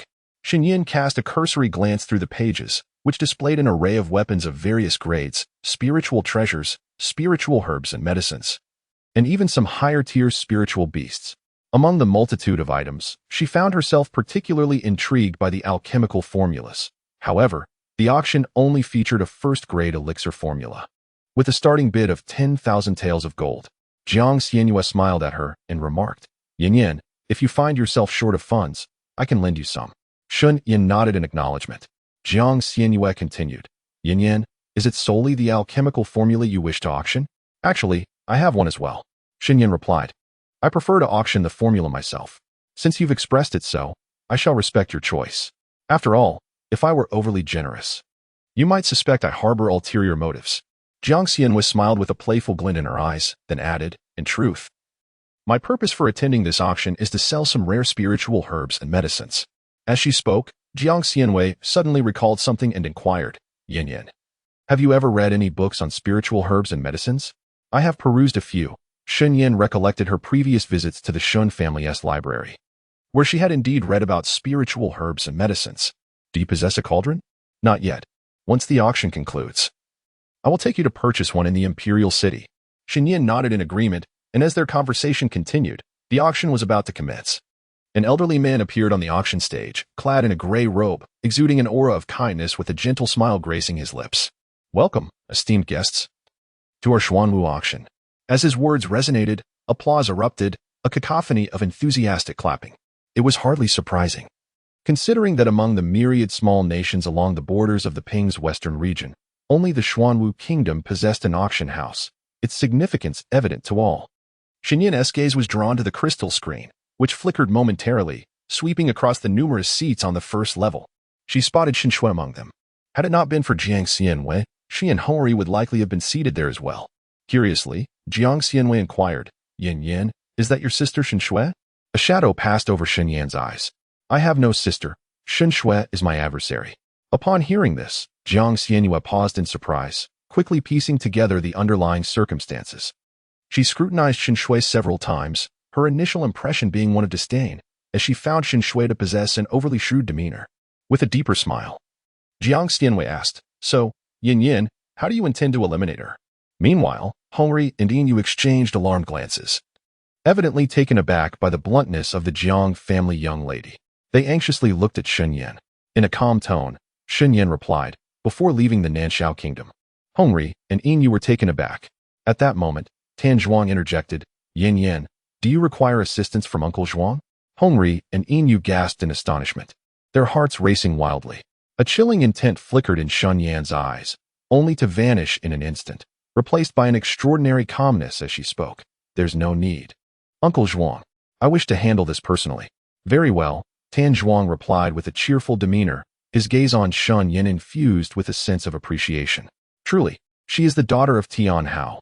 At that moment, Jiang Xianyue also noticed Tan Zhuang, regarding him with a mixture of caution and contemplation, pondering the formidable strength he must possess. The first item up for auction was a yellow-grade longsword, with a starting price of 100 taels of gold. The competition was not particularly fierce, and ultimately, a young cultivator secured it for 230 taels of gold. Soon, other auction items were presented. Although Shen Yan held little interest in these offerings, she attentively listened to the introduction provided by the elderly man in the gray robe. Approximately a quarter of an hour later, the gray-robed elder lifted a vial of skin repair ointment. Smiling as he explained, while most cultivators may not pay much heed to their scars, an abundance of them can certainly detract from one's appearance. This vial of skin repair ointment has been meticulously crafted by a third-tier alchemist from our auction house, ensuring its efficacy. Therefore, the starting bid is set at 1,000 taels of gold. Upon hearing this, numerous female cultivators brightened with enthusiasm and began to bid. I offer 1,100 taels of gold, 1,200 taels of gold, 1,500 taels of gold, 2,002 taels of gold. At this proclamation, a momentary silence enveloped the room. The bidder offering 2,002 taels of gold was none other than Shen Shui, who wore an appropriately gentle smile, nodding calmly at the curious gazes of those around her. Although the healing ointment is of utmost importance, the asking price of 2,000 taels of gold has exceeded the expectations of the crowd. The old man in the gray robe, observing the silence, chuckled and inquired, "Is there anyone else willing to bid?" The crowd remained silent. 2,000 taels of gold once, 2,000 taels of gold twice, 2,000. Suddenly, a feminine voice echoed from a private box on the second floor. 2,100 taels. Shen Shui's smile froze instantly. She raised her gaze towards the middle box on the second floor, her nails lightly tapping against her palm, feeling a surge of discontent. She was so close to obtaining the healing ointment. The wound on her cheek, inflicted by the soul-severing vine in the Lingyan forest, had yet to fully heal. Despite her application of numerous precious medicines, a faint scar still lingered, visible enough for others to notice if they stood too close. The old man in the gray robe, noticing Shen Shui's despondency, turned to her and asked, "Is there anyone else wishing to bid?" El Xiaohua, observing her downcast expression, felt a pang of sympathy and declared, "Swear, I will not allow anyone to take away what you desire." With that, El Xiaohua promptly raised his hand. "I bid 2,500 taels of gold." Upon witnessing this, Shen Shui looked at El Xiaohua with gratitude, saying, "Thank you, Xiaohua."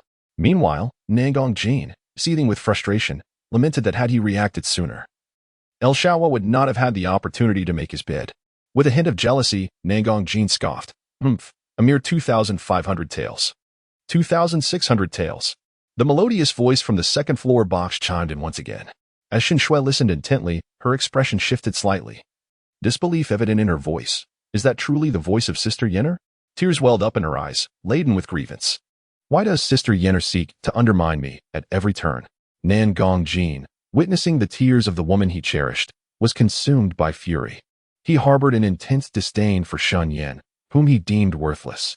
Without hesitation, he raised his hand and declared, 3,000 taels of gold. The proclamation sent a wave of astonishment throughout the crowd. Eyes widened in disbelief as they turned towards Nangong Jin and his companions. The medicinal ointment, known for its efficacy, was valued at a maximum of 2,000 taels, yet it had now been called to an astonishing 3,000 taels. It was indeed Nangong Jin, the prince of Nanshao Kingdom, and beside him stood the esteemed Shen Shui, the eldest daughter of the Shen family. Indeed, Shen Shui was a prodigy of Nanshao Kingdom, and her brother Shen Hui was a paragon among men. Whispers circulated that Shen Yan, the so-called waste, had severed ties with the Shen family, a revelation that elicited laughter from many. Could it be that Prince Nangong Jin is willing to spend 3,000 taels for Shen Shui? Truly, he is a prince of means. A smile involuntarily graced Shen Shui's lips. However, in the very next moment, a voice called out, 3,100 taels. Shen Shui's smile froze once more, and she glanced toward the private box on the second floor, her displeasure palpable. Shen Yan. Even Nangong Jin was taken aback. He had assumed that offering 3,000 taels would secure the ointment, yet that wretched Shen Yan dared to raise the bid. Enraged, Nangong Jin could not restrain his indignation, questioning, "Swear, Where could Shen Yan possibly acquire such funds? That wretched girl is nothing but a thief. His anger surged, for what he truly loathed was the loss of his own face. If one does not continue to bid, would it not become a subject of ridicule? Nangong Jin spoke in a deep voice. 2,300 taels of gold. Shen Yan retorted. 3,500 taels of gold. Nangong Jin escalated. 4,000 taels of gold. Shen Yan replied, since His Highness Nangong is so affluent, I shall concede to you. Nangong Jin, initially prepared to wait for her next bid, was nearly driven to the brink of fury upon hearing her words. His expression darkened instantaneously. He had fallen into Shen Yan's cunning trap. Shen Yan had no intention of acquiring the rejuvenating bomb. Shen Shui, feeling remorseful, said, Brother Jin, I am truly sorry. It is all my fault. Nangong Jin suppressed the tumult of anger within him, and upon seeing Shen Shui's pitiable visage, his ire diminished by half. He endeavored to maintain his composure and remarked, Shuier, it is of no consequence. A mere 4,000 taels of gold is well within my means. Shen Shui's countenance displayed appreciation. Nangong Jin continued, Shuier, I will share half of this rejuvenating bomb with you. The remaining portion, I wish to bestow upon Inger. Shen Shui's expression of gratitude faltered momentarily, yet she quickly regained her smile and responded, Brother Jin, since it is you who won the auction, you may gift it to whomever you desire. Shuier, you possess great understanding. Shen Shui lowered her gaze, a flicker of resentment crossing her eyes. To share a bottle of rejuvenating balm with Nangong Ing was an affront to her dignity. Men could not be trusted. Lu Xiaohua perceived nothing amiss. Recognizing that Nangong Ing was Nangong Jin's biological sister, thus it was only fitting for him to offer half of the balm to his royal sister. Shen Shui's heart swelled with increasing animosity towards Shen Yan. Ever since Shen Yan regained her senses, it seemed as though her life could not escape the shadow cast by Shen Yan. Thus, she must find an opportunity to eliminate Shen Yan. Subsequently, Shen Yan's voice would occasionally resound. In their quest for vengeance, Shen Shui and Nangong Jin deliberately inflated the prices. However, every time they raised the stakes, Shen Yan fell silent. Consequently, they ended up acquiring several useless items, spending several thousand taels of gold. Shen Shui and Nangong Jin were nearly green with fury. They now realized that Shen Yan was intentionally leading them into a trap. She had no desire for those auctioned items. Shen Yan, Nangong Jin gritted his teeth. His eyes filled with wrath. At that moment, the elderly figure in the gray robe atop the auction platform stroked his beard and smiled, stating, The next item is a significant auction piece. I shall not keep you in suspense. It is a recipe for a first-grade elixir, detailing the preparation methods for 10 different types of potions. Upon hearing this, many in attendance were stirred with excitement. Within the private box, Shen Yan's expression sharpened, and she gradually sat up straight. The gray-robed elder continued, The starting bid for this first-grade recipe is 10,000 taels of gold. As soon as he finished speaking, various influential factions in the second and third floor boxes began to call out their bids. 11,000 taels of gold, 12,000 taels of gold, 18,000 taels of gold. Shen Yan waited, biding her time to make an offer at the last moment. Gradually, the bidders dwindled until the auction price settled at 30,000 taels of gold. Just as it seemed no one would bid further, Shen Yan declared, 30,100 taels of gold. Upon the utterance of those words, the entire assembly was taken aback, seemingly unable to fathom that someone dared to place a bid. However, upon realizing it was the private box on the second floor that had called out, they instinctively assumed that the young lady was once again attempting to ensnare the prince of the Nashao kingdom. The crowd involuntarily turned their gazes toward Nangong Jin and Shen Shui. Nangong Jin's countenance darkened, and though he was loath to express his anger, he could only declare, This prince shall not participate any further. Upon hearing this, the expressions of the onlookers varied. Some could not suppress their derisive smirks. Truly, the prince of the Nanshao kingdom was foolish. If I were the emperor, I would never designate him as heir. Being duped out of wealth is trivial. But losing an entire nation would be a grave calamity. Ha. These taunts incited a surge of indignation within Nangong Jin, who clenched his fists tightly, nearly rising to depart the auction house in fury. Shen Shui sought to console him. Jin Gu, you. But Nangong Jin interrupted her sharply. Silence. El Xiaohua, witnessing this, could not restrain himself from defending Shen Shui. Your Highness, are you venting your ire upon the wrong person? The one you ought to resent is Shen Yan. Nangong Jin was engulfed by a tempest of rage, the scornful gazes of so many rendering him utterly humiliated. While he ought to harbor hatred towards Shen Yan, He could not absolve Shen Shui from his blame. Meanwhile, the bidding for the Dan Fong continued. A male voice from the third-floor box was vying against Shen Yan. The expressions of Nangong Jin and Shen Shui darkened. How could they possibly possess such vast wealth and gold?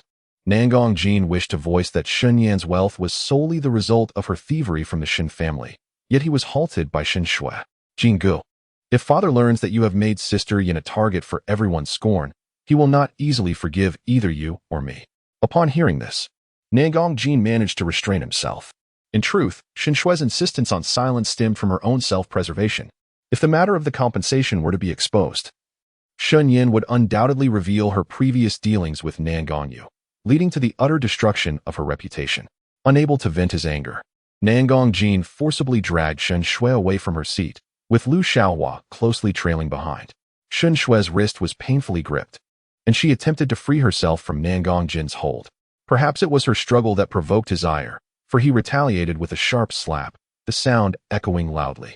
Shen Shui gazed at him in disbelief. Her cheek reddened from the blow, a searing pain coursing through her as she raised her hand to shield her face. Nangong Jin, how dare you strike Shui? Lu Xiaohua exclaimed in fury, casting a sympathetic glance at Shen Shui before launching himself at Nangong Jin. His fist poised to strike his face. After hitting Shen Shui, Nangong Jin felt a pang of regret. Yet, Lu Xiaohua's audacious challenge ignited a fire within him, causing him to lose all semblance of reason. What on earth is happening? Are they fighting amongst themselves? All for a woman, I presume. Is this truly the caliber of talent in the Southern Sky Kingdom? Quite unimpressive, indeed. If you're going to fight, take it outside. They haven't even settled the payment for the auction items yet. At this remark, the crowd erupted in derisive laughter. Shen Shui, hearing those piercing jeers, cast a venomous glance at Nangong Jin and Lu Xiaohua. If it weren't for them, how could she have found herself in such an embarrassing predicament?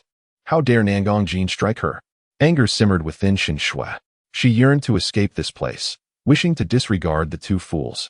Yet all the personnel at the auction house barred her way. Meanwhile, in the private room on the second floor, Shen Yan successfully secured the precious pill formula for the sum of 32,000 taels of gold. Jiang Xianwei, however, focused her attention on Shen Shui and her companions. A playful smile dancing upon her lips as she joyfully remarked to Shen Yan, I never anticipated that they would turn on each other. How amusing. Shen Yan replied indifferently. Their intentions were never sincere. It was only a matter of time before they tore off their masks. Upon hearing this, Jiang Xianyue's smile broadened. Yin Yan, I cannot offer you my complete sincerity at present, but should you extend your genuine heart to me, I assure you, I will not betray that trust.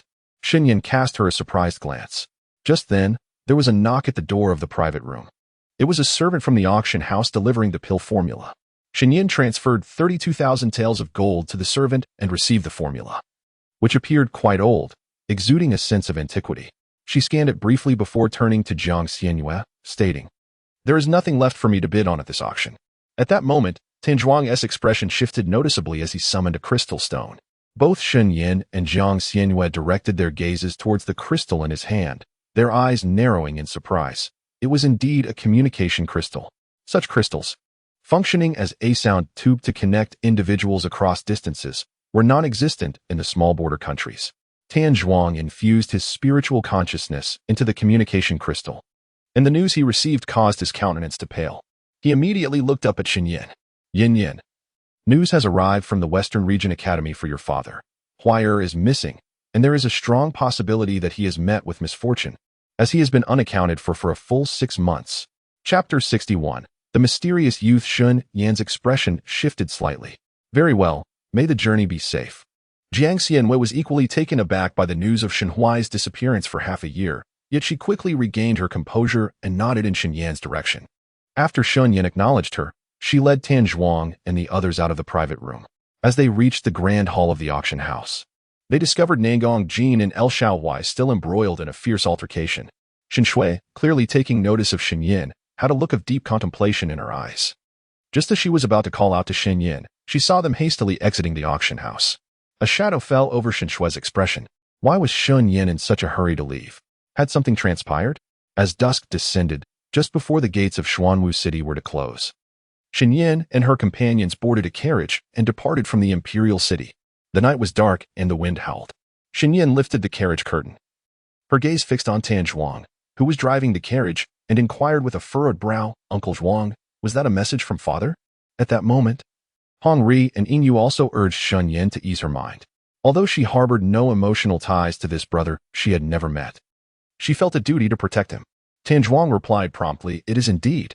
However, Tan Zhuang's countenance grew slightly somber. Previously, he had discovered that Huai had accepted a secret mission from the Western Region Academy, only to gradually lose all contact. He had assumed Huai was covertly undertaking the mission, never suspecting he had gone missing. Tan Zhuang felt a twinge of guilt. The atmosphere within the carriage became oppressive. Approximately an hour and a half later, Tan Zhuang's expression changed dramatically as he sensed several unfamiliar auras converging on their location, accompanied by a strong scent of blood. Uncle Zhuang, who could it be? A multitude of formidable beings possessing profound cultivation prowess approached. Tan Zhuang exclaimed, suddenly tugging the reins with utmost urgency, urging the carriage to flee from the scene. He surmised that their pursuers were not merely intent on their demise, yet some of these formidable individuals were utterly deranged, indiscriminately slaying even those who merely crossed their paths. However, the unfamiliar aura drew near with alarming speed. "Quick, kill him. Do not let him escape." Shen Yan sensed the oppressive force and her heart raced, instantly heightening her vigilance. She glanced at Hong Ri and Yingyu, conveying a silent message. Should peril truly manifest, they must flee without hesitation. "Miss, what on earth is happening?" In the darkness, along the narrow, winding path, a carriage sped forward. Suddenly, a shadow plummeted with a thunderous crash upon the carriage's roof, resulting in a resounding bang. A gaping hole was rent in the top of the carriage, and a ghastly bloodied hand emerged within, droplets of crimson cascading down. Startled, Hong Ri and Yingyu screamed in terror. "Ah!" Shen Yan looked up, and in the dim light, she could barely discern a youth clad in black. His visage marred with blood, though disheveled, his striking beauty remained undeniable. The young man's face contorted in pain, yet his gaze was piercing and profound, imbued with a bloodthirsty hatred, as if he had emerged from a graveyard of the dead. Tan Zhuang, realizing someone had crashed onto the carriage, felt a surge of fury. This was nothing short of a calamity. Without hesitation, he rose and directed a powerful strike toward the youth, attempting to expel him from the carriage. To his astonishment, the boy evaded the attack, clinging tenaciously to the carriage. At that moment, dozens of figures emerged, surrounding the carriage in a tight circle. "We are not." Tan Zhuang's face was filled with anxiety as he attempted to explain, but these enigmatic powerhouses disregarded his presence and charged directly toward the carriage. One of them swung a sword toward the carriage. Tan Zhuang's pupils dilated in alarm. He had no choice but to intervene immediately. With a resounding explosion, the assailant was forced back a few steps. Grasping a massive axe, Tan Zhuang stood like a guardian warrior before the carriage, his expression fierce as he fixed his gaze upon the mysterious figures. A formidable aura radiated from Tan Zhuang, momentarily stunning his adversaries. Just as they were about to launch another attack, he produced a token. Tan Zhuang bellowed, "I am Elder Tan Zhuang of the Central Domain Heavenly Gate. Dare you lay a hand on me?" The mention of the Central Domain Heavenly Gate caused a noticeable shift in the demeanor of the group, clearly intimidated. One of the powerful figures softened his tone, saying, "Elder Tan, please hand over that youth to us. We mean no harm." "Very well," Tan Zhuang replied, momentarily taken aback, as his immediate concern turned to Shen Yan's safety. "Yin Yin." He swiftly pulled back the curtain of the carriage, only to find that it contained only Shen Yan and the two others, Hong Ri and Yingyu, with no one else present. He sighed in relief and then turned to the figures outside, stating, "The person you wish to kill has already fled."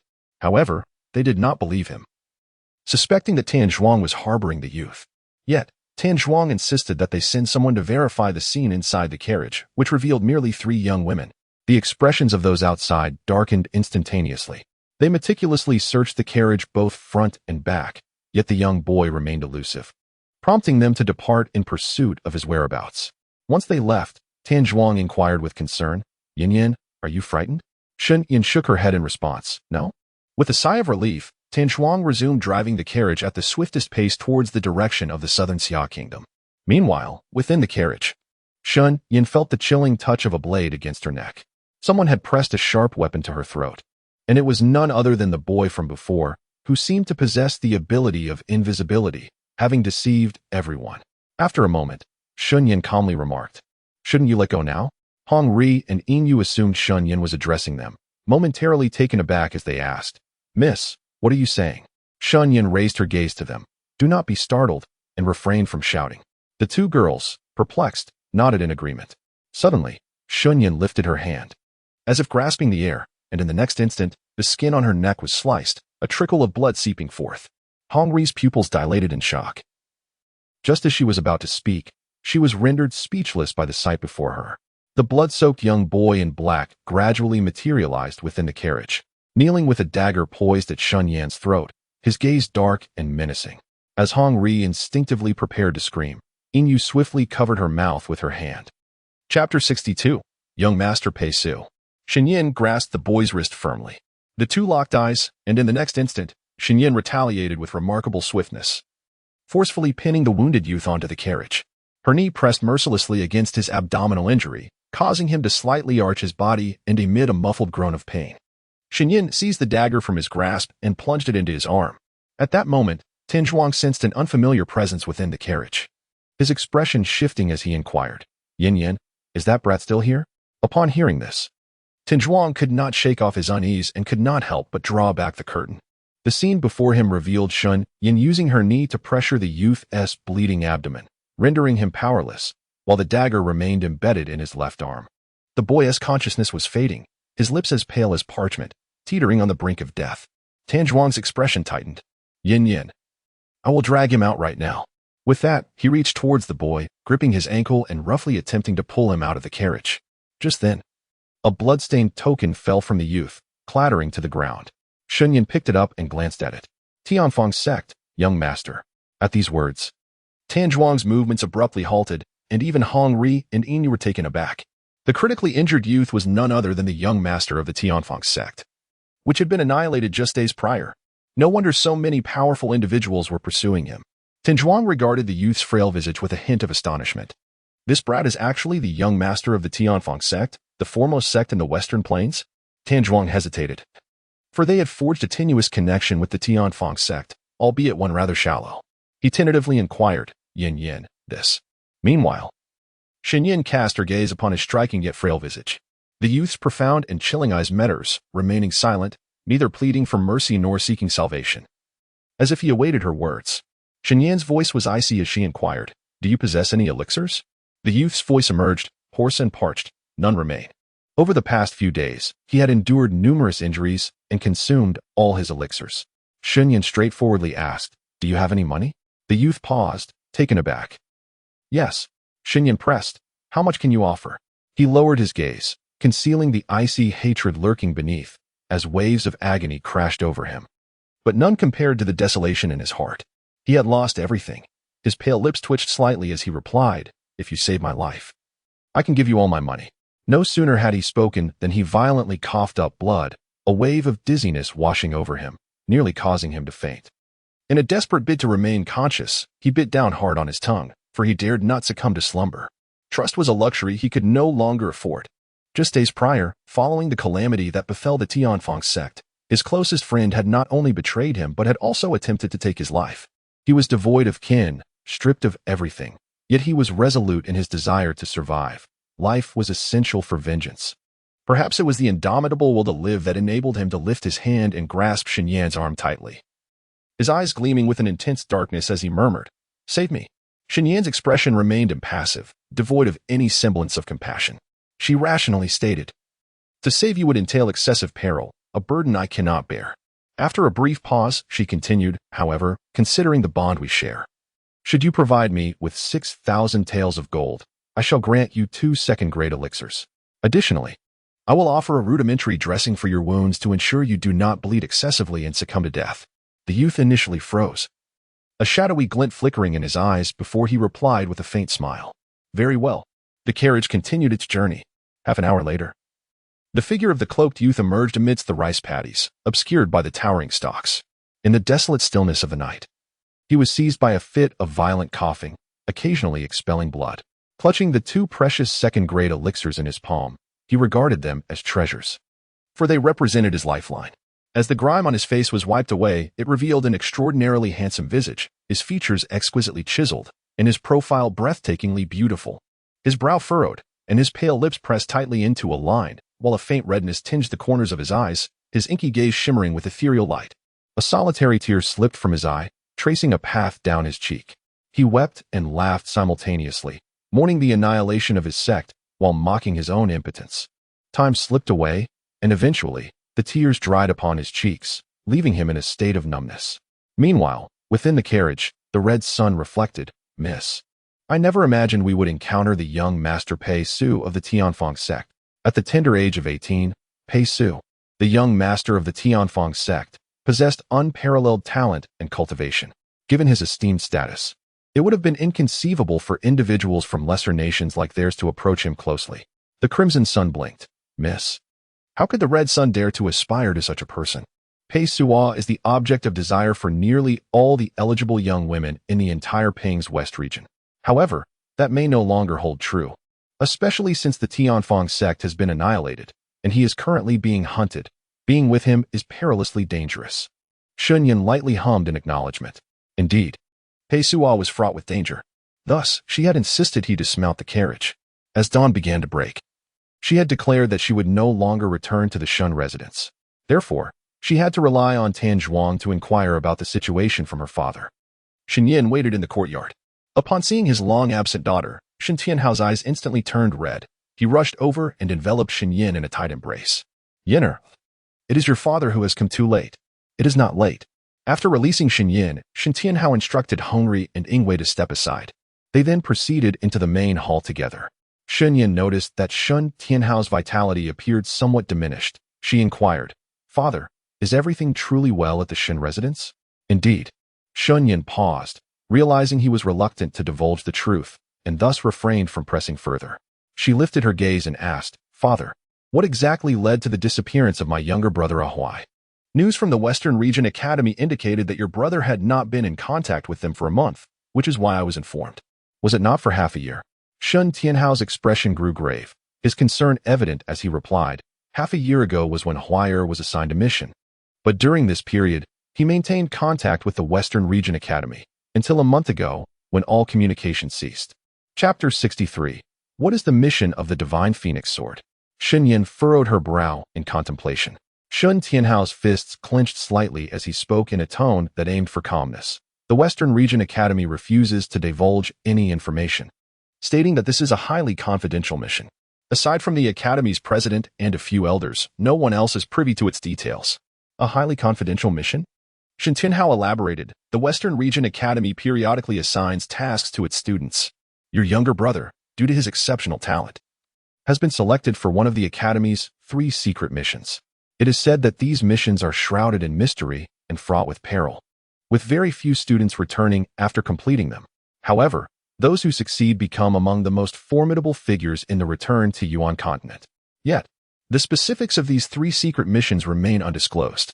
At this point, Shen Tianhao lifted his gaze to meet Shen Yan's, his expression serious and solemn as he said with gravity, "Thus, your father must leave the South Xia Kingdom to search for your brother Shen Huai. If you no longer wish to remain in South Xia, you may accompany Uncle Tan Zhuang to the Central Region and await my return." Shen Yan paused, taken aback. "Father, where will you go to find Ahuai?" Shen Tianhao's eyes deepened, and he pressed his lips together. "I shall go to the Western Region Academy to seek the president, urging him to disclose the information to me before I set out to find Huai'er." "Father, do you have confidence in this?" The question left Shen Tianhao momentarily speechless. In the past, he could have stormed into the academy alone, brandishing a sword at the president's throat to extract information. But now, he felt like a mere shadow of his former self. Yet, he still held a trump card. Upon hearing this, Shen Tianhao's heart tightened. Although he wished for Shen Huai to embark on a solitary journey of cultivation and grow stronger, he did not want him to risk his life in the process. A sudden realization struck him. More than desiring for Yenner and Huai'er to become formidable, he yearned for their safe and healthy development. In that moment, Shen Tianhao felt a pang of emotion at the tip of his nose, and his eyes instantly welled with tears. At that moment, Shen Yan had already made up her mind. "Father, do you believe in me? I will do everything in my power to gain admission to the Western Region Academy, to seize the opportunity for a covert mission, and thereby gather information about my younger brother Ahuai. Though this endeavor may take considerable time, I wish to contribute in any way I can." He gazed at her in astonishment, his lips trembling slightly, shaking his head as he replied, "No, Yenner. I cannot bear to lose you as well. Shen Yan replied earnestly, Father, I have already obtained the blood-devouring pearl, and with the aid of a venerable master, I have embarked on the path of cultivation. I am not as feeble as you envision. Together, we shall search for a why. You can utilize your connections to seek him, while I can discreetly investigate within the Western Region Academy. Her words left Shen Tianhao utterly speechless in disbelief. After a long pause, he finally asked, How did you acquire the blood-devouring pearl? In the Spirit Flame Forest. Shen Yan recounted the events of the competition held by the Qiu-Tian sect in the Spirit Flame Forest. She told a lie. That venerable elder assisted me in vanquishing Elder Yu from the Qiu-Tian sect, and then retrieved the blood-devouring pearl from the soul-severing spirit vine. Shen Tianhao's expression grew grave as he tightly grasped Shen Yan's arm, inquiring, Who is that old man? Has he ever made use of you for any purpose? Shen Tianhao, having experienced the treacheries of the world, was deeply concerned about his daughter's potential deception.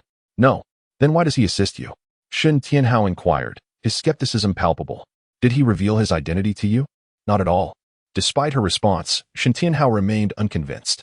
He could not refrain from cautioning Shen Yan, There are countless villains in this world, my dear Yan. You must never place your trust in others too easily. Shen Yan merely acknowledged with a soft mm. Their conversation continued for a while, predominantly filled with Shen Tianhao's admonitions. Eventually, he fell silent for a moment, his gaze towards Shen Yan imbued with complexity. Since you wish to study at the Western Region Academy, and seek news of why, I cannot object. Now that you are able to cultivate, I shall present you with a long-overdue gift for your training. With that, Shen Tianhao rose and summoned a sword from his storage space.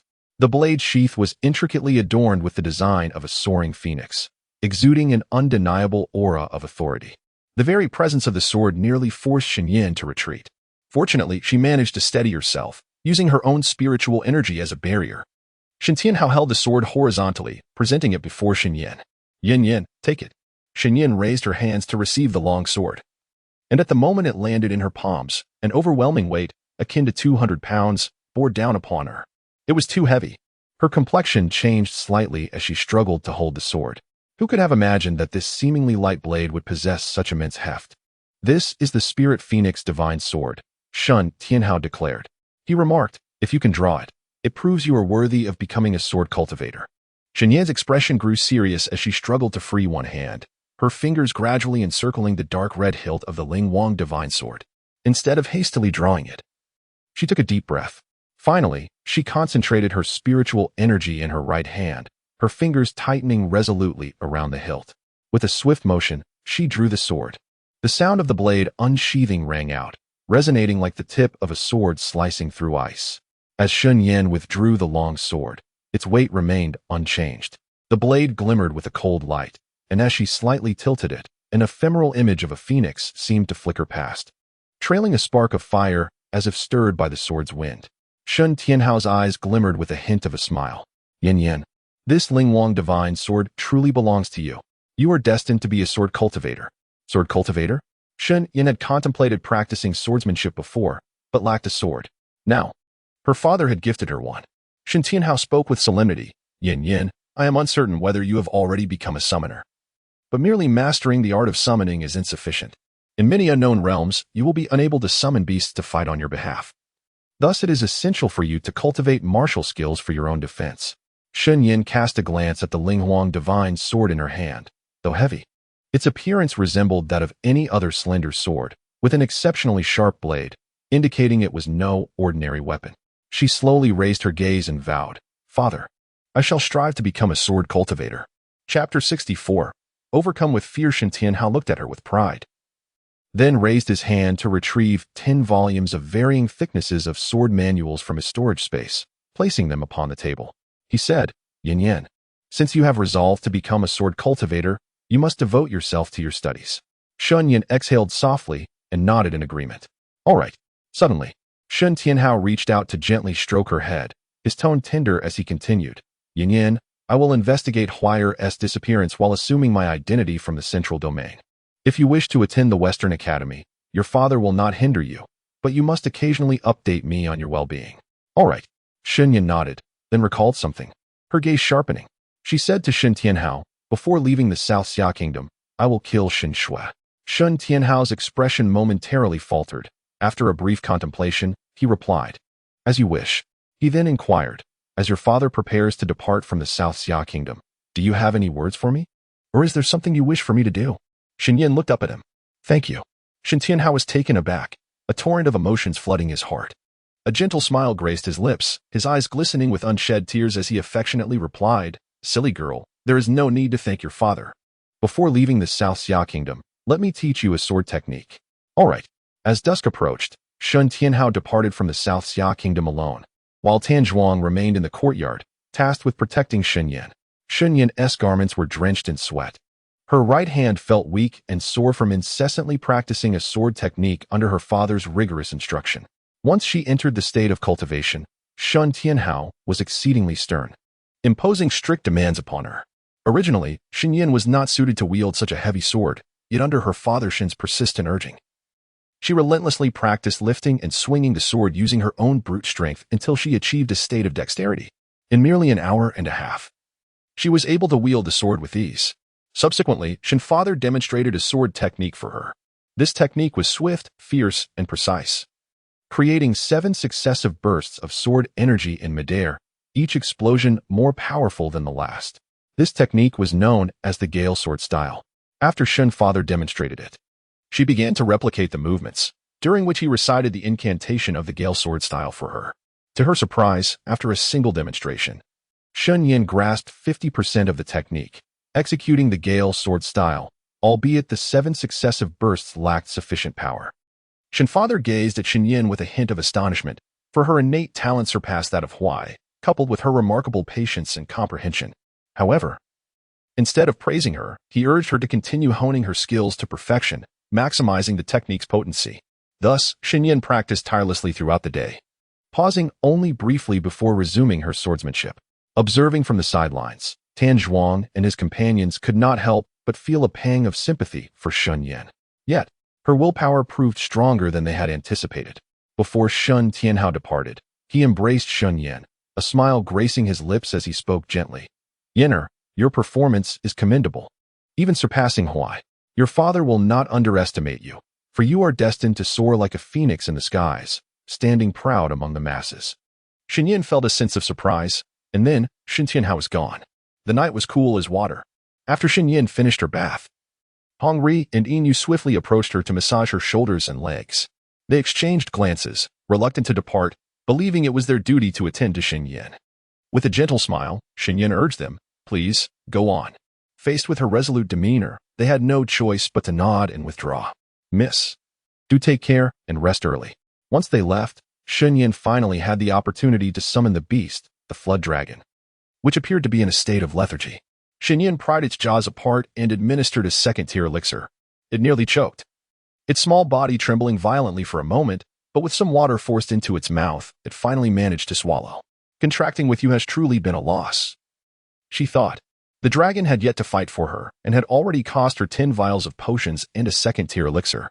After consuming the elixir, it seemed to improve slightly. With great difficulty, it lifted its eyelids, gazing vaguely in Shen Yan's direction.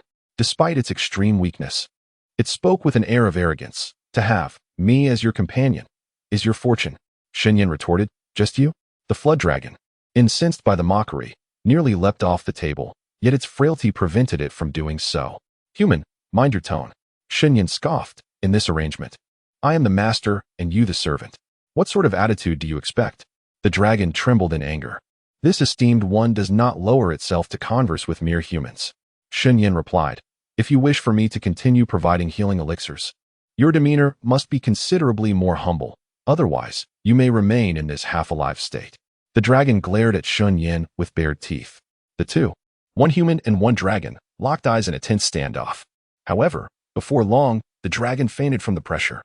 Shen Yan nearly succumbed to the allure of the ability space herself, but recalled the words spoken to her by Feng Xingyao just days prior, causing her gaze to waver slightly. Ultimately, she refrained from entering the ability space. Meanwhile, the dragon, having been cast into the ability space, gradually regained consciousness only to be met with a shocking sight not far away, causing it to swoon once more. The 9-turn demon suppression tower now trembled with trepidation, seemingly filled with fear. As Shen Yan shared a covenant with 9-turn, she was attuned to its emotional state and could not help but reach out telepathically. 9-turn, are you all right? Nine Turn's voice quivered with terror. I am fine. Upon hearing this, Shen Yan understood that something must have transpired within the ability space, undoubtedly linked to Feng Xingyao. Are you safe? Wu, safe. Nine Turn replied, its tone laced with a sob. Concern for Nine Turn's well-being gnawed at Shen Yan, yet she had promised Feng Xingyao that she would not enter the space. Just as she hesitated, a sharp explosion echoed within her consciousness from Nine Turn. Oh! Furrowing her brows, Shen Yan called out, Nine Turn, are you safe? After a brief pause with no response from Nine Turn, she resisted the urge to enter the ability space, as her rational mind assured her that their covenant would alert her to any danger befalling Nine Turn. Yet, coincidentally, she sensed its peril. Shen Yan's expression shifted, and she promptly entered the ability space, where the sight that greeted her felt as though a great hand had seized her heart, rendering her breathless. Feng Xingyao. Chapter 65. He is a monster. As Shen Yan's voice fell, she sensed a dangerous presence rapidly approaching. It was too swift. She could not evade it at all. A large hand suddenly grasped her neck, rendering her breathless in an instant. Master, flee this place at once. The Nine-Turn demon suppressing tower, thrown into a dusty corner, swiftly transformed into human form, its expression fraught with urgency. Shen Yan's complexion turned pale. In a desperate bid to break free, she unhesitatingly lifted her leg to kick at the assailant's lower body. However, her foot was ensnared by the creature's tail, leaving it suspended in the air. Master, I shall rescue you this very moment. The Nine-Turn suppressed its own fear, darting forth with utmost speed to wield the tower against the arm that gripped Shen Yan. Yet, before it could make contact, the tail struck it violently away. With a resounding thud, the Nine-Turn crashed to the ground, violently expelling a mouthful of blood. At this critical juncture, Shen Yan, unbeknownst to herself, summoned the crimson flame dagger, delivering a fierce slash to the creature's arm. With a schlick, the blade tore through flesh and blood. Only then did Shen Yan find the breath to gasp. Her gaze filled with disbelief as she looked at her assailant. Feng Xingyao's pupils darkened to a deep crimson, his gaze cold and bloodthirsty, tinged with an alluring yet perilous charm. His black hair had transformed into silver, cascading gracefully over his shoulders, while a wicked smile graced his lips. His already enchanting features were now imbued with an indescribable splendor. Behind him swayed 9 white tails, mesmerizing in their ethereal dance. He was utterly captivating. The term demonic scarcely sufficed to describe his current appearance. He suddenly raised his injured hand, delicately licking the wound, his lips inadvertently stained with a hint of crimson, rendering them even more alluring. This action mirrored that of a fox tending to its own injury. Is Feng Xingyao a demon?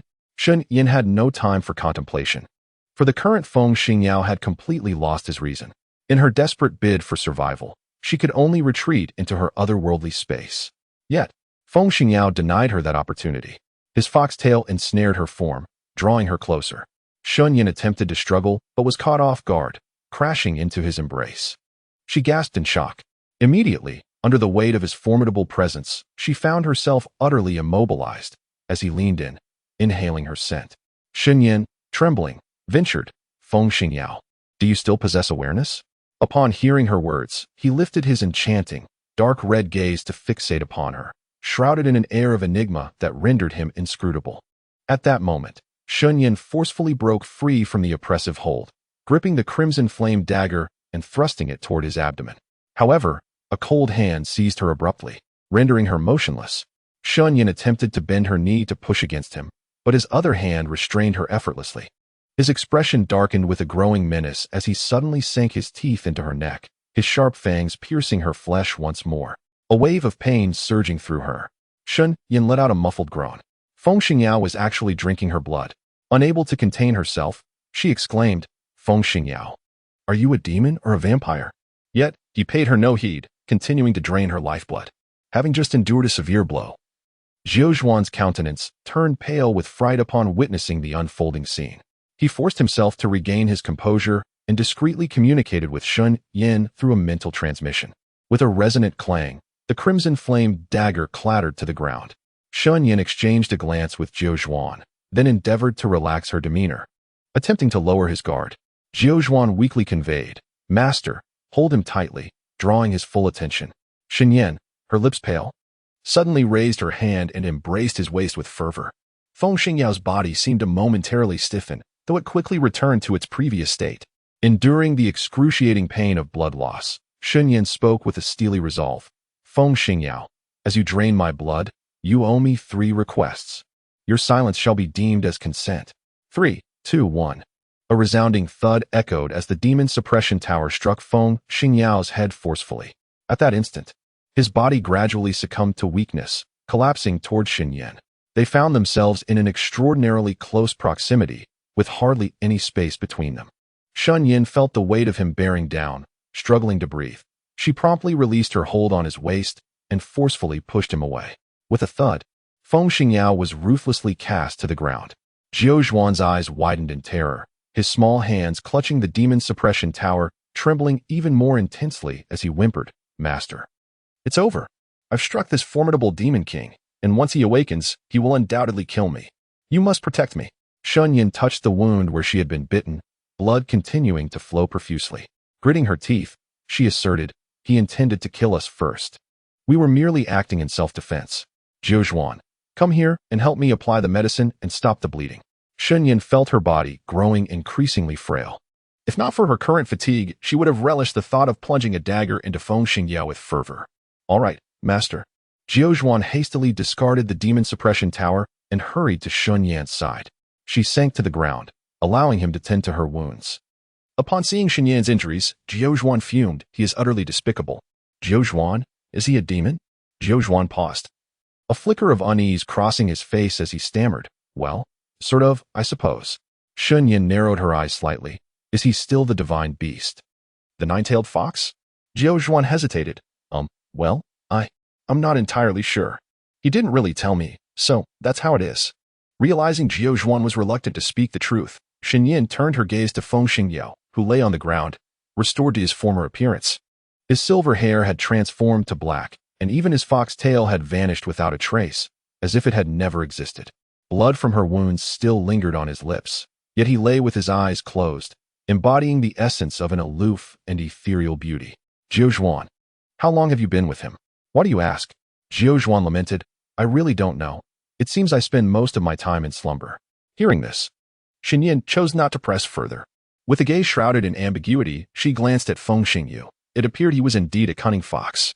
After Shen Yan's wounds were meticulously bandaged, she half-squatted beside Feng Xingyao, gazing intently at him for several moments. Ultimately, she kindly assisted him onto the soft couch.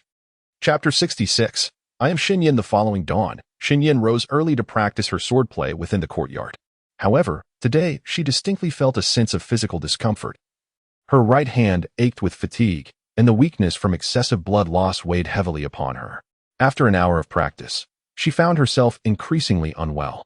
"Miss, your complexion appears quite pale," Hongri said with concern as she looked at Shen Yan. Inu furrowed her brow and inquired, "Miss, have you sustained an injury to your neck?" "Yes, just a minor wound," Shen Yan replied.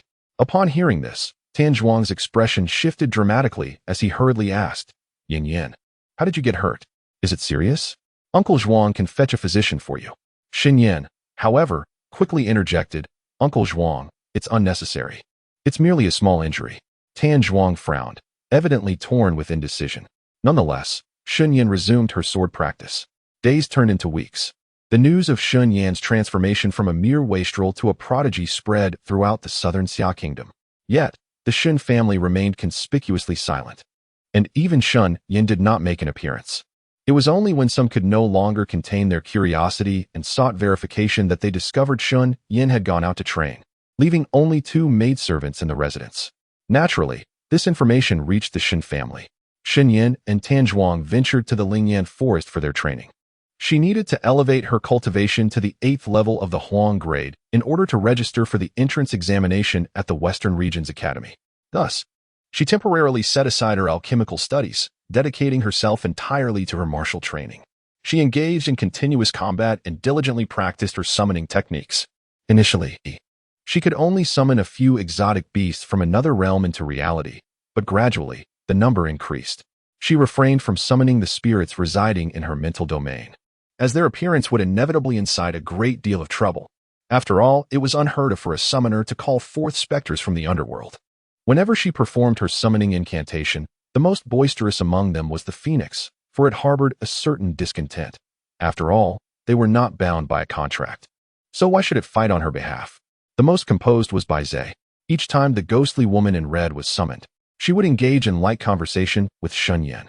However, since the incident involving Feng Xingyao's transformation, he had succumbed to a deep slumber, unable to awaken for an extended period. When the dragon awakened and laid eyes on Feng Xingyao, it instinctively felt fear and hastily fled the realm of abilities, fervently insisting that Shen Yan not place it in the same space as that man. Shen Yan, intrigued, inquired why? What makes you fear him? The dragon retorted. Who fears him? I merely feel that he is a threat to my existence. Shen Yan subtly probed. Do you know him? The dragon's small green eyes flickered for a moment before it shook its head. I do not know him.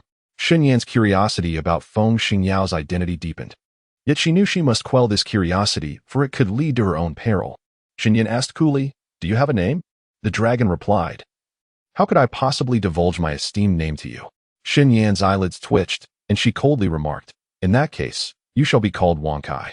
Upon hearing this, the dragon became enraged. Wang Kai? How utterly unappealing. My true name is Wu Ying. Shen Yan lowered her gaze at him. Wang Kai sounds much more pleasant. In a state of agitation, Jiaolong exclaimed, I have made it clear, I am called Wu Ying. Shen Yan responded with a dismissive tone, Let it be Wu Ying then. Wu Ying, gritting its teeth, contemplated biting her wrist, but was met with a merciless slap that sent it reeling. Humiliated, it glared fiercely at Shen Yan, this detestable human. As a dignified supreme beast of the primordial era, it found itself in the disgraceful position of being struck by a feeble human, a truly loathsome situation. As these thoughts coursed through its mind, a profound killing intent flickered in its eyes. For now, it was merely a tiger fallen to the plains, bullied by a dog. And it chose to endure. At that moment, Tan Zhuang scanned the surroundings with uncertainty, his heart alert as he inquired, Yin Yin, who were you just speaking with? To which Shen Yan replied, Uncle Zhuang, I was merely talking to myself. She continued, I shall resume my cultivation. Very well. For 2 consecutive months, Shen Yan had engaged in practical training within the Lingyan forest, during which she ascended 3 minor realms, breaking through to the 9th layer of the yellow grade. She developed a deeper understanding of the cultivation of spiritual energy, realizing that without practical combat experience, one would surely be defeated at the same level. Over these 2 months, her summoning skills and swordsmanship had improved significantly, earning her the admiration of Tan Zhuang, who hailed her as a genius. Tan Zhuang said to Shen Yan, Yin Yin, in 1 month, it will be time to register for the entrance examination at the Western Region Academy. It is time for us to set forth. We cannot delay too long, as the journey is distant. Thank you, Uncle Zhuang. Shen Yan looked at him with gratitude, aware of how much he had assisted her. With his guidance in her cultivation, she had made remarkable progress. Tan Zhuang smiled warmly. Yin Yin, I shall visit you again, dear.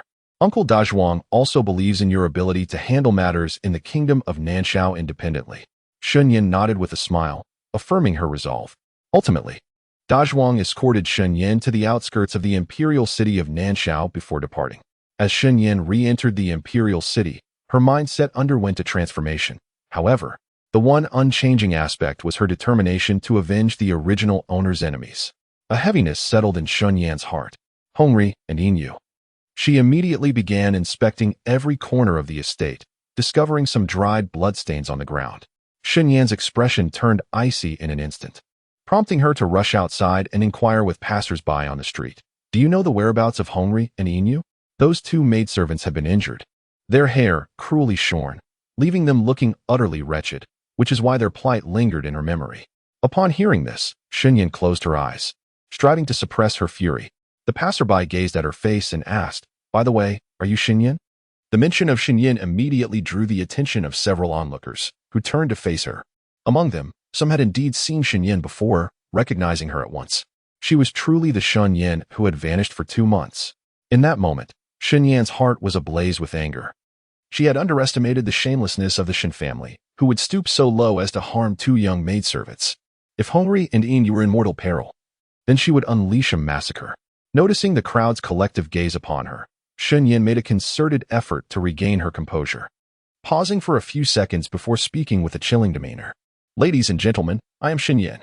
Today, I invite you all to witness a grand spectacle, as I shall engage in a life-and-death duel with Shen Shui.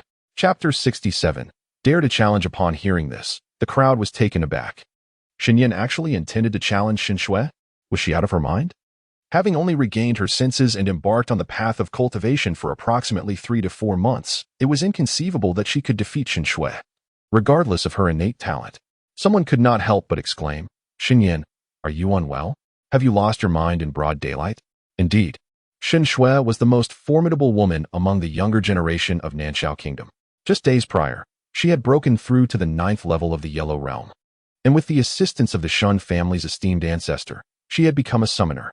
With a single move, she could easily vanquish you. Are you not courting death? Upon hearing these words, Shen Yan let out a cold snicker in her heart. The Shen family was utterly shameless. Without her blood, how could this adopted daughter of theirs have become a summoner? They even resorted to invoking the name of the Shen family's ancestor as a fade to deceive everyone. Moreover, there was no need to dissuade Shen Yan. Since she was intent on engaging in a life-and-death duel with Shen Shui, they might as well relish the spectacle, right? Haha.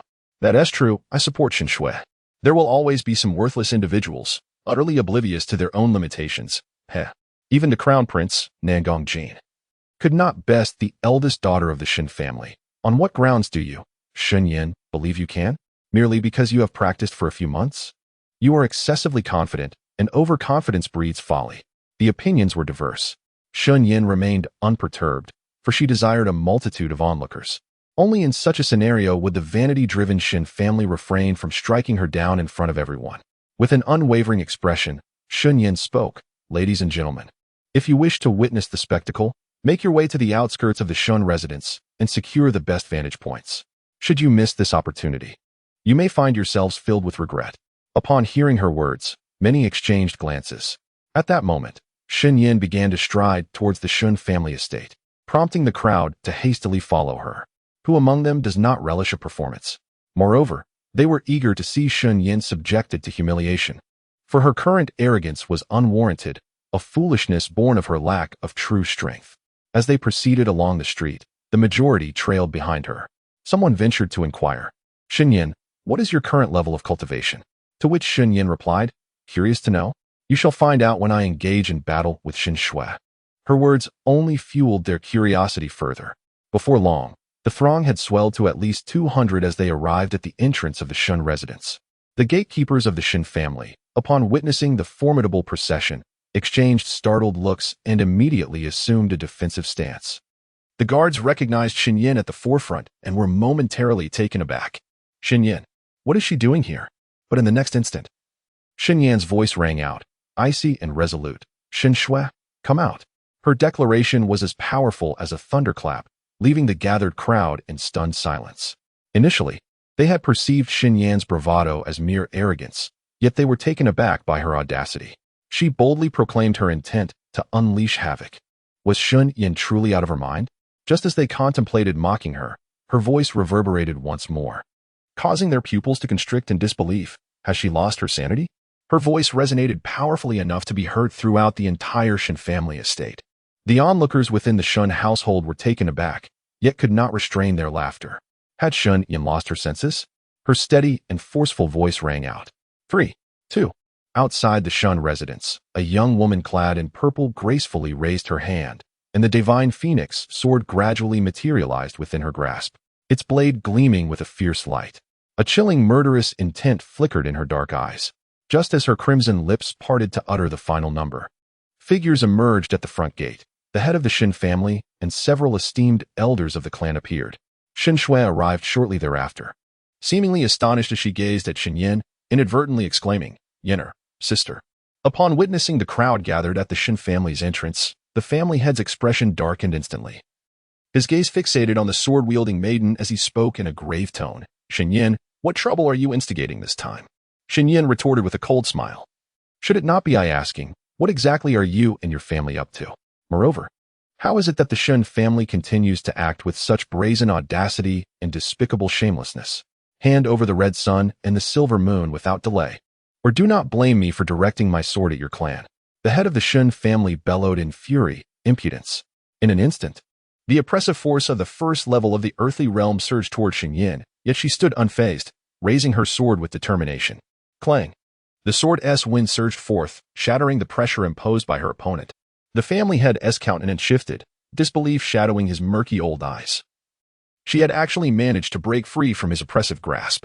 This was impossible. She could not possibly accomplish such a feat. This scene left even the elders of the Shen family utterly astounded. Shen Yan succinctly declared, "I have come today for 2 reasons. Firstly, to take away Hongri and Inyu. Secondly, to engage in a life-and-death duel with Shen Shui, to put an end to our grievances." Pausing briefly, she then cast a glance at the onlookers and spoke in a detached tone. "All of you present here are invited to serve as referees." The crowd was left speechless. They had merely come to watch a spectacle, not to act as judges in a duel. Before anyone could clarify, Shen Yan turned her gaze toward the woman in white standing at the entrance. Her tone laced with provocation. "Shen Shui, do you dare to accept the challenge?" "Sister Yan." "You." Shen Yan coldly interrupted her. "Do you dare or not?" The eldest elder of the Shen family, incensed, immediately interjected, "Swear. What is there to fear in accepting this challenge? Go and teach this ungrateful waste a lesson. If necessary, let her be crippled once more, so she realizes the folly of her arrogance." The other elders of the Shen family echoed his sentiments. Shen Yan's audacity was astonishing. To create such a commotion here was intolerable. If Shen Shui did not accept the challenge, others might genuinely believe that the Shen family feared Shen Yan. Moreover, with Shen Tianhao absent from the Nanxiao kingdom, this was indeed the perfect opportunity to discipline Shen Yan. Shen Shui hesitated, then raised her gaze to the family patriarch, asking, "Grandfather, what do you think?" The patriarch, confident in Shen Shui's abilities, replied in a solemn tone, "Do not hold back." Chapter 68, A Complete Reckoning. Shen Shui smiled softly, acquiescing. "Yes, grandfather, I shall not disappoint you or the elders." Subsequently, she lifted her gaze towards Shen Yan, leaping down lightly. Once she stood firm, she spoke, "Shen Yan, since you wish to challenge me, I shall accept. However, should you be defeated, you must kneel and apologize to the members of the Shen family. Do you agree?" Without hesitation, Shen Yan replied affirmatively, her piercing eyes sweeping towards the head of the Shen family and the elders. She slowly declared, "After the duel, I expect to see the Crimson Sun and the Silver Moon. Should they fail to appear, many lives within the Shen family shall be forfeit." The eldest elder of the Shen family scoffed immediately. "Ha, just you? Shen Yan, you have repeatedly provoked the dignity of the Shen family. Do not blame us for showing no mercy. Swear, teach her a lesson. Cripple her cultivation, break her bones, shatter her meridians."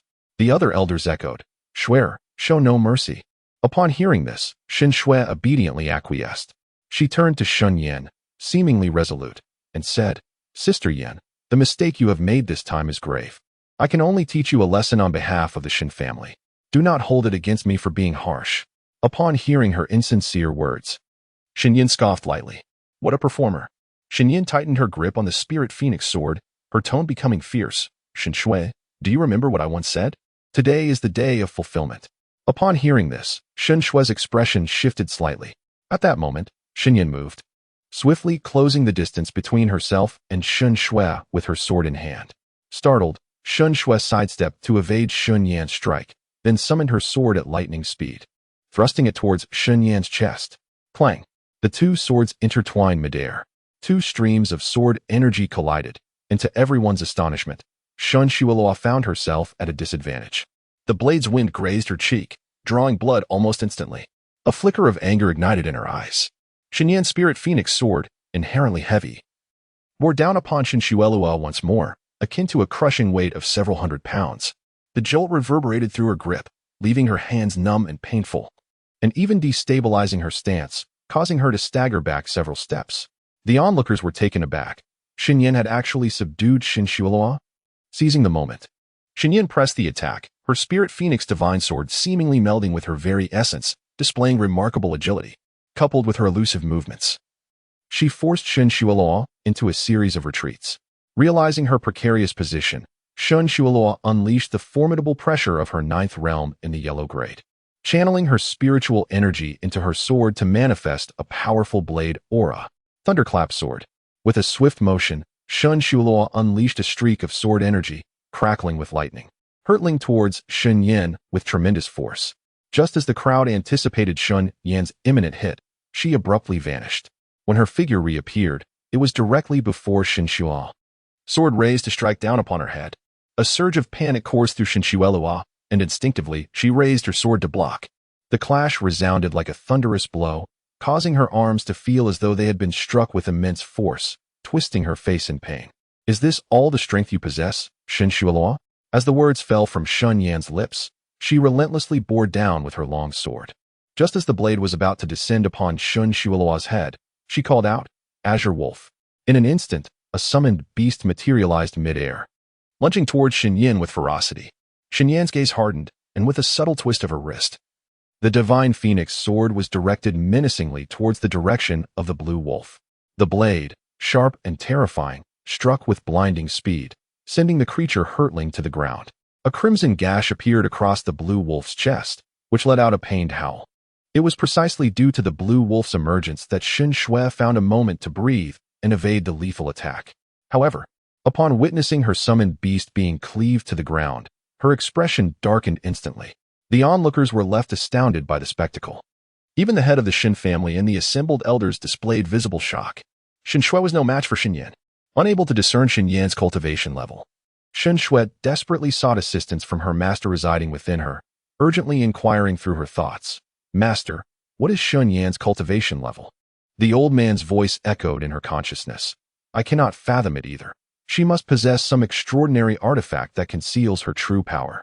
Swear, you cannot defeat her at present." Hearing the last statement, Shen Shui's lips turned pale. How could this be? She, of all people, could not overcome Shen Yan? It was an unfathomable jest. The anxious voice of the eldest elder of the Shen family pierced through the tension. "Swear, show no mercy." Upon hearing this, Shen Yan scoffed. "Show mercy? There is no need for that. Shen Shui simply cannot defeat me." These words struck a blow to Shen Shui's pride. Her gaze filled with venomous resentment as she glared at Shen Yan. In a swift motion, she initiated the summoning array. Terrifying centipede, mist sparrow, stalwart tiger, arise. In an instant, 3 formidable beasts materialized, each possessing a cultivation level around the 9th tier of the spirit realm. Their presence emanated such pressure that the bystanders instinctively recoiled a step back. They were impressively large. Moreover, her cultivation prowess far surpassed that of the Azure Wolf. As soon as they appeared, it became evident to all who would emerge victorious. Even though Shen Yan possessed a cultivation level at the 10th stage of the yellow rank, it was inconceivable that she could defeat Shen Shui, who had the support of 3 formidable otherworldly beasts. Shen Shui, seemingly emboldened, turned to Shen Yan and remarked, "If you concede now and kneel before the Shen family to apologize, you still have a chance." With a mocking retort, Shen Yan's words darkened Shen Shui's expression instantaneously. Shen Shui, filled with rage, declared, "Then do not blame me for being merciless." With a commanding voice, she summoned, "Soul-shattering centipede, mist sparrow, steadfast tiger, azure wolf, advance." In an instant, the 4 ferocious beasts charged towards Shen Yan alongside Shen Shui. At that moment, the elder of the Shen family smiled with satisfaction. Recognizing Shen Shui's ability to summon 4 beasts slightly more powerful than herself, indeed, she possessed the talent for summoning. The head of the Shen family felt a sense of relief. He had not misjudged her. The foundation of the Shen family lay in the summoning of otherworldly beasts. As a summoner, the ability to call upon powerful beasts to fight on one's behalf was already remarkable. The summoner's own combat strength was of lesser importance. The elders of the Shen family wore expressions of pride, confident in Shen Shui's potential. Suddenly, a series of explosive sounds erupted. As they turned to investigate, the faces of the Shen family members froze in shock. Shen Yan, emanating an overwhelming aura, raised her sword with a fierce countenance and struck. In an instant, several blades of wind sliced through Shen Shui and the 4 beasts, and the remaining sword energy at their wounds detonated, sending both the girl and the beasts tumbling to the ground. As Shen Yan's figure shifted, she swiftly appeared beside Shen Shui. In a sudden movement, she raised her leg and forcefully stomped down upon Shen Shui's head. Bang! A sharp cry escaped Shen Shui's lips as her head endured the brutal impact. Her exquisite face etched with terror as she struggled to break free. With a voice as frigid as steel, Shen Yan declared, "Shen Shui, all that you have done to me in the past, I shall repay in kind." Upon hearing these words, Shen Shui's pupils contracted in horror, her heart gripped by fear. Just as Shen Yan raised her sword, the anxious and furious voice of the Shen family patriarch rang out. "Shen Yan, cease this at once." Chapter 69. Revenge fulfilled. The patriarch's command did nothing to slow Shen Yan's relentless advance. Before the astonished gazes of the onlookers, she thrust the Lingwang divine sword towards Shen Shui's heart. A gasp of horror mingled with the sound of the blade piercing flesh. Oh! Shen Shui's anguished scream pierced the air. In her desperate struggle, her body shifted, causing Shen Yan's sword to miss her heart, yet it still penetrated through Shen Shui's chest. The members of the Shen family watched in horror, their hearts nearly shattering. Shuai, the eldest elder of the Shen family, was the first to lose his composure, swiftly rushing forward to deliver a powerful strike towards Shen Yan. Shen Yan, you shall pay for this. With a roar that resonated with fury, he unleashed a formidable gust of energy. Sensing the impending danger, Shen Yan's eyes narrowed as she deftly withdrew the Ling Huang divine sword, its cold gleam reflecting the chaos of the moment. Blood splattered as she swiftly kicked Shen Shui in the abdomen. With a resounding thud, Shen Shui was sent flying, hurtling towards the elder's powerful strike. The countenance of the grand elder of the Shen family abruptly changed. Shui. With a resounding bang, Shen Shui was forcefully struck to the ground. Rolling several times, her body sustaining grievous injuries, waves of excruciating pain assaulting her as she coughed up blood. Cough, cough. The grand elder, witnessing this, was filled with both shock and fury. However, he chose to rush to Shen Shui's aid at the first opportunity. Yet, someone was swifter than him. Upon closer inspection, it was Shen Yan. Before he could react, Shen Yan had already driven her sword into Shen Shui's abdomen, blood gushing forth and staining Shen Shui's pristine attire a shocking crimson. Shen Yan, you? The grand elder's eyes widened in disbelief, his face turning a deep shade of anger. He swiftly darted toward Shen Yan, ready to strike, when, to his astonishment, she had seized Shen Shui. The blade pointed menacingly at Shen Shui's carotid artery. Shen Yan remained unervingly composed, her gaze icy as she fixed it upon the grand elder. Take another step closer, and see what happens. The grand elder halted, his expression one of utter dismay as he glared at Shen Yan. His voice cold as he threatened her. I will count to 3, if you do not release Shui. 3, 2, 1. I have already counted for you. Shen Yan interrupted him, a mocking glint in her eyes as she let out a derisive laugh. Before you contemplate killing me, shouldn't you consider Shen Shui's life? She is in my grasp now, and her fate lies solely in my hands. I command you to withdraw immediately. Her voice, devoid of warmth, resonated with an unyielding authority. The onlookers were left in utter shock. How could the situation have reversed so swiftly? In less than a quarter of an hour, Shen Yan repelled Shen Shui and the 4 exotic beasts. Without hesitation, she set her sights firmly on Shen Shui, prioritizing her capture over entanglement with the beasts. After all, subduing Shen Shui, the summoner, was of paramount importance. The expression on the face of the Shen family elder darkened instantly. He exclaimed furiously, Shen Yan, do not overstep your bounds. No sooner had he finished speaking than Shen Yan drew her sword, slicing through Shen Shui's pristine neck. Ah! Shen Shui screamed in terror, hastily pleading, no, please. Sister Yin, I was wrong. I should not have treated you that way before. I promise to treat you well from now on. Spare me, please. I truly regret my actions. The elder of the Shen family was taken aback by Shen Yan's madness, astonished that she would act so decisively. While he felt a surge of anger, he was also gripped by fear for Shen Shui's life. Gritting his teeth, he warned, very well, do not harm Shui. At that moment, a series of applause echoed from the Shen residents. Turning towards the sound, they saw the head of the Shen family clapping his hands. As several guards escorted 2 shaven-headed maidservants forward, their faces bruised and marked with cuts from sharp blades. Red Sun's eyes instantly glistened with tears. Miss. Upon seeing the 2 maidservants, Shen Yan felt as though her heart had been gripped tightly by a large hand. The head of the Shen family glared at Shen Yan with a darkened gaze and spoke with authority. Shen Yan, release Shui, or these 2 maidservants will perish. Shen Shui, tears streaming down her face, weakly cried out, Grandfather, save me. Upon hearing these words, the head of the Shen family turned his gaze towards Shen Shui. Currently, she was being held captive by Shen Yan, her chest and abdomen marred by sword wounds, staining her white garments with crimson, rendering her a pitiable sight. The head of the Shen family, witnessing Shen Shui's tear-streaked visage, was suddenly reminded of a deceased acquaintance, and a pang of sorrow gripped his heart. He vowed that he would not allow tragedy to unfold once more. Though he could not protect his old friend, he would safeguard his friend's daughter. The head of the Shen family fixed a gaze upon Shen Yan that was akin to that of a sworn enemy. Shen Yan, release Shui. However, Shen Yan remained eerily composed, responding, release Hong Ri and Yin Yu first. The head of the Shen family retorted with anger, Shen Yan, Do you think you possess the authority to make demands of the head of the family? With Shen Shui in my grasp, should I wish for her demise? She shall meet it. Choked with indignation, he took a deep breath and raised his hand, signaling several guards to escort Hong Ri and Inu for the exchange of Shen Shui. Soon, Hong Ri and Inu were unbound, their eyes glistening with tears as they rushed to Shen Yan's side, calling out, "Miss." The head of the Shen family coldly declared, "It is now your turn to release them." Just as Shen Yan was about to free Shen Shui, the eldest elder of the Shen family had discreetly gathered his spiritual energy, preparing to launch a surprise attack on Shen Yan. Yet, the ensuing spectacle left everyone in shock. At the moment Shen Shui was pushed out, an ethereal sword light resembling a phoenix appeared, instantly erupting in a spray of blood as a severed head fell to the ground. The crowd erupted in terrified screams. Shen Shui's head had met its fate. The onlookers stared at Shen Yan in horror, perceiving her as a figure of dread. At this moment, Shen Yan's eyes glimmered with a frenzied delight as she kicked Shen Shui's severed head, which landed heavily at the feet of the Shen family patriarch. The sound of impact rendered the patriarch motionless. As he lowered his gaze to meet Shen Shui's lifeless, unblinking stare, his expression darkened ominously, as if he were brewing a tempest.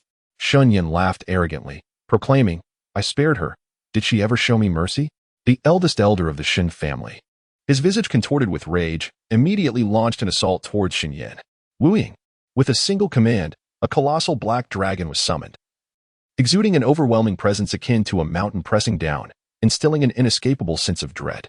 It unleashed a fearsome roar directed at the elder, the terrifying sound reverberating like a tempest, sending him crashing against the distant wall with a resounding thud.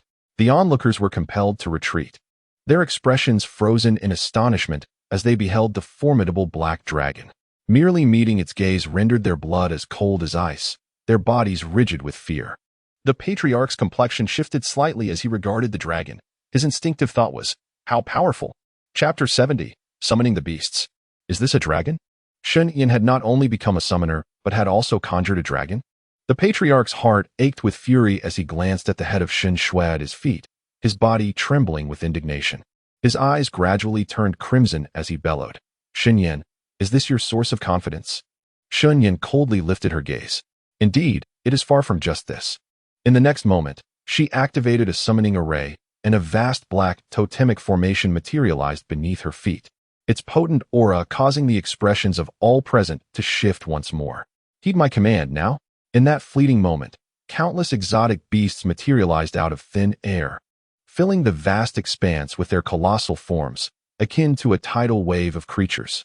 There were at least several hundred of these beasts. Yet, the most conspicuous and formidable among them was the dragon-like beast.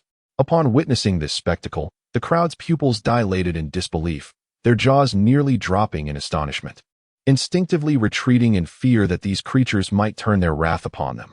My heavens, so many exotic beasts. Is this not an illusion? Someone pinch me. Ouch, that hurts. My God, is this truly real?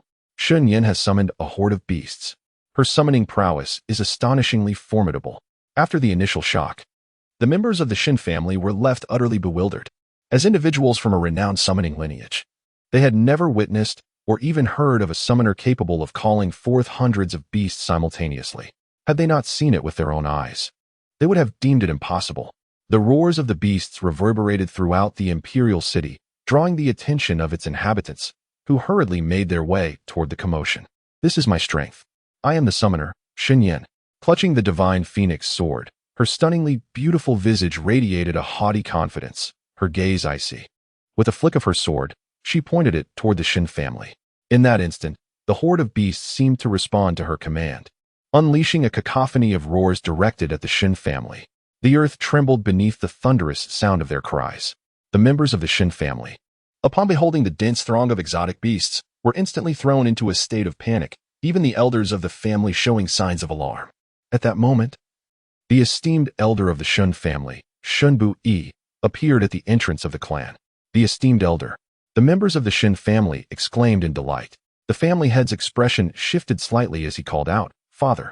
Shen Bu-yi, his hair a stark white, gazed towards Shen Yan with an inscrutable look in his eyes.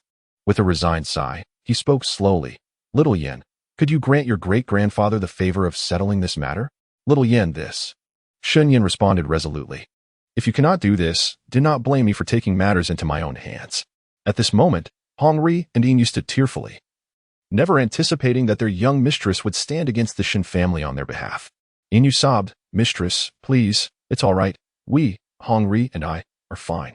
Fearing that her predicament might implicate Shen Yan, Hongri bit her lip and urged, "Mistress, let us leave." Shen Yan positioned them protectively behind her and then turned her icy gaze towards Shen Bui. "Esteemed elder, what is your stance?" As the crowd of onlookers swelled, including members of the royal family and various influential factions from the South Xia Kingdom, the family head's anger and anxiety intensified. He admonished, "Shen Yan, do not be ungrateful." Ignoring him, Shen Yan maintained her focus on Shen Bui.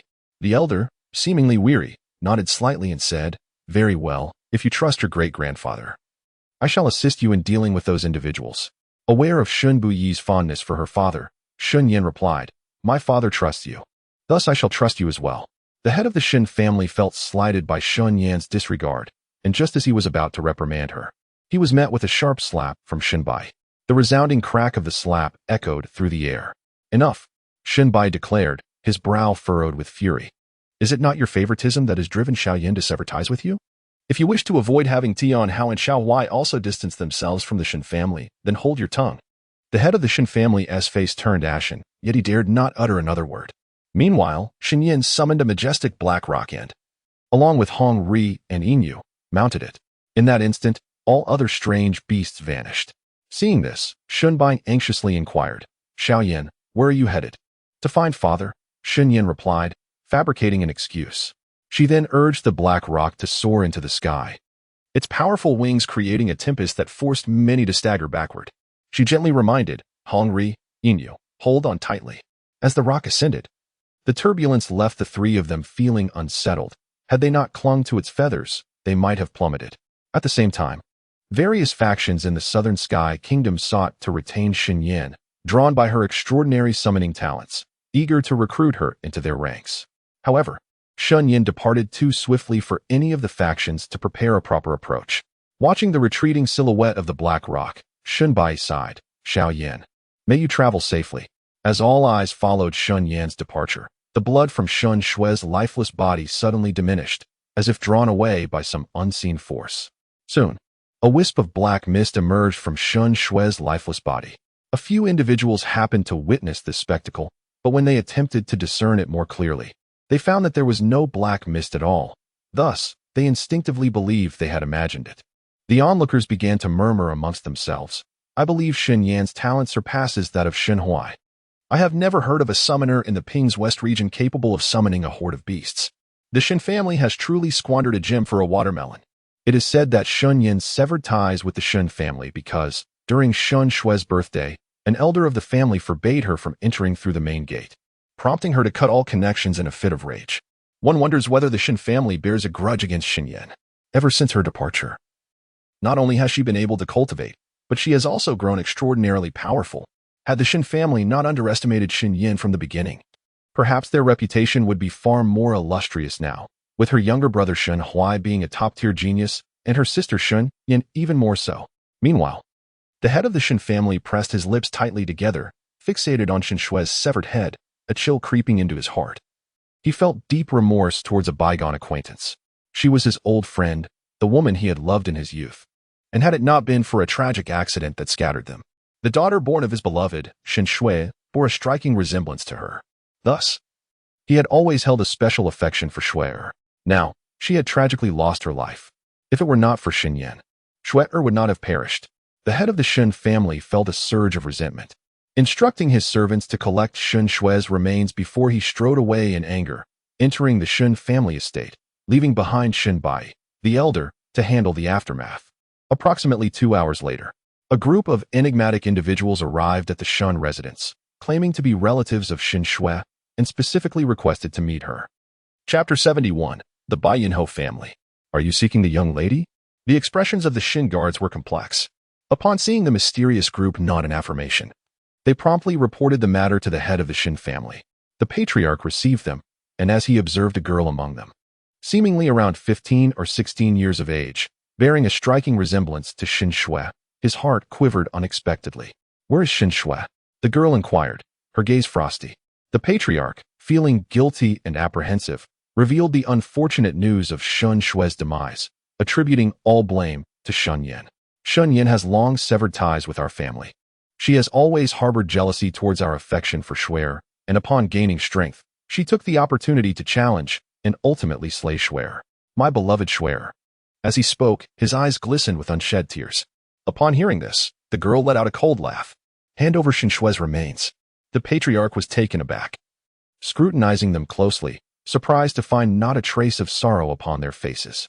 With a hint of suspicion, he asked, "What is your relationship with Shen Shui?" The patriarch's expression darkened slightly at the insinuation regarding his cherished woman, stirring discomfort within him. "We demand Shen Shui's body, and as for that Shen Yan, our whole family will naturally send individuals to hunt her down." The girl's tone was resolute. "The Ho family? Who exactly are you?" The girl scoffed, her voice dripping with arrogance. "I am Hua Baoer, daughter of the Ho family from the Baiyun Kingdom. In this dilapidated place, you surely have not even heard of the Kingdom of Baiyun, have you?" Upon hearing this, the head of the Shen family was taken aback, his expression shifting dramatically. The Kingdom of Baiyun stands as a prominent power in the western region of Pings, far surpassing the southern Xia Kingdom in stature. Hua Baoer, with her arms crossed, remarked, "I am well aware of your Shen family, especially since you have produced a remarkable genius, Shen Hui. Alas, he has gone missing. Perhaps he has perished." The words sent a jolt through the uninformed head of the Shen family, causing his pupils to constrict in shock. Missing? Hua Baoer merely smiled and refrained from elaborating further. She promptly dispatched individuals to seize Shen Shui's remains from the Shen family before departing with an air of confidence. The head of the Shen family stood in stunned silence, his mind racing with thoughts. Something has happened to Hui? No, it cannot be. The Shen family still relies on Hui to thrive. He must still be alive. The head of the Shen family murmured to himself, and then, in a fit of urgency, he sent someone to the Western Region Academy to seek information. What misfortune! Hua Baoer gazed disdainfully at Shen Shui's wrapped body. If this were to delay her application to the Western Region Academy, she would not let the matter rest easily. "My lady, you will surely gain admission to the Western Region Academy." Hua Baoer smiled with confidence. "My brother awaits me at the Western Region Academy. I am certain I will be accepted. In fact, the disappearance of Shen Hui is a fortuitous event for my brother. After all, a top-tier summoner ought to rightfully belong to him, rather than that impoverished Shen Hui. The absence of that thorn in our side is indeed a blessing." The members of the Hua family readily echoed their agreement. Meanwhile, on the other side, with a swift motion, the great rock came to a halt atop a mountain peak. At that moment, Hong Ri and Yin, their faces ashen, dismounted from the rock's back. They staggered for a moment, nearly losing their balance, when Shen Yan reached out to steady them. "Mississippi." Hong Ri and Yin gazed at her with gratitude. Shen Yan gently wiped away the tears that had fallen from their eyes, speaking softly. "Hong Ri, Yin, I apologize for my lack of foresight, which has caused you harm." Hong Ri, sobbing, shook her head. "Miss, please do not say that. The fact that you came to rescue us brings us immense joy." Shen Yan, observing their current state, felt a pang of sorrow. Her tone softened. "Come, let me tend to your wounds." Hong Ri and Yin nodded in agreement. After she treated their injuries and applied ointment, Shen Yan produced 2 second-grade elixirs, distributing one to each of them. "Miss, this is far too precious," they exclaimed in astonishment. A single second-grade elixir was valued at 3,000 taels of gold, an exorbitant amount indeed. Shen Yan urged gently, "Take it," as they hesitated to refuse. Shen Yan simply opened their mouths and placed the elixirs inside. After consuming the elixirs, tears streamed down Hong Ri and Yin Yu's cheeks.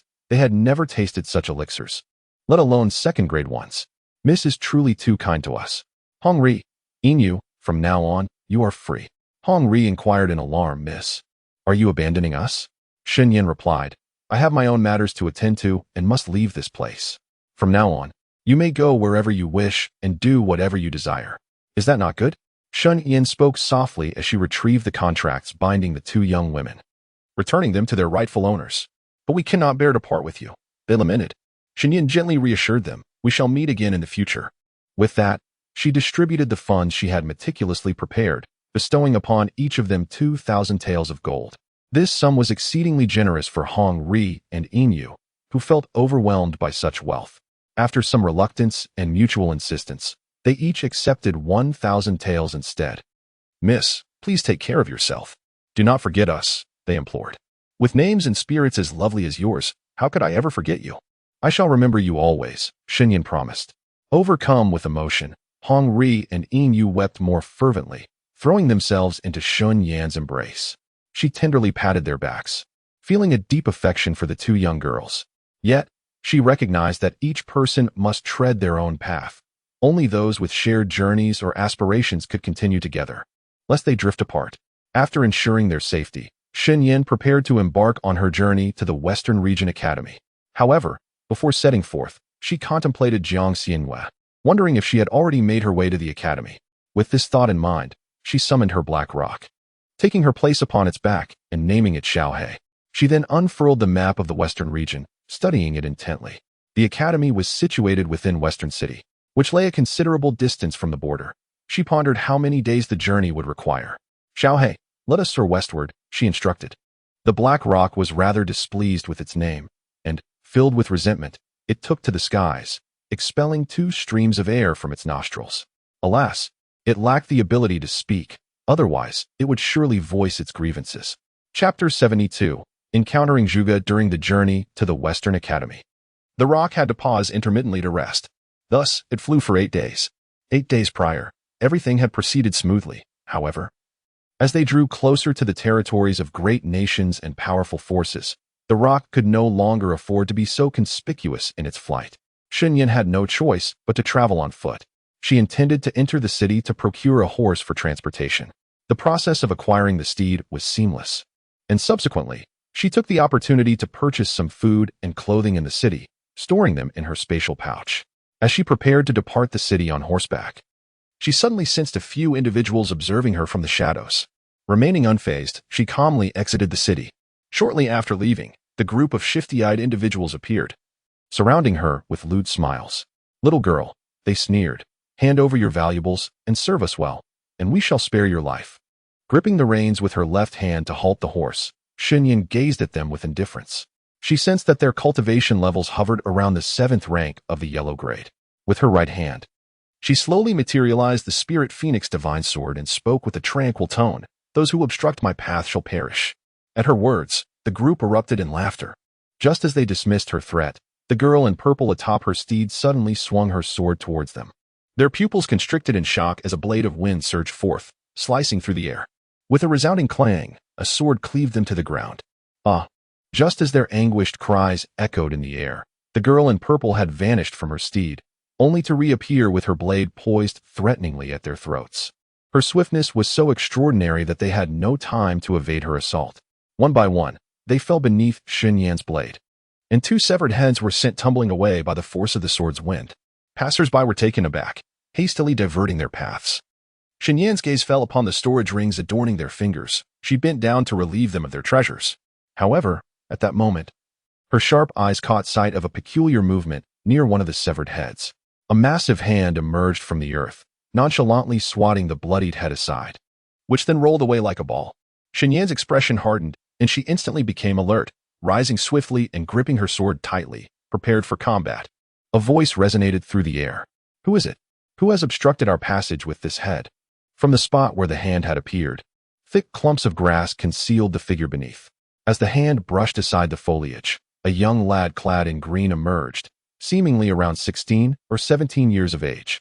He had strikingly handsome features, with a mane of vibrant red hair, and delicate bangs adorned his forehead, slightly soiled with dirt.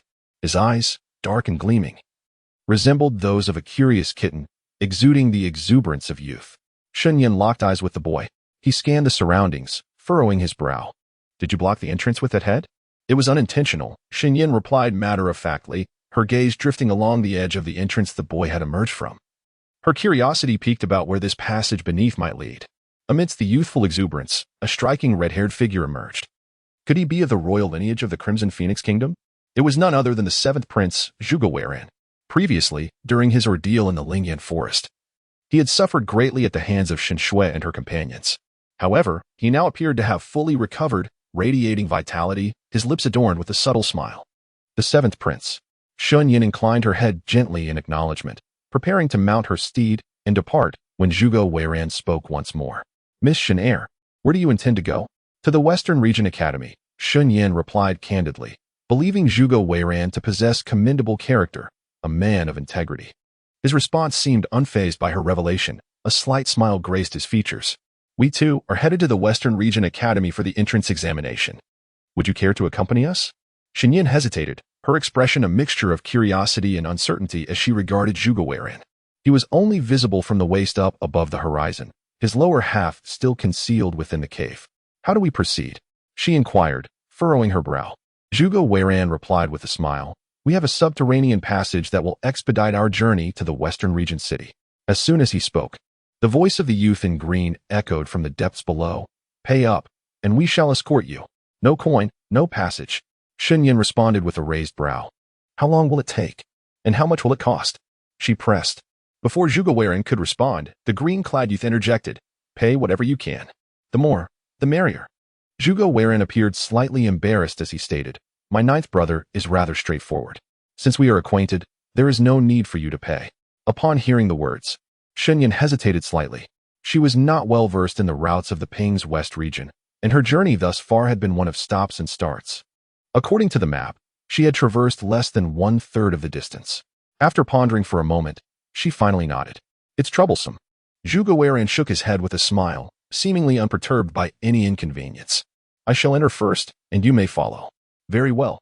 As Shen Yan watched Zhuge Weiran's figure vanish, she approached the cave entrance. Peering down, she noticed a glimmer of light. She sheathed her long sword, but remained vigilant. The entrance was rather small, and she leapt down. With a thud, her feet landed on the ground. In the dim light, she discerned only two figures, Zhuge Weiran and a youth clad in green.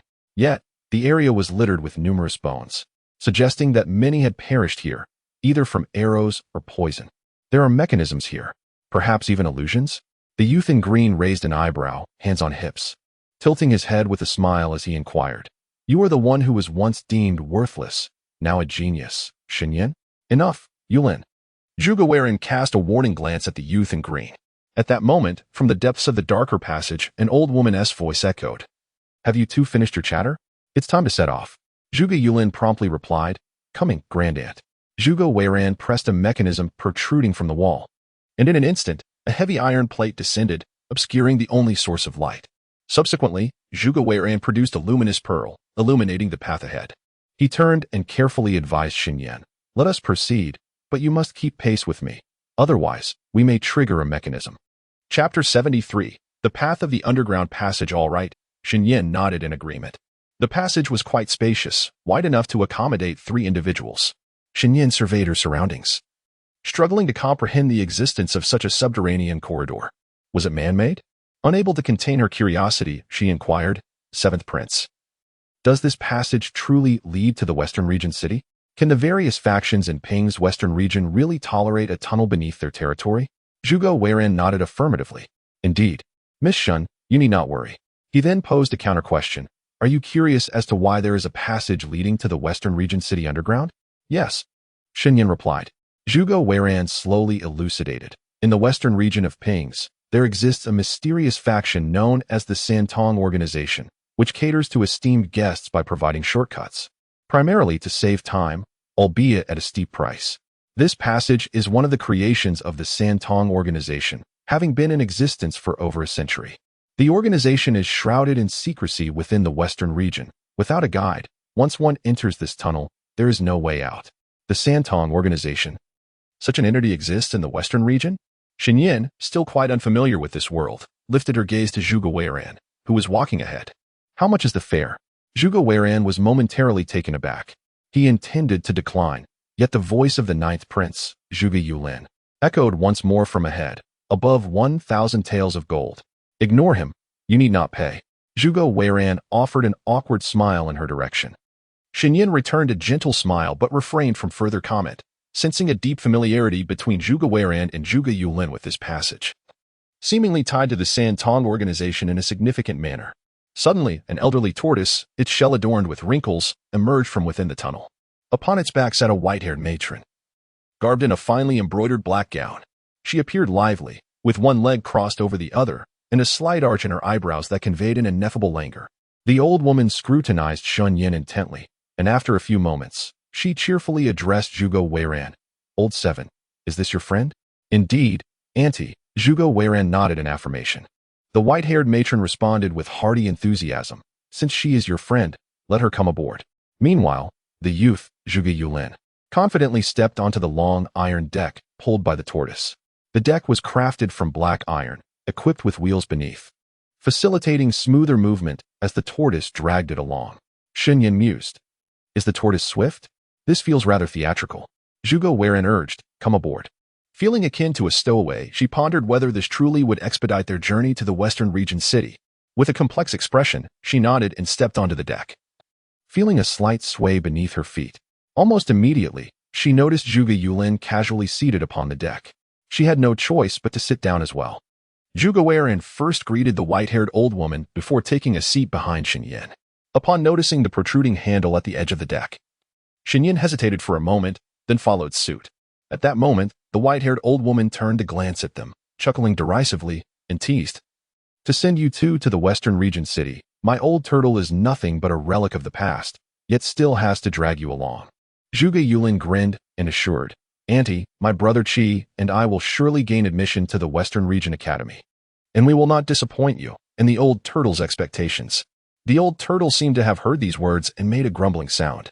The white-haired old woman chuckled and then turned her gaze towards Shen Yan, raising an eyebrow as she inquired, Little girl, what is your name? It appeared that the white-haired old woman had never heard of her name before, merely nodding in acknowledgement. She continued, How did you come to know our old seven Weran? Shen Yan replied, We met once during a competition. Oh.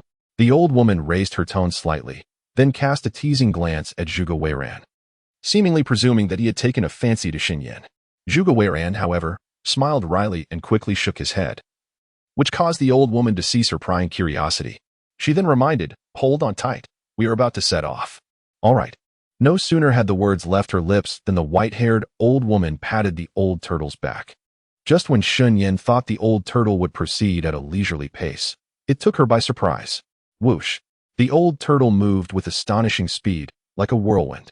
It was fast, far too fast. The road ahead was obscured, accompanied by a swirling cloud of dust. The old woman urged, Accelerate.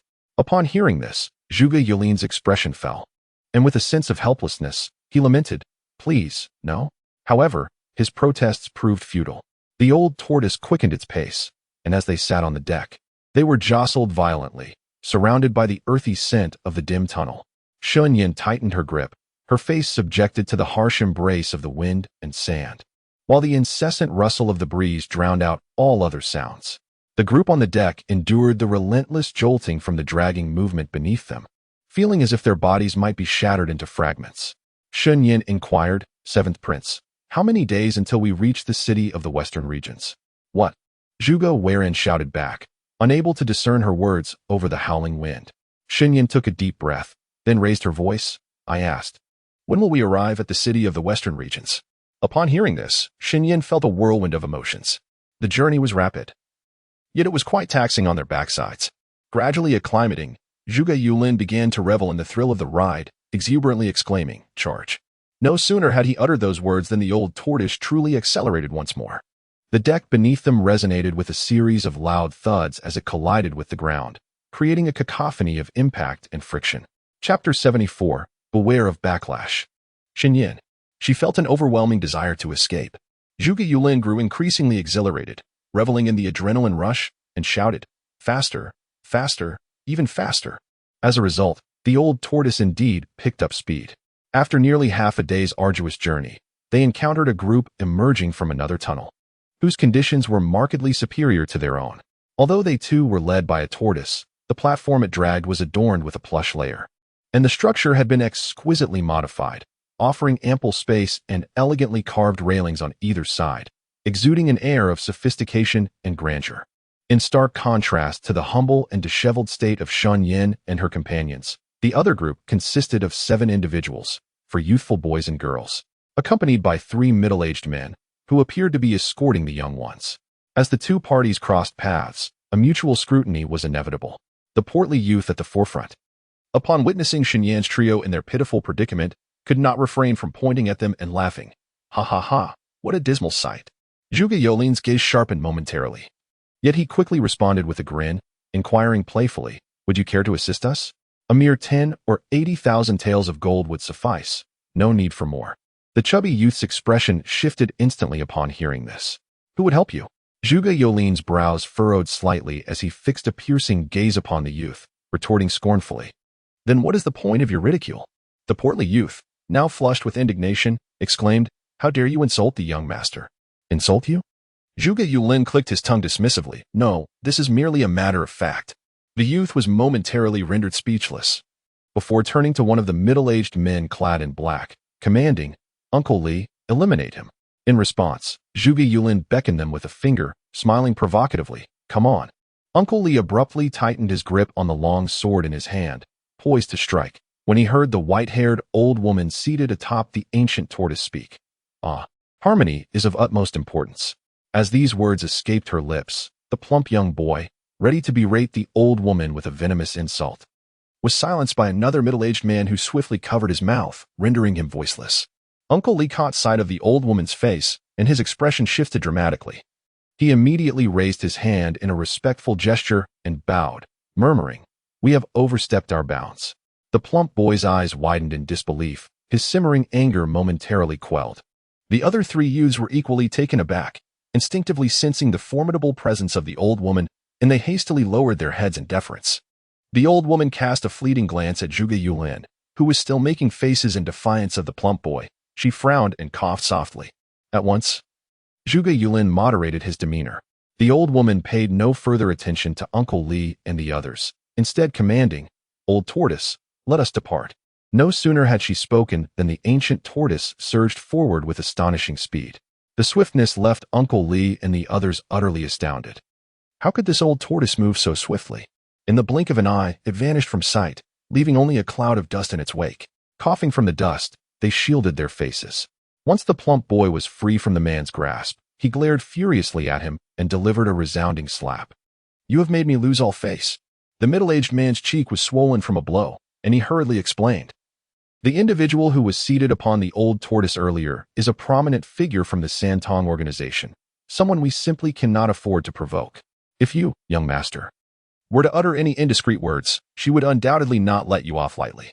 Upon hearing this, the plump youth became increasingly incensed. He felt that Zhuge Yulin had been relying on the power of that influential figure. Otherwise, he would not have felt so humiliated. Another young man chimed in, Young master, I surmise they too are entering the Western Region City to register for the entrance examination of the Western Region Academy. When the time comes, without the protection of that esteemed individual, we can easily take him down. The plump youth, upon hearing this, gradually calmed his fury. He exhaled through his large nostrils and arrogantly declared, Next time, I shall certainly not let him off the hook. I, Li Buman, am a third-tier alchemist, an unparalleled genius. As long as I provide a few elixirs, there will be those willing to risk their lives for me. The other three youths flattered him in agreement, effectively placating the disgruntled Li Buman. Meanwhile, Shen Yan and her companions continued their swift journey. After 2 hours, the old tortoise finally came to a halt, granting them a moment's respite. Shen Yan raised her hand to touch her face, finding it covered in dirt and sand. Zhuge Weiran offered her a clean handkerchief, asking, How are you? Are you all right? I'm fine, Shen Yan replied as she accepted the handkerchief to wipe the grime from her cheek. Suddenly, Zhuge Yulin leaned in closer, casting a few glances at Shen Yan, and remarked appreciatively, You are quite beautiful. How come I have never heard of your beauty before? Shen Yan cast a sidelong glance at him, remarking that everyone was solely focused on her inability to cultivate. Zhuge Yulin nodded in sudden realization, as if recalling something, and inquired, Are you also going to apply to the Western Region Academy? Have you attained the 8th level of the yellow grade? Shen Yan responded affirmatively. Zhuge Weiran gazed at her in astonishment, taken aback by her remarkable breakthrough to the 8th level of the yellow grade in such a short span of months. Her talent was indeed astonishingly formidable, even more so than that of Shen Huai. Zhuge Yulin crossed his arms, remarking, You possess quite a high level of talent. Shen Yan, however, could not discern the cultivation levels of these two brothers. In the small nation of Qifeng, Zhuge Weiran was already regarded as the foremost genius. While rumors surrounding Zhuge Yulin were scarce, it seemed that Zhuge Yulin had concealed his prowess, suggesting a significant connection between their Qifeng nation and the Santong organization. She refrained from inquiring further, for sometimes, knowing too much could lead to peril. The voice of the aged matron echoed, declaring, We shall set off in a quarter of an hour. Very well, elder, Zhuge Yulin replied cheerfully. He then turned to the two of them, proclaiming, I, Zhuge Yulin, shall undoubtedly secure the top position in the entrance examination. Seventh brother, Shen Yan, do you both believe in me? Zhuge Weiran sighed helplessly. There are always greater talents beyond the heavens, and more formidable individuals beyond mere mortals. Do not be so arrogant, lest you find yourself humbled. Yet, Zhuge Yulin remained undeterred, flashing a grin. One must have aspirations, mustn't they? My goal is to be number one. What about you? Shen Yan? Shen Yan raised her gaze to him. Are you saying I am first, or do you wish to be first? Zhuge Yulin regarded her with a hint of intrigue. Shen Yan replied with a calm demeanor, I am first. Upon hearing her words, Zhuge Weiran displayed a look of surprise. Turning to Shen Yan, who remained utterly unperturbed, he felt a twinge of astonishment within. Zhuge Yulin chuckled. Do you also aspire to be first? Yet, only one can claim that title. Shen Yan raised an eyebrow slightly, then let us see who ultimately secures the first position. Chapter 75. Are you not afraid of me? Very well, Zhuge Yulin replied with enthusiasm. Their conversation caused Zhuge Weiran to cover his face in exasperation. Fully aware of the multitude of geniuses vying for admission to the Western Region Academy. Simply gaining entry was already a commendable feat, yet here they were, contemplating a competition for the top spot, a notion bordering on folly. However, Zhuge Weiran refrained from dampening their spirits, sensing his elder brother's sentiments. Zhuge Yulin chuckled and placed an arm around Zhuge Weiran's shoulders, saying cheerfully, Brother Seven, there is no need for such concern. I am well aware of my capabilities. If I can compete, I shall. If not, then so be it. All right, Zhuge Weiran said with a wry smile and a nod. Though Shen Yan did not vocalize her thoughts, she harbored similar aspirations. Her desire to claim the top position was not solely for her own sake. It was also driven by her eagerness to undertake the confidential missions of the Western Region Academy with utmost expedience. She couldn't help but wonder about Shen Huai's current circumstances. She hoped for his safety and well-being. A quarter of an hour later, the three of them once again settled upon the deck. On this occasion, Shen Yan had taken out a quilt in advance, laying it down before sitting upon it, thus sparing her posterior from undue discomfort. Soon after, the old tortoise resumed its swift pace. 2 days later, Shen Yan was still seated on the deck when a familiar, melodious voice resonated within her consciousness. Shen Yan, what are you doing now? It was Feng Xingyao, though her demeanor remained composed. Memories of his transformation into a fox demon flickered through her mind. After a brief moment of silence, she replied telepathically, I am en route to the Western Region City. In the extraordinary space, the man sat up, his long, fair fingers massaging his temples, still somewhat dazed. He gradually opened his eyes, revealing a gaze that was both wicked and brooding. Noticing two human youths seated before and behind her, a hint of coldness emerged in his eyes, and a frown briefly crossed his brow before dissipating entirely. He parted his crimson lips and inquired, Did you see everything? Yes. What are your thoughts? Shen Yan was momentarily taken aback by the question. Thoughts? Aside from her initial amazement, she had also felt shock and anger, particularly due to him biting into his own neck. She responded with calmness, I have no particular thoughts. Are you not afraid of me? His tone carried a hint of probing. If I were afraid of you, I would not have made a deal with you in the first place. Allowing you to hide in my space, Shen Yan continued to convey. However, do you remember that before your slumber, you promised me 3 requests? Upon hearing these words, Feng Xingyao pondered for a moment, his mind conjuring the vivid image of her, ensnared by his sharp fangs, as he drew her blood. At that moment, she had willingly embraced him, seeking to divert his attention, enabling the 9-turn demon-suppressing tower to strike his head with considerable force. He recalled her words distinctly. With a nonchalant tone, Feng Xingyao replied, I do not remember. Shen Yan furrowed her brows, insisting, You clearly still remember. A hint of amusement danced in Feng Xingyao's voice as he remarked, Perhaps if you were to recapitulate the circumstances, I might be able to recollect. Shen Yan, striving to maintain her composure, communicated telepathically, Feng Xingyao, the fact that you drank my blood is undeniable. Had it been anyone else, I would have surely killed them. Yet, I did not. I merely require you to agree to my 3 requests.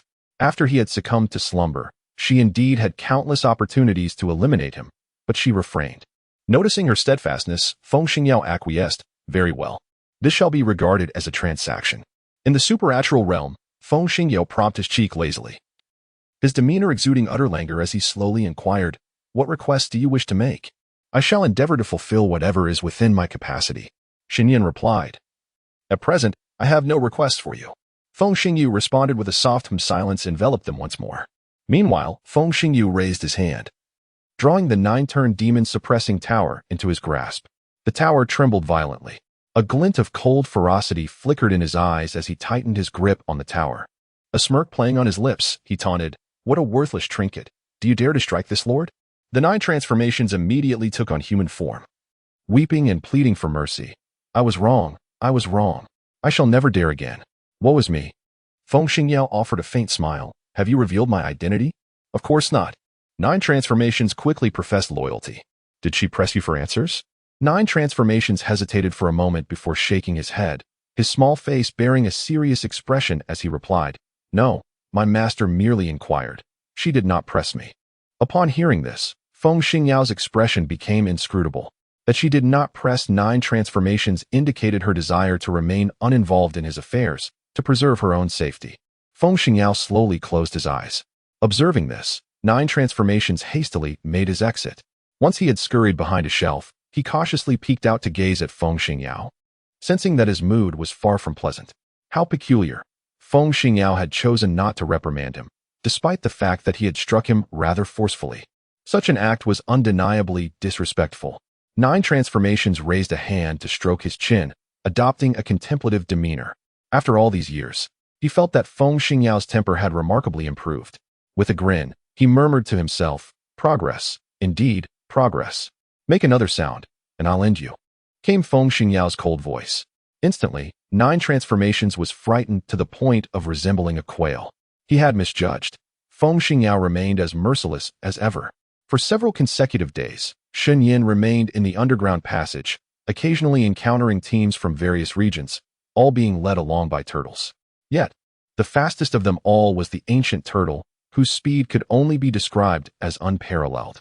The white-haired old woman remarked, "We should reach the western region city in approximately a day." Zhuge Yulin smiled and remarked, "Aunt, your speed alongside the old turtle is indeed remarkable. Cease your banter." The elderly matron with white hair admonished them, her gaze steady. Gaining entry into the Western Domain Academy is not a daunting task. Yet securing a distinguished rank is exceedingly challenging. You hail from smaller nations, possessing a narrow perspective, perceiving only the talents from neighboring realms. However, in the city of the Western Domain, the landscape shifts entirely as prodigies arise from the vast expanse of the entire Ping's Western Domain, each possessing their own hierarchy of brilliance. Her words cast a pall of silence over the trio. Zhuge Weiren declared, "My ambition is to enter the Western Domain Academy." Zhuge Yulin remained reticent, yet the old matron's gaze turned towards him, her murky eyes reflecting a cryptic expression. Zhuge Yulin promptly flashed a grin. "And are you gazing at me thus because of my striking looks?" The old matron scoffed, "Spare us your vanity." She then shifted her attention to Shen Yan, having grown fond of her rationality and intellect over the past few days. Nonetheless, Shen Yan remained an enigma, concealing numerous secrets. "Shen Yan, do your utmost in the examination." Surprised by the remark, Shen Yan nodded with a smile. "Very well, esteemed elder." Chapter 76. The mysterious sedan. A day later, the white-haired matron informed them, "We have arrived at the outskirts of the Western Domain City. Traverse the tunnel on the right. Upon reaching the end, activate the mechanism to exit." "Thank you, Aunt." "Thank you, esteemed elder." Just as Zhuge Yulin slyly attempted to slip away, the matron's voice turned ominous as she called out, "Yulin." Zhuge Yulin did not pause in his retreat. Instead, he quickened his pace, only to find his body suddenly immobilized.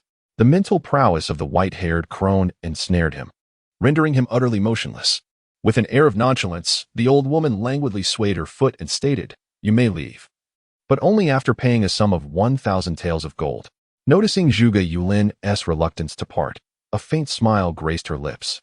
She raised her hand, effortlessly absorbing the gold into her storage space, and then turned her gaze towards Zhuge Weiren. With a sense of obligation, Zhuge Weiren willingly presented 2,000 taels of gold. However, at that moment, Shen Yan raised her hand to halt Zhuge Weiren, softly asserting, "I possess 1,000 taels of gold. There is no need for your assistance." But Zhuge Weiren hesitated. Shen Yan interjected, "No buts are required." Suddenly, Zhuge Yulin leaned closer, his obsidian eyes shining with mischief as he cheerfully proposed, Shen Yan. Why not let me handle it? My seventh brother is affluent. He can assist you, and thus we achieve a win-win situation. Shen Yan fixed her gaze upon Zhuge Yulin, retorting, are you daydreaming in broad daylight? Ultimately, each person paid their respective dues. The white-haired crone cast a disinterested glance at them, inquiring, do you require my patience? With unwavering confidence, Zhuge Yulin waved his hand dismissively. No need. The three of us are certain to be admitted to the Western Region Academy. The crone replied. Then I shall await your good news. The old tortoise sprinted away once more, this time with a velocity that could only be described as instantaneous, vanishing in the blink of an eye and leaving behind a cloud of dust. Shen Yan raised her hand to shield her face. Zhuge Weiran was caught off guard and coughed a few times. Zhuge Yulin took the luminous pearl from Zhuge Weiran's hand and strode ahead, his voice tinged with excitement. Let us proceed together into the Western Region city. Shen Yan nodded in agreement. After spending 7 or 8 days in close proximity, the three of them had grown somewhat familiar with one another, gaining an understanding of each other's personalities. Zhuge Yulin moved with remarkable speed, while Zhuge Weiran, wishing for him to slow down, noticed that Shen Yan had closely followed suit, her footsteps mirroring Zhuge Yulin's. Zhuge Weiran chuckled softly. Perhaps he had overthought the situation. Shen Yan required no special treatment from others, for she excelled on her own. Zhuge Weiran trailed behind Shen Yan, and before long, they reached their destination. Zhuge Yulin quickly identified the mechanism, adeptly pulling the cord 3 times. In an instant, commotion arose not far from them. The cave entrance opened, allowing a beam of natural light to flood in. I shall venture out first to assess the situation, Zhuge Yulin declared. All right. Zhuge Yulin used his spiritual sense to scan above, detecting no anomalies before swiftly emerging from the cave. Upon exiting, he found himself surrounded by majestic mountains, the cave entrance cleverly concealed behind a small hillside. He surveyed the area and noticed figures in the distance, though they had yet to approach. A delicate, fair hand rested gently upon Zhuge Yulin's palm. In the next moment, Shen Yan hastily emerged from the cave, and before Zhuge Yulin could feel the warmth of her hand, she had already released him. Zhuge Yulin was momentarily taken aback, pondering silently. How is it that this woman's hands are softer than those of a man? He chose not to dwell on it further and continued to extend his hand, allowing his elder brother Zhuge Weiran to grasp it as well. Once the three emerged, astonishingly, the cave entrance closed itself behind them. Shen Yan promptly retrieved her map, locating their current position, which was not far from the Chang'an mountain range near the Western Region city. After folding the map away, she turned to the two brothers and calmly stated, we must continue westward to reach the Western Region city. Zhuge Yulin crossed his arms defiantly. There's no rush. We still have over 10 days. Shen Yan cast him a sidelong glance, realizing they needed to arrive ahead of schedule. Miss Shen's words rang true. Zhuge Weiran nodded in agreement and then advised Zhuge Yulin. Yulin, it is imperative to maintain a low profile in the Western Region city. Do not forget, you. As he spoke, Zhuge Weiran suddenly became aware of something and fell silent, refraining from elaborating further. Zhuge Yulin instantly adopted a demeanor of resignation, sighing in acquiescence, very well. I shall heed your counsel, elder brother. Shen Yan interjected. Once we reach the Western Region city, let us split into 2 groups. Zhuge Weiran gazed at her in surprise. Why? Zhuge Yulin chuckled, teasingly remarking, because we are now rivals. Indeed, Shen Yan did not refute this. Upon hearing her response, Zhuge Weiran chose not to press further, respecting her decision. Initially, he had thought that since they all hailed from the small nation of Pings in the Western regions, it would be beneficial if they could band together for mutual support. Suddenly, Shen Yan recalled something and turned to Zhuge Weiran, saying, I killed Shen Shui. Zhuge Weiran was momentarily taken aback, his expression gradually becoming complex. As memories of being deceived and betrayed by Shen Shui and others in the Lingyan forest surfaced in his mind, he let out a helpless bitter laugh. That was the first time he had felt nearly driven to madness by anger. Reflecting on it now, he still felt a pang of anxiety and pain in his chest. Zhuge Weiran exhaled deeply. Zhuge Yulin, intrigued, inquired, why did you kill Shen Shui? Shen Yan replied, because she deserved to die. Zhuge Yulin countered, Shen Yan, your explanation is rather perfunctory. Is it? Indeed. Then let it be perfunctory, Shen Yan responded nonchalantly. Zhuge Yulin's expression darkened, unable to suppress a glare at Shen Yan. At that moment, they heard footsteps approaching from afar. The trio turned to see a white silk palanquin being carried by 8 burly men, exuding an ethereal aura. With the occupant concealed by the silk, their form indistinct. Surrounding the palanquin were rows of guards providing protection, creating a grand spectacle. Zhuge Yulin frowned, asking, "Who could this be? Such a grand entrance?" Chapter 77. The Lingji Pool family. Upon seeing a character on the palanquin, Shen Yan recognized the word, pool. Pool. Having perused numerous texts about the Ping's western region, Shen Yan recalled that among the prominent families in that area, there was only one family with the surname Pool. It was the esteemed Pool family, renowned as the foremost spirit plant family in the Ping's western region, from which most individuals emerged as spirit plant masters. Zhuge Weiran also recognized them and slowly remarked, "They belong to the Lingji Pool family." Lingji Pool family. Zhuge Yulin raised an eyebrow, expressing his curiosity as he remarked, "Could it be that their young master, Qi Yu, is preparing to enroll in the Western Region's academy? I have heard that Qi Yu possesses exceptional talent as a spirit planter, yet aside from the members of the Qi family, no one has truly glimpsed his visage." Not far off, the Qi family's entourage maintained an air of mystery, leading to the conclusion that the individual seated within the sedan chair was indeed the young master. Qi Yu. The Qi family members also took note of the trio, their expressions turning disdainful upon observing the dirt-smeared appearance of the three. They chose to disregard them entirely. Shen Yan sensed their scrutinizing gazes and glanced down at her own attire, which was marred by mud and dirt, rendering her quite disheveled. Raising her eyes once more to the Zhuge brothers, she noted that they too were in a similar predicament. Their formerly lustrous crimson hair was now tainted with earth and appeared somewhat disordered, though their faces still retained their charm. Zhuge Yulin quipped, "Even when covered in filth, my elegance remains unblemished." Shen Yan and Zhuge Weiran exchanged glances, a hint of exasperation evident. Shen Yan suggested, "Let us take a moment to rest before heading to Western City." Zhuge Yulin readily agreed. "Indeed, after so many days of travel, my backside feels as though it might split. I must lie down on the ground for a brief respite." As he spoke, he unceremoniously collapsed onto the grass. Zhuge Weiran lightly nudged his calf with his toe, urging, "Get up, change into clean clothes, and wash your face." Zhuge Yulin closed his eyes and replied weakly, "Seventh brother, allow me just a moment longer to rest." Upon hearing this, Zhuge Weiran could only acquiesce. Subsequently, he and Shen Yan parted ways, each seeking a secluded spot to don a fresh set of garments. Observing the situation, Shen Yan first utilized the water she had long stored in her supernatural space to wash her face, tidying the dirt from her hair. Then, clutching a clean outfit, she moved behind a screen to change. She removed her outer layer and, in the process, also discarded her inner garment. Just as she was about to don a new undergarment, Feng Xingyao slowly opened his eyes.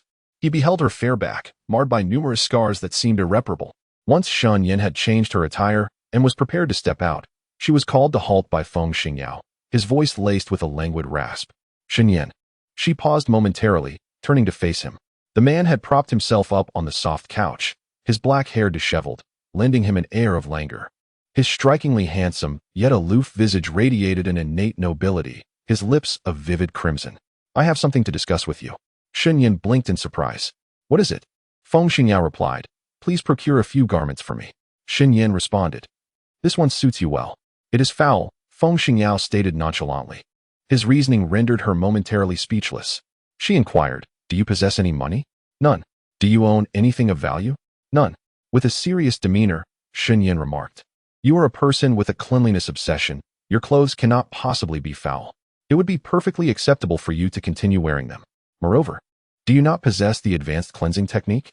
A few more applications should suffice."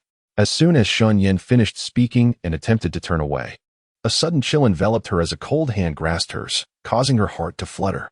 Just as she was about to shake off his grip, he held her tightly, his fingers gently caressing the back of her hand. He leaned in closer, his lips slightly parted. "Can you smell it? Is it foul?" "Feng Xingyu." Shen Yan furrowed her brows, warning him sharply as she noticed him drawing nearer. With a sigh, she relented, "I'll buy it for you. Just let go of me." "All right." Feng Xingyao acquiesced, loosening his hold. He stepped back a few paces. Moments earlier, Shen Yan had detected his scent, which was far from unpleasant. Instead, it carried a subtle hint of sandalwood, and his attire was impeccably clean, seemingly free of even a speck of dust. Shen Yan pondered the reason behind his sudden desire for new clothes, speculating it might be one of his peculiarities. She left him with the promise, "Wait until I enter the Western Region city, and I will buy it for you." Very well, Feng Xingyao responded, a dazzling smile gracing his lips. Shen Yan felt an increasing sense of allure emanating from him, an inexplicable, deadly charm that captivated her. She swiftly exited the ability space. After her departure, Feng Xingyao had unknowingly leaned back against the soft couch, his gaze lowered to the hand that had just held Shen Yan's, gently stroking it while a flicker of darkness gleamed in his eyes. That young human had touched her hand, and her hand carried his essence. Now, it was gone, for her hand was now imbued with a scent. Feng Xingyao himself was uncertain why he acted in such a manner. Perhaps it was merely a peculiar quirk of his. He simply did not wish for anyone else to touch her. The Chang'an mountain range. Shen Yan's expression tightened slightly as she crouched down to inspect the traces left on the ground. She caught a whiff of the lingering scent of a spirit beast in the air, and the next moment, she heard a disturbance not far ahead. Shen Yan's gaze shifted, and she sprang to her feet, hastening towards the source of the noise. Upon arrival, she beheld Zhuge Yulin with his back to her. A colossal tiger beast dismembered into numerous pieces, the severed sections remarkably neat. This scene was profoundly shocking, and Zhuge Yulin's right hand was manipulating something. Through the refraction of light, Shen Yan discerned several nearly transparent fine threads hovering in the air. At the very ends of these threads, there were stains of blood, indeed. The blood of the great tiger beast. Yulin, came the urgent voice of Zhuge Weiran. It was then that Shen Yan realized Zhuge Weiran had just arrived. Not far behind her, Zhuge Yulin pouted. You all are so slow. I've already changed into a new outfit and casually dispatched a spirit beast. Chapter 78. Mysterious fine threads. Zhuge Weiran approached briskly. As he passed by Shen Yan, a wave of anxiety compelled him to glance at her. And upon noticing that she seemed oblivious to any irregularities, his unease slightly dissipated. Although Shen Yan appeared outwardly calm, she sensed that Zhuge Yulin was concealing some secrets. Otherwise, why would Zhuge Weiran be so anxious? Furthermore, in recent days, the elder in the underground passage had occasionally regarded Zhuge Yulin with a discerning gaze. Though subtle, Shen Yan was acutely aware of it. The weapon Zhuge Yulin had just employed was a fine thread. The dismembered tiger beast must have possessed a cultivation level reaching the first stage of the Holy Realm. Zhuge Yulin effortlessly vanquished the fearsome tiger beast, undoubtedly showcasing extraordinary prowess. Suddenly, he addressed Shen Yan. Would you care for some roasted meat? After enduring days of subsisting on mere provisions stored in her spatial pouch, she longed for a proper meal. During her previous trials with Uncle Zhuang in the Lingyan forest, they frequently hunted and feasted on freshly roasted game. Upon hearing this, Zhuge Weiran raised his hand to indicate a direction, stating, I just discovered a small stream over there where I washed my face. If we wish to roast meat, we can go there. Let us proceed, Zhuge Yulin replied, as he selected several succulent pieces of meat from the now dismembered tiger beast. The trio set off together, deliberately choosing a spot at a respectful distance from the nearby group to kindle their fire. Shen Yan collected some dry twigs, while Zhuge Weiran tended to the meat, cleansing it in the stream before skewering the pieces. Zhuge Yulin expertly constructed a roasting rack, exhibiting remarkable skill. Their teamwork was seamless, and soon the fire blazed to life, the meat sizzling and emitting an appetizing aroma. Zhuge Yulin sprinkled some homemade spices atop the roasting meat, enhancing its fragrance. Shen Yan glanced at him with surprise. Not expecting such attention to detail, he evidently possessed considerable experience. Noticing her gaze, Zhuge Yulin quipped, What brings such scrutiny upon me? Shen Yan inquired. Where did you procure these spices? They smell delightful. I crafted them myself, Zhuge Yulin replied with a grin. Zhuge Weiran remarked from the side. Yulin is unaccustomed to food with a fishy taste, so he concocted a seasoning blend to mask that flavor. Shen Yan nodded in understanding. As time passed, the aroma of the grilled meat grew increasingly tantalizing. Just as Zhuge Yulin handed a skewer of roasted meat to Shen Yan, a tall, slender middle-aged man approached from a distance, accompanied by several guards, seemingly targeting the three of them. Shen Yan accepted the skewer and took a bite. While Zhuge Weiran received the skewer from Zhuge Yulin, though his attention was primarily fixated on the middle-aged man, Zhuge Yulin savored the steaming grilled meat with hearty bites. The spices enveloping the meat had melded beautifully with the savory aroma through the process of grilling. The surface of the meat was slightly charred and crunchy, producing a delightful crackling sound with each bite, rendering it exceedingly delectable. He swiftly finished one skewer and then turned to Shen Yan with a smile, asking, Is it good? Delicious, Shen Yan replied, her eyes brightening. Zhuge Yulin raised an eyebrow, playfully asserting, It seems I can cook too. If the opportunity arises, I shall demonstrate my skills for you. Shen Yan laughed, finding it hard to believe that Zhuge Yulin could indeed cook, as he appeared to be nothing more than a refined young master. Meanwhile, upon noticing the tall, slender, middle-aged man approaching, Zhuge Weiran stood up, intending to nod politely in greeting. However, he was interrupted by the man's ominous tone, declaring, "This is our territory. You should leave. The smell of smoke is unbearable." Zhuge Weiran's expression darkened slightly. He furrowed his brow and replied, "You have no right to command us to leave." The middle-aged man's gaze was menacing. "Boy, are you seeking death?" Upon finishing his words, he immediately unleashed his oppressive aura. It struck with the ferocity of a tempest, rendering it difficult for anyone to maintain their footing. Just as Zhuge Weiran was nearly forced to retreat a few steps, Zhuge Yulin beside him swiftly grasped his thigh, allowing him to regain his balance. This scene darkened the expression of the middle-aged man. He abruptly waved his hand and commanded in a deep voice, "Extinguish their fire." As soon as the order was given, several guards behind him swiftly approached the trio. Each of these guards possessed a cultivation level of at least the 8th rank of the Yellow Realm, their strength formidable. Just as one of the guards attempted to kick the bonfire toward them, he suddenly emitted a pain scream. His raised foot had been impaled by a skewer, and the assailant was none other than Zhuge Yulin. Zhuge Yulin slowly raised his eyes, a hint of politeness in his demeanor. "Isn't it a bit excessive to resort to violence right away? You claim this is your territory?" Such a claim would surely provoke laughter from others. Shen Yan leisurely savored the roasted meat, a faint smile gracing her lips at Zhuge Yulin's words. Meanwhile, Zhuge Weiran furrowed his brow, concerned that Zhuge Yulin's audacity might invite greater peril. Just as he prepared to diffuse the tension, he noticed the middle-aged man's expression darken. "Boy, are you mocking me?" Zhuge Yulin stood up, his slender form accentuated as he took a bite of the roasted meat, grinning mischievously. "You're not entirely foolish." Seeking death, the middle-aged man bellowed in fury. Immediately, he launched an attack towards Zhuge Yulin. Shen Yan swiftly rose and retreated a few steps, while Zhuge Yulin grasped Zhuge Weiran to evade the impending strike. With a resounding bang, a sturdy tree was abruptly severed, and the fire pit they had previously used for roasting meat was scattered, sparks flying in every direction. The middle-aged man, realizing he had missed his target, quickly gathered a second wave of energy and struck towards Zhuge Yulin once more. Zhuge Yulin, initially contemplating a counterattack, was halted by Zhuge Weiran's furrowed brow. Yulin, observing the concern etched on his elder brother's face, Zhuge Yulin reluctantly lowered his hand. With no option for retaliation, retreat became their only recourse. "Shen Yan, we must depart." "Attempt to flee?" The middle-aged man sneered, swiftly closing the distance between himself and the two brothers. Suddenly, a large knife materialized in his hand, poised to cleave towards them. Zhuge Yulin's expression darkened, and translucent threads appeared between his fingers, ready to launch an assault on the man. Just then, a swift clang resounded as a blade sliced towards the middle-aged man, a tempest of force erupting in 7 successive explosions that forced him to raise his weapon in defense. Once the blade dissipated, the 3 figures vanished completely. The middle-aged man's countenance soured as he scanned the surroundings, desperately searching for their whereabouts. Just as he took a step forward, a sharp pain shot through his leg. He gasped in agony, collapsing to the ground, his face turning a ghastly white. "Who is it?"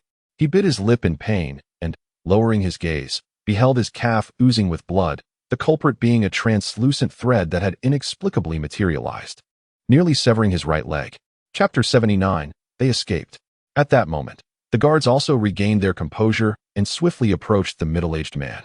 "Elder Gao, are you all right? Are you blind? Do I appear to be fine?" Elder Gao grimaced in agony, his tone urgent. "Quickly, summon the young lady. I need her to remove this thread." "Yes, Elder Gao."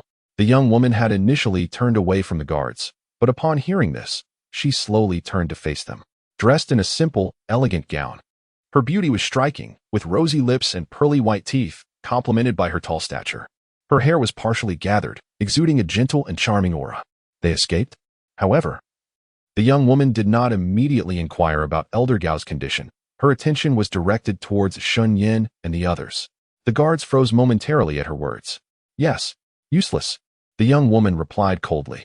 The guards bowed their heads in fear, while she stepped towards Elder Gao's side, followed by several strong individuals who assumed a protective stance.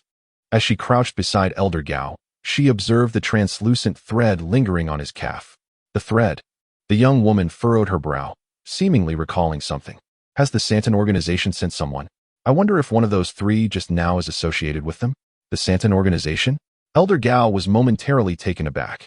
Then his expression tightened as he turned to the young woman. Miss, if they are indeed members of the Santong organization, have we not incurred their wrath? The young woman responded nonchalantly. Such petty skirmishes are hardly of consequence.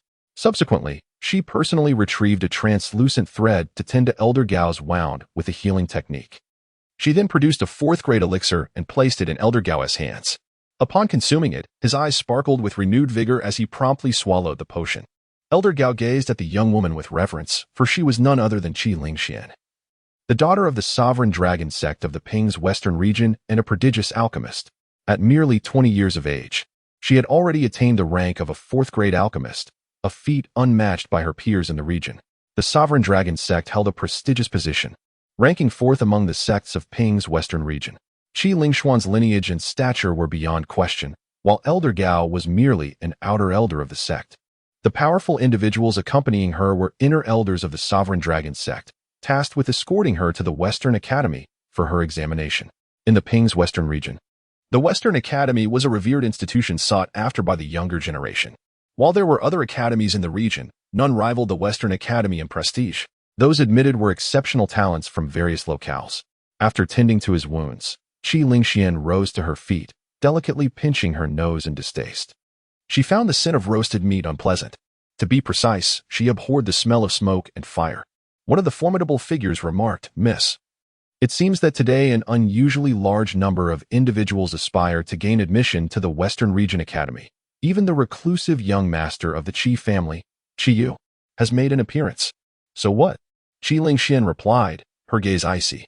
Those who must be eliminated will be eliminated. Only the victors can be compared to me. Meanwhile, Shen Yan and the Zhuge brothers hastily distanced themselves, covering over 2,000 meters in a remarkably short span.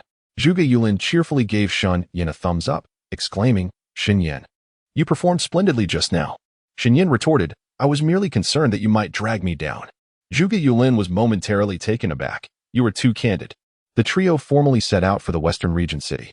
After half a day, they finally arrived before nightfall. The grand plaque of the Western Region city exuded magnificence, its walls crafted from obsidian, ancient and elegant. The sheer scale of the city gates was astonishing, dwarfing those of the southern Xia Kingdom's imperial city by more than tenfold. Shen Yan was inwardly astonished as she entered the Western Region city alongside them. As the lamps flickered to life, illuminating the streets, the city buzzed with prosperity, lined with shops and throngs of people. Zhuge Yulin remarked, the nightlife in Western Region city is quite lively. Indeed, Zhuge Weiran noted, feeling a sudden uplift in spirits upon witnessing the scene.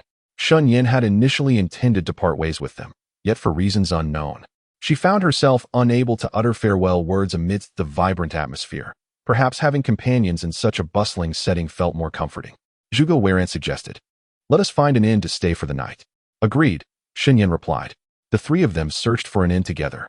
Yet most of the establishments were fully booked due to the imminent entrance examination at the Western Region Academy. Countless factions and prodigies had flocked to the area, having already occupied numerous rooms. Eventually, they located a rather secluded inn and settled in. Alas, it was quite challenging. If they could not gain admission to the Western Region Academy, they hoped to enroll in a relatively prestigious institution. The conversation of those young men reached the ears of Shen Yan and her companions. Zhuge Yulin chuckled. The Western region boasts a total of 78 academies. These institutions always seize the opportunity to pick up the pieces during the enrollment period of the Western Region Academy. One must admit, they are quite astute. This way, they conserve resources while discerning who the true geniuses are. Zhuge Weiran, puzzled, inquired, the last enrollment at the Western Region Academy was for 200 students. Yet this time it has surprisingly decreased to 100. What could account for such a sudden reduction? Zhuge Yulin speculated, the Western Region Academy only recruits top-tier talents. They may no longer wish to accept those who are merely average. At that moment, Zhuge Yulin turned his gaze towards Shen Yan, teasingly asking, Shen Yan, why have you fallen silent? Are you concerned about not being admitted to the Western Region Academy? This worry was not unfounded. Shen Yan did not conceal her true thoughts. Zhuge Yulin was taken aback. Shen Yan, you are certainly not lacking in ability. Hearing this, Shen Yan met his gaze and nodded. Let us register together tomorrow. Indeed. After Shen Yan finished her cleansing routine in the guest room, She noticed that the communication crystal in her storage space had lit up. It was a message left for her by her father. She swiftly retrieved it and probed into the message with her spiritual sense. Yenner, whether you can enter the Western Domain Academy is of little significance, for your father's utmost wish is for your safety. As for Huayer, I shall relentlessly pursue the matter. Should you desire to come to the Central Domain, simply inform your Uncle Zhuang, and he will come to escort you. Chapter 80.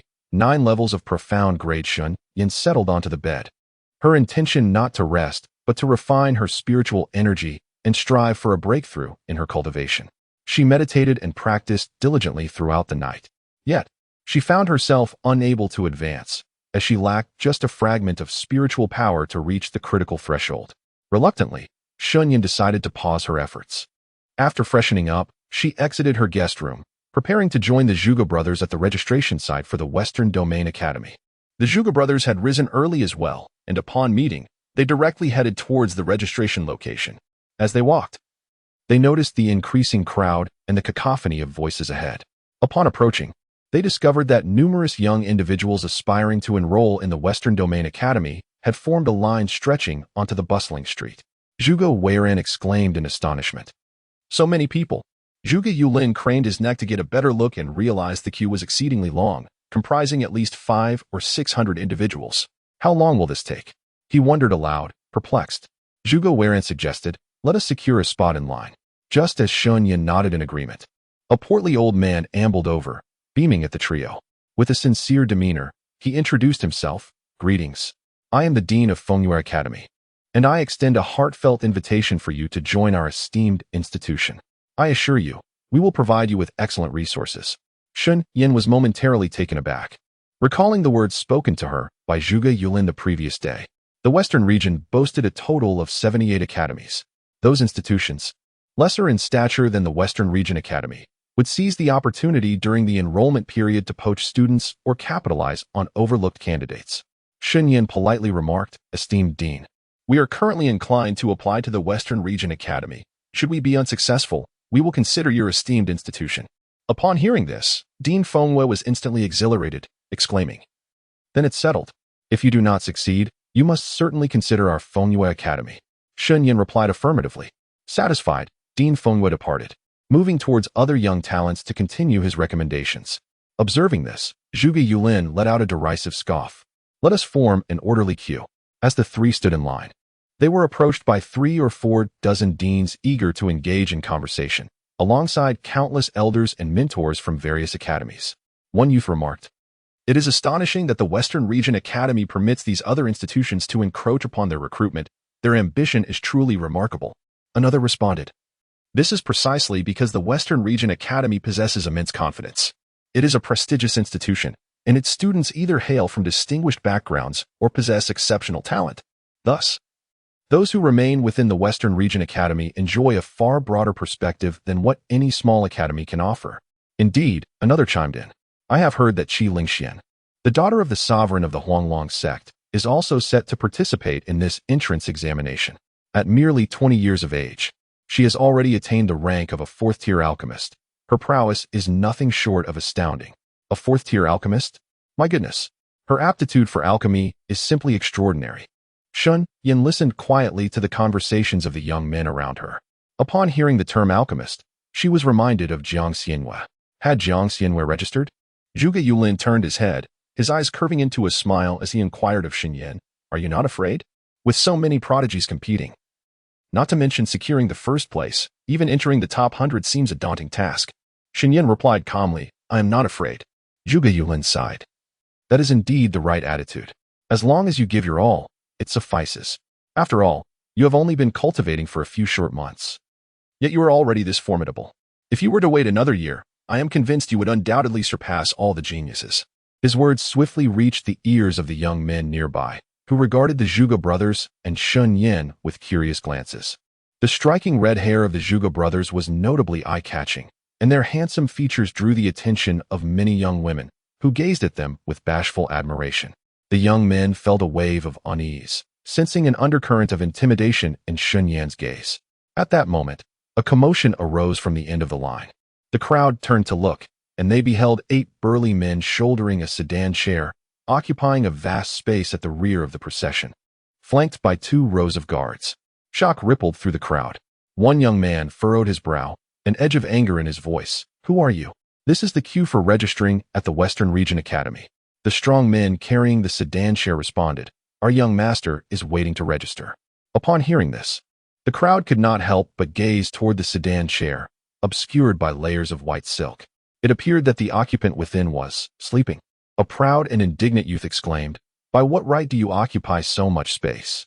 As soon as the words left his lips, the guards flanking the sedan chair swiftly drew their long swords, pointing them menacingly in the direction of the young man.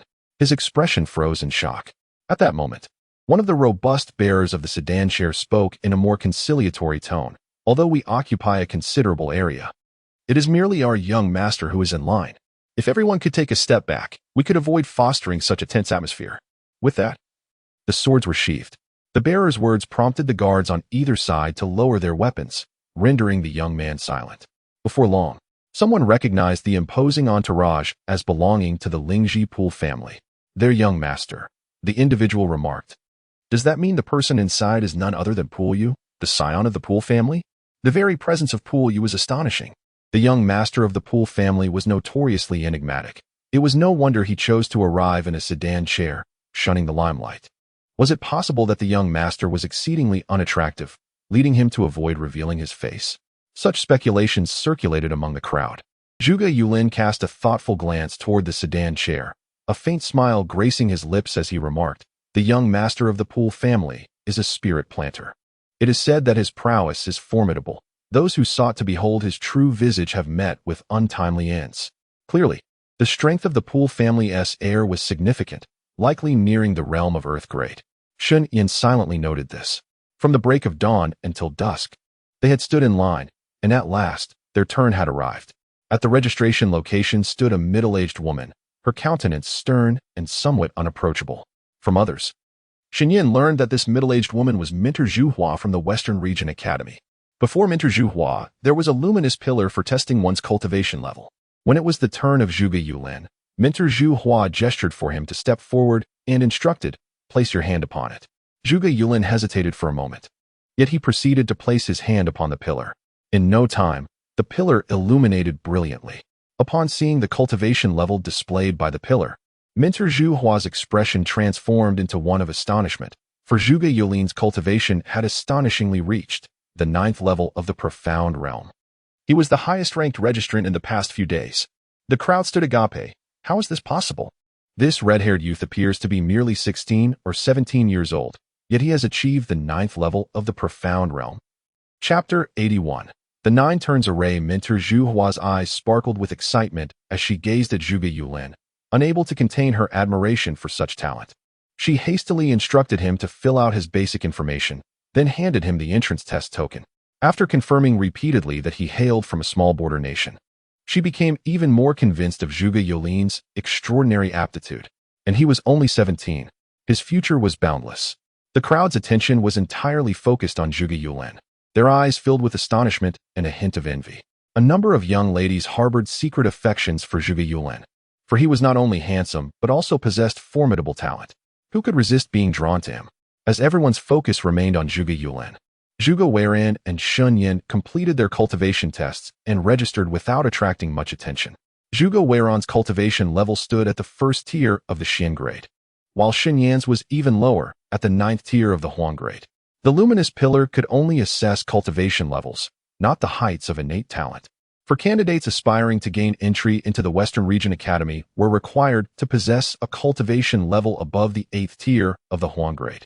Zhuge Weiran appeared to have been aware of his younger brother's cultivation level all along, thus he was not taken aback. Instead, he instinctively scrutinized Shen Yan's expression. Shen Yan displayed a hint of astonishment but swiftly regained his composure. Numerous academy deans were on the lookout for prodigies, and to their surprise, they had indeed discovered Zhuge Yulin. They encircled him, fervently inviting him into their respective academies. Zhuge Yulin, feeling somewhat exasperated by their persistence, quickly extricated himself from their grasp and hurried towards them. At that moment, it was the turn of Qi family's young master, Qi Yu, to register. The crowd eagerly awaited his emergence. Eventually, a guard approached Minter Zhuhua and whispered a few words to him. After nodding in understanding, Mentor Zhuhua carried the testing pillar to the front of the sedan chair. The spectators were astonished by this scene. The young master of the Qi family, Qiyu, did not even alight from the sedan chair, allowing the mentor of the Western Region Academy to personally present the testing pillar to him. Mentor Zhuhua stood firm, gazing up at the sedan chair, and with a faint smile, instructed, "Extend your hand." The crowd held their breath in anticipation as a hand lifted the layers of white silk and placed itself upon the testing pillar. The pillar illuminated. A wave of astonishment swept through the crowd. First tier of the D grade. What in the world is this creature? Wasn't the Qi family young master a spirit plant master? How could he possess such strength? In our generation, the most formidable individual is Pei Su. 6 months ago, he was at the second level of the Earth realm, but now he has vanished, leaving us uncertain of his fate. Currently, the strongest contender appears to be the young master of the Qi family. However, the spirit plant masters are merely ornamental figures. He hardly qualifies as the strongest. If we are to speak of true strength, it would be the crown prince of Xian Kingdom, Wen Yuqiu, who registered 10 days ago, also at the first level of the Earth realm. Additionally, Yu Changjing, the daughter of the city lord of the Western region, is no weakling either, boasting a remarkable cultivation at the 10th level of the profound realm. The crowd buzzed with discussion. Mentor Zhuhua wore a pleased smile. For yet another exceptional talent had arrived today, Zhuge Yulin and Qiyu. With several more days remaining for registration, who else might come forth? Her anticipation grew. At that moment, a guard approached, completing the registration details for Qiyu and handing him the entrance test token. Shen Yan glanced at the sedan chair. Zhuge Yulin crossed his arms, remarking, "TSK, this Qiyu is unexpectedly stronger than me." Zhuge Yulin's expression transformed into a grin. Shen Yan observed the bond between the two brothers, finding their camaraderie delightful. Sensing Shen Yan's gaze, Zhuge Yulin intended to draw her close, but she gently obstructed him with her hand. "So distant?" Shen Yan replied coolly, "There are distinctions between genders, and I am not particularly fond of being touched by others." Along their journey, many followed them, comprising deans and elders from various academies, all eager to recruit Zhuge Yulin into their institutions. In an effort to endear themselves to Zhuge Yulin and the others, they generously invited them to a tavern for a feast and drinks. Shen Yan, however, was reluctant to attend, as she preferred to carve out time for her cultivation. Zhuge Weiran, not one to relish the clamor of social gatherings, also politely declined. Upon hearing that the two were not going, Zhuge Yulin, of course, insisted on going. With a grin, he exclaimed, come on, you are the ones who invited me to dine. Don't expect me to pay later." "Certainly not," the numerous heads of departments and elder mentors joyfully affirmed. When Shen Yan heard this, she assumed he had something to discuss, and thus entered the realm of abilities. She found him seated on a soft couch, appearing to await her arrival. Momentarily taken aback, she inquired, "What is it?" Feng Xingyao slowly lifted his gaze. "Did you not ask me to teach you how to wield the 9 transformations demon suppression tower?" Realization dawned on Shen Yan at his words. Feng Xingyao gestured for her to sit beside him. "Come, take a seat." Recalling her promise from the previous day, she replied, "In a few days, I shall procure some new garments for you." Upon hearing this, a hint of amusement graced Feng Xingyao's strikingly handsome face as he fixed his gaze upon her. "Thank you."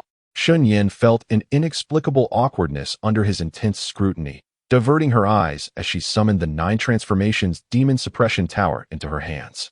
Turning to him, she asked, "How else can this 9 transformations demon suppression tower be utilized?"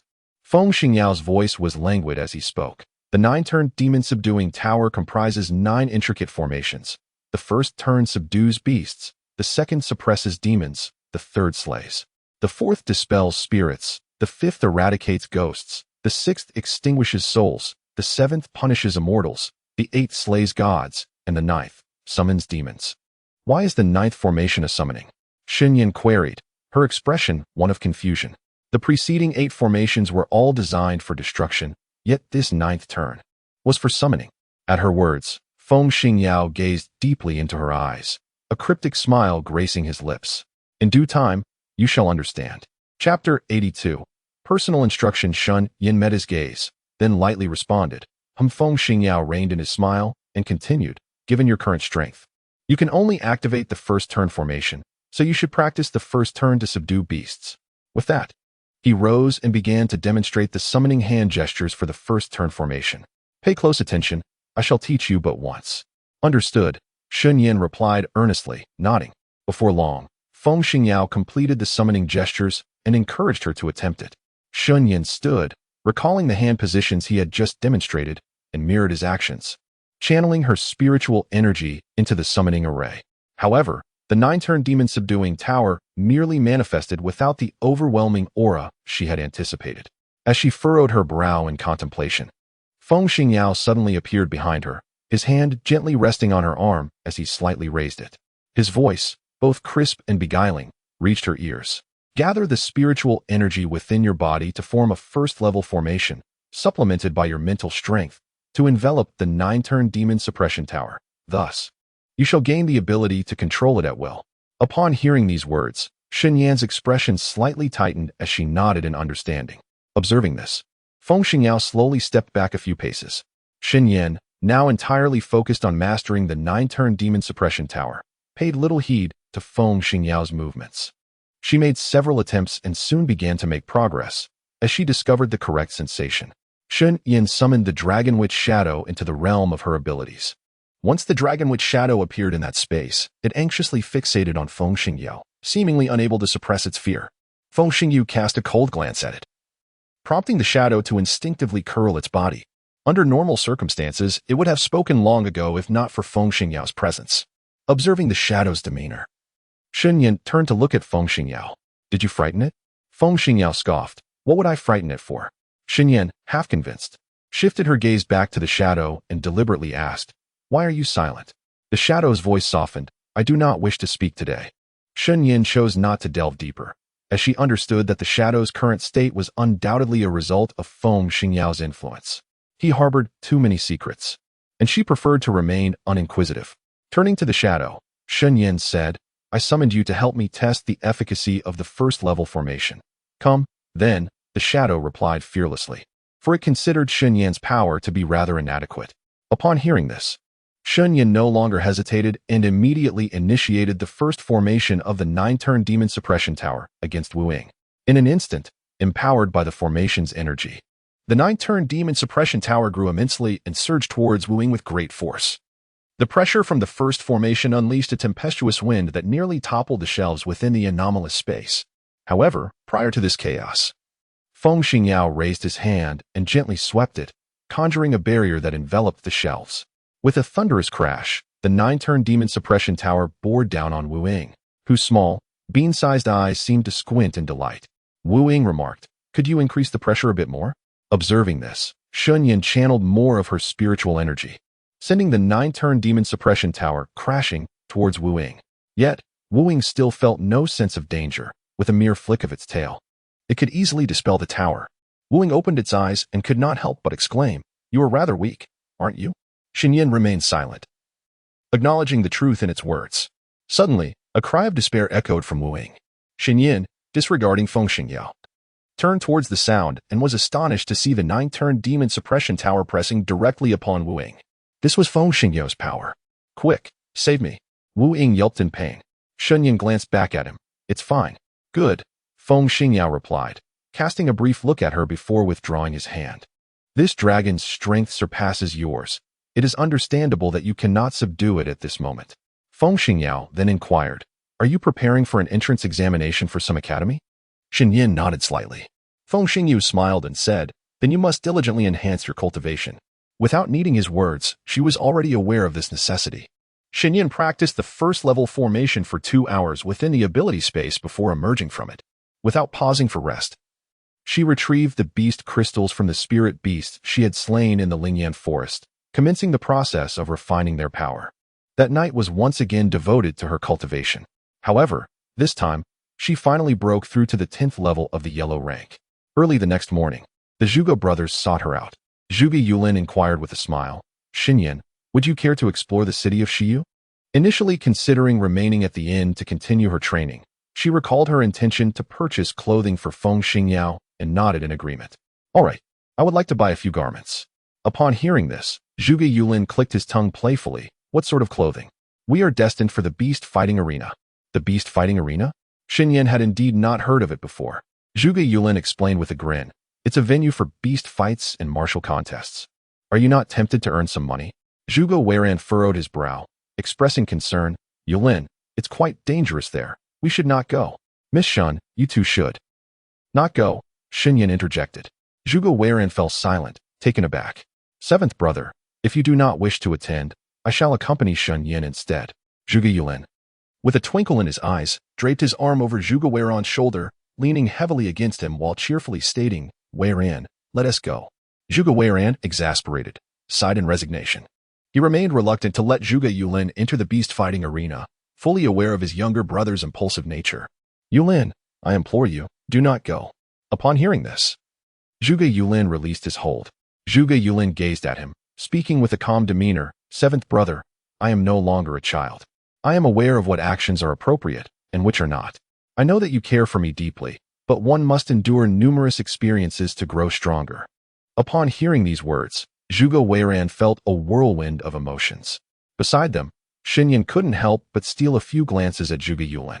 Although Zhuge Yulin appeared youthful and naive, his mind was surprisingly mature. Chapter 83. She bullies me. Zhuge Weiran, upon hearing this, relaxed his brows slightly and sighed deeply. Very well. Zhuge Yulin lifted his gaze to him. Will you accompany us to the beast martial arena? Zhuge Weiran shook his head. No? I wish to remain in the inn to focus on my cultivation. Before Zhuge Yulin and Shen Yan departed, Zhuge Weiran pressed his hand on Zhuge Yulin's shoulder and advised. Everything should be done in moderation. I understand, seventh brother, Zhuge Yulin replied, his eyes flickering. Zhuge Weiran then turned to Shen Yan and said, Miss Shen, please keep an eye on him. Certainly. Upon hearing this, Zhuge Yulin felt discontent, for he was older than Shen Yan.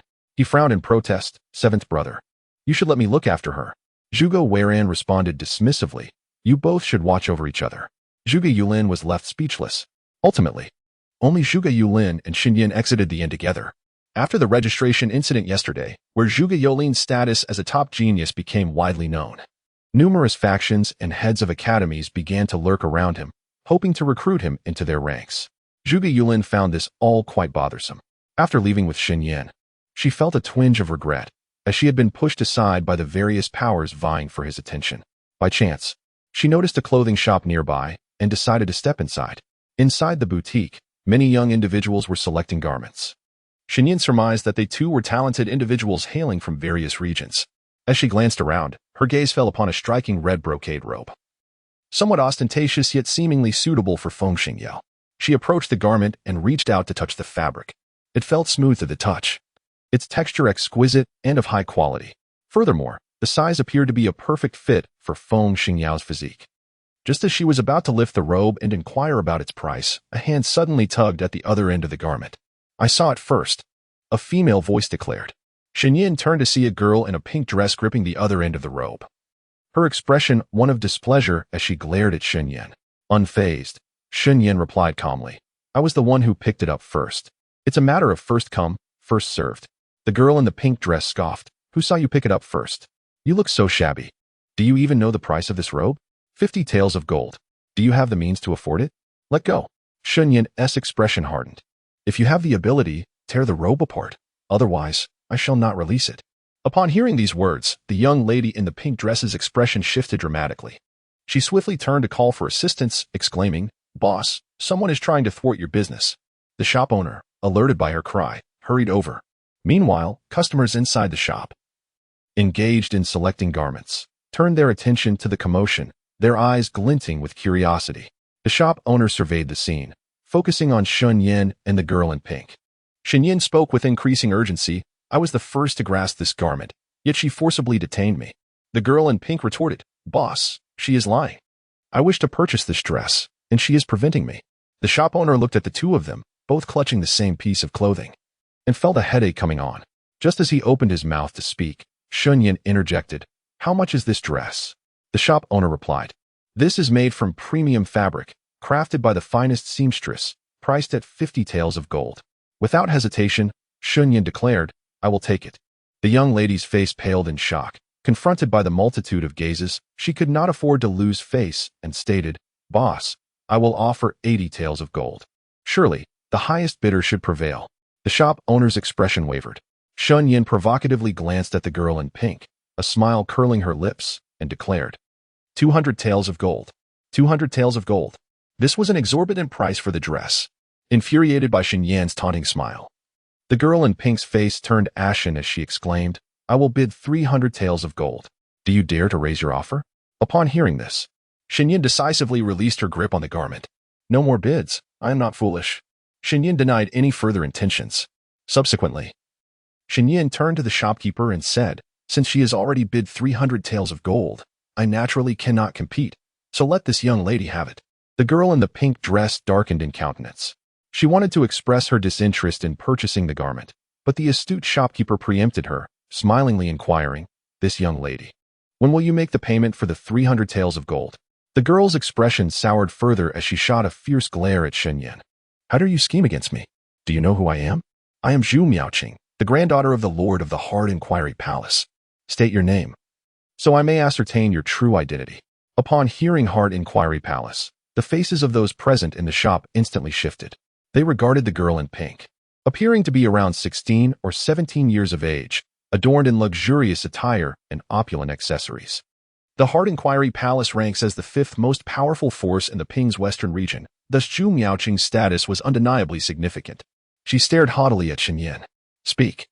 She aimed to leverage her status to intimidate Shen Yan, yet as she could not discern Shen Yan's current cultivation level, engaging in a confrontation seemed unwise. Shen Yan replied nonchalantly, "I am merely an ordinary loose cultivator, with no noteworthy identity." Zhu Miaoqing, upon hearing this, was both infuriated and amused. How could a mere loose cultivator dare to compete for clothing with her, and even attempt to scheme against her? Truly, a lack of awareness of one's own insignificance. In a sudden motion, Zhu Miaoqing raised her hand, intending to slap Shen Yan in a fit of rage. However, her hand met only air. For Shen Yan had swiftly stepped aside. Zhu Miaoqing froze in place. She cast a sharp glance, only to find Shen Yan nonchalantly selecting clothes anew. How dare that wretched girl disregard her existence?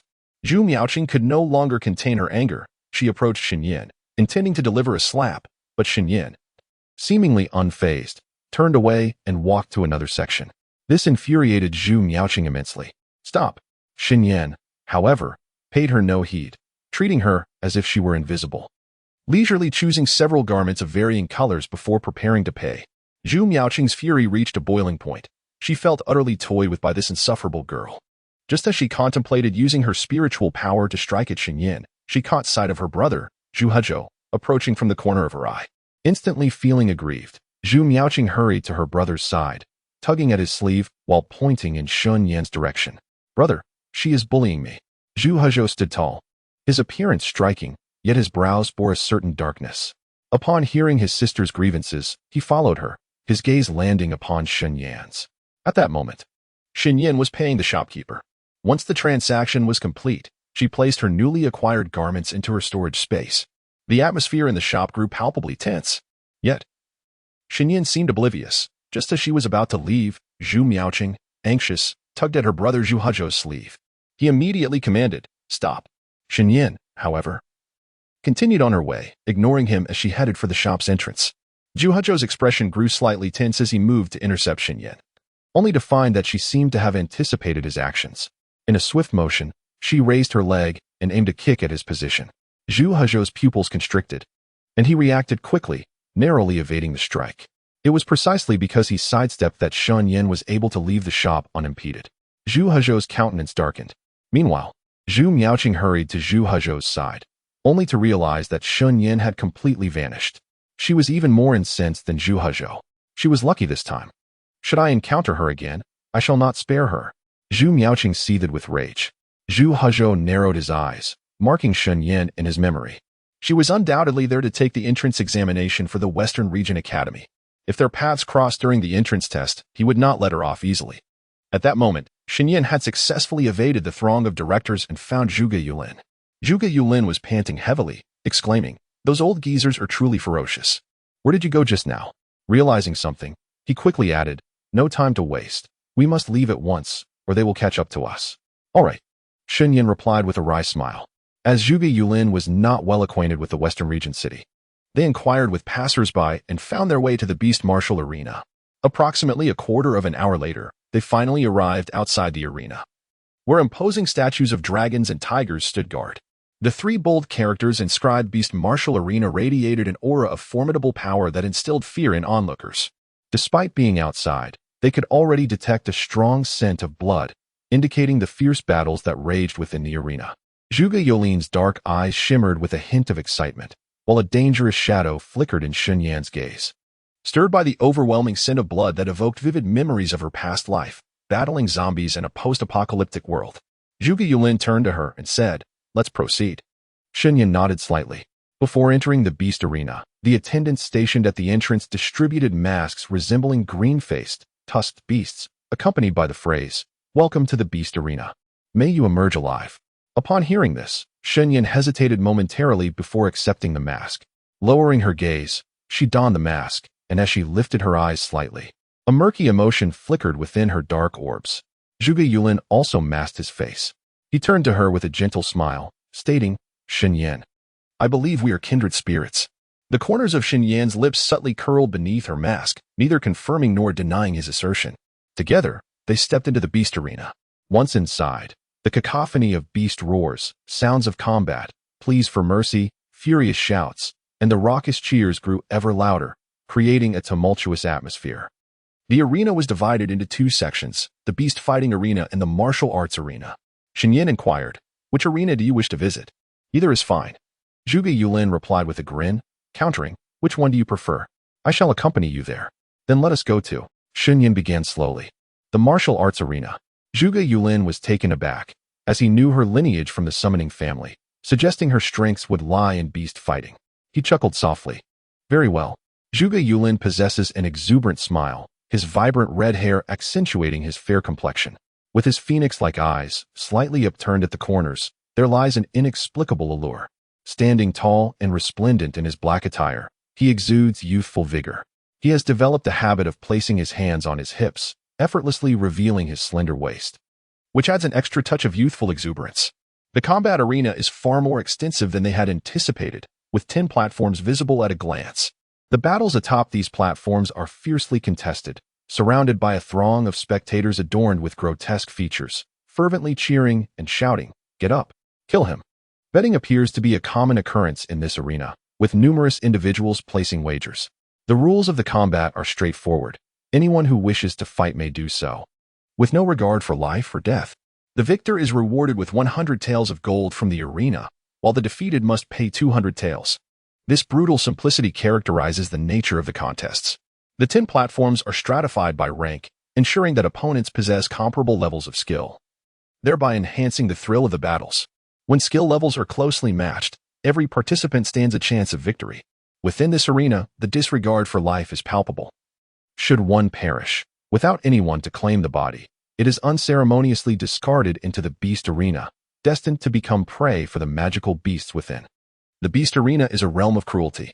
Thus, most individuals who enter this arena are far from virtuous. Suddenly, Shen Yan halts in her tracks, as she seems to have spotted an acquaintance.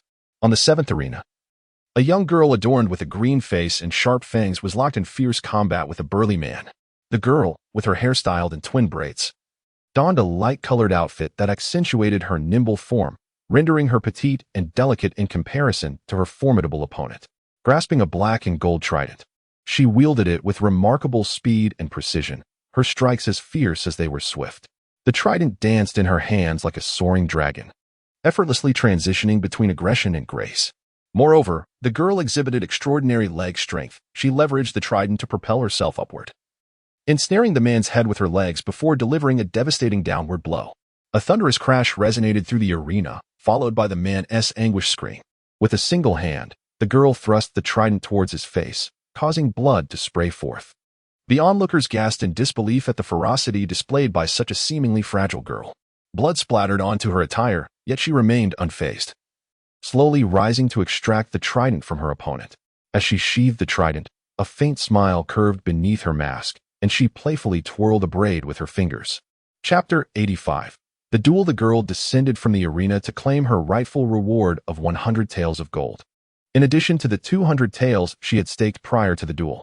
Meanwhile, Shen Yan's gaze remained fixated upon her. "Who captivates your attention so?" Zhuge Yulin inquired, sensing her unusual focus. "A friend?" he continued, somewhat surprised. "Shall we go greet your friend?" "No need." she replied. If she was not mistaken, the girl with the twin braids who had just fought on the 7th arena was Jiang Xianwei from the Xuanwu nation. Jiang Xianwei possessed an inherent unpredictability that evoked a sense of danger. While Shen Yan did not fully trust her, she felt a heightened degree of concern for her compared to a mere stranger, owing to Jiang Xianwei's previous 2 gestures of goodwill towards her. She owed Jiang Xianwei a favor. Upon hearing this, Zhuge Yulin ceased his inquiries. He glanced towards the direction of the 6th arena and noticed that the outcome of the 7th arena was nearing a conclusion. He reached out and grasped Shen Yan's arm. Come, I shall ascend to the arena. Remember to place your bet on my victory. It is a surefire win. His tone was infused with a confident mirth. Shen Yan subtly brushed his hand aside and nodded in agreement. All right. The air was thick with the metallic scent of blood, mingling with an indescribable stench of sweat, creating an unpleasant atmosphere. The two swiftly navigated through the throng, arriving at the vicinity of the 6th arena. Before long, Zhuge Yulin registered for the duel, and Shen Yan, placing her trust in him, wagered 3,000 taels of gold on his triumph. Just prior to his entrance into the arena, Zhuge Yulin discreetly slipped a storage ring into Shen Yan's hand, urging her to bet 10,000 taels of gold on his behalf. Shen Yan cast him a glance imbued with complexity. Zhuge Yulin chuckled. Young master possesses considerable confidence. Shen Yan replied, just don't perish in the arena. Zhuge Yulin's smile faded. Understood. For the sake of his wealth, he would ensure his survival. Should he meet his end, his riches would merely be transferred into another's possession. Contemplating this, Zhuge Yulin believed that even if he were to die, the indignation alone would revive him. Soon enough, Zhuge Yulin took to the stage. Upon his appearance, a flurry of whispers erupted among the crowd, for his striking hair drew considerable attention. Many young aspirants who had journeyed from afar to compete at the Western Region Academy could surmise his identity to some extent. Zhuge Yulin faced a youthful adversary. The moment the contest commenced, the young man lunged forward with his sword aimed directly at Zhuge Yulin, who merely raised his hand slowly.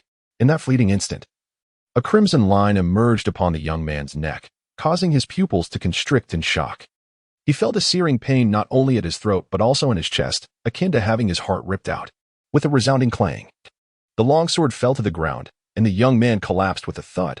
The onlookers were left in stunned disbelief. What had transpired?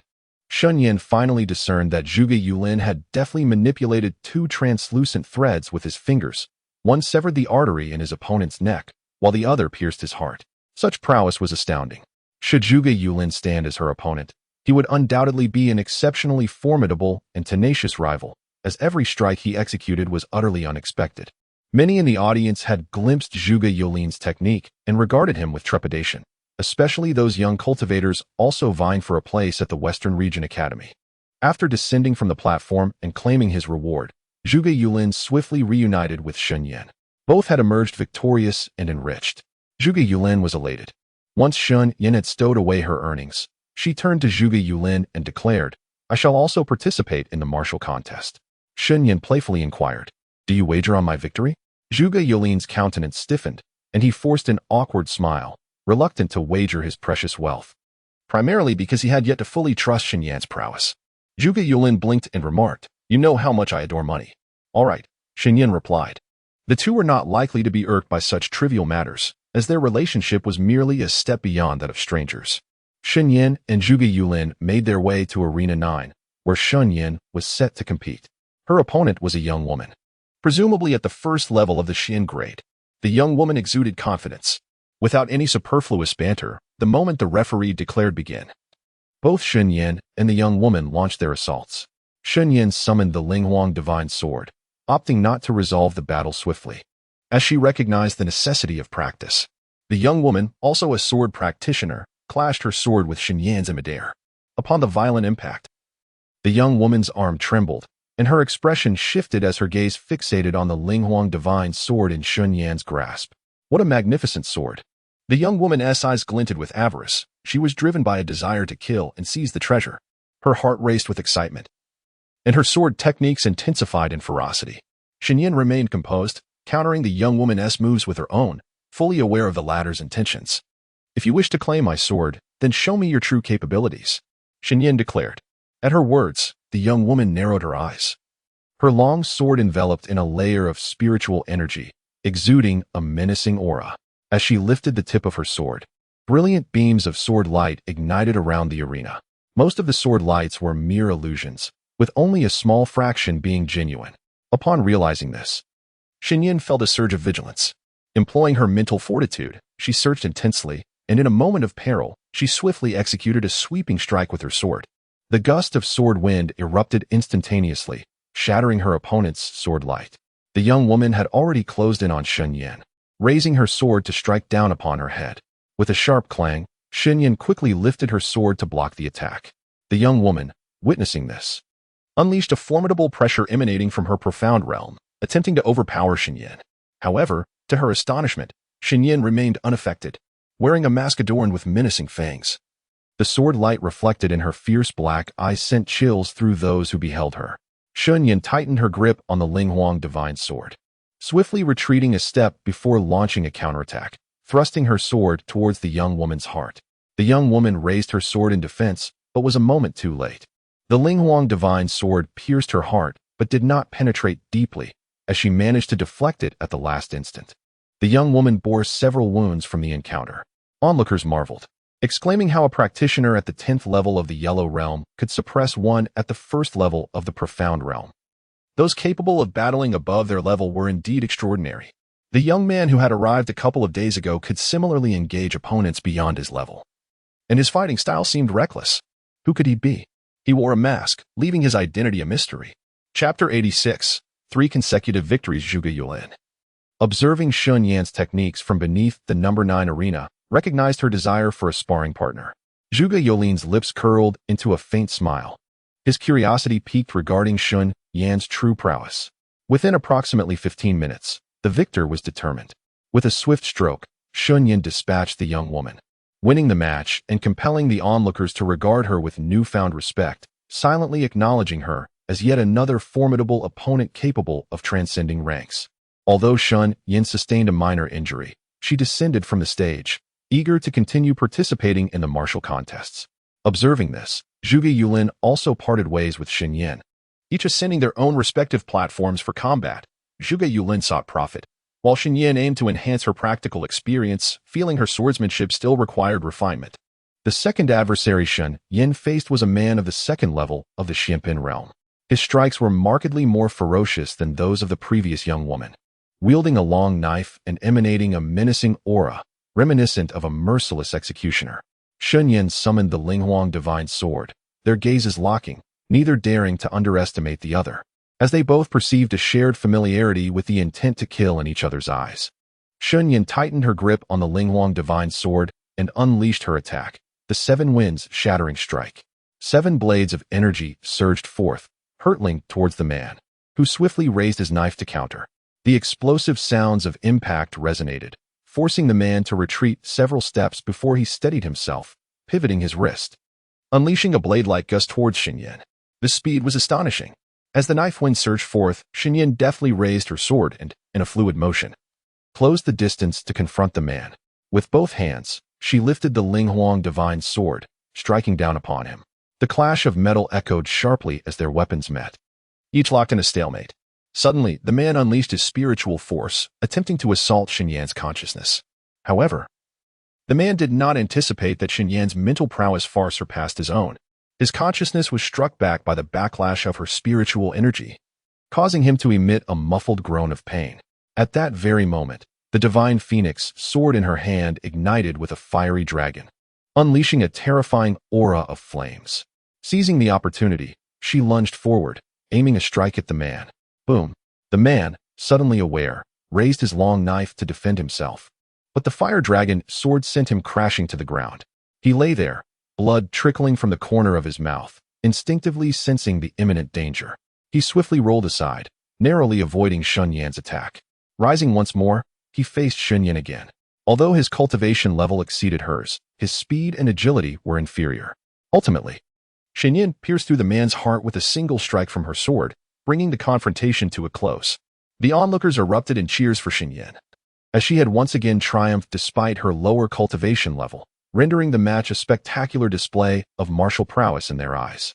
After 2 consecutive battles, Shen Yan found her physical and spiritual energy somewhat depleted. Just as she was about to leave the arena for a brief respite, a towering figure leaped onto the stage and called out to her, "I challenge you."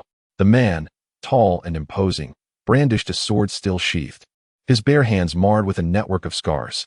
Shen Yan's expression shifted slightly. "What is your cultivation level?" The man replied slowly. "It is the 3rd level of the Xianbin realm." Upon hearing this, Shen Yan narrowed her eyes, gazing deeply at the individual before her. He too was a swordsman, likely an exceptionally skilled one, and his cultivation was 3 small realms above hers. If a true confrontation were to occur, relying solely on swordsmanship, she might find herself at a disadvantage. The young man seemed to perceive Shen Yan's hesitation and remarked, "We can exchange sword techniques, keeping it to the point and sparing each other's lives."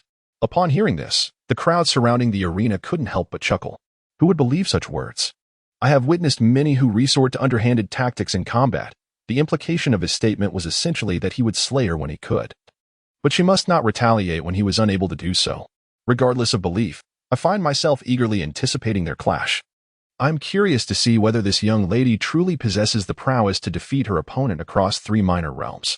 If they do engage in battle, placing bets will become quite a challenge.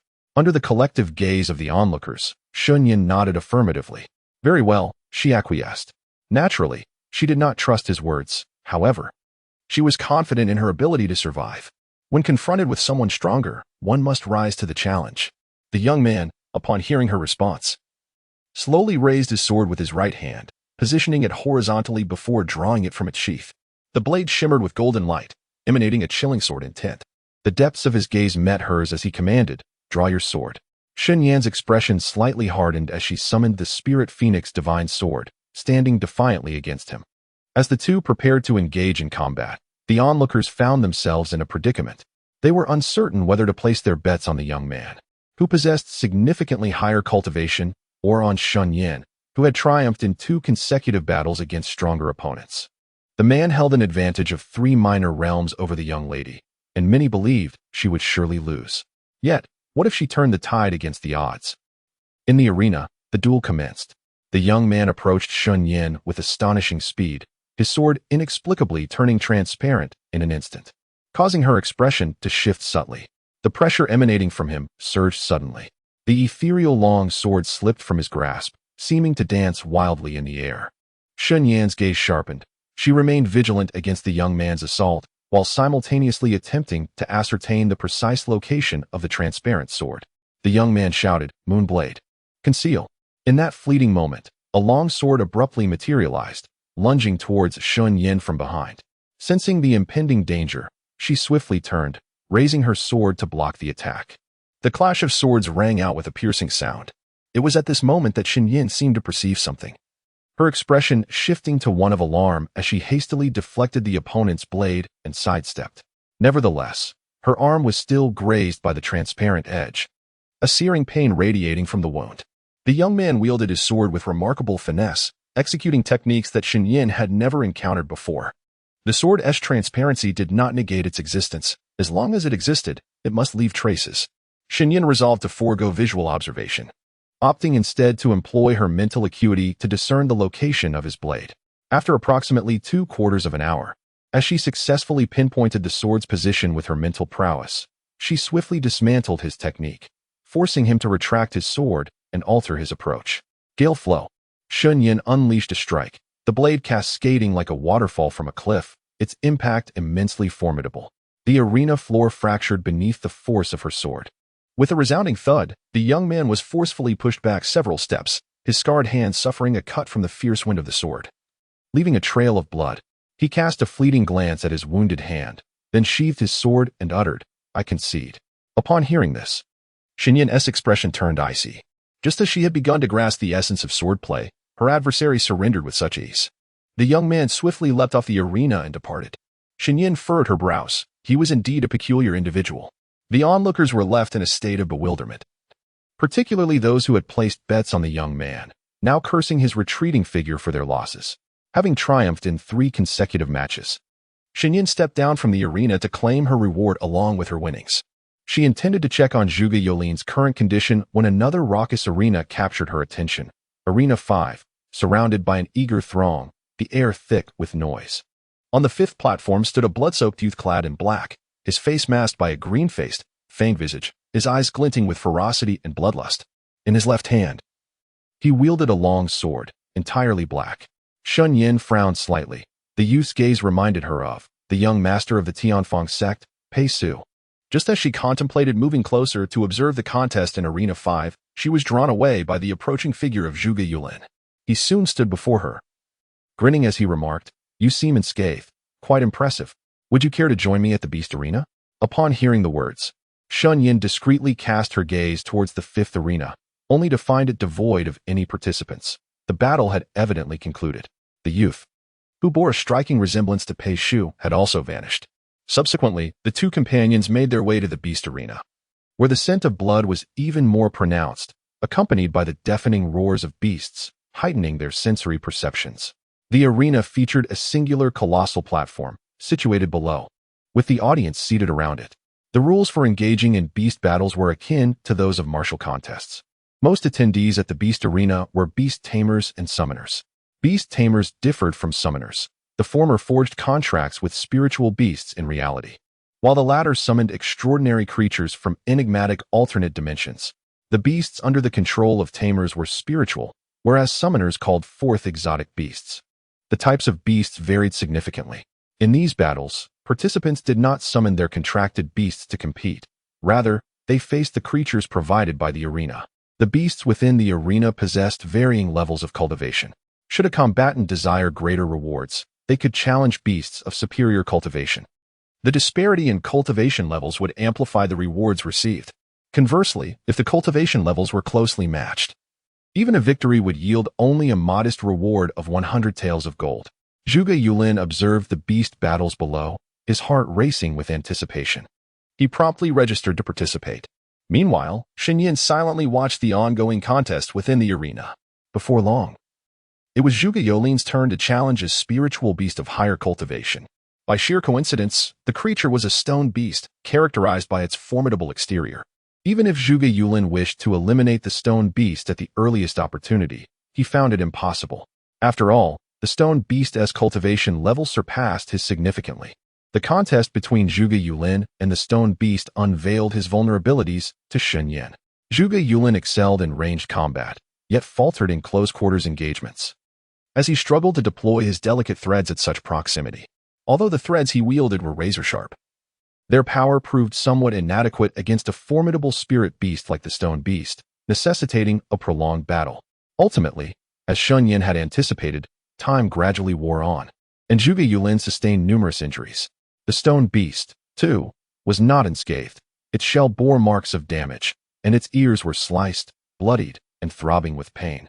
Inciting its wrath, the stone beast, with its immense strength, shattered Zhuge Yulin's protective barrier with a single punch. With a resounding crash, Zhuge Yulin was sent sprawling to the ground, nearly unable to rise, blood seeping from his mouth and staining the mask of his green, jagged teeth. Staggering, as the stone beast charged once more, a glint of determination flickered in Zhuge Yulin's eyes. Previously, he had utilized only 4 threads. Now, all 5 fingers were in play. In an instant, 5 translucent threads lunged toward the stone beast. With a swift motion, Zhuge Yulin successfully ensnared the beast. He propelled himself towards it with remarkable speed, driving the razor-sharp threads through its heart.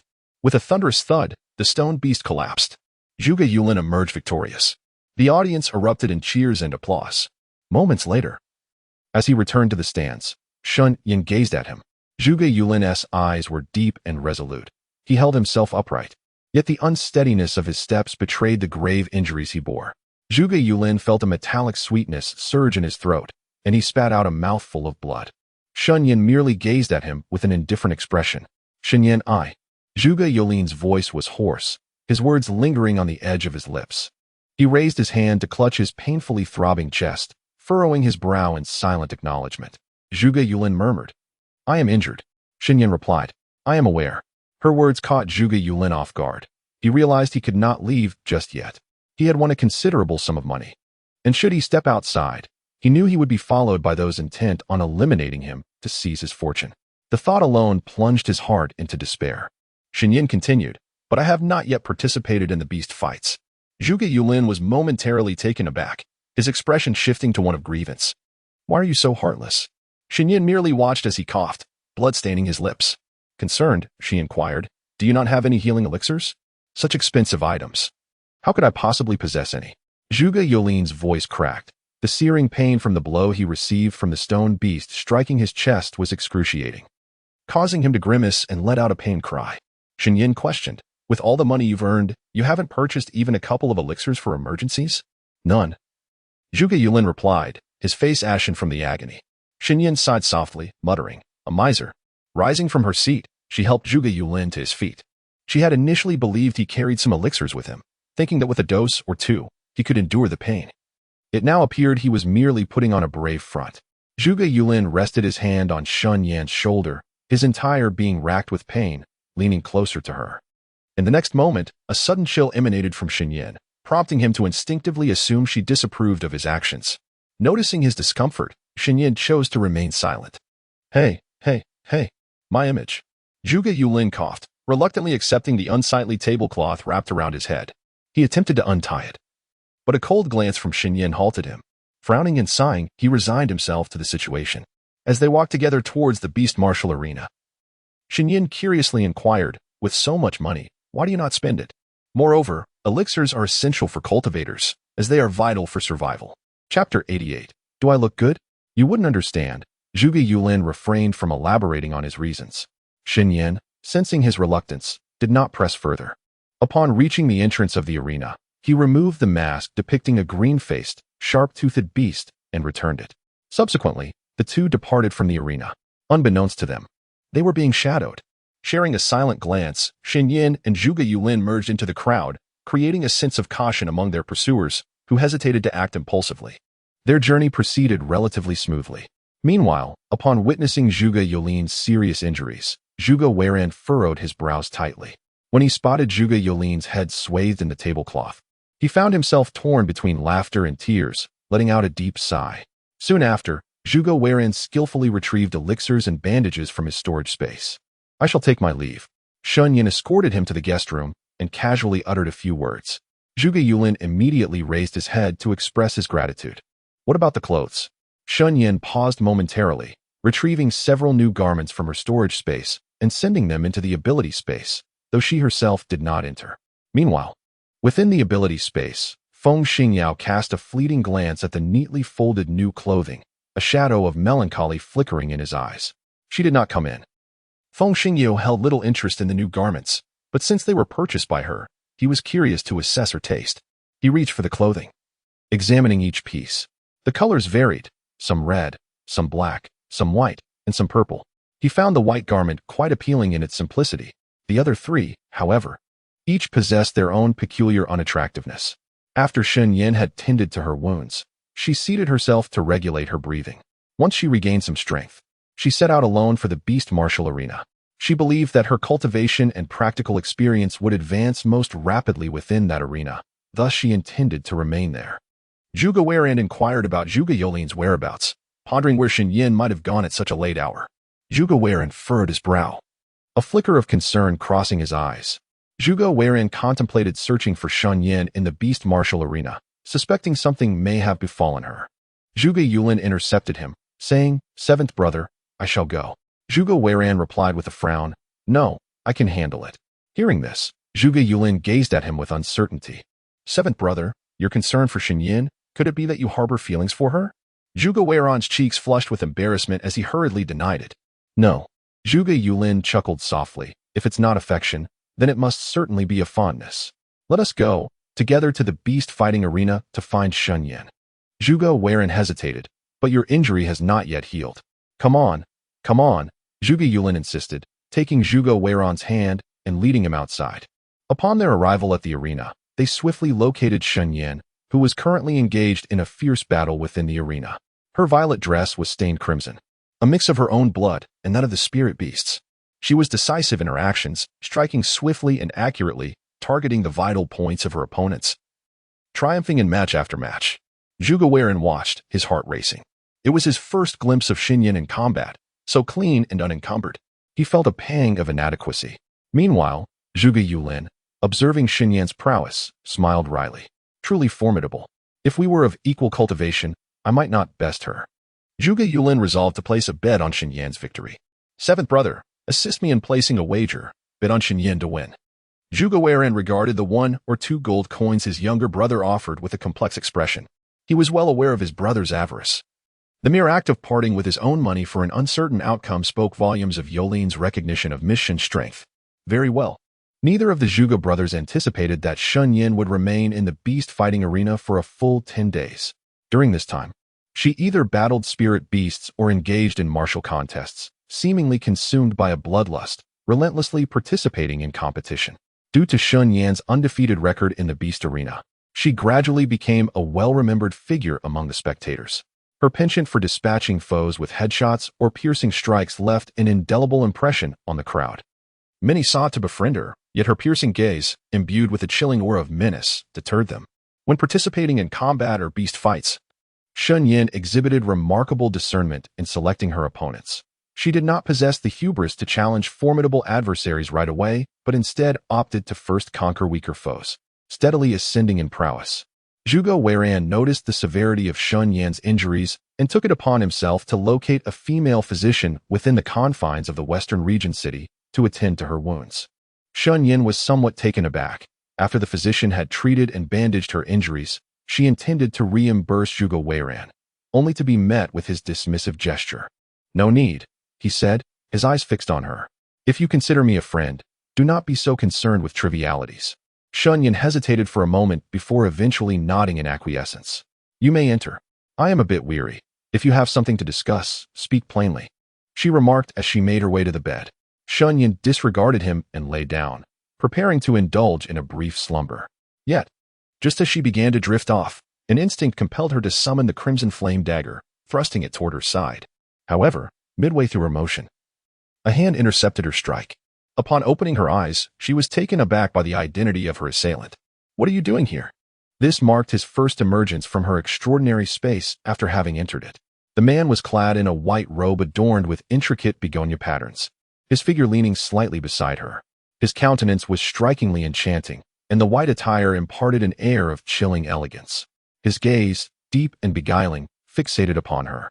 His lips curled in a smile that barely concealed a roguish charm. With a light chuckle, he inquired, "Am I handsome?" Shen Yan replied, "You are unwell." Chapter 89. A kiss on the brow. He had emerged from the realm of his extraordinary powers solely to pose such a frivolous question? Shen Yan sheathed the crimson flame dagger. Upon hearing her words, Feng Xingyao's expression momentarily stiffened, as if receiving an unspoken decree of dismissal. Yet, a smile flickered across his handsome face as he remarked, "Having endured so many injuries, will you be able to recover before the entrance examination?" Shen Yan's gaze sharpened. "What are you implying?" Feng Xingyu leaned closer, his visage magnified before her. His skin was flawless, unblemished, and his eyes seemed to glimmer with unspoken affection, laced with a hint of mirth that could easily ensnare her in his vortex. "I owe you 3 conditions. I can now fulfill one." His sudden proximity caused Shen Yan to furrow her brows. It dawned on her that they were sharing a bed, their bodies separated by less than 6 inches. Her frown deepened. "What exactly are you trying to say?" His tousled black hair cascaded onto his shoulders, and his piercing gaze held an enticing allure, a devilish charm gracing his features. With a subtle smile lingering at the corners of his lips, he declared, "I can make your wounds vanish." At his words, Shen Yan narrowed her eyes slightly. She had indeed surmised that his blood possessed the ability to heal others' wounds, yet she never anticipated that, to this day, he would gradually unveil his secret before her. Feng Xingyao's action left Shen Yan in a state of emotional turmoil. She was undeniably gravely injured. However, she had no intention of allowing Feng Xingyao to assist her. Just as she contemplated refusing him, his melodious voice resonated softly. "With your current physical condition, how do you expect to excel in the entrance examination of that academy?" "Shen Yan, I am aware that you seek your brother." Upon hearing this, Shen Yan abruptly lifted her gaze to meet Feng Xingyao's, their eyes locking. His gaze was notably cold, seemingly devoid of any emotion as he regarded her. Parting his crimson lips, he stated, "I merely wish to fulfill your 3 requests swiftly, and then depart." At this declaration, Shen Yan sat up, facing him directly. After a brief moment of silence, she replied, "All right." Feng Xingyao then sliced his fingertip, a droplet of blood emerging, which he subsequently brought to her lips, his eyes conveying a silent invitation. Shen Yan lowered her gaze to his finger, hesitating for a few seconds. Just as she slightly parted her lips, ready to accept, she suddenly halted. In the next instant, She closed her mouth. Feng Xingyao looked at her, perplexed, seemingly unable to comprehend her abrupt pause. Shen Yan turned, noticing a teacup on the table not far away. She then concentrated her spiritual energy to draw it closer, and without hesitation, she grasped his finger, directing the blood towards the teacup. Feng Xingyao was momentarily taken aback, his finger enveloped by her soft, warm hand, the sting from the wound almost inconsequential. He cast his gaze downward at the girl before him. She held her head low, her brows furrowed with earnestness, and strands of slightly disheveled hair cascaded down, evoking an indescribable sensation. Feng Xingyao found himself momentarily entranced, a hint of tenderness flickering in his eyes. As Shen Yan finished squeezing out the blood, she lifted her head, ready to inform Feng Xingyao that she was prepared, but his figure had vanished in an instant, leaving a sense of abrupt abandonment. Feng Xingyao smile deepened slightly. Do you not wish for my presence? Shen Yan remained silent, diverting her attention to the teacup in her hands. The blood she had extracted was not copious, yet she deemed it sufficient. After a brief hesitation, she silently admonished herself not to regard Feng Xingyao as human, but rather as a fox, for it was the blood of a fox she intended to consume. She drank it down in one swift motion. Almost immediately, her injuries began to heal at an astonishing rate. However, shortly thereafter, her body began to radiate heat. She felt somewhat uncomfortable and slightly disoriented. Shen Yan promptly informed Feng Xingyao of her condition. Perplexed, she inquired, "Why do I feel this way?" Meanwhile, in the realm of supernatural abilities, Feng Xingyao furrowed his brow, his gaze deepening with concern. He had assumed Shen Yan could withstand the side effects of his blood, yet he overlooked one crucial detail. Her power was nearly non-existent, rendering her unable to contend with others. At that moment, her exposed skin had turned crimson, and her body even began to emit smoke. In the next heartbeat, the man appeared at her bedside, extending his arms to envelop Shen Yan in an embrace. Instinctively, she attempted to resist and flee, but he pinned her down onto the bed. "Do not move," came his low, husky voice. Shen Yan felt a sense of dizziness enveloping her. She struggled to open her eyes, fixating her gaze upon him with an icy expression that seemed to convey a determination to drag him down to hell, even at the cost of her own life. "Your blood. Fear not, it is not poisoned." As the words fell from his lips, Feng Xingyao leaned closer. Shen Yan's pupils contracted, a wave of shadow engulfing her as a soft touch brushed against her brow, leaving her momentarily paralyzed in disbelief. Was he kissing her? Just as she contemplated summoning the crimson flame dagger to teach this scoundrel a lesson, his melodious voice whispered in her ear, "Do not move. I shall help you draw out the excess blood energy." Shen Yan's mind was in turmoil, still clouded due to having consumed his blood. Yet, she could distinctly feel his warmth and breath. Feng Xingyao's crimson lips hovered tantalizingly close to her brow, drawing in the faint trace of blood emanating from her. Shen Yan gazed at him, her vision somewhat blurred, yet she could discern the subtle tension in his neck, his dark hair cascading down into the nape of her neck, sending shivers through her. Her heart seemed to race. Gradually, her focus sharpened, and the fog in her mind began to lift. Uncertainly, she posed a question. "Feng Xingyao, are you truly a fox? You do not like foxes?" "That is not the question I meant to ask. If you are a fox, I shall accept you as such. If you're not, then what then?" A hint of an enigmatic smirk lingered in Feng Xingyao's eyes. Shen Yan pressed her lips together. "It is nothing." Feng Xingyao inquired, "If I were a fox, would you wish to keep me as a pet? If not, then what would you desire me to be?" Shen Yan suddenly felt that she ought not to have broached this topic. Whether he was a fox or not was of no concern to her. "Let it be." Shen Yan's voice trailed off abruptly, her heart skipping a beat as Feng Xingyao pressed a gentle kiss upon her brow. He leaned closer to her neck, his breath exuding an overwhelming essence that rendered her momentarily paralyzed. "Shen Yan, if you wish to know about me, in what capacity do you approach this inquiry?" His voice lingered, the languid tone imbued with an unusual tenderness. After a prolonged silence, she endeavored to cast aside the influence of Feng Xingyao's thoughts. Realizing that her physical wounds had healed, even the old scars had vanished. His blood proved more efficacious than any elixir. So, who exactly was Feng Xingyao? As the days drew near for the entrance examination of the Western Region Academy, Shen Yan ventured out from the inn, procuring a multitude of practical items. She purchased a vial of second-tier medicinal pills from the alchemy hall, expending nearly 30,000 gold coins. Her previous stay at the beast fighting arena had garnered her considerable winnings, primarily through betting. Now at the 10th level of the yellow rank, her 10 consecutive days of combat had significantly enhanced her mastery over spiritual energy and swordsmanship. In her guest room, she sat cross-legged on the mat, immersed in meditation and cultivation. Meanwhile, the city of the Western region buzzed with activity, bustling with a myriad of people. Various factions from the plains of the Western region had sent representatives, alongside numerous wandering cultivators drawn to the spectacle.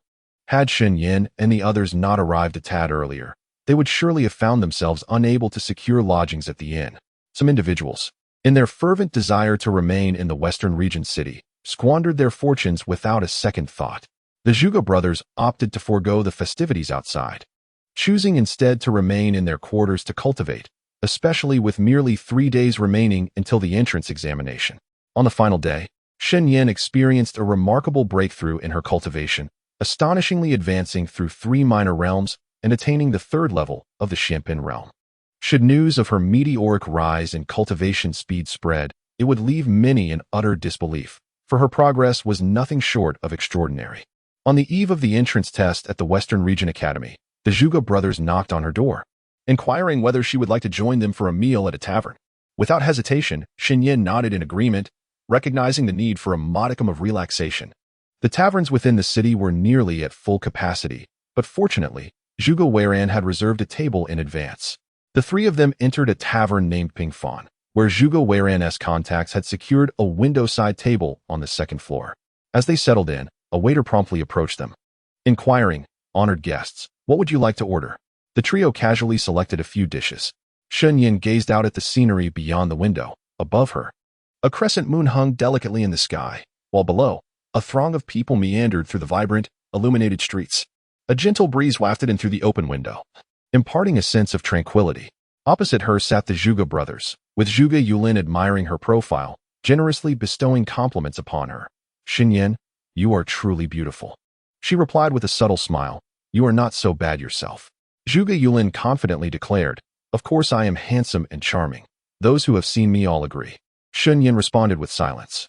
Zhuge Weiran chuckled, steering the conversation towards the impending entrance examination at the Western Region Academy. "What do you think the test will entail tomorrow?" he inquired. Zhuge Yulin replied, "I have researched the previous entrance tests of the Western Region Academy.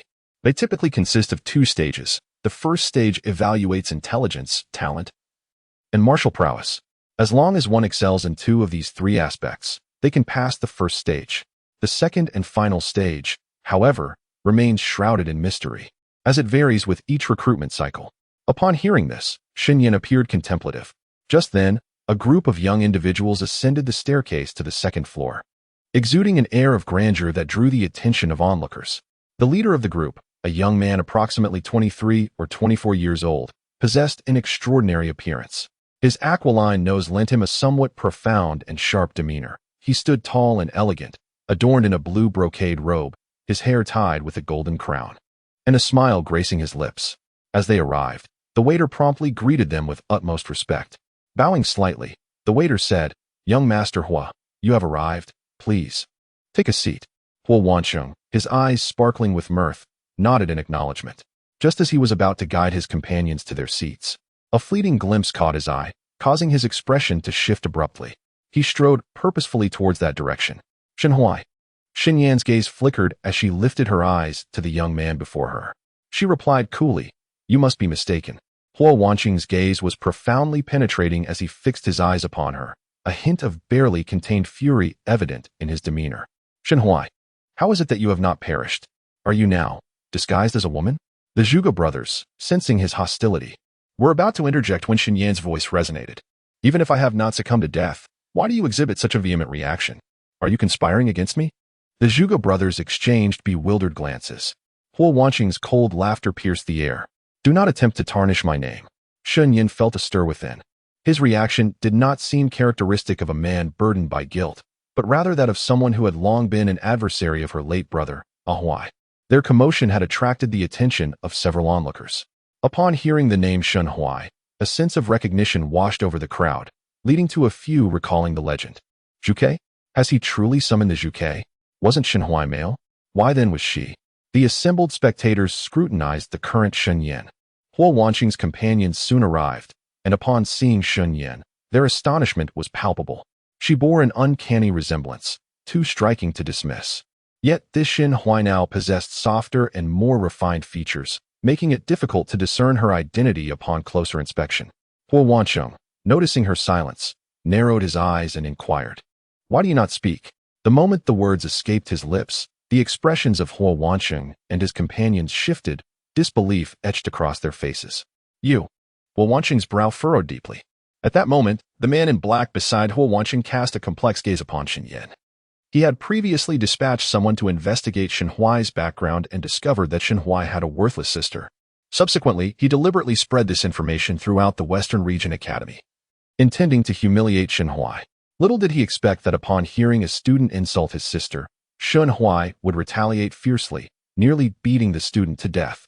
Following this incident, Shen Huai faced disciplinary action and nearly lost the opportunity to participate in the 3 major secret missions. The man in black furrowed his brow and remarked, "You are Shen Huai's sister? Does that not make you a waste as well?" No sooner had he spoken than a resounding bang echoed as someone forcefully slammed their hand on the table. Turning towards the sound, Zhuge Yulin glared at the group with evident displeasure, his tone particularly irritable. "Hey, are you going to let anyone eat in peace? You're blocking the waiter from serving." Chapter 91. Young Master Chiyu. Upon hearing this, the man in black's expression darkened. "What else with your attitude?" Zhuge Yulin picked up his chopsticks with a smile and replied, "An attitude that simply wishes to enjoy a meal." The man in black's face grew increasingly sullen, and just as he was about to teach Zhuge Yulin a lesson, he was stopped by Huo Wancheng raising his hand. "Wancheng?" Huo Wancheng glanced at the Zhuge brothers' red hair. Recalling the news he had heard not long ago, among those registering for the entrance examination at the Western Region Academy, there were over 20 top-tier geniuses, one of whom was the red-haired Zhuge Yulin. Huo Wancheng chuckled lightly. "I presume you will be participating in the entrance examination tomorrow. Given that you may encounter those who could potentially be your seniors, it would be prudent to exhibit a modicum of courtesy." Zhuge Yulin feigned ignorance, expressing, "I simply wish to have a meal." Upon witnessing this, Huo Wancheng silently scoffed, turning his gaze towards Shen Huai's sister, Shen Yan, his eyes deepening momentarily. Ultimately, Huo Wancheng departed with his companions, yet they settled not far away. The surrounding crowd continued to scrutinize Shen Yan, for she had proclaimed herself as the sister of the prodigious summoner, Shen Huai, arousing their curiosity. After their exit, Zhuge Yulin subtly signaled to Shen Yan, seemingly inquiring, "Is this your brother's rival?" Though Shen Yan was somewhat uncertain, the context suggested that this individual was likely not a friend of Ah Huai. "Let us dine," the waiter announced, presenting the hot dishes upon the table with a cheerful, "Please enjoy your meal." The trio abstained from alcohol, aware that the morrow held significant importance, thus refraining from indulgence. Zhuge Weiran remarked with a smile, "The cuisine here is quite delightful." Indeed, Zhuge Yulin concurred with a nod, while Shen Yan also offered a slight acknowledgement. During their dinner, Shen Yan discerned that Huo Wancheng and his companions stole glances in her direction from time to time. Zhuge Yulin, keenly observant, smirked slightly, contemplating, "Surely they do not harbor intentions towards you?" Shen Yan lifted her gaze. "What if they do?" Zhuge Yulin grinned, revealing, "The friendship price is 1,000 taels of gold. I shall escort you alongside 7th brother." Shen Yan shot him a cool glance. "Dream on." Alas, Zhuge Yulin appeared somewhat disheartened, as he added a few more pieces of braised pork to his bowl, continuing his meal. After the 3 had finished their meal, each paid their share. When Zhuge Yulin handed over the money, his brows seemed to knit together in a perplexed manner. It was the first time Shen Yan had encountered someone so obsessed with wealth, to the extent of neglecting even a life-saving elixir in favor of hoarding riches. Wealth, after all, is meant to be utilized. Zhuge Weiran appeared to sense Shen Yan's gaze and offered a resigned smile, explaining that he had always been this way since childhood. Shen Yan nodded in understanding. With a smile in his eyes, Zhuge Yulin pondered what kind of trials awaited them the following day. His anticipation was palpable. Upon hearing this, Shen Yan's eyes flickered with intrigue. On the following morning, the city of Shiyu had already come alive with activity. Many people were making their way to the martial arena, eager to witness the entrance examination of the Shiyu Academy. The arena was vast, capable of accommodating nearly 100,000 spectators. By the time Shen Yan and the Zhuge brothers arrived outside the Shiyu martial arena, a considerable crowd had already gathered, densely packed, and unable to enter. A commanding voice rang out, "Candidates, please line up over here." The trio turned toward the sound and saw that the young aspirants were queuing on the far right. where they would collect their registration tokens before being allowed entry into the arena. Meanwhile, the spectators entered from the far left. Among the crowd, Shen Yan recognized several familiar figures, including the heads and elders of various academies. Shen Yan, come on, let us get in line, called Zhuge Yulin. Shen Yan nodded in agreement and followed the Zhuge brothers to join the queue. They found themselves at the very end of the line when, quite serendipitously, they spotted the sedan chair procession from the Lingji Qi family approaching. They arrived in grand procession, bearing the sedan chair, occupying considerable space and drawing the ire of others, who openly condemned the actions of the Lingji Qi family. Despite the multitude of criticisms, the Qi family's sedan chair remained positioned behind Shen Yan. Shen Yan thought to herself. Zhuge Yulin furrowed his brow, speculating, could Qiyu be intending to bring his entourage to participate in the entrance examination? How absurd. Shen Yan shared the same sentiment. Numerous young prodigies frequently cast sidelong glances, frowning as they regarded the Qi family's sedan chair. They mused in their hearts that if the Western Region Academy were to permit the Qi family's young master to partake in the entrance examination in such a manner, they would undoubtedly feel aggrieved. For the young master of the Qi family, in his current demeanor, seemed to regard them with utter disdain. As time passed, it would soon be the turn of Shen Yan and her companions to present their registration tokens to enter the Western Region Martial Arena. At that moment, a young man clad in black, arriving slightly late, inadvertently caught sight of Shen Yan's silhouette. He couldn't help but press his hand against his left arm. Although the wound had healed, memories of that fateful night caused a lingering pain to throb in the area where the dagger had pierced him. His gaze darkened slightly. She is here. However, she likely would not recognize him, for he had undergone a transformation in appearance and had even changed his name.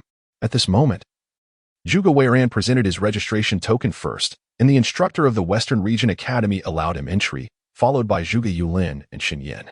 Behind Shen Yan stood the young master of the Lingji Qi family, Qiyu.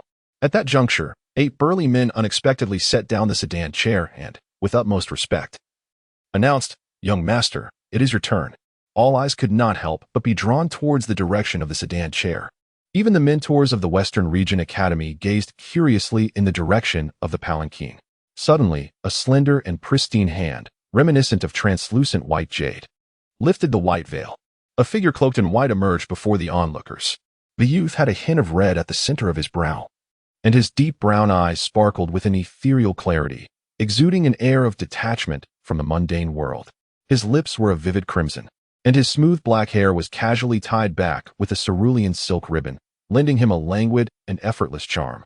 He slightly raised his gaze, revealing a somewhat aloof and world-weary expression. He appeared to be around 17 or 18 years of age. 8 burly men watched him intently, apprehensive about his potential actions. "Young master, please," one of the men urged hastily. Qiyu took his steps slowly. The crowd was suddenly taken aback, for with each step he took, a faint azure glow emanated from the spot where his footfall landed, resembling the ephemeral shadow of a spirit plant, only to dissipate swiftly. Qiyu moved deliberately, presenting his registration token to the mentor, who seemed momentarily taken aback and couldn't help but glance at him several times. Qiyu was indeed strikingly handsome, akin to a celestial being, and his complexion was exceptionally fair. Chapter 92. Entrance Examination. Qiyu nonchalantly handed his registration token to the mentor. Meanwhile, Shen Yan and the others finally beheld Qiyu's true visage, their curiosity dissipating. "Let us proceed," Zhuge Yulin remarked. "Agreed," they replied, and the trio began their journey towards the waiting area, where already thousands of young cultivators awaited. Zhuge Weiran mused. There truly are a multitude of applicants for the Western Region Academy. Indeed, Zhuge Yulin chuckled. Shen Yan seemed to sense something and glanced behind her, only to be taken aback by the sight of Qiyu, the young master of the Qi family, who was walking particularly slowly. Most strikingly, he had his eyes closed, exuding an air of drowsiness. Observing Qiyu's current state, others were equally astonished. Zhuge Yulin exclaimed in disbelief, "Is he truly capable of sleeping while walking?" Zhuge Weiran was clearly taken aback as well, though he chose to remain silent. Despite his slow pace, Qiyu emanated a refreshing charm. His demeanor flowed like a clear brook, unhurried and tranquil, embodying the essence of serene passage of time. The candidates trailing behind Qiyu began to surpass him, casting peculiar and subtle glances in his direction. Several young ladies gazed at him with sparkling eyes, evidently captivated by his striking appearance. The sight of Chi Yu meandering with closed eyes, his figure swaying slightly, drew considerable attention. Even those already seated in the audience could not help but notice the spectacle. Among the observers, members of the Lingji Qi family wore furrowed brows, their expressions tinged with concern as they looked towards Chi Yu, hoping he could manage his temperament. An elder of the Qi family sighed, saying, "Master, you are well aware of the young master's temperament. Why permit him to enter the Western Region Academy? What if he causes trouble there?" The decision to enroll Yuer in the Western Region Academy was, of course, to secure an opportunity to participate in one of the 3 significant secret missions of the Academy. Here gathered many young prodigies, most aged between 15 and 17, their faces radiating confidence, seemingly assured of their success in the forthcoming entrance examination. Within the waiting area, the Western Region Academy had dispatched numerous students to maintain order, all clad in identical white robes, exuding an air of elegance and grandeur. Among them, Shen Yan spotted the summoner Huo Wanqing, with whom she had a brief encounter the previous night. He was engaged in conversation with a young lady who bore a striking resemblance to Shen Shui. Upon closer inspection, even Huo Wanqing displayed some similarities to Shen Shui. Shen Yan furrowed her brows, lost in thought. As they awaited proceedings, they observed the vast open space ahead, which was being adorned with colossal pillars of light for talent testing, numbering 30 in total. The smaller pillars were designated for assessing cultivation levels, while the towering talent test pillars stood nearly 2 meters tall and 1 meter wide, creating a breathtaking spectacle. Zhuge Yulin remarked, "The Western Region Academy truly possesses immense wealth." The heads and elders of various academies seated in the audience were envious, their eyes gleaming with admiration. Soon, the candidates in the waiting area were divided into 30 teams, preparing to embark on the first round of talent assessment. The entire Western Region Martial Arena was a sight to behold, with spectators on both sides comprising practitioners from various locales and prominent factions. Directly in front sat the elders and instructors of the Western Region Academy, along with seasoned students. Behind them was the waiting area, teeming with the region's most gifted individuals. The expansive open space in the center was now claimed by the 30 testing pillars. And before long, a multitude of talents gathered in the waiting area, at least 8,000 in number, a dense crowd that was truly formidable. The audience was completely filled, with an estimated 60,000 people present. At this moment, Shen Yan stood in the midst of the crowd with 2 companions. Upon hearing a commotion nearby, she turned to investigate and noticed Chi Yu creating a stir, having ensconced himself in vines, resembling a chrysalis. This peculiar display drew the curious glances of those around, prompting hushed discussions. Zhuge Yulin expressed mild disdain, remarking, "How bizarre. I simply cannot comprehend his actions." Shen Yan replied coolly, "He does not require your understanding." Acknowledging her point, Zhuge Yulin nodded in agreement. Shen Yan scanned the surroundings, hoping to catch a glimpse of Jiang Xianyue, but the sheer number of candidates made it impossible to locate her. Just then, a formidable and terrifying aura descended upon them, causing a collective pause and breath. Following the source of this presence, they beheld an elderly man with a youthful appearance, standing at the forefront. His expression was stern, clad in a flowing green robe, adorned with jade tassels at his waist. He was tall and imposing, with piercing eyes. "We have encountered Director Shen Yan." The nearly 60,000 spectators, upon recognizing him, displayed solemn expressions and rose from their seats to offer respectful salutes in his direction. The director of the Western Region Academy, Shen Yan, was one of the strongest in the Ping's Western region, possessing a cultivation level at the pinnacle of the 8th tier of the heavenly grade. Having led the academy for 80 years. Though he appeared relatively young, he was, in truth, over a century old. Director Shen Yan slowly raised his hand, signaling for the crowd to refrain from excessive formalities and to take their seats. Dean Shen Yan spoke slowly. "Today marks the annual enrollment day of our Western Region Academy. I am delighted to see all of you here to witness this occasion.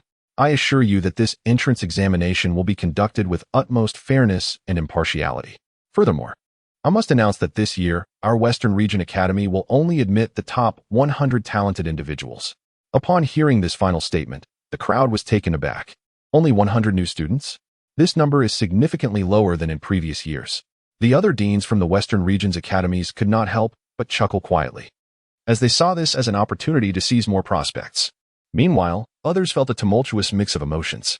Dean Shen Yan amplified his voice using spiritual energy. The first phase of this year's entrance examination will proceed as in previous years. The initial phase encompasses 3 criteria: talent, intelligence, and martial prowess. To pass this first trial, one must excel in at least 2 of these 3 categories, after which they will advance to the second phase. He added, "Before we commence the talent assessment, allow me to clarify that talent is categorized from highest to lowest as follows: celestial, earthly, profound, and yellow. Achieving at least earthly talent is essential to pass the talent assessment." This statement instilled a profound sense of pressure among many gifted individuals. Attaining earthly talent is exceedingly challenging. In last year's talent assessment at the Western Region Academy, only slightly over 50 candidates reached earthly talent. Chapter 93. The peerless genius. The youths possessed a general awareness of their own talents. Dean Shen Yan stood with his hands clasped behind his back and declared, "I hereby announce that the talent assessment begins now." As soon as the words were spoken, the gazes of the crowd involuntarily shifted towards the testing area for innate talents. Before the 30 radiant pillars stood long lines of hopeful candidates. The Western Region Academy had dispatched 30 mentors to conduct assessments of the applicants' innate abilities. Each mentor held a crystal orb, specifically designed to record the innate power exhibited by the candidates. The talent assessment had commenced, and one by one, the young aspirants placed their hands upon the glowing pillars. If the light filled at least half of the pillar, it indicated that the candidate had achieved a level of innate talent deemed Earth grade. Conversely, if the light fell short of the halfway mark, it signified that they had not attained such talent. One by one, the young cultivators raised their hands for testing. In a brief span of time, over 100 young practitioners had undergone the assessment, yet none had managed to reach the Earth grade talent level. The crowd began to murmur. In previous years, there would have been candidates demonstrating Earth grade talent by this time. Yet now, not a single genius of such caliber has emerged. Look over there.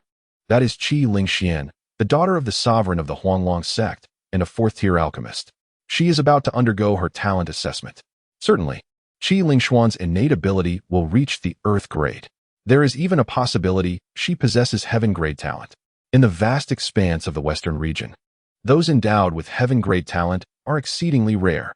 Yet, Qi Lingxian may not necessarily possess such heaven grade talent. As they engaged in this discourse, the young woman clad in white, Qi Lingxian, had already lifted her hand to rest upon the glowing pillar. In an instant, the light surged upwards, swiftly surpassing the halfway mark before the ascent of the radiance began to slow. Amidst the astonished gazes of the crowd, the radiant light reached precisely 3/4 of the height of the luminous pillar, signifying that her innate talent had ascended to the celestial grade. The audience gasped in unison. A genius endowed with celestial talent. Almost all eyes converged upon Qi Lingxian. Even the esteemed Dean Xianyun could not refrain from casting several glances her way. Beside Dean Xianyun, Elder Hong Xian stroked his beard with satisfaction, remarking, "I am well aware of this young lady. She is the cherished daughter of the sovereign of the Royal Dragon sect, and currently the most gifted alchemist among the younger generation. At merely 20 years of age, she has already attained the rank of a 4th-tier alchemist, which is truly remarkable." Dean Xianyun nodded in rare agreement, recognizing Qi Lingxian not only for her celestial talent but also as an alchemist. In the realm of Pings, alchemists are exceedingly scarce, and once Qi Lingxian matures, she is destined to become a revered powerhouse in the region. At that moment, Qi Lingxian offered a gentle smile to the instructor recording the results before departing. Aware that numerous gazes were fixed upon her, she resolved to maintain an air of composure and grace. Many young men were captivated by her presence, for her exceptional beauty and talent suggested that winning her affection would indeed be a stroke of fortune beyond measure. Meanwhile, the talent assessment continued. Shortly thereafter, another individual was revealed to possess Earth-grade talent, a chubby youth with an air of arrogance about him. Someone remarked, "Isn't this the youngest son of the Li family, Li Buman? I hear he has already reached the rank of a 3rd-tier alchemist. Such talent is indeed formidable." It is truly remarkable that both individuals who passed the talent test are alchemists. However, Qi Lingxian undoubtedly surpasses Li Buman. Li Buman initially sought the admiration of others, only to find himself being compared unfavorably to Qi Lingxian, which left him quite displeased. His expression darkened, and he found himself harboring resentment towards Qi Lingxian as well. The third individual to be assessed with Earth-grade talent was a genius hailing from a great nation. Subsequently, over 20 geniuses with Earth-grade talent were identified. Yet, aside from Qi Lingxian, no one achieved heaven-grade talent. In last year's freshman entrance examination, 3 individuals with heaven-grade talent were revealed. The audience began to murmur. Could it be that Qi Lingxian is the sole individual to possess heaven-grade talent? Patience is key. Nearly half of the participants have yet to be tested. I have high hopes for Qi Yu from the Lingji family. I believe he must possess heaven-grade talent. The crown prince of Xian Kingdom, Wen Yuqiu, has yet to be tested. Additionally, there is Yu Changjing, the daughter of the city lord of Shiyu. Zhu Hazhou from the Asking Heart Palace, Lu Jing from Sanyu sect, and Xia Zequan from Nanshan Kingdom. As the discussions continued, many even placed bets on whether the talents they favored would attain heaven-grade talent. At that moment, a petite girl with dual braided pigtails stepped forward, her charming visage captivating all eyes. With a graceful demeanor, she approached the column of light, her gaze flickering momentarily before she placed her hand upon it. In an instant, the brilliance filled 3/4 of the column, the ascent of the light gradually slowing, yet continuing to rise. This unexpected scene left everyone astonished, their eyes wide with disbelief. My goodness, a talent of celestial caliber. Who is this young girl? Even the instructor responsible for the light column test was rendered speechless. He never anticipated that this charming young lady possessed such extraordinary talent. The elders seated at the front abruptly rose, their gazes fervently fixed upon the girl with twin braids. Dean Shen Yan, too, was transfixed, his eyes glued to the radiant column of light that continued to ascend. Although the pace had slowed, the fact that it was still rising remained undeniable. The crowd held their breath in anticipation. Even the candidates could not help but direct their attention to the luminous column. Buzz! The brilliance filled the column, erupting into an extraordinarily dazzling display of 7 colors. Dean Shen Yan could not restrain himself any longer. He stood up, his expression one of disbelief as he gazed at the petite and adorable girl, his lips curling into an involuntary smile. He nearly succumbed to his excitement and rushed toward her. The spectators were left in utter shock. This was truly a prodigy of unparalleled talent. Who on earth is she? My heavens! When did such a genius emerge in the Western Plains? At that moment, the instructor quickly checked her information and excitedly read it aloud. Jiang Xianyue, 17 years old, at the 9th level of the Xian rank, hailing from the Xuanwu Kingdom, with celestial caliber talent. All present were cultivators and could hear the instructor's words. 9th level of the Xian rank. What tier of a country is Xuanwu? How have I never heard of such a place? My word. She actually possesses celestial caliber talent. Xuanwu Kingdom? I am aware. It is a 7th-rate nation situated at the border. A small country has unexpectedly produced a peerless genius. The crowd is astounded. The elders of the Western Region Academy fervently beseech President Shen Yan, stating, President, you must retain her. This child is an unparalleled talent. In Chapter 94, Let Me Go First, President Shen Yan discerns the elders' unspoken intention. Even if Jiang Xianyue fails to pass the subsequent trials, she must be retained. For it has been an eternity since the Western region has witnessed a genius capable of illuminating the testing beam to its fullest brilliance. Shen Yan composed himself and, striving for a calm demeanor, replied, I am well aware of this matter. Please take your seats. The candidates gazed at her with various expressions. Many whispered among themselves about Jiang Xianyue, their words tinged with admiration, jealousy, and astonishment. At that moment, Shen Yan, still in line, also witnessed Jiang Xianyue illuminating the testing beam. Her expression remained unchanged, yet a faint smile graced her lips. Zhuge Yulin raised an eyebrow and swiftly tugged at Zhuge Weiron's sleeve, asking, The Xuanwu nation? Isn't that right next to our chiefing nation? Brother 7. Do you know this girl named Jiang Xianyue? I have met her once, Zhuge Weiran replied, casting a glance at Shen Yan. For both had participated in the same competition within the Lingyan forest, where Jiang Xianyue had also been present. However, at that time, she concealed her true prowess. Meanwhile, within the waiting area, Qi Lingxian observed Jiang Xianyue entering the space, her expression subtly shifting. As Jiang Xianyue merely stepped into the waiting area, she was immediately surrounded by numerous individuals eager to befriend her. Qi Lingxian cast her gaze downward, disapproving of the pressure others exerted upon her. In response to the flattery directed at her, Jiang Xianyue offered a polite smile, refraining from engaging in extensive conversation. The young men, feeling subtly rebuffed, found themselves somewhat irked. Reflecting inwardly, were it not for Jiang Shenyue's remarkable talent, they would hardly desire her friendship. What airs was she putting on? Did she truly consider herself invincible? After a brief interlude, Another individual exhibited a talent level that reached the celestial tier. The brilliance of his aura barely ascended to 3/4 of the height of the light column, thus qualifying him as possessing celestial talent. This individual was none other than Zhu Hezhou, the son of the master of the Wuxing Palace. At over 19 years of age, he boasted a cultivation level of the 8th stage of the profound realm. Naturally, Zhu Hezhou's emergence as the third individual to possess celestial talent drew significant attention. With a confident smile gracing his lips and a sparkle in his eyes, he wore a striking red garment, an outfit originally chosen by Shen Yan at a marketplace, later purchased at a high price by Zhu Miaoqing. Zhu Miaoqing followed closely behind to partake in the talent evaluation. However, her results fell slightly short, only achieving Earth-tier talent. Though she felt a twinge of disappointment, her joy for her brother's achievement overshadowed her own. She hastily approached Zhu Hezhou, affectionately linking her arm with his. "Brother, congratulations." Zhu Hezhou nodded with a smile. Both siblings possessed commendable talents, garnering the attention of numerous elders and mentors from the Western Academy.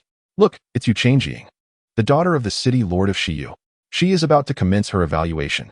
As the crowd turned towards the sound, a young woman clad in a white dress gracefully approached. Her exquisite oval face bore a hint of makeup, with cherry lips and a delicate nose. Her gentle and captivating gaze exuding an aura of warmth that made her exceptionally approachable. A subtle smile played at the corners of her lips, and her eyes sparkled with a soft curve. She placed her hand upon the testing pillar.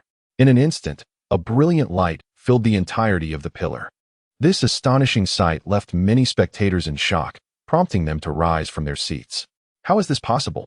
The esteemed director Shen Yan, along with several elders and mentors of the academy, displayed expressions of astonishment, barely concealing their excitement, almost rushing forward. Another prodigious talent, and one with a complete array of innate abilities. The mentor's voice quivered with exhilaration. Yu Changjing, 18 years of age, with a cultivation level of Earth Realm 1st stage. Hailing from the Western Region City, possesses a celestial talent. The crowd fixated their gaze upon Yu Changjing. Not only did she hold a prestigious status, but her extraordinary talents also commanded respect. Meanwhile, the lord of the Western Region City, seated among the audience, wore a satisfied smile. Indeed, she was his daughter. How remarkable Yu Changjing was. Whispers circulated that her temperament was rather fierce. "Who dares to speak ill of my goddess? Have you not seen her gentle and enchanting demeanor?" As the lord, it was only natural for him to possess a pillar capable of assessing innate abilities. A young man in line looked at Yu Changjing with fervent admiration, thinking, "How beautiful she is! How wonderful it would be to marry her." It seemed Yu Changjing caught wind of his thoughts, for she glanced in his direction and offered a faint, warm smile. The young man's heart raced with fervor, becoming increasingly enamored with Yu Changjing. Presently, the prodigies who have attained the celestial grade talent include Qi Lingxian, Jiang Xianyue, Zhu Hezhou, and Yu Changjing. The number of individuals who have surpassed the terrestrial grade talent exceeds 30. Soon, it would be the turn of Shen Yan and her companions. Before that could happen, however, another individual's testing column was filled with radiant light. This individual was Wen Yuchu, the prince of the Xian kingdom. He wore a half-mask that concealed one side of his face. The reason for this mask was a childhood incident involving a fire that had scarred half of his cheek, leaving unsightly pits and marks. Thus he opted to wear the mask. The portion of Wen Yuchu's face that was visible was strikingly handsome. His lips were exquisitely shaped, full and rosy, while his elongated eyes, when fixed upon another, exuded a palpable sense of pressure, imbued with a hint of melancholy and depth. Currently, Wen Yuchu's cultivation stood at the 2nd level of the terrestrial realm, making him the highest among those who had already been assessed for their talents. Hence, when his celestial grade talent was revealed, none were surprised. What astonished them was the sheer number of prodigies this year who possessed such exceptional celestial grade talent. Zhuge Yulin observed these scenes with mounting excitement. Unable to contain himself, he inquired, "Shen Yan, do you believe I can achieve celestial grade talent?" Shen Yan replied coolly, "I do not know." Zhuge Yulin, brimming with confidence, declared, "I am certain I possess celestial grade talent. If not, consider it as if I never spoke." The young geniuses positioned around Zhuge Yulin exchanged peculiar and subtle glances at his proclamation. In the hearts of the onlookers, a silent mockery brewed as they mused. Did he truly believe that possessing extraordinary talent was as simple as wishing for it? Such gifts are not as commonplace as cabbages lining the streets. With merely a few individuals remaining, it was soon to be Shen Yan's turn. Behind her stood Zhuge Yulin, followed closely by Zhuge Weiran. Suddenly, Zhuge Yulin spoke up. Wait, Shen Yan, allow me to swap places with you. This way, both you and seventh brother will be able to witness my extraordinary talent firsthand. Shen Yan was momentarily taken aback. Chapter 95. Astonishment among the crowd. Shen Yan perceived an overwhelming sense of self-assuredness, perhaps even a touch of narcissism emanating from him. She acquiesced to the position exchange with Zhuge Yulin. Before long, those ahead of them had undergone their assessments, and it was now Zhuge Yulin's turn. He raised his hand to touch the testing column, only to be met with an unexpected silence. No luminescence emerged. The onlookers, who had previously deemed Zhuge Yulin arrogant, wore expressions of derision. Yet, in the next instant, radiant light surged forth, filling the column. The crowd gasped in astonishment. The instructor, equally taken aback, was met with Shen Yan's discreet thumbs up. Zhuge Weiran, with unreserved admiration, praised, Yulin, you are truly remarkable. At that moment, the instructor excitedly declared, Zhuge Yulin, aged 17, possesses a profound cultivation level of the 10th realm, hailing from the Qi Feng Kingdom, with extraordinary talent. A wave of incredulity swept through the audience. What sort of place was Qi Feng Kingdom? I have never heard of it. Two dark horses had emerged in succession, one being Jiang Xianyue from Xuanwu Kingdom, and the other Zhuge Yulin from Qi Feng Kingdom. It appears that even small locales can produce prodigies of exceptional talent. The esteemed director Shen Yan of the Western Region Academy, along with numerous elder mentors, wore expressions of satisfaction, for this year's enrollment had brought them an unexpected delight. Meanwhile, the individuals from other colleges in the Western region were consumed by envy, biting their fingers, yearning for students of such extraordinary talent. They also noted that Zhuge Yulin had not departed, and their curiosity was piqued as they observed him fixate on a young maiden clad in a delicate lavender dress. Upon catching sight of Shen Yan's visage, the countenance of the Western Region Academy's members shifted dramatically. Shen Huai, Director Shen Yan sprang to his feet, his gaze intensely focused on Shen Yan. Elder Hong Xian reacted with remarkable swiftness, proclaiming, this cannot be Shen Huai. It must be his twin sister, Shen Yan. Another elder furrowed his brow, expressing doubt. I have heard that Shen Huai's sister, Shen Yan, is a waste. How could she possibly be here? A mentor questioned skeptically. Could she have snuck in? At that moment, Shen Yan placed her hand upon the testing pillar. After a second passed, it emitted no light. Observing this, the elders and mentors of the Western Region Academy concluded that Shen Yan must have indeed sneaked in, for a waste could not illuminate the testing pillar. Yet, in the next instant, their expressions transformed in astonishment. The testing pillar erupted with an incredibly radiant brilliance, accompanied by a crisp cracking sound, culminating in a thunderous explosion. The pillar had detonated. Shen Yan swiftly conjured a protective barrier, narrowly escaping calamity. The onlookers widened their eyes in disbelief. What transpired? How did the testing pillar explode so suddenly? Shen Yan, too, found herself momentarily bewildered. At that moment, Dean Shen Yan had vanished from his seat at the front and, in the blink of an eye, appeared before Shen Yan, his gaze fixed intently upon her. The aura exuded by Dean Shen Yan was extraordinarily formidable, and his mere presence caused the surrounding youths to pale slightly, their eyes reflecting reverence. Struggling to contain the tumultuous emotions within, Dean Shen Yan summoned a colossal testing light pillar from his storage space and placed it before Shen Yan. In a restrained tone, he instructed, You shall place your hand once more upon the testing light pillar. Shen Yan's expression shifted slightly, and she nodded in agreement. All right. The onlookers, witnessing Dean Shen Yan's intervention, were taken aback, instinctively questioning whether the testing light pillar had malfunctioned. However, it was implausible for the pillar to be so easily damaged. Thus, they pondered the true cause of the situation, holding their breaths in anticipation. Before Shen Yan could rest her hand upon the light pillar, Dean Shen Yan had already cast a protective barrier. With a resounding boom, Shen Yan was shielded by the barrier, sparing her from the explosive shards of crystal. Dean Shen Yan gazed at Shen Yan with palpable excitement. He had only heard tales in the central domain of a peerless genius whose testing talent had caused a similar explosion, and that genius ultimately. With that thought, Dean Shen Yan took a deep breath, fixating on Shen Yan, and smiled as he declared, Your talent is of the transcendent grade. Transcendent grade? Shen Yan furrowed her brow. Indeed, it is the transcendent talent. Dean Shen Yan exclaimed, his voice brimming with exhilaration. The assembled crowd was taken aback by these words. their eyes wide with disbelief as they gazed in the direction of Shen Yan, their hearts overwhelmed by an immense shock. It was the first time they had encountered the term supreme talent. As the name implies, supreme suggests a level that surpasses that of heavenly talent. Who on earth is this girl? The instructor responsible for the assessment was nearly left speechless. He hastily glanced at the information recorded within the luminous orb. Shen Yan, 15 years old, with a cultivation level at the 3rd stage of the mystic realm, hailing from the southern Xia kingdom. Her talent is talent undetectable, thus recorded as stated by the dean as supreme talent. The instructor forced himself to regain composure and added. Upon hearing this, nearly everyone present etched Shen Yan's name into their memories. Not far away, Zhuge Yulin's expression mirrored the excitement of the crowd, constrained by the multitude. He could only silently give Shen Yan a thumbs up. Remarkable. Shen Yan's eyes sparkled as she pressed her lips together. The higher her talent, the more she would capture the attention of the Dean of the Western Region Academy, thus hastening her access to the Academy's 3 great secret missions. For she was in search of Shen Huai. Upon learning that Shen Yan's cultivation was merely at the 3rd stage of the mystic realm, Dean Shen Yan was somewhat astonished. For a genius with supreme talent should not possess such a low level of cultivation.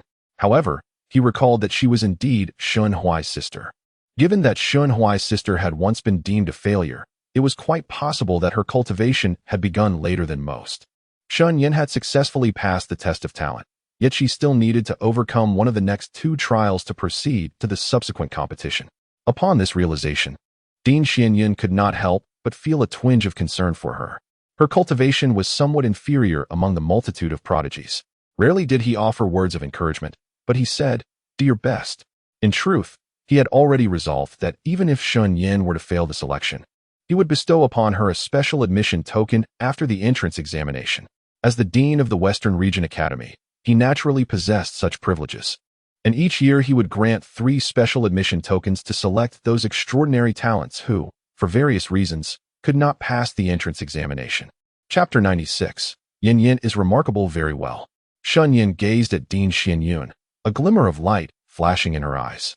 At that moment, the onlookers finally comprehended the situation. They regarded Shen Yan with astonished expressions. An exceptional talent of transcendent quality.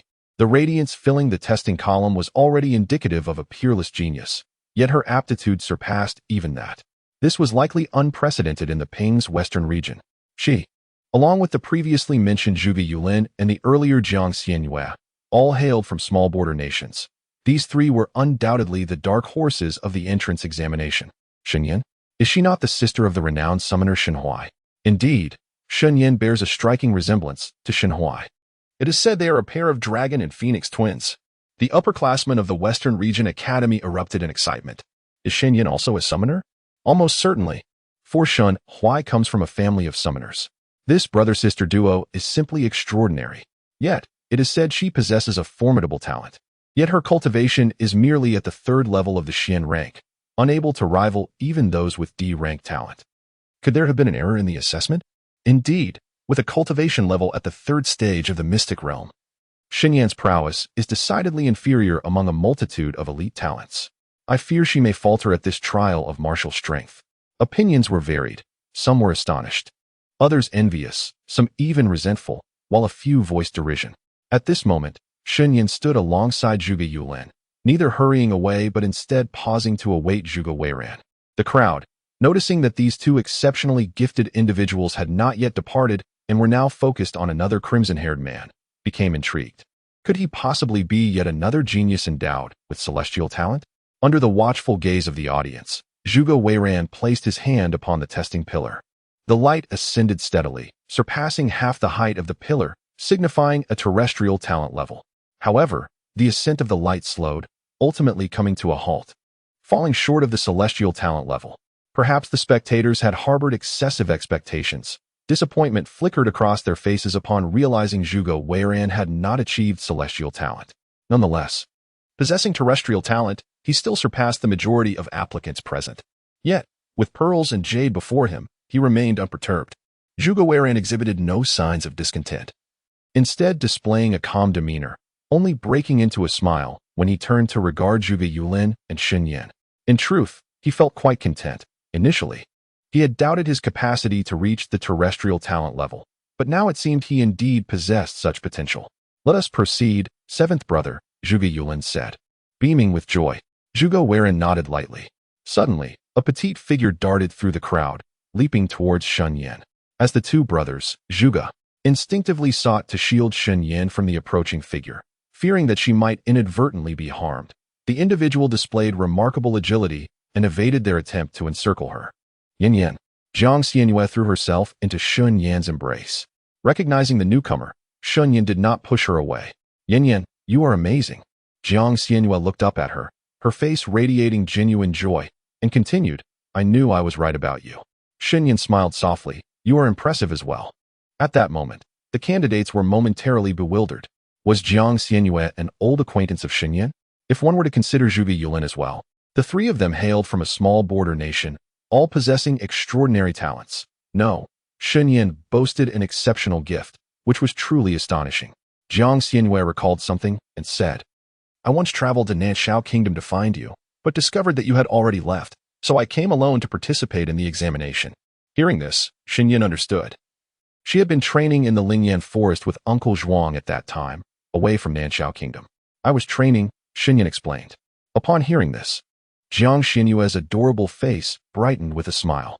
I had a feeling. Don't you think we are quite fated?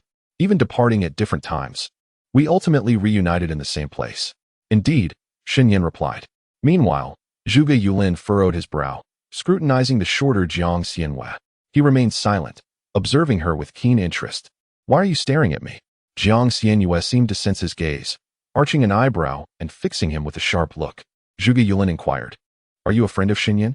Upon hearing this, Jiang Xianyue immediately glanced at Shen Yan's expression, noticing her apparent indifference, and replied with a smile, Indeed.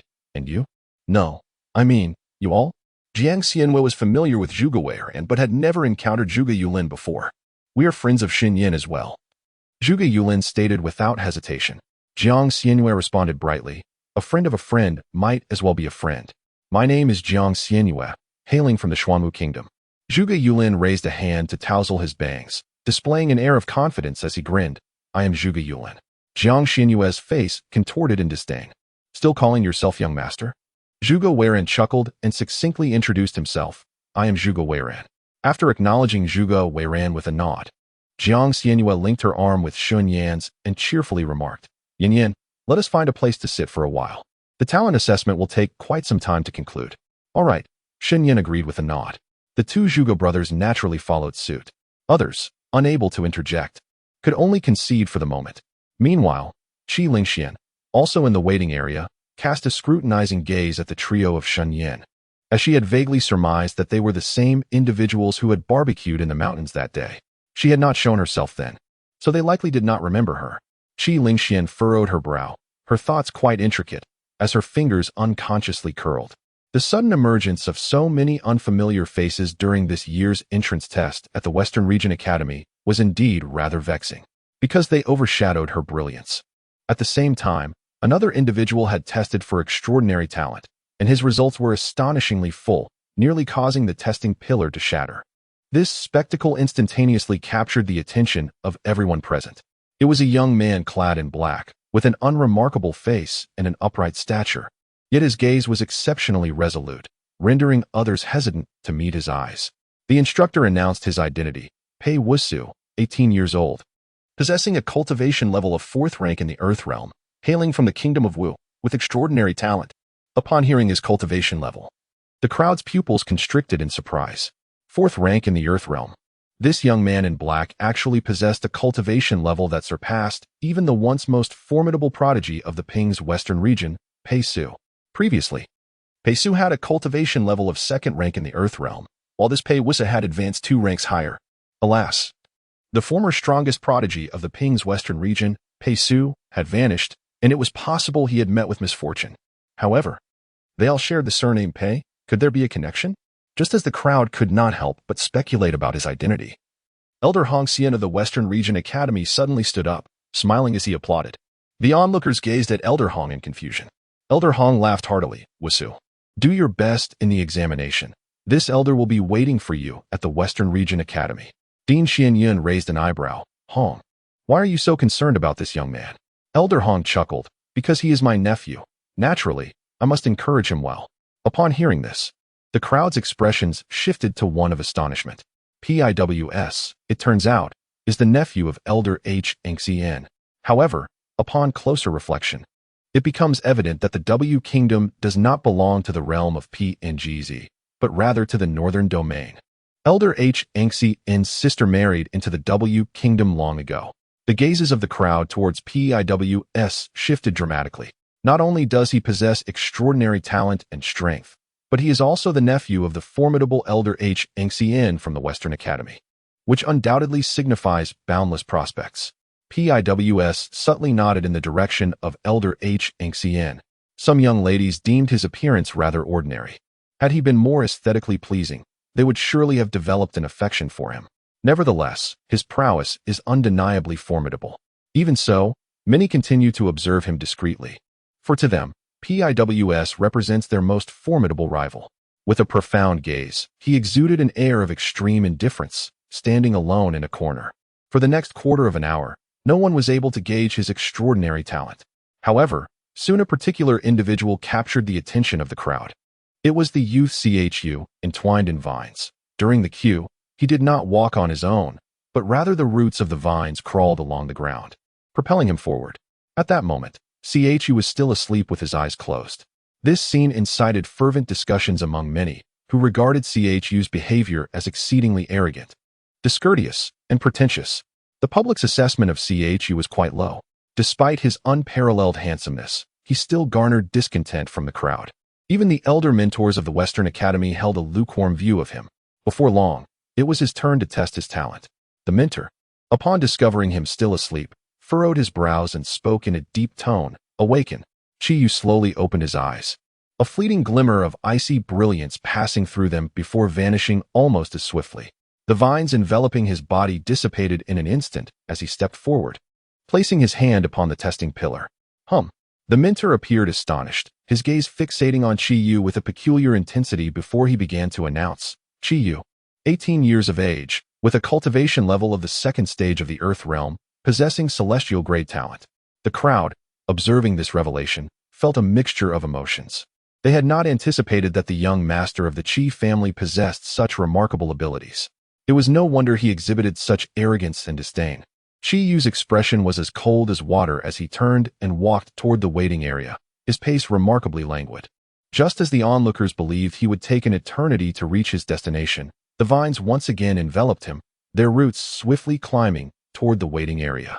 He closed his eyes once more, seemingly drifting into a deep slumber. The crowd's lips twitched in disbelief. They had never encountered such an eccentric individual. And this person was indeed an unparalleled genius.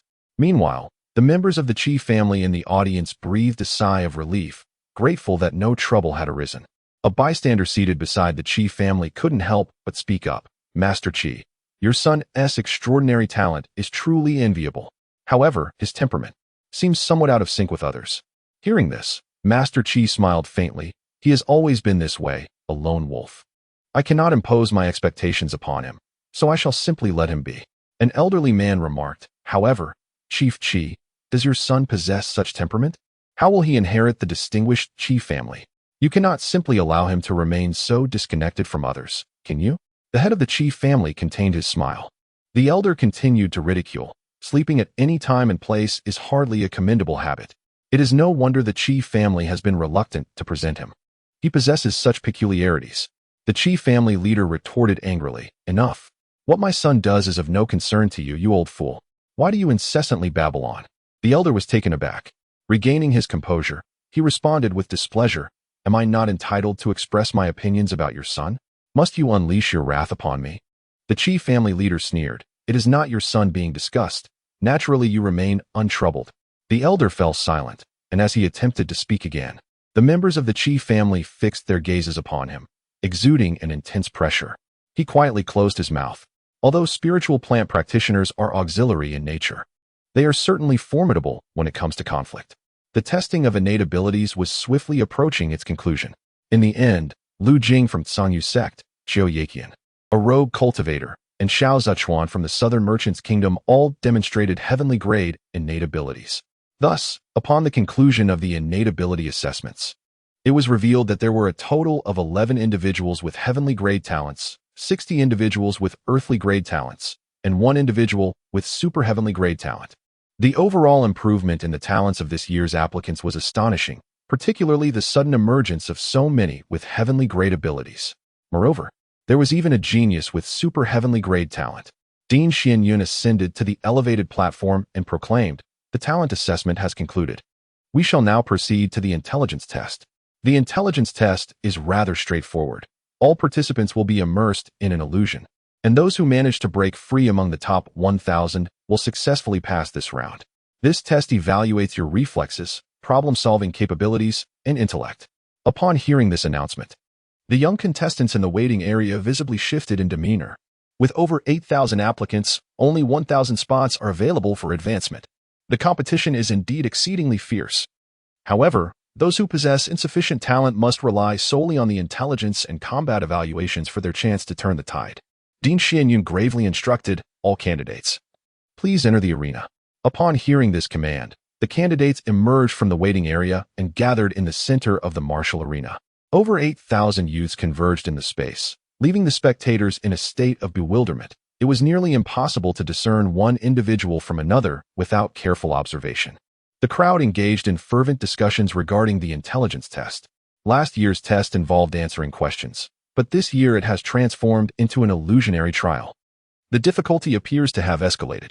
I am quite curious about the nature of the illusions they will encounter and how long it will take them to escape. Will those endowed with extraordinary talents succeed in the intelligence assessment? As the discussions among the spectators intensified, Elder Hong Xian and several other academy elders had already taken their positions on the platform, surveying all the candidates below. Elder Hong Xian summoned a square, white crystal, which began to spin rapidly, gradually emitting a soft halo of light. In unison, the elders concentrated their spiritual energy, channeling it into the white crystal, culminating in Elder Hong casting the illusion totem seal. With a resonant hum, the totem emerged, and the illusionary formation was established. In an instant, the white crystal erupted with a brilliant light, enveloping over 8,000 young individuals below. The next moment, the youths collapsed to the ground. Soon, all 8,000 succumbed. A sight so shocking that it left the onlookers astounded. Some genuinely feared for their safety. However, upon hearing Dean Shen Yan explain that they had merely fallen unconscious due to the intellectual testing illusion, the crowd breathed a sigh of relief. To ensure the safety of the youths, Dean Shen Yan promptly erected a formidable barrier within the martial arena to prevent any intrusions. Unable to contain his curiosity, one person inquired, "Dean Shen Yan, when will they awaken? What is the nature of this intellectual testing illusion?" Without a flicker of emotion, Dean Shen Yan replied, "They shall awaken once they break through the illusion. As for the content of the illusion, please observe." He slowly raised his hand, and a scene materialized in midair. It depicted the landscape of the illusion. A puzzled individual asked, "Dean Shen Yan, why is there only the scene and no sign of them?" Upon hearing this, the crowd understood. Indeed, each of the 8,000 youths experienced their own unique illusion. To display them all would require 8,000 separate images, an impossible feat. Thus, they could only await patiently. Soon, a quarter of an hour had passed. Yet no one had awakened. As boredom settled among the group, they sought ways to occupy themselves. Someone proposed, "Why don't we speculate on how long it will take for the first person to break free from this illusion?" Merely guessing seemed futile. Thus, they decided to wager. "All right, let us bet. I wager that someone will awaken in an hour." Meanwhile, a quarter of an hour earlier, Shen Yan reopened her eyes, her gaze sharpening slightly. Before her lay 3 diverging paths, each leading to a distinct route. The left path was strewn with volcanic ash and the remnants of molten lava. The middle was covered in grains of sand, while the right path was composed of solid ice. These paths likely corresponded to a volcano, a desert, and a glacier. Although she was acutely aware that this was merely an illusion, she remained perplexed about how to unravel it. 3 roads. Shen Yan's gaze narrowed in concentration. Pondering how to proceed, she refrained from immediately choosing a path, while most of the other candidates had already selected their routes, compelled to move forward and explore. Suddenly, her attention was drawn to a blooming celestial bud flower on the opposite cliff. It was nearly invisible unless observed closely, as the dim light of the cliff obscured it, and the flower itself was a muted gray.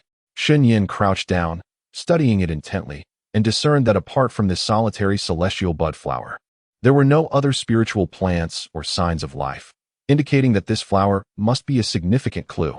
Having perused numerous texts on spiritual flora, she recalled that the celestial bud flower was classified as a low-tier spiritual plant, typically found at the edges of volcanoes. Choosing the leftmost volcanic path, Shen Yan rose to investigate the enigmatic road ahead. The closer she approached the volcano, the more intense the heat became. Soon, Shen Yan arrived at the forefront of the volcano, which emitted small bursts of flames, surrounded by countless gray celestial bud flowers. These celestial bud flowers resembled those on the sheer cliffs. Shen Yan remained somewhat perplexed about how to break the illusion until her peripheral vision caught sight of an area that seemed to have been excavated. Her gaze shifted, and she quickly advanced to examine it. She had garnered the knowledge she sought. Attempting to summon her spirit phoenix sword, she was pleasantly surprised to find that she could indeed call it forth. Cautiously scanning the cliffside, she unsheathed the spirit phoenix sword, lightly tapping her toes before driving the sword into the cliff for support. With a piercing clang, she deftly plucked the celestial bud flowers with her other hand. Once secured, she swiftly withdrew the sword from the cliff, using her foot to push off a stone, propelling herself back to her original position. She sheathed the sword and, clutching the celestial bud flowers, made her way to the volcanic site. There, she buried the flowers in the freshly disturbed earth. In that instant, the flowers erupted with an extraordinarily brilliant light, prompting Shen Yan to shield her eyes. The next moment, she heard the cacophony of voices around her. Slowly, she opened her eyes to behold the blue sky and white clouds, along with the crowd in the Western Martial Arena. Rising, she discovered a throng of people sprawled on the ground, utterly devoid of dignity. They had awakened. The audience in the stands immediately observed Shen Yan's movements, their expressions filled with astonishment. It had been less than 2/4 of an hour since the candidates had entered the illusion, yet Shen Yan had already shattered it. She was Shen Yan, the prodigy endowed with extraordinary talent. It was truly unexpected for her to secure first place in the intelligence test. I had underestimated her. She truly is the greatest dark horse. The president of the Western Region Academy and others looked at Shen Yan with admiration. The illusion test is neither overly difficult nor entirely easy, as it assesses one's intelligence, reflexes, problem-solving abilities, keen observational skills, and judgment. Thus, breaking the illusion serves as a testament to one's cleverness. Among the 3 tests, talent, intelligence, and martial prowess, excelling in any 2 grants the opportunity to qualify for the second round of challenges. After a brief moment, another individual awakened, Pei Wusu. His swift escape from the illusion was anticipated by the crowd, hence they were not taken aback. Pei Wusu's gaze turned towards the waiting area, where only one person lingered, Shen Yan. He slowly lowered his eyes, concealing the emotions within, and walked towards the waiting zone, maintaining a considerable distance from her. Gradually, others began to awaken. After 2 hours, the first 1,000 individuals who had broken free from the illusion emerged. Except for Qiyu. All those with extraordinary talent had successfully escaped the illusion, leaving only Qiyu to be awakened. Many believed that Qiyu could pass the intelligence test, yet they underestimated him. Some could not help but speculate. Could it be that Qiyu is a fool? He remained silent, napping at all times and showing little interest in others. Such a possibility exists. The numerous elders and mentors of the Western Region Academy were rendered speechless. Qiyu was indeed an eccentric individual. They had never encountered anyone quite like him before. After the conclusion of the intelligence test, Dean Shen Yan stepped forward and solemnly announced, "The aptitude and intelligence tests have concluded. You may take a brief respite of 15 minutes. The martial prowess test will follow." The candidates in the waiting area appeared ashen, for many among them had failed both the aptitude and intelligence tests, rendering them unqualified to progress to the next round of competition. However, those confident in their abilities were reluctant to relinquish their final opportunity, as they aspired to receive a special invitation from Dean Shen Yan. Amidst the crowd, Zhuge Yulin could not restrain himself from giving Shen Yan a thumbs up. "Shen Yan, you were the first to emerge from the illusion, truly impressive." "Of course Shen Yan is remarkable," Jiang Xianhua scoffed lightly. Zhuge Yulin narrowed his eyes. "Hey, why do I feel like you have a particular grudge against me?" Jiang Xianhua feigned innocence. "Do I?" Zhuge Yulin. He found himself unable to produce any evidence, yet he instinctively sensed that Jiang Xianhua harbored a dislike for him. Whenever he spoke to Shen Yan, Jiang Xianhua never offered him a pleasant expression. Could it be because of Shen Yan? Zhuge Yulin felt perplexed, casting a subtle glance at Jiang Xianyue. Jiang Xianyue bestowed upon him a benevolent smile. Shen Yan discerned that Jiang Xianyue was subtly targeting Zhuge Yulin. She cast a fleeting glance at her. Jiang Xianyue was strikingly charming, possessing a touch of youthful allure, with her hair styled in two playful braids, her round head exuding an endearing quality. When she smiled, it was genuinely sweet, capable of uplifting anyone's spirits effortlessly. It seemed Jiang Xianyue sensed her gaze as she gradually lifted her head, her eyes sparkling. She declared, "Yin Yin, let us enter the Western Region Academy together." Shen Yan softly acquiesced. Observing this, Zhuge Yulin also chimed in with a grin. "Little Yin Yin, let us enter the Western Region Academy together. Let us secure the top spot." Little Yin Yin? Shen Yan's brows furrowed slightly, and with a touch of exasperation, she retorted to Zhuge Yulin, "Please speak properly. Do not call me that. It is distasteful." "Very well, Yin Yin." Zhuge Yulin flashed a toothy smile, arms crossed over his chest. Jiang Xianyue's expression darkened. She recognized his mocking tone and lowered her gaze, concealing the murderous intent in her eyes. Shen Yan immediately sensed a hint of menace emanating from Jiang Xianyue, her expression tightening momentarily. Jiang Xianyue was indeed a perilous individual, and Zhuge Yulin was no saint either. It appeared that Zhuge Weiran was the only one who could be deemed honorable among them. Rationality urged her to avoid mingling with Zhuge Yulin and Jiang Xianyue. Yet at this moment, they flanked her on either side. It seemed she would have to wait until they entered the Western Region Academy to find an opportunity to separate from them. Before long, a quarter of an hour had elapsed. Dean Xinyun began to speak. "Next, we will conduct a test of martial prowess, utilizing a grand melee format. The event will consist of 20 rounds, with approximately 400 participants in each round, ultimately determining 50 victors. By the conclusion of the 20 rounds, only 1,000 individuals will have successfully passed the martial assessment." Upon hearing these rules, the crowd could not help but gasp in astonishment. The prospect of over 400 individuals engaging in a chaotic battle was undeniably thrilling. The spectators, seated in the stands, were captivated, as they relished the excitement of martial contests. This phase of the martial test would rely on both strength and fortune. Some participants might cleverly navigate their way through without being eliminated. However, Dean Xianyun continued, "In this martial assessment, there will be no platform. Thus, the victors must be the final 50 standing individuals. Those who fall will be deemed losers. Furthermore, it is imperative to note that no one may take a life during this test. Any participant found guilty of killing will be disqualified." Upon hearing this additional rule, the expressions of the crowd shifted dramatically. Did this not imply that luck could not be relied upon, and only raw strength would suffice? Naturally, those with superior abilities would seek to overpower the weaker opponents.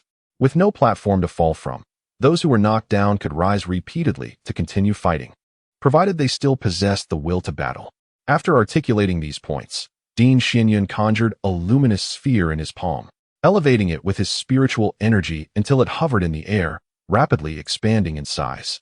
He announced, "The luminous sphere will randomly select candidates for the first round of the martial test." The sphere spun swiftly before gradually decelerating. The candidates, filled with anticipation, fixated on the sphere as it soon projected over 400 names along with their basic information. The chosen youth felt a sense of unease within. In the first round of the martial prowess test, there were individuals such as Pei Wusu, Qi Lingxian, and Zhu Miaoqing. Together, they emerged from the waiting area. Over 400 participants gathered in the expansive martial arena, with the battleground situated at its center. The adjudicator for this martial assessment was an elder from the Western Region Academy. The elder surveyed the assembled crowd, noting their instinctive spacing, and with a grave expression, announced, "The first round of the martial prowess test begins." As his words resonated through the arena, the participants sprang into action almost simultaneously. Swords clashed. Most of the youths possessed cultivation levels around the first realm of the profound rank, and thus, they were swiftly overwhelmed by those of higher cultivation, sent crashing to the ground. Yet, at that moment, no one dared to lay a hand on Pei Wusu, for he was the highest cultivator among all the candidates. Pei Wusu maintained an impassive expression, his gaze profound. With a graceful flick of his hand, a long sword, entirely black in hue, materialized in his grasp. He chose not to initiate an attack, wishing to conserve his strength for the subsequent round of competition. However, challengers still approached him.